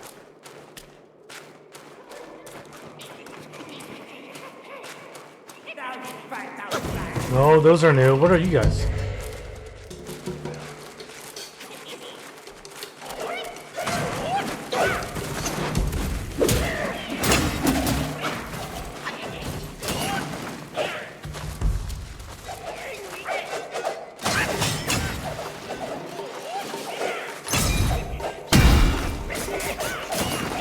I'm stuck.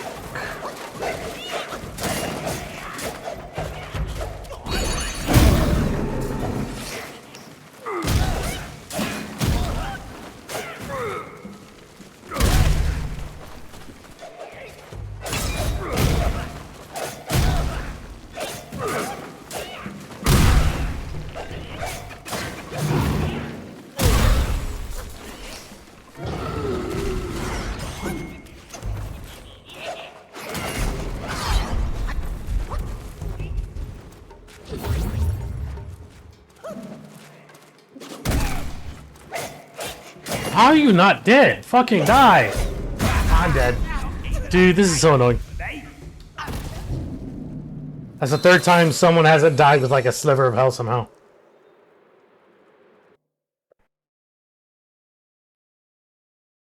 The one thing I'm noticing with the gameplay though overall is that obviously you're not meant to do a lot of damage with your... The normal staff combat doesn't feel impactful. Like, it's clear that they want you to utilize all the other stuff. Unless, of course, you're fighting these guys. I mean, then, yeah, the staff does whatever. But whenever you're fighting stronger enemies or bosses, like, it feels like they are, like, pushing you or urging you to use your abilities more. So it feels a bit more like Final Fantasy-esque in that aspect. You know how you kind of just do attacks to build your gauges and stuff? Kind of similar a little bit. We're going back to Over here.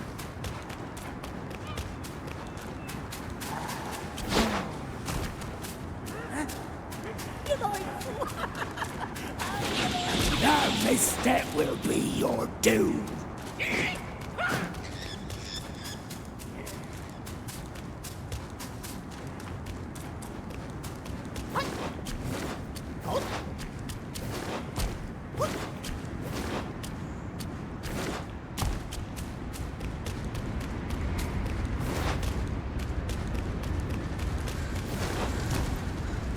Come in!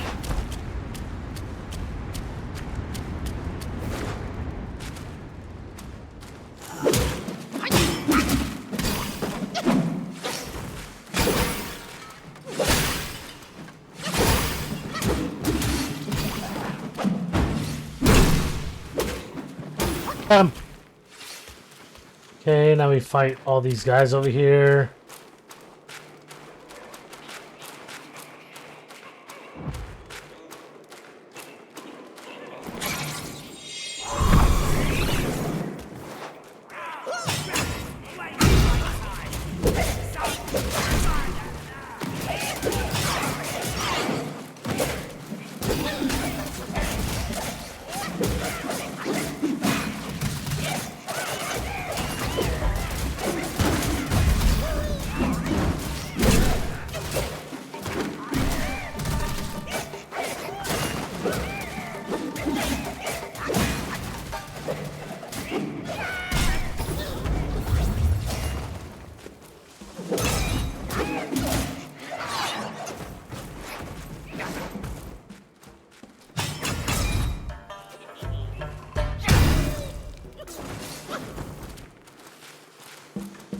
Well, there was one. Yeet!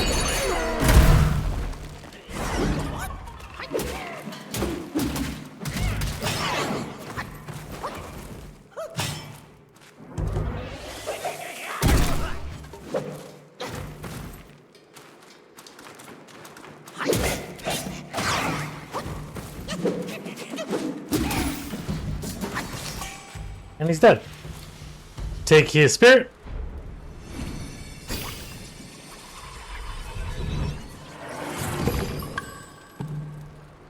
Civet Sergeant. Heal. Let's take a look at the journal. We almost have everything. Missing one somewhere, though.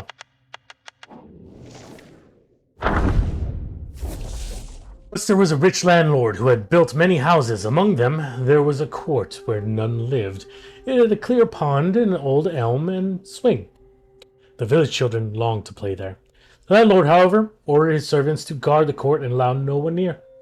As days passed, the children grew bolder. They began throwing pebbles to draw the guards away, hoping to sneak in. A day soon came when one of the servants was struck in the eye by a pebble they threw. Enraged, the landlord decided to dismiss the guardians of the court and simply lock the gate, posting a notice that read, "Beware, the civets lie within. Enter at your own risk." The young ones dismissed the warning as nothing but an empty threat. They scaled the walls, gathered the elm seeds, played on the swing, and caught fish in the clear waters of the pond. Their laughter echoed through the court. All of a sudden, tiles from the roof came hurtling down, landing near the children. Startled, they cried out loud and drew their parents to the court. The adults arrived, shouting for the owner of the place and demanding recompense for the peril that had befallen their children. After much shouting, a sharp voice rang out from the rear roof. "Begone, mortals, lest you seek your doom!" At those words, two blades whirled out from nowhere, spinning in a deadly dance, and left wounds upon many. In terror, the crowd turned and fled.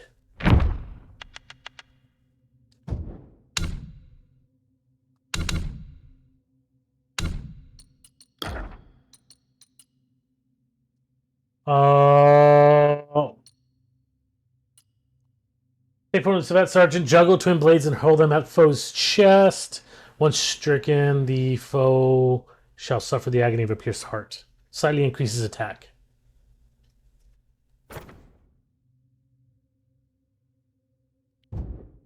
Not a fan of slightly.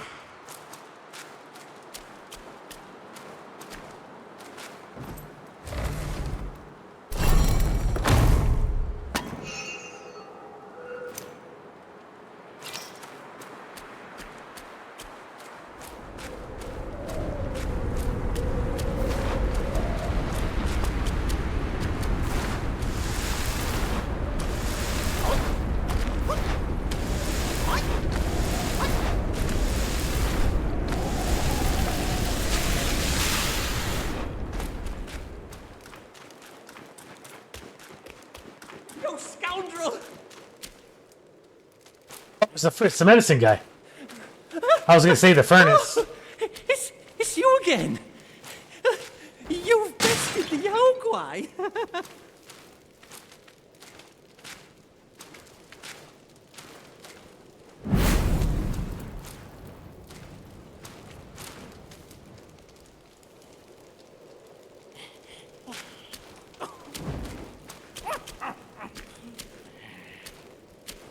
May Lord Lao illuminate your path, Brick. What's he got? What's he got? What's he got? Longevity decoction. Nature tattered page records the formula of the longevity upon use. Okay, so okay, so yeah, we can get that.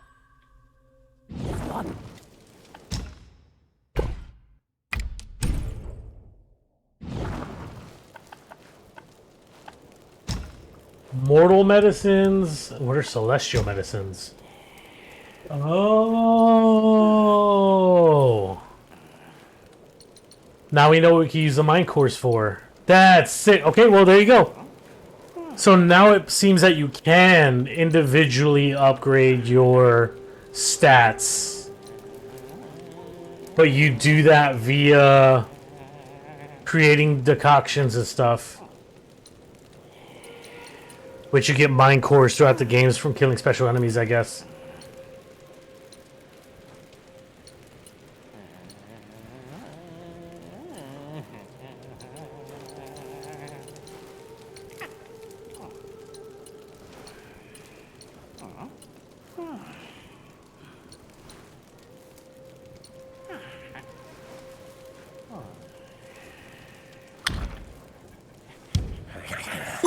From yin and yang, 5 elements emerge. Each nature inherits its unique creation. Each form embodies a universe. Thick. Okay. Getting that stamina recovery up. We'll do one more stamina recovery. Seek from within to ascend.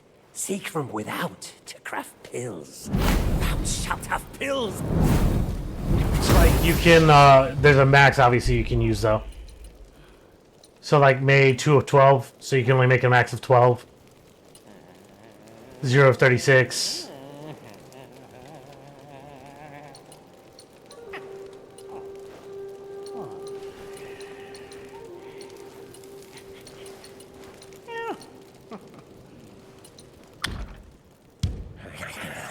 From yin and yang, seek from without to craft. Okay. Do. Uncover the secrets of sky and earth. Sky and earth.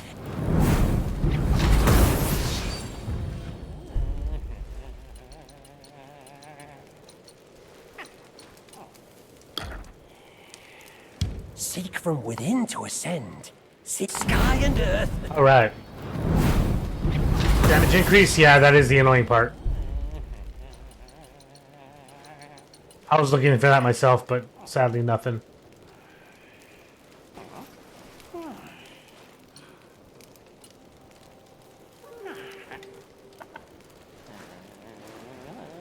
It's cool. So if you're not happy with the celestial medicines you've made, and you want to basically reassign them, you can just hit remakes. So I noticed it did allow you to do that a lot too. So you do the same thing with the sparks that you used for to upgrade your skills and stuff. It allows you to basically redo them if you want to. I can never repay you for saving my life. Oh, here, a token of my Because I got to talk to him. gratitude. What is it? Free mind core. All right.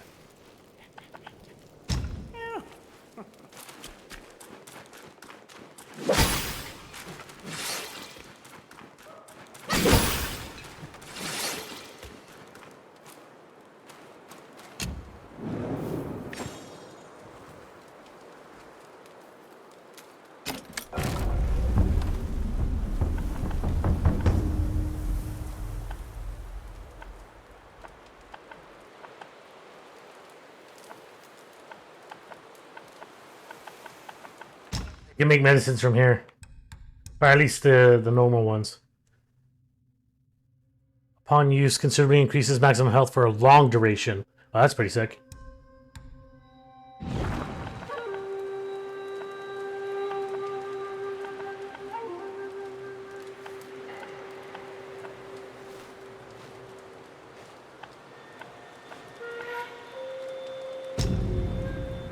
Rest, get our magic back.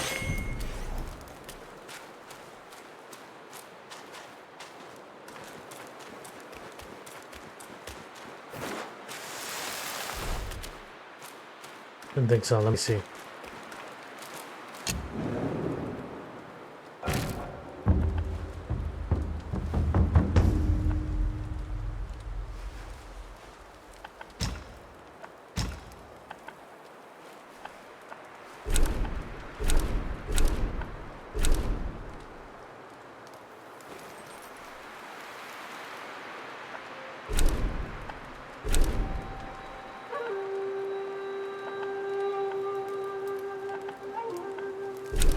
That sucks.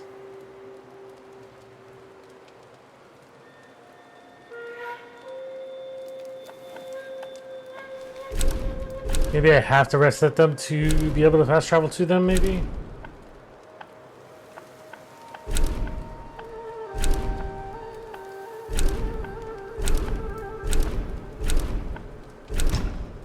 It's weird. Because there's another one, I guess, because I didn't rest at it, maybe? I have to rest at each and every one for me to fast travel to them, I think. So, tip for you, Fetus. Because I didn't know that. But just unlocking him doesn't allow you to fast travel to him. It looks like you have to rest at them. Which, if you rest at them, causes the enemies to revive.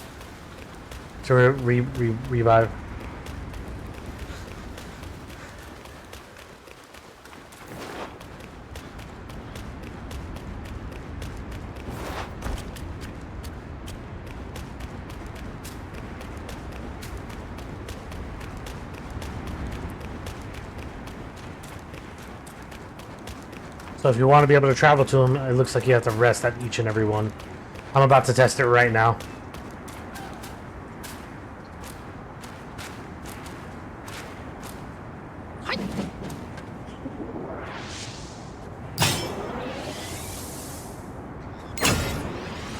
I step will be your you dishonor.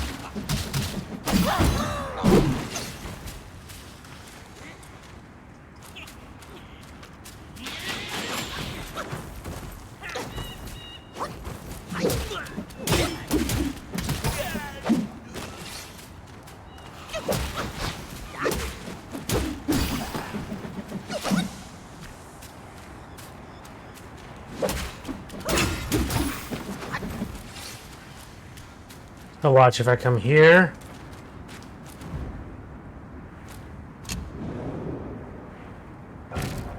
Rest. Travel. Oh, that's weird. I guess you just can only travel to certain ones. That's kind of annoying. Oh, never mind. It looks like we're at Windrest. Oh, didn't that dude want some, like, drink from Windrest or something?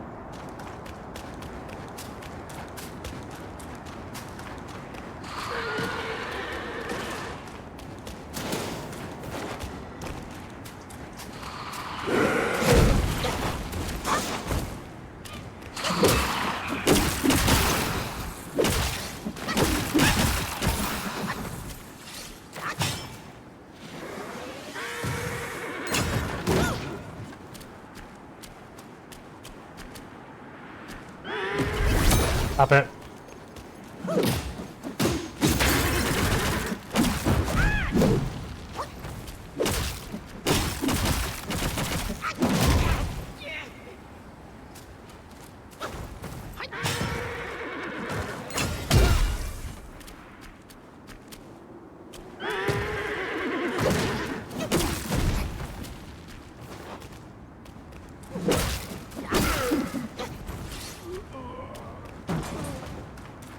All good, all good, all good. Oh, hello. Other one.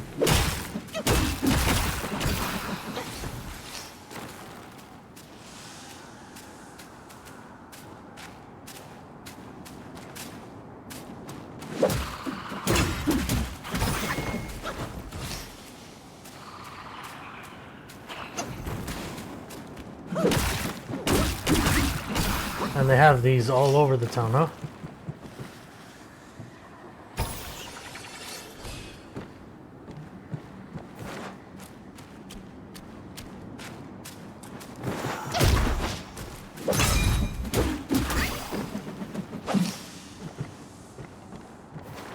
Your red is mine.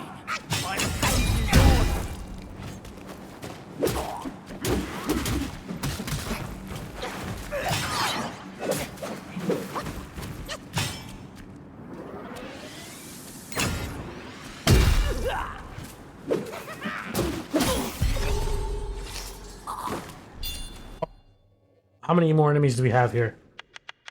Yeah, we're almost done. We're almost filled with everything. Or actually, this is all full right here. Rat Imperial Guard. Thank you for the band. Thank you, thank you, thank you. Since the Yellow Wind King had sequestered himself within the valley, his hoarded treasures were left to the care of his trusted minions. One day, when a purple gold incensory vanished, from half the emptied storeroom, the rumor of theft, once a mere murmur, built into a raucous clamor until the Rak Y, who guarded the storeroom, was finally accused of pilfering from his own charge. The tale reached the ears of the Rat Imperial Guards. Clad in crimson, they were the secret Imperial enforcers. They went to interrogate the Rat Guard, hoping for a share of the spoils, but the humiliated guard was found lifeless, his neck wedged in a noose dangling in the ceiling. With his death, the gossip mongers painted the Imperial Guards as vilifiers of the innocent, coercing false confessions with no means to defend themselves. The Imperial Guards launched a thorough inquiry, desperate to clear their names. Fortune struck when they unearthed the incensory within the nest of the Rat Guard's apprentice. The crowd's scorn shifted, branding the young apprentice a betrayer and a avaricious soul. Yet, in the face of the Imperial Guard's iron grip, the apprentice unfurled a new thread of the story. The incensory had been pilfered by the civet sergeant as a tribute to the Tiger Vanguard. It was the apprentice who, learning of his master's unjust fate, dared to retrieve it in secret. Verified by the Imperial Guards, the tale swayed public sentiment once more from jeers to praise, but whispers are like a fickle breeze. Soon it was murmured that the thieving chief acted not out of greed, but one of son's duty, to rescue his mother from the bowels of the Tiger Temple. The crowds murmured anew, their judgment as shifting as the sands. Alas, what is a grain of truth in desert tales? Actions taken in the cloak of the shadows are often proclaimed in light as something else entirely. Perhaps it is the angle from which we plead our cause that crafts a different truth.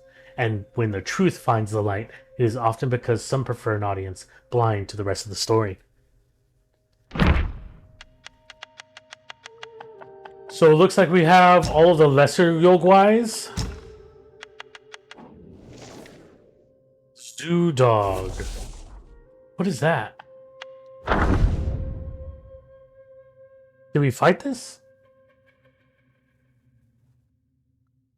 At the eastern end of Qingju Alley stood a modest Daoist temple, home to a solitary Daoist.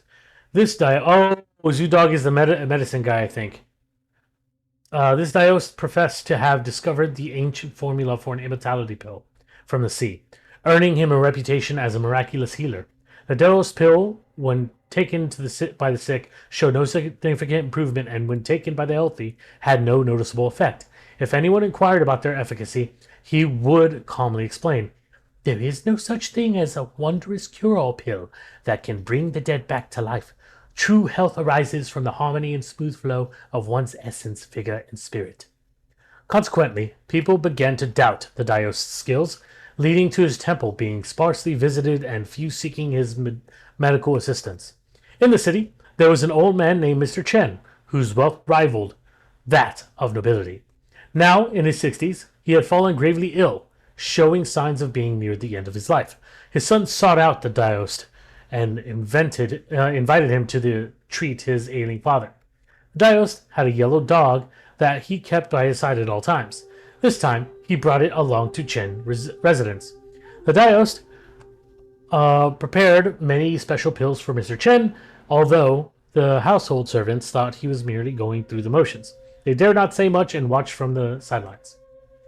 Unexpectedly, after taking the pills, Mr. Chen gradually began to eat and drink a little, and his breathing became smoother, showing signs of recovery. Yet, just when everything was getting better, in one of the Daoist's pill-making sessions, his furnace exploded, killing him in the process. The household servants came to clean up the Daoist's temporary quarters, lamenting the whims of fate. To their astonishment, they saw the Daoist's yellow dog dressed in his clothes. Walking out of the room, the dog was fanning himself with a tattered palm leaf fan and said, "I had planned to learn some mortal skills in the human world. Who would have thought that in this world great talent brings such peril?" With that, the dog snapped the fan and disappeared. Damn, going to town with those bands. I love it. Bye.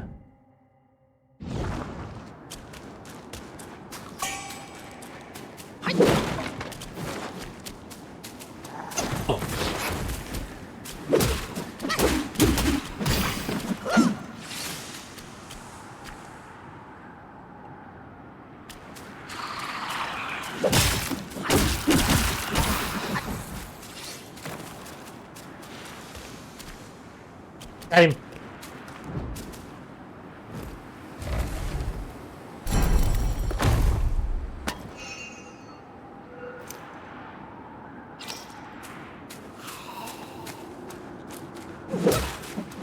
More silk, huh?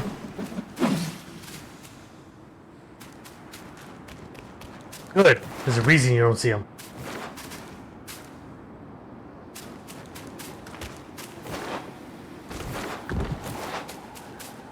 You only see them in mod view because their messages are blocked. Because they're probably saying one of the key phrases I have blocked or banned.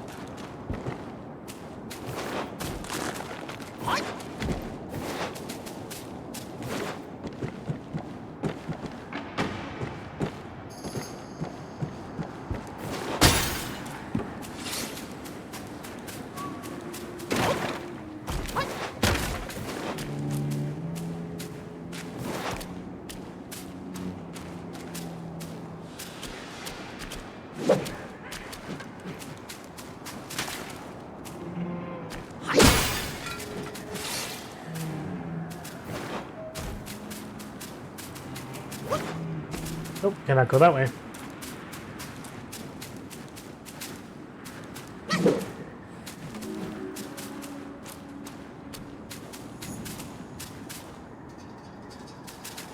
We rise again! Your meddling ends in death!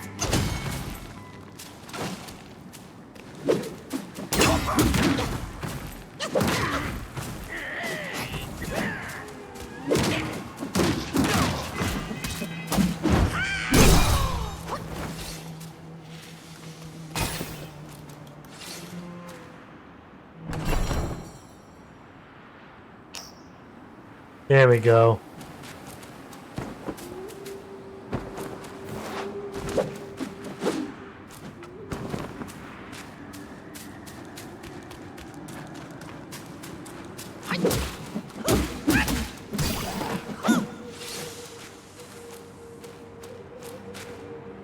Glug, glug, glug, glug, glug. I really need to go and upgrade my healing. I keep forgetting to do that.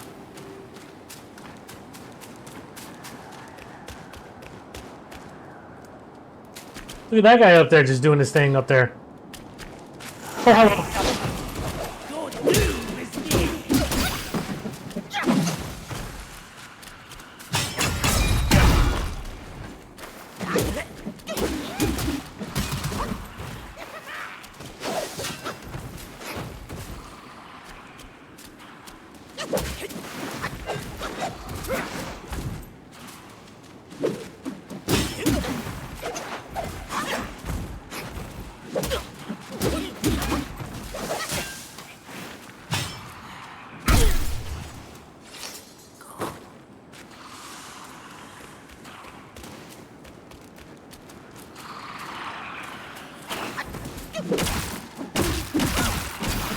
There's a zombie.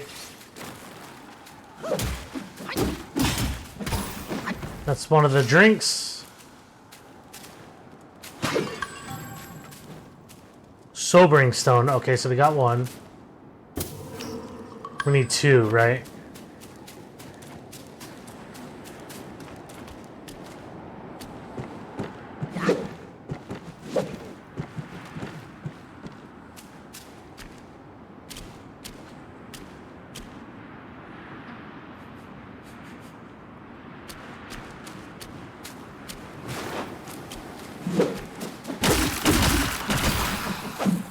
Is this hard? Yeah, for real.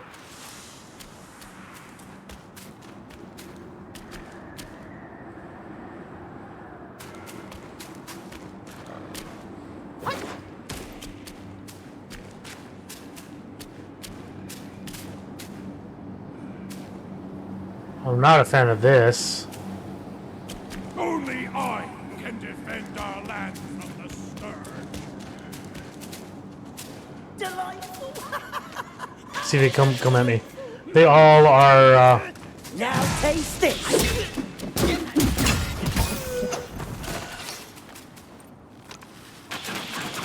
Rat saves blood.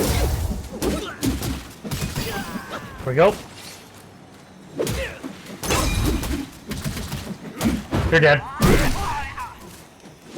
Get back down there. Take your ass over like a man. There you go.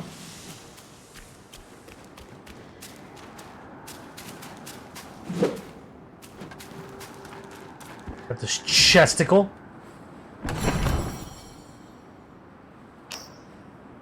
Just gold. Alright.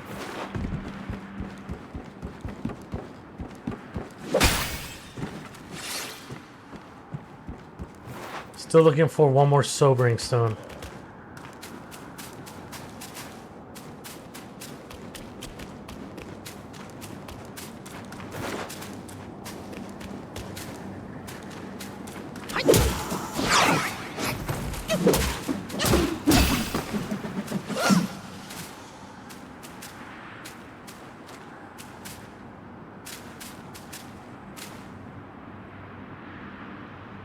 What the heck is that?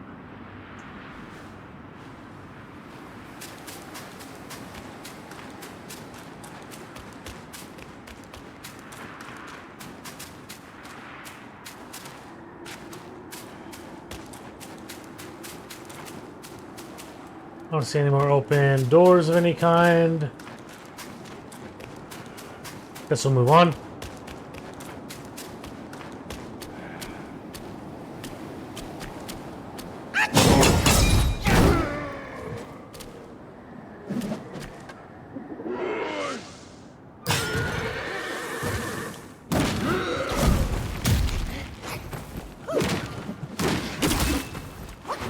Look in the corner, hit it. Stop it.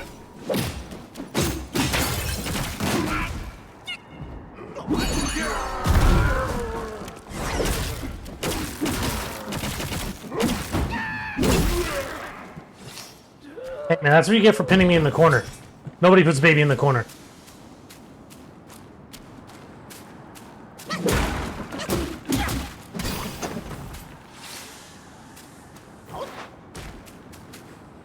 Oh, look at that. Just a little shortcut over here to the secret area.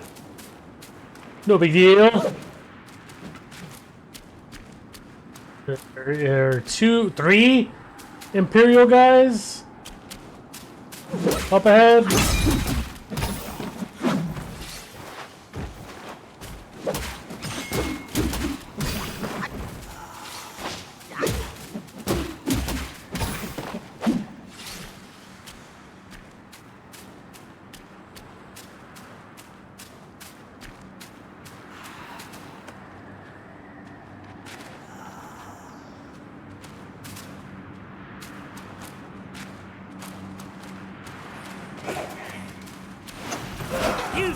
Of course.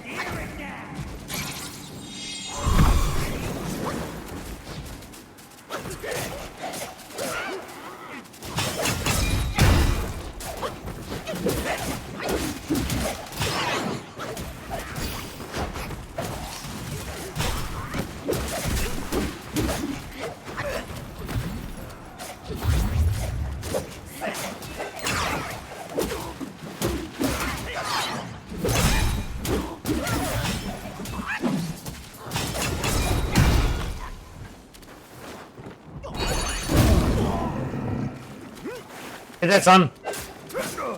Come at me, bro. Yeah, coming at me. I'll slam you real good. Yeah. Yep, just give him a nice, hard knock. Oh. Let's get rowdy.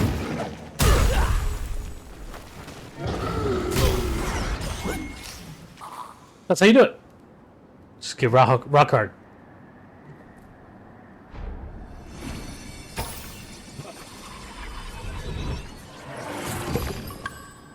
Imperial Guard.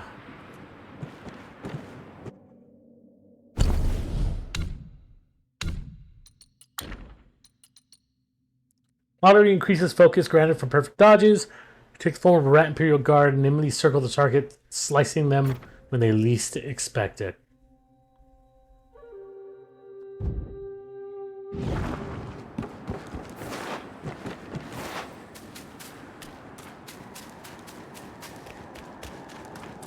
Still got full heals, love to see that.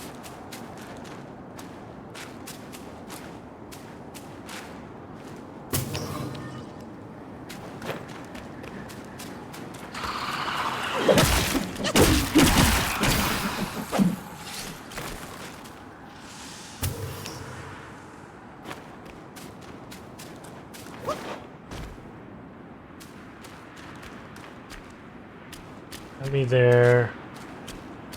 Enemies all over the place here.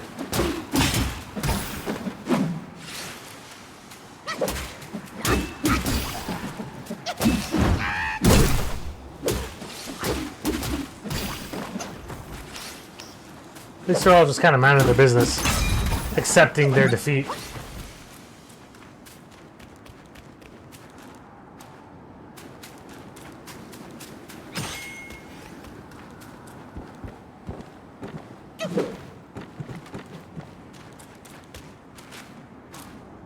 Okay.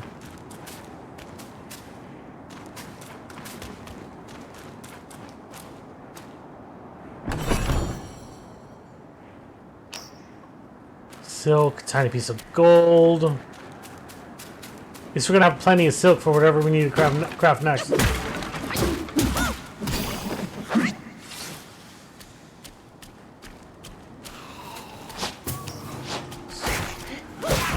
Sorry, I was grabbing something. Excuse me.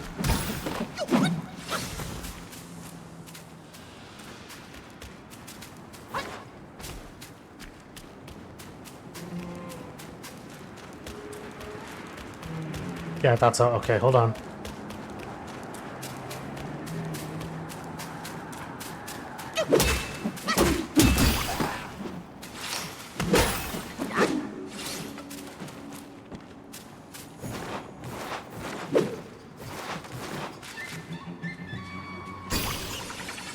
Somebody.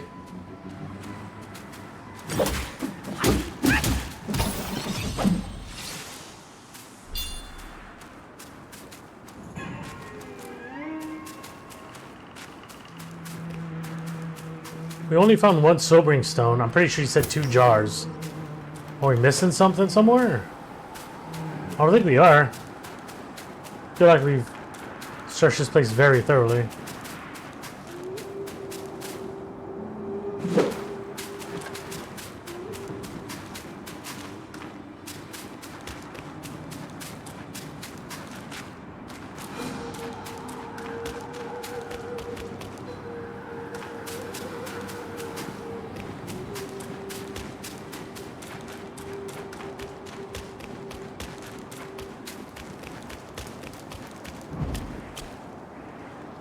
Excuse me.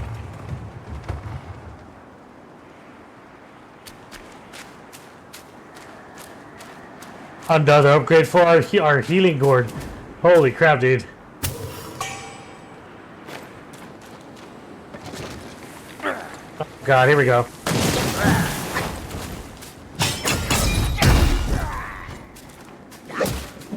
They're getting tankier and tankier, I swear.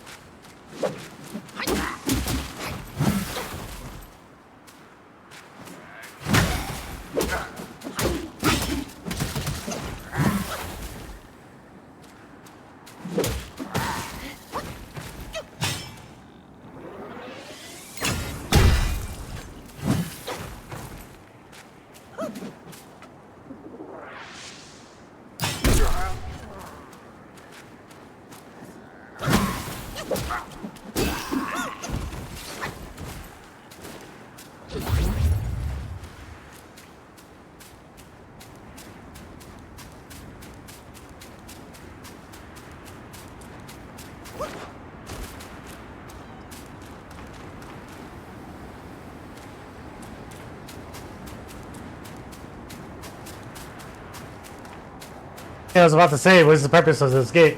Where's it taking me?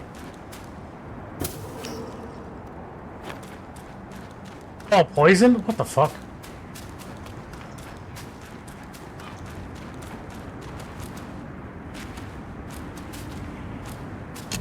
Alright, where are we now?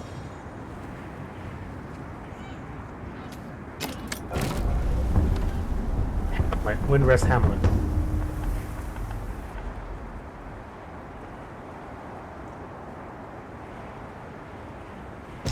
We're gonna rest here, so that way we can get our magic back.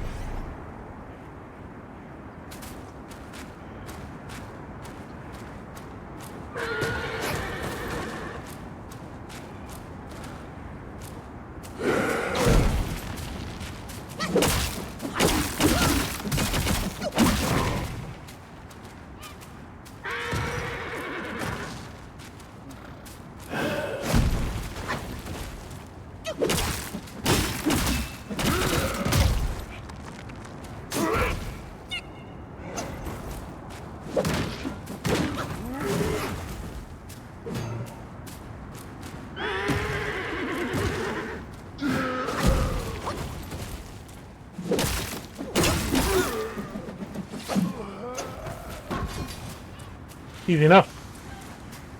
Oh, I was like, what is that? Checkpoint.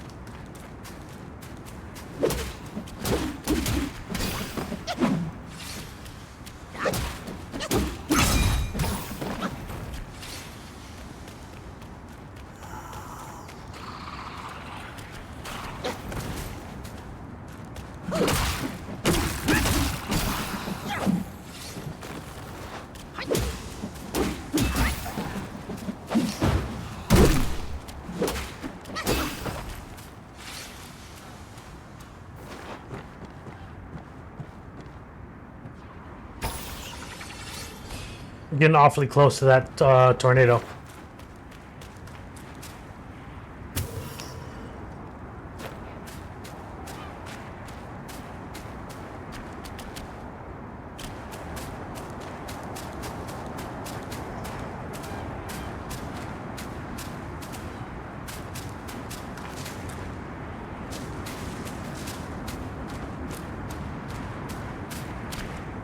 The chest.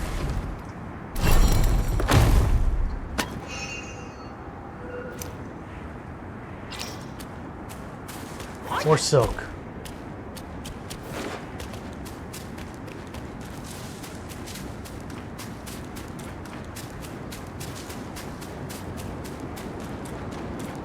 Where's my son? I can't find him.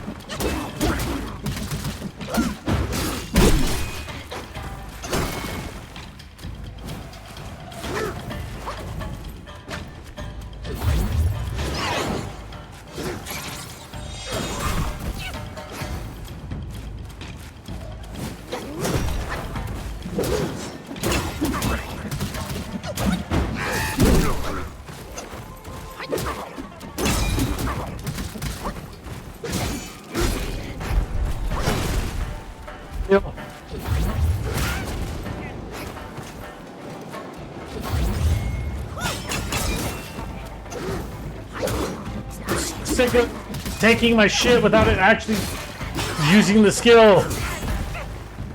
That's weird. How come I can't knock him off, but he can knock me off?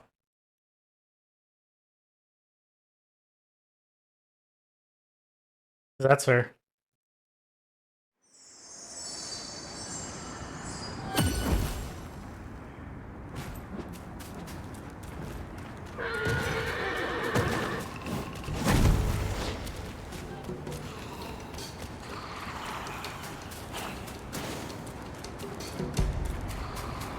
I used 2 of my skills and it didn't go through.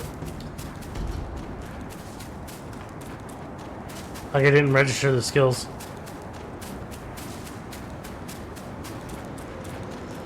Your life for mine.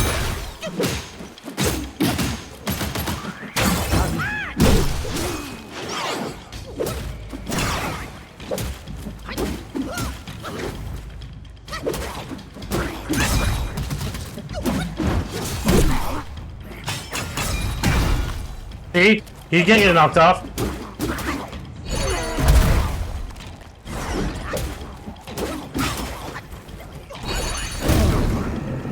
But easy to kill. Because I can just tank him and destroy him.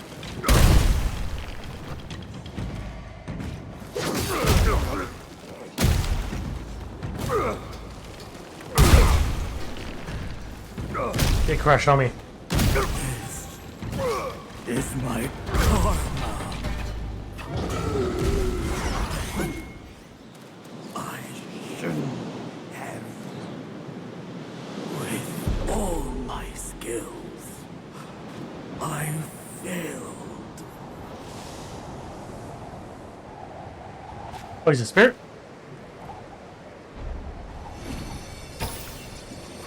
Neat.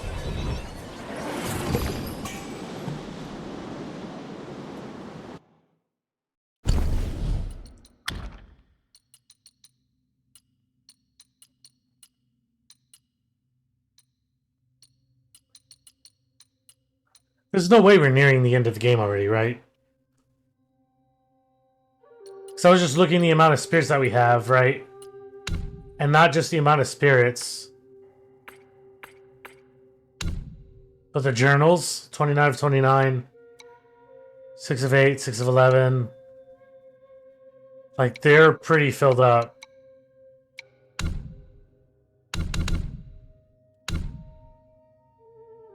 No, there's no way, because we still have all these relics to get. We haven't even gotten the second one yet. So, nah, I think we're good. Oh yeah, the Acolyte.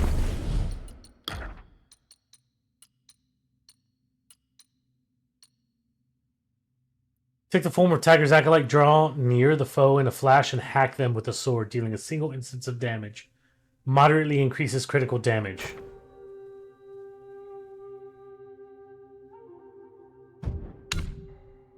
Alright, let's read his journal. Let's read his diary.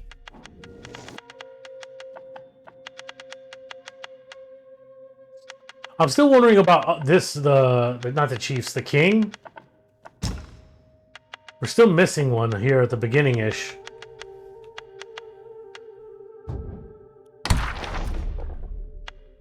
Tiger's Acolyte. There was once a swordsman, wild and free, who roamed the lands far and wide. For the love of a woman, he forsook his wandering ways, married, and had a child. But their happiness proved fleeting. From the mountains beyond the city walls, there arose a wind, fierce and full of malice. It whipped the yellow dust into a frenzy, and the city was choked with it. Day after day. Soon his wife succumbed to the wasting sickness, and their child, too, began to become ill. The man was devastated. He spent all his silver in a vain attempt to heal his child. Then he heard of a bodhisattva on New Mountain Sumeru who could cure the wind sickness. With haste, he gathered what he still had and set forth with his child. When he reached New Mountain Sumeru, the disciples told him that the bodhisattva had departed for Yellow Wind Ridge long ago and had not returned. The man had no choice but to take his child and set out once more. When they arrived at the ridge, they learned that this place was right next to the fierce wind. The child's frail condition worsened with each passing hour. They took shelter in the village of Windrest, where the child rested and the man went to find a bodhisattva. Bodhisattva. I gotta remember to say that. One day, while passing a dry well outside the village, the man heard a tiger's roar. He climbed down into the well and found a hidden cave where a great tiger lay, wounded and weak, deep in meditation. The tiger told the man he was a deity in the mountain, revered by the village priest. In the valley, they had even raised a temple in his honor. He said he'd been ambushed by a Yogwai that stirred up the fierce wind and took over his temple. That's why he was in a pitiful state. The man was doubtful, but as he asked around the village, he found out the tale was true in every detail. From the reverence of the priests to the temple in the valley, he's hastened back to the well, his ailing child in his arms, to beg the tiger for healing. Tiger brought out a strangely shaped gourd, filled it with water, and gave it to the child. Wonder of wonders, after drinking from the gourd, the child was able to run and play as he had before when the wind sickness struck. The tiger told the man that the wind had harmed his essence. With the flesh of the living, he could regain his former might, and then he could tame the raging wind and heal the child completely. The man was reluctant, but as he watched his son grow stronger day by day, playing in the village with the other children, a terrible resolve hardened in his heart. He began to lead the unsuspecting villagers into the well, hoping to restore the tiger to his former strength. As time passed, most naturally, the villagers found out that what he had done. By the time the man returned to the village, he found his son slain by their angry hands. The man was consumed by regret and drew the sword he had sealed away for years. He fell upon the villagers one by one. He cut them down until the streets ran red with blood. Then, alone, he set out into the shifting sandstorm, lost in the ever-howling wind.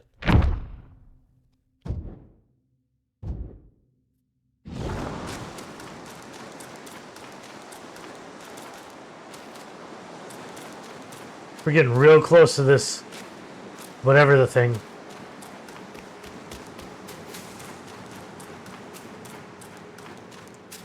This game's asked trying to try to make the most of it, since I couldn't play most of this morning, or I spent a lot of time this morning just trying to get it to work on my computer. So I'm glad to try and get some semblance of progress. Fucking 8, almost 9 hours, dude. Holy. But I appreciate you hanging out, Justin. I really hope you enjoyed. I know you're working for a good bit of it, but I hope regardless you're still able to enjoy it. Amanda, Gunny, sweet dreams. Thanks for hanging out. Hope you guys have a lovely evening. Oh no, back.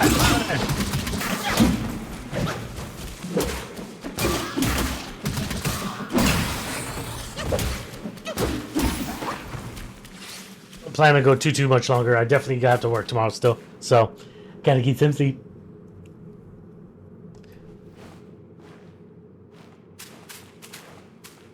I do. I appreciate it. I'm glad you're digging the lore. It's definitely been intriguing to read it all. And also, I feel like it helps to explain the story overall.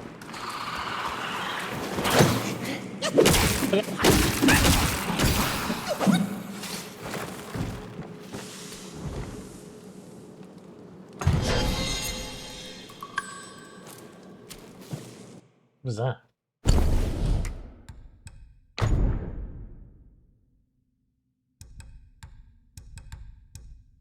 While perfect dodging recovers a small amount of stamina. Gotcha.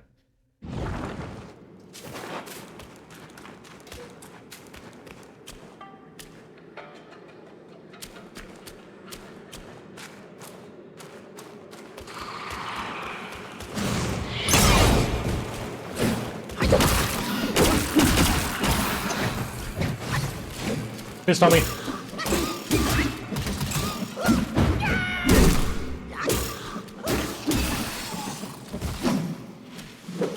Too easy.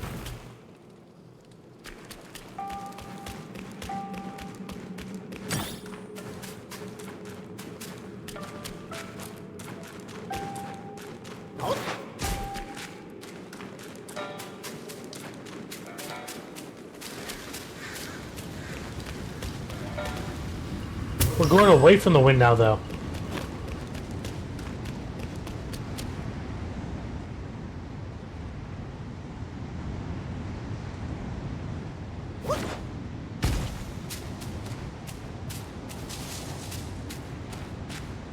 I just took us in a giant circle.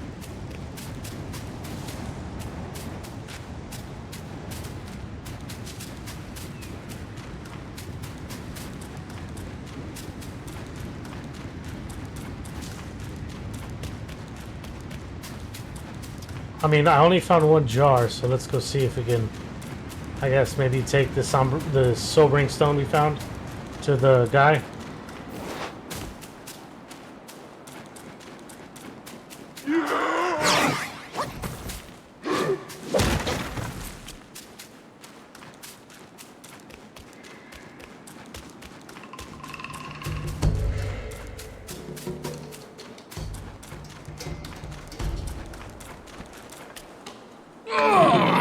Yes, so. How refreshing. You woke me up. Thanks. Enough with the chit-chat. My belly's growling. God damn, Matt. I must quench this rub. The Temple of Crouching Tiger, they say. I'm just feeding him at this point. You should eat more, Skinny. Off we go to the Temple of... I must... The Temple of Crouching Tiger. They say there's meat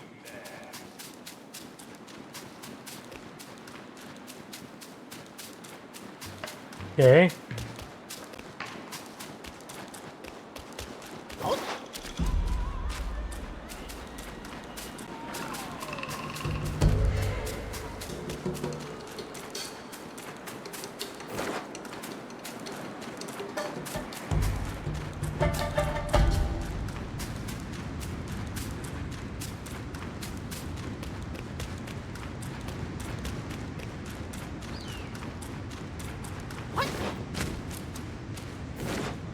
Visible wall. I was like, it looks like you can climb up there.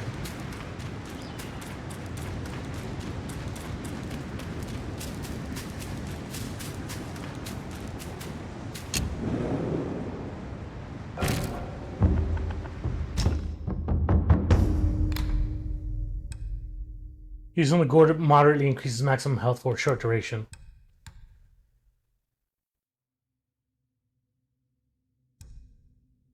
Sure.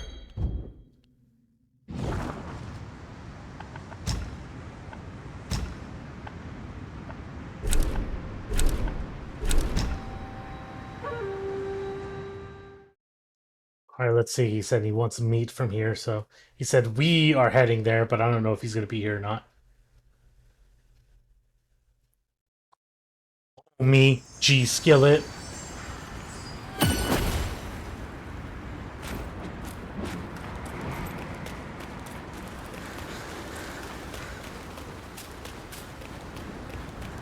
There he is. Oh, this putrid rat meat is insufferable. Help me score a tasty treat. Help me score a tasty treat, will you? Okay. I've been craving a taste of that juicy jade lotus. Oh, I have plenty. Oh, I wouldn't mind some meatless meals from time to time. I have stumbled upon some interesting leads. The realm of gold does hold a connection to this desolate land. I hear the realm of gold is where the sun sets. There, they held rats above all others. And somehow, before we knew it, the realm was gone. Quite odd, that is. I just tried those rat guys. Its people are not yet extinct. I suspect the Yellow Wind Guai had a role in that. Our senior brother gave me a piece of gold. I'll need it here when the time's right, he said. It's the right time now. I'm taking it to the right place to give it a try. I just tried those... It's people. So he's gonna go... senior brother gave me a piece of gold. I'll need it here. It's the right time now. It's the right place to give it a try.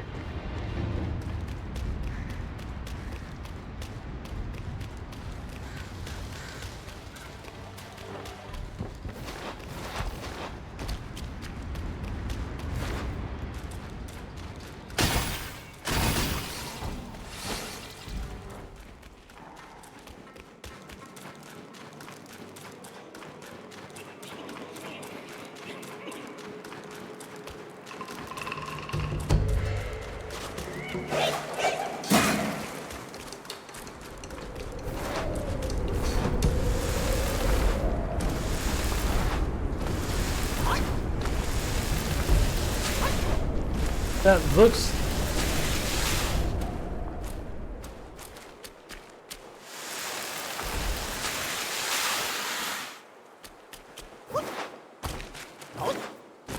Trying to think.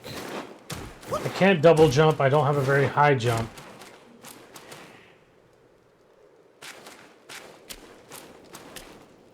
I see like a pill container. I don't know if you guys saw it.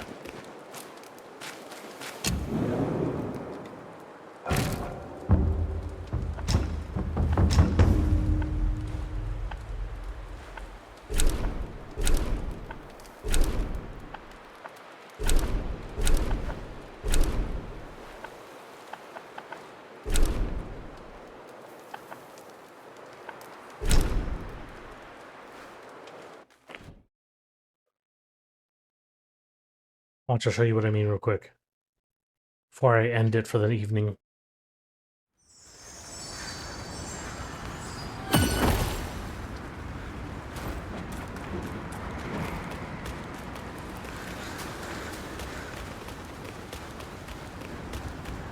Big guy's gone.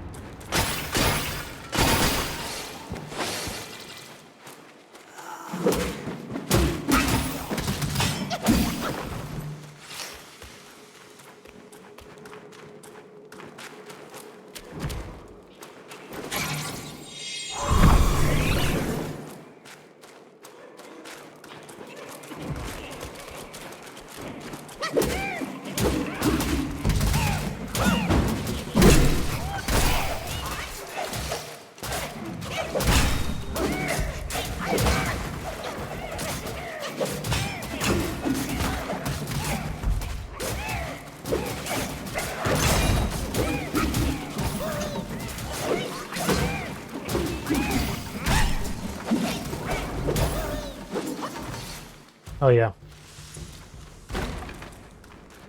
Okay, so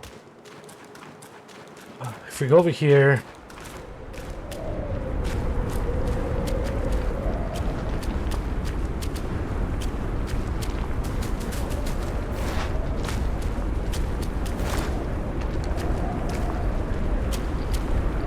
it's sitting on that table. I'm trying to figure out how to get to it.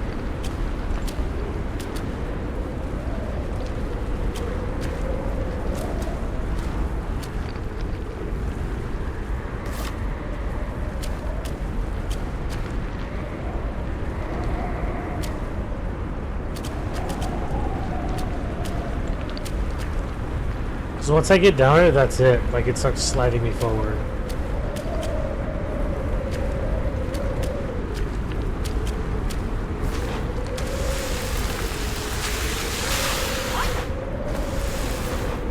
And I can't jump that high.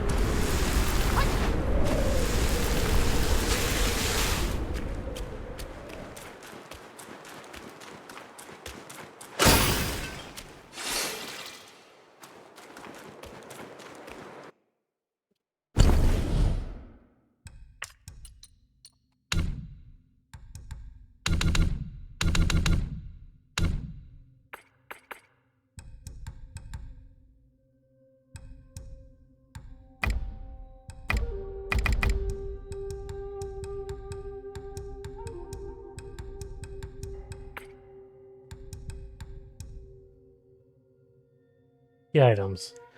This rattle drum is somewhat worn and tattered. When shaken, it still makes a lively clatter. Alright, gold piece.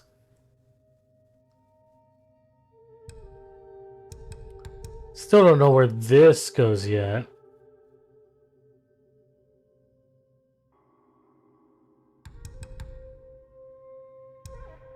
Still have those Buddha eyeballs as well. So we have quite a few key items at this point. Interesting nonetheless.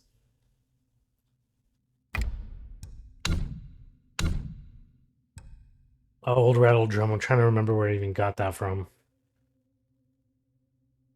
Like what enemy we got that from.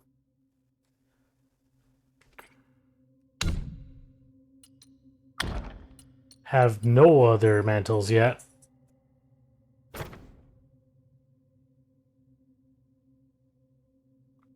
From lava covered.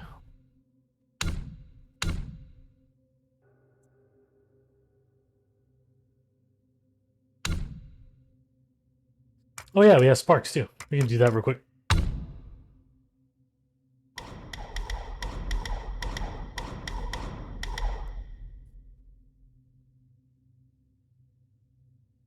That's pretty cool. The destined one.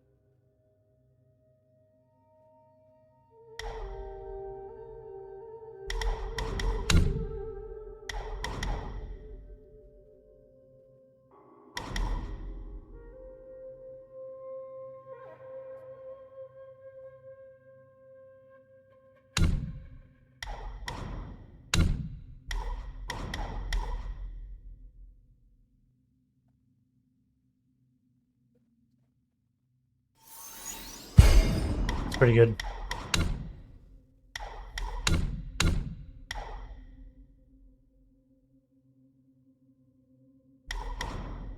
Damn. Oh well. We have one spark. Yeah,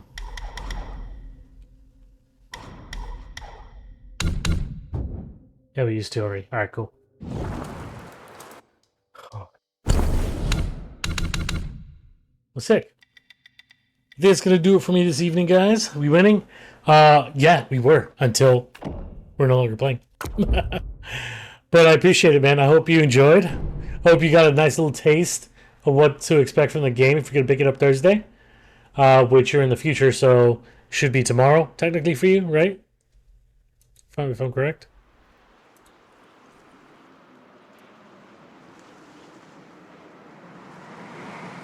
But I'm gonna go ahead and call it for the evening.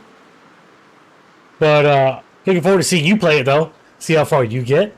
See how it is for you. Because I did play for 9 hours today, and I'm barely still on chapter 2. So I'm wondering how big this game is gonna be. So I'm not sure when you. Oh, gotcha. So I thought it was gonna be tomorrow, but I get you. I understand. But I hope you guys enjoyed. Hope you guys stay safe, stay smart, most importantly, stay strong. Keep on keeping on. Thanks for hanging out. Appreciate it. Sorry for all the struggles this morning, but we got it. We at least got it working on the PS5, and we can get through that story anyway. You guys have a great night. Take it easy.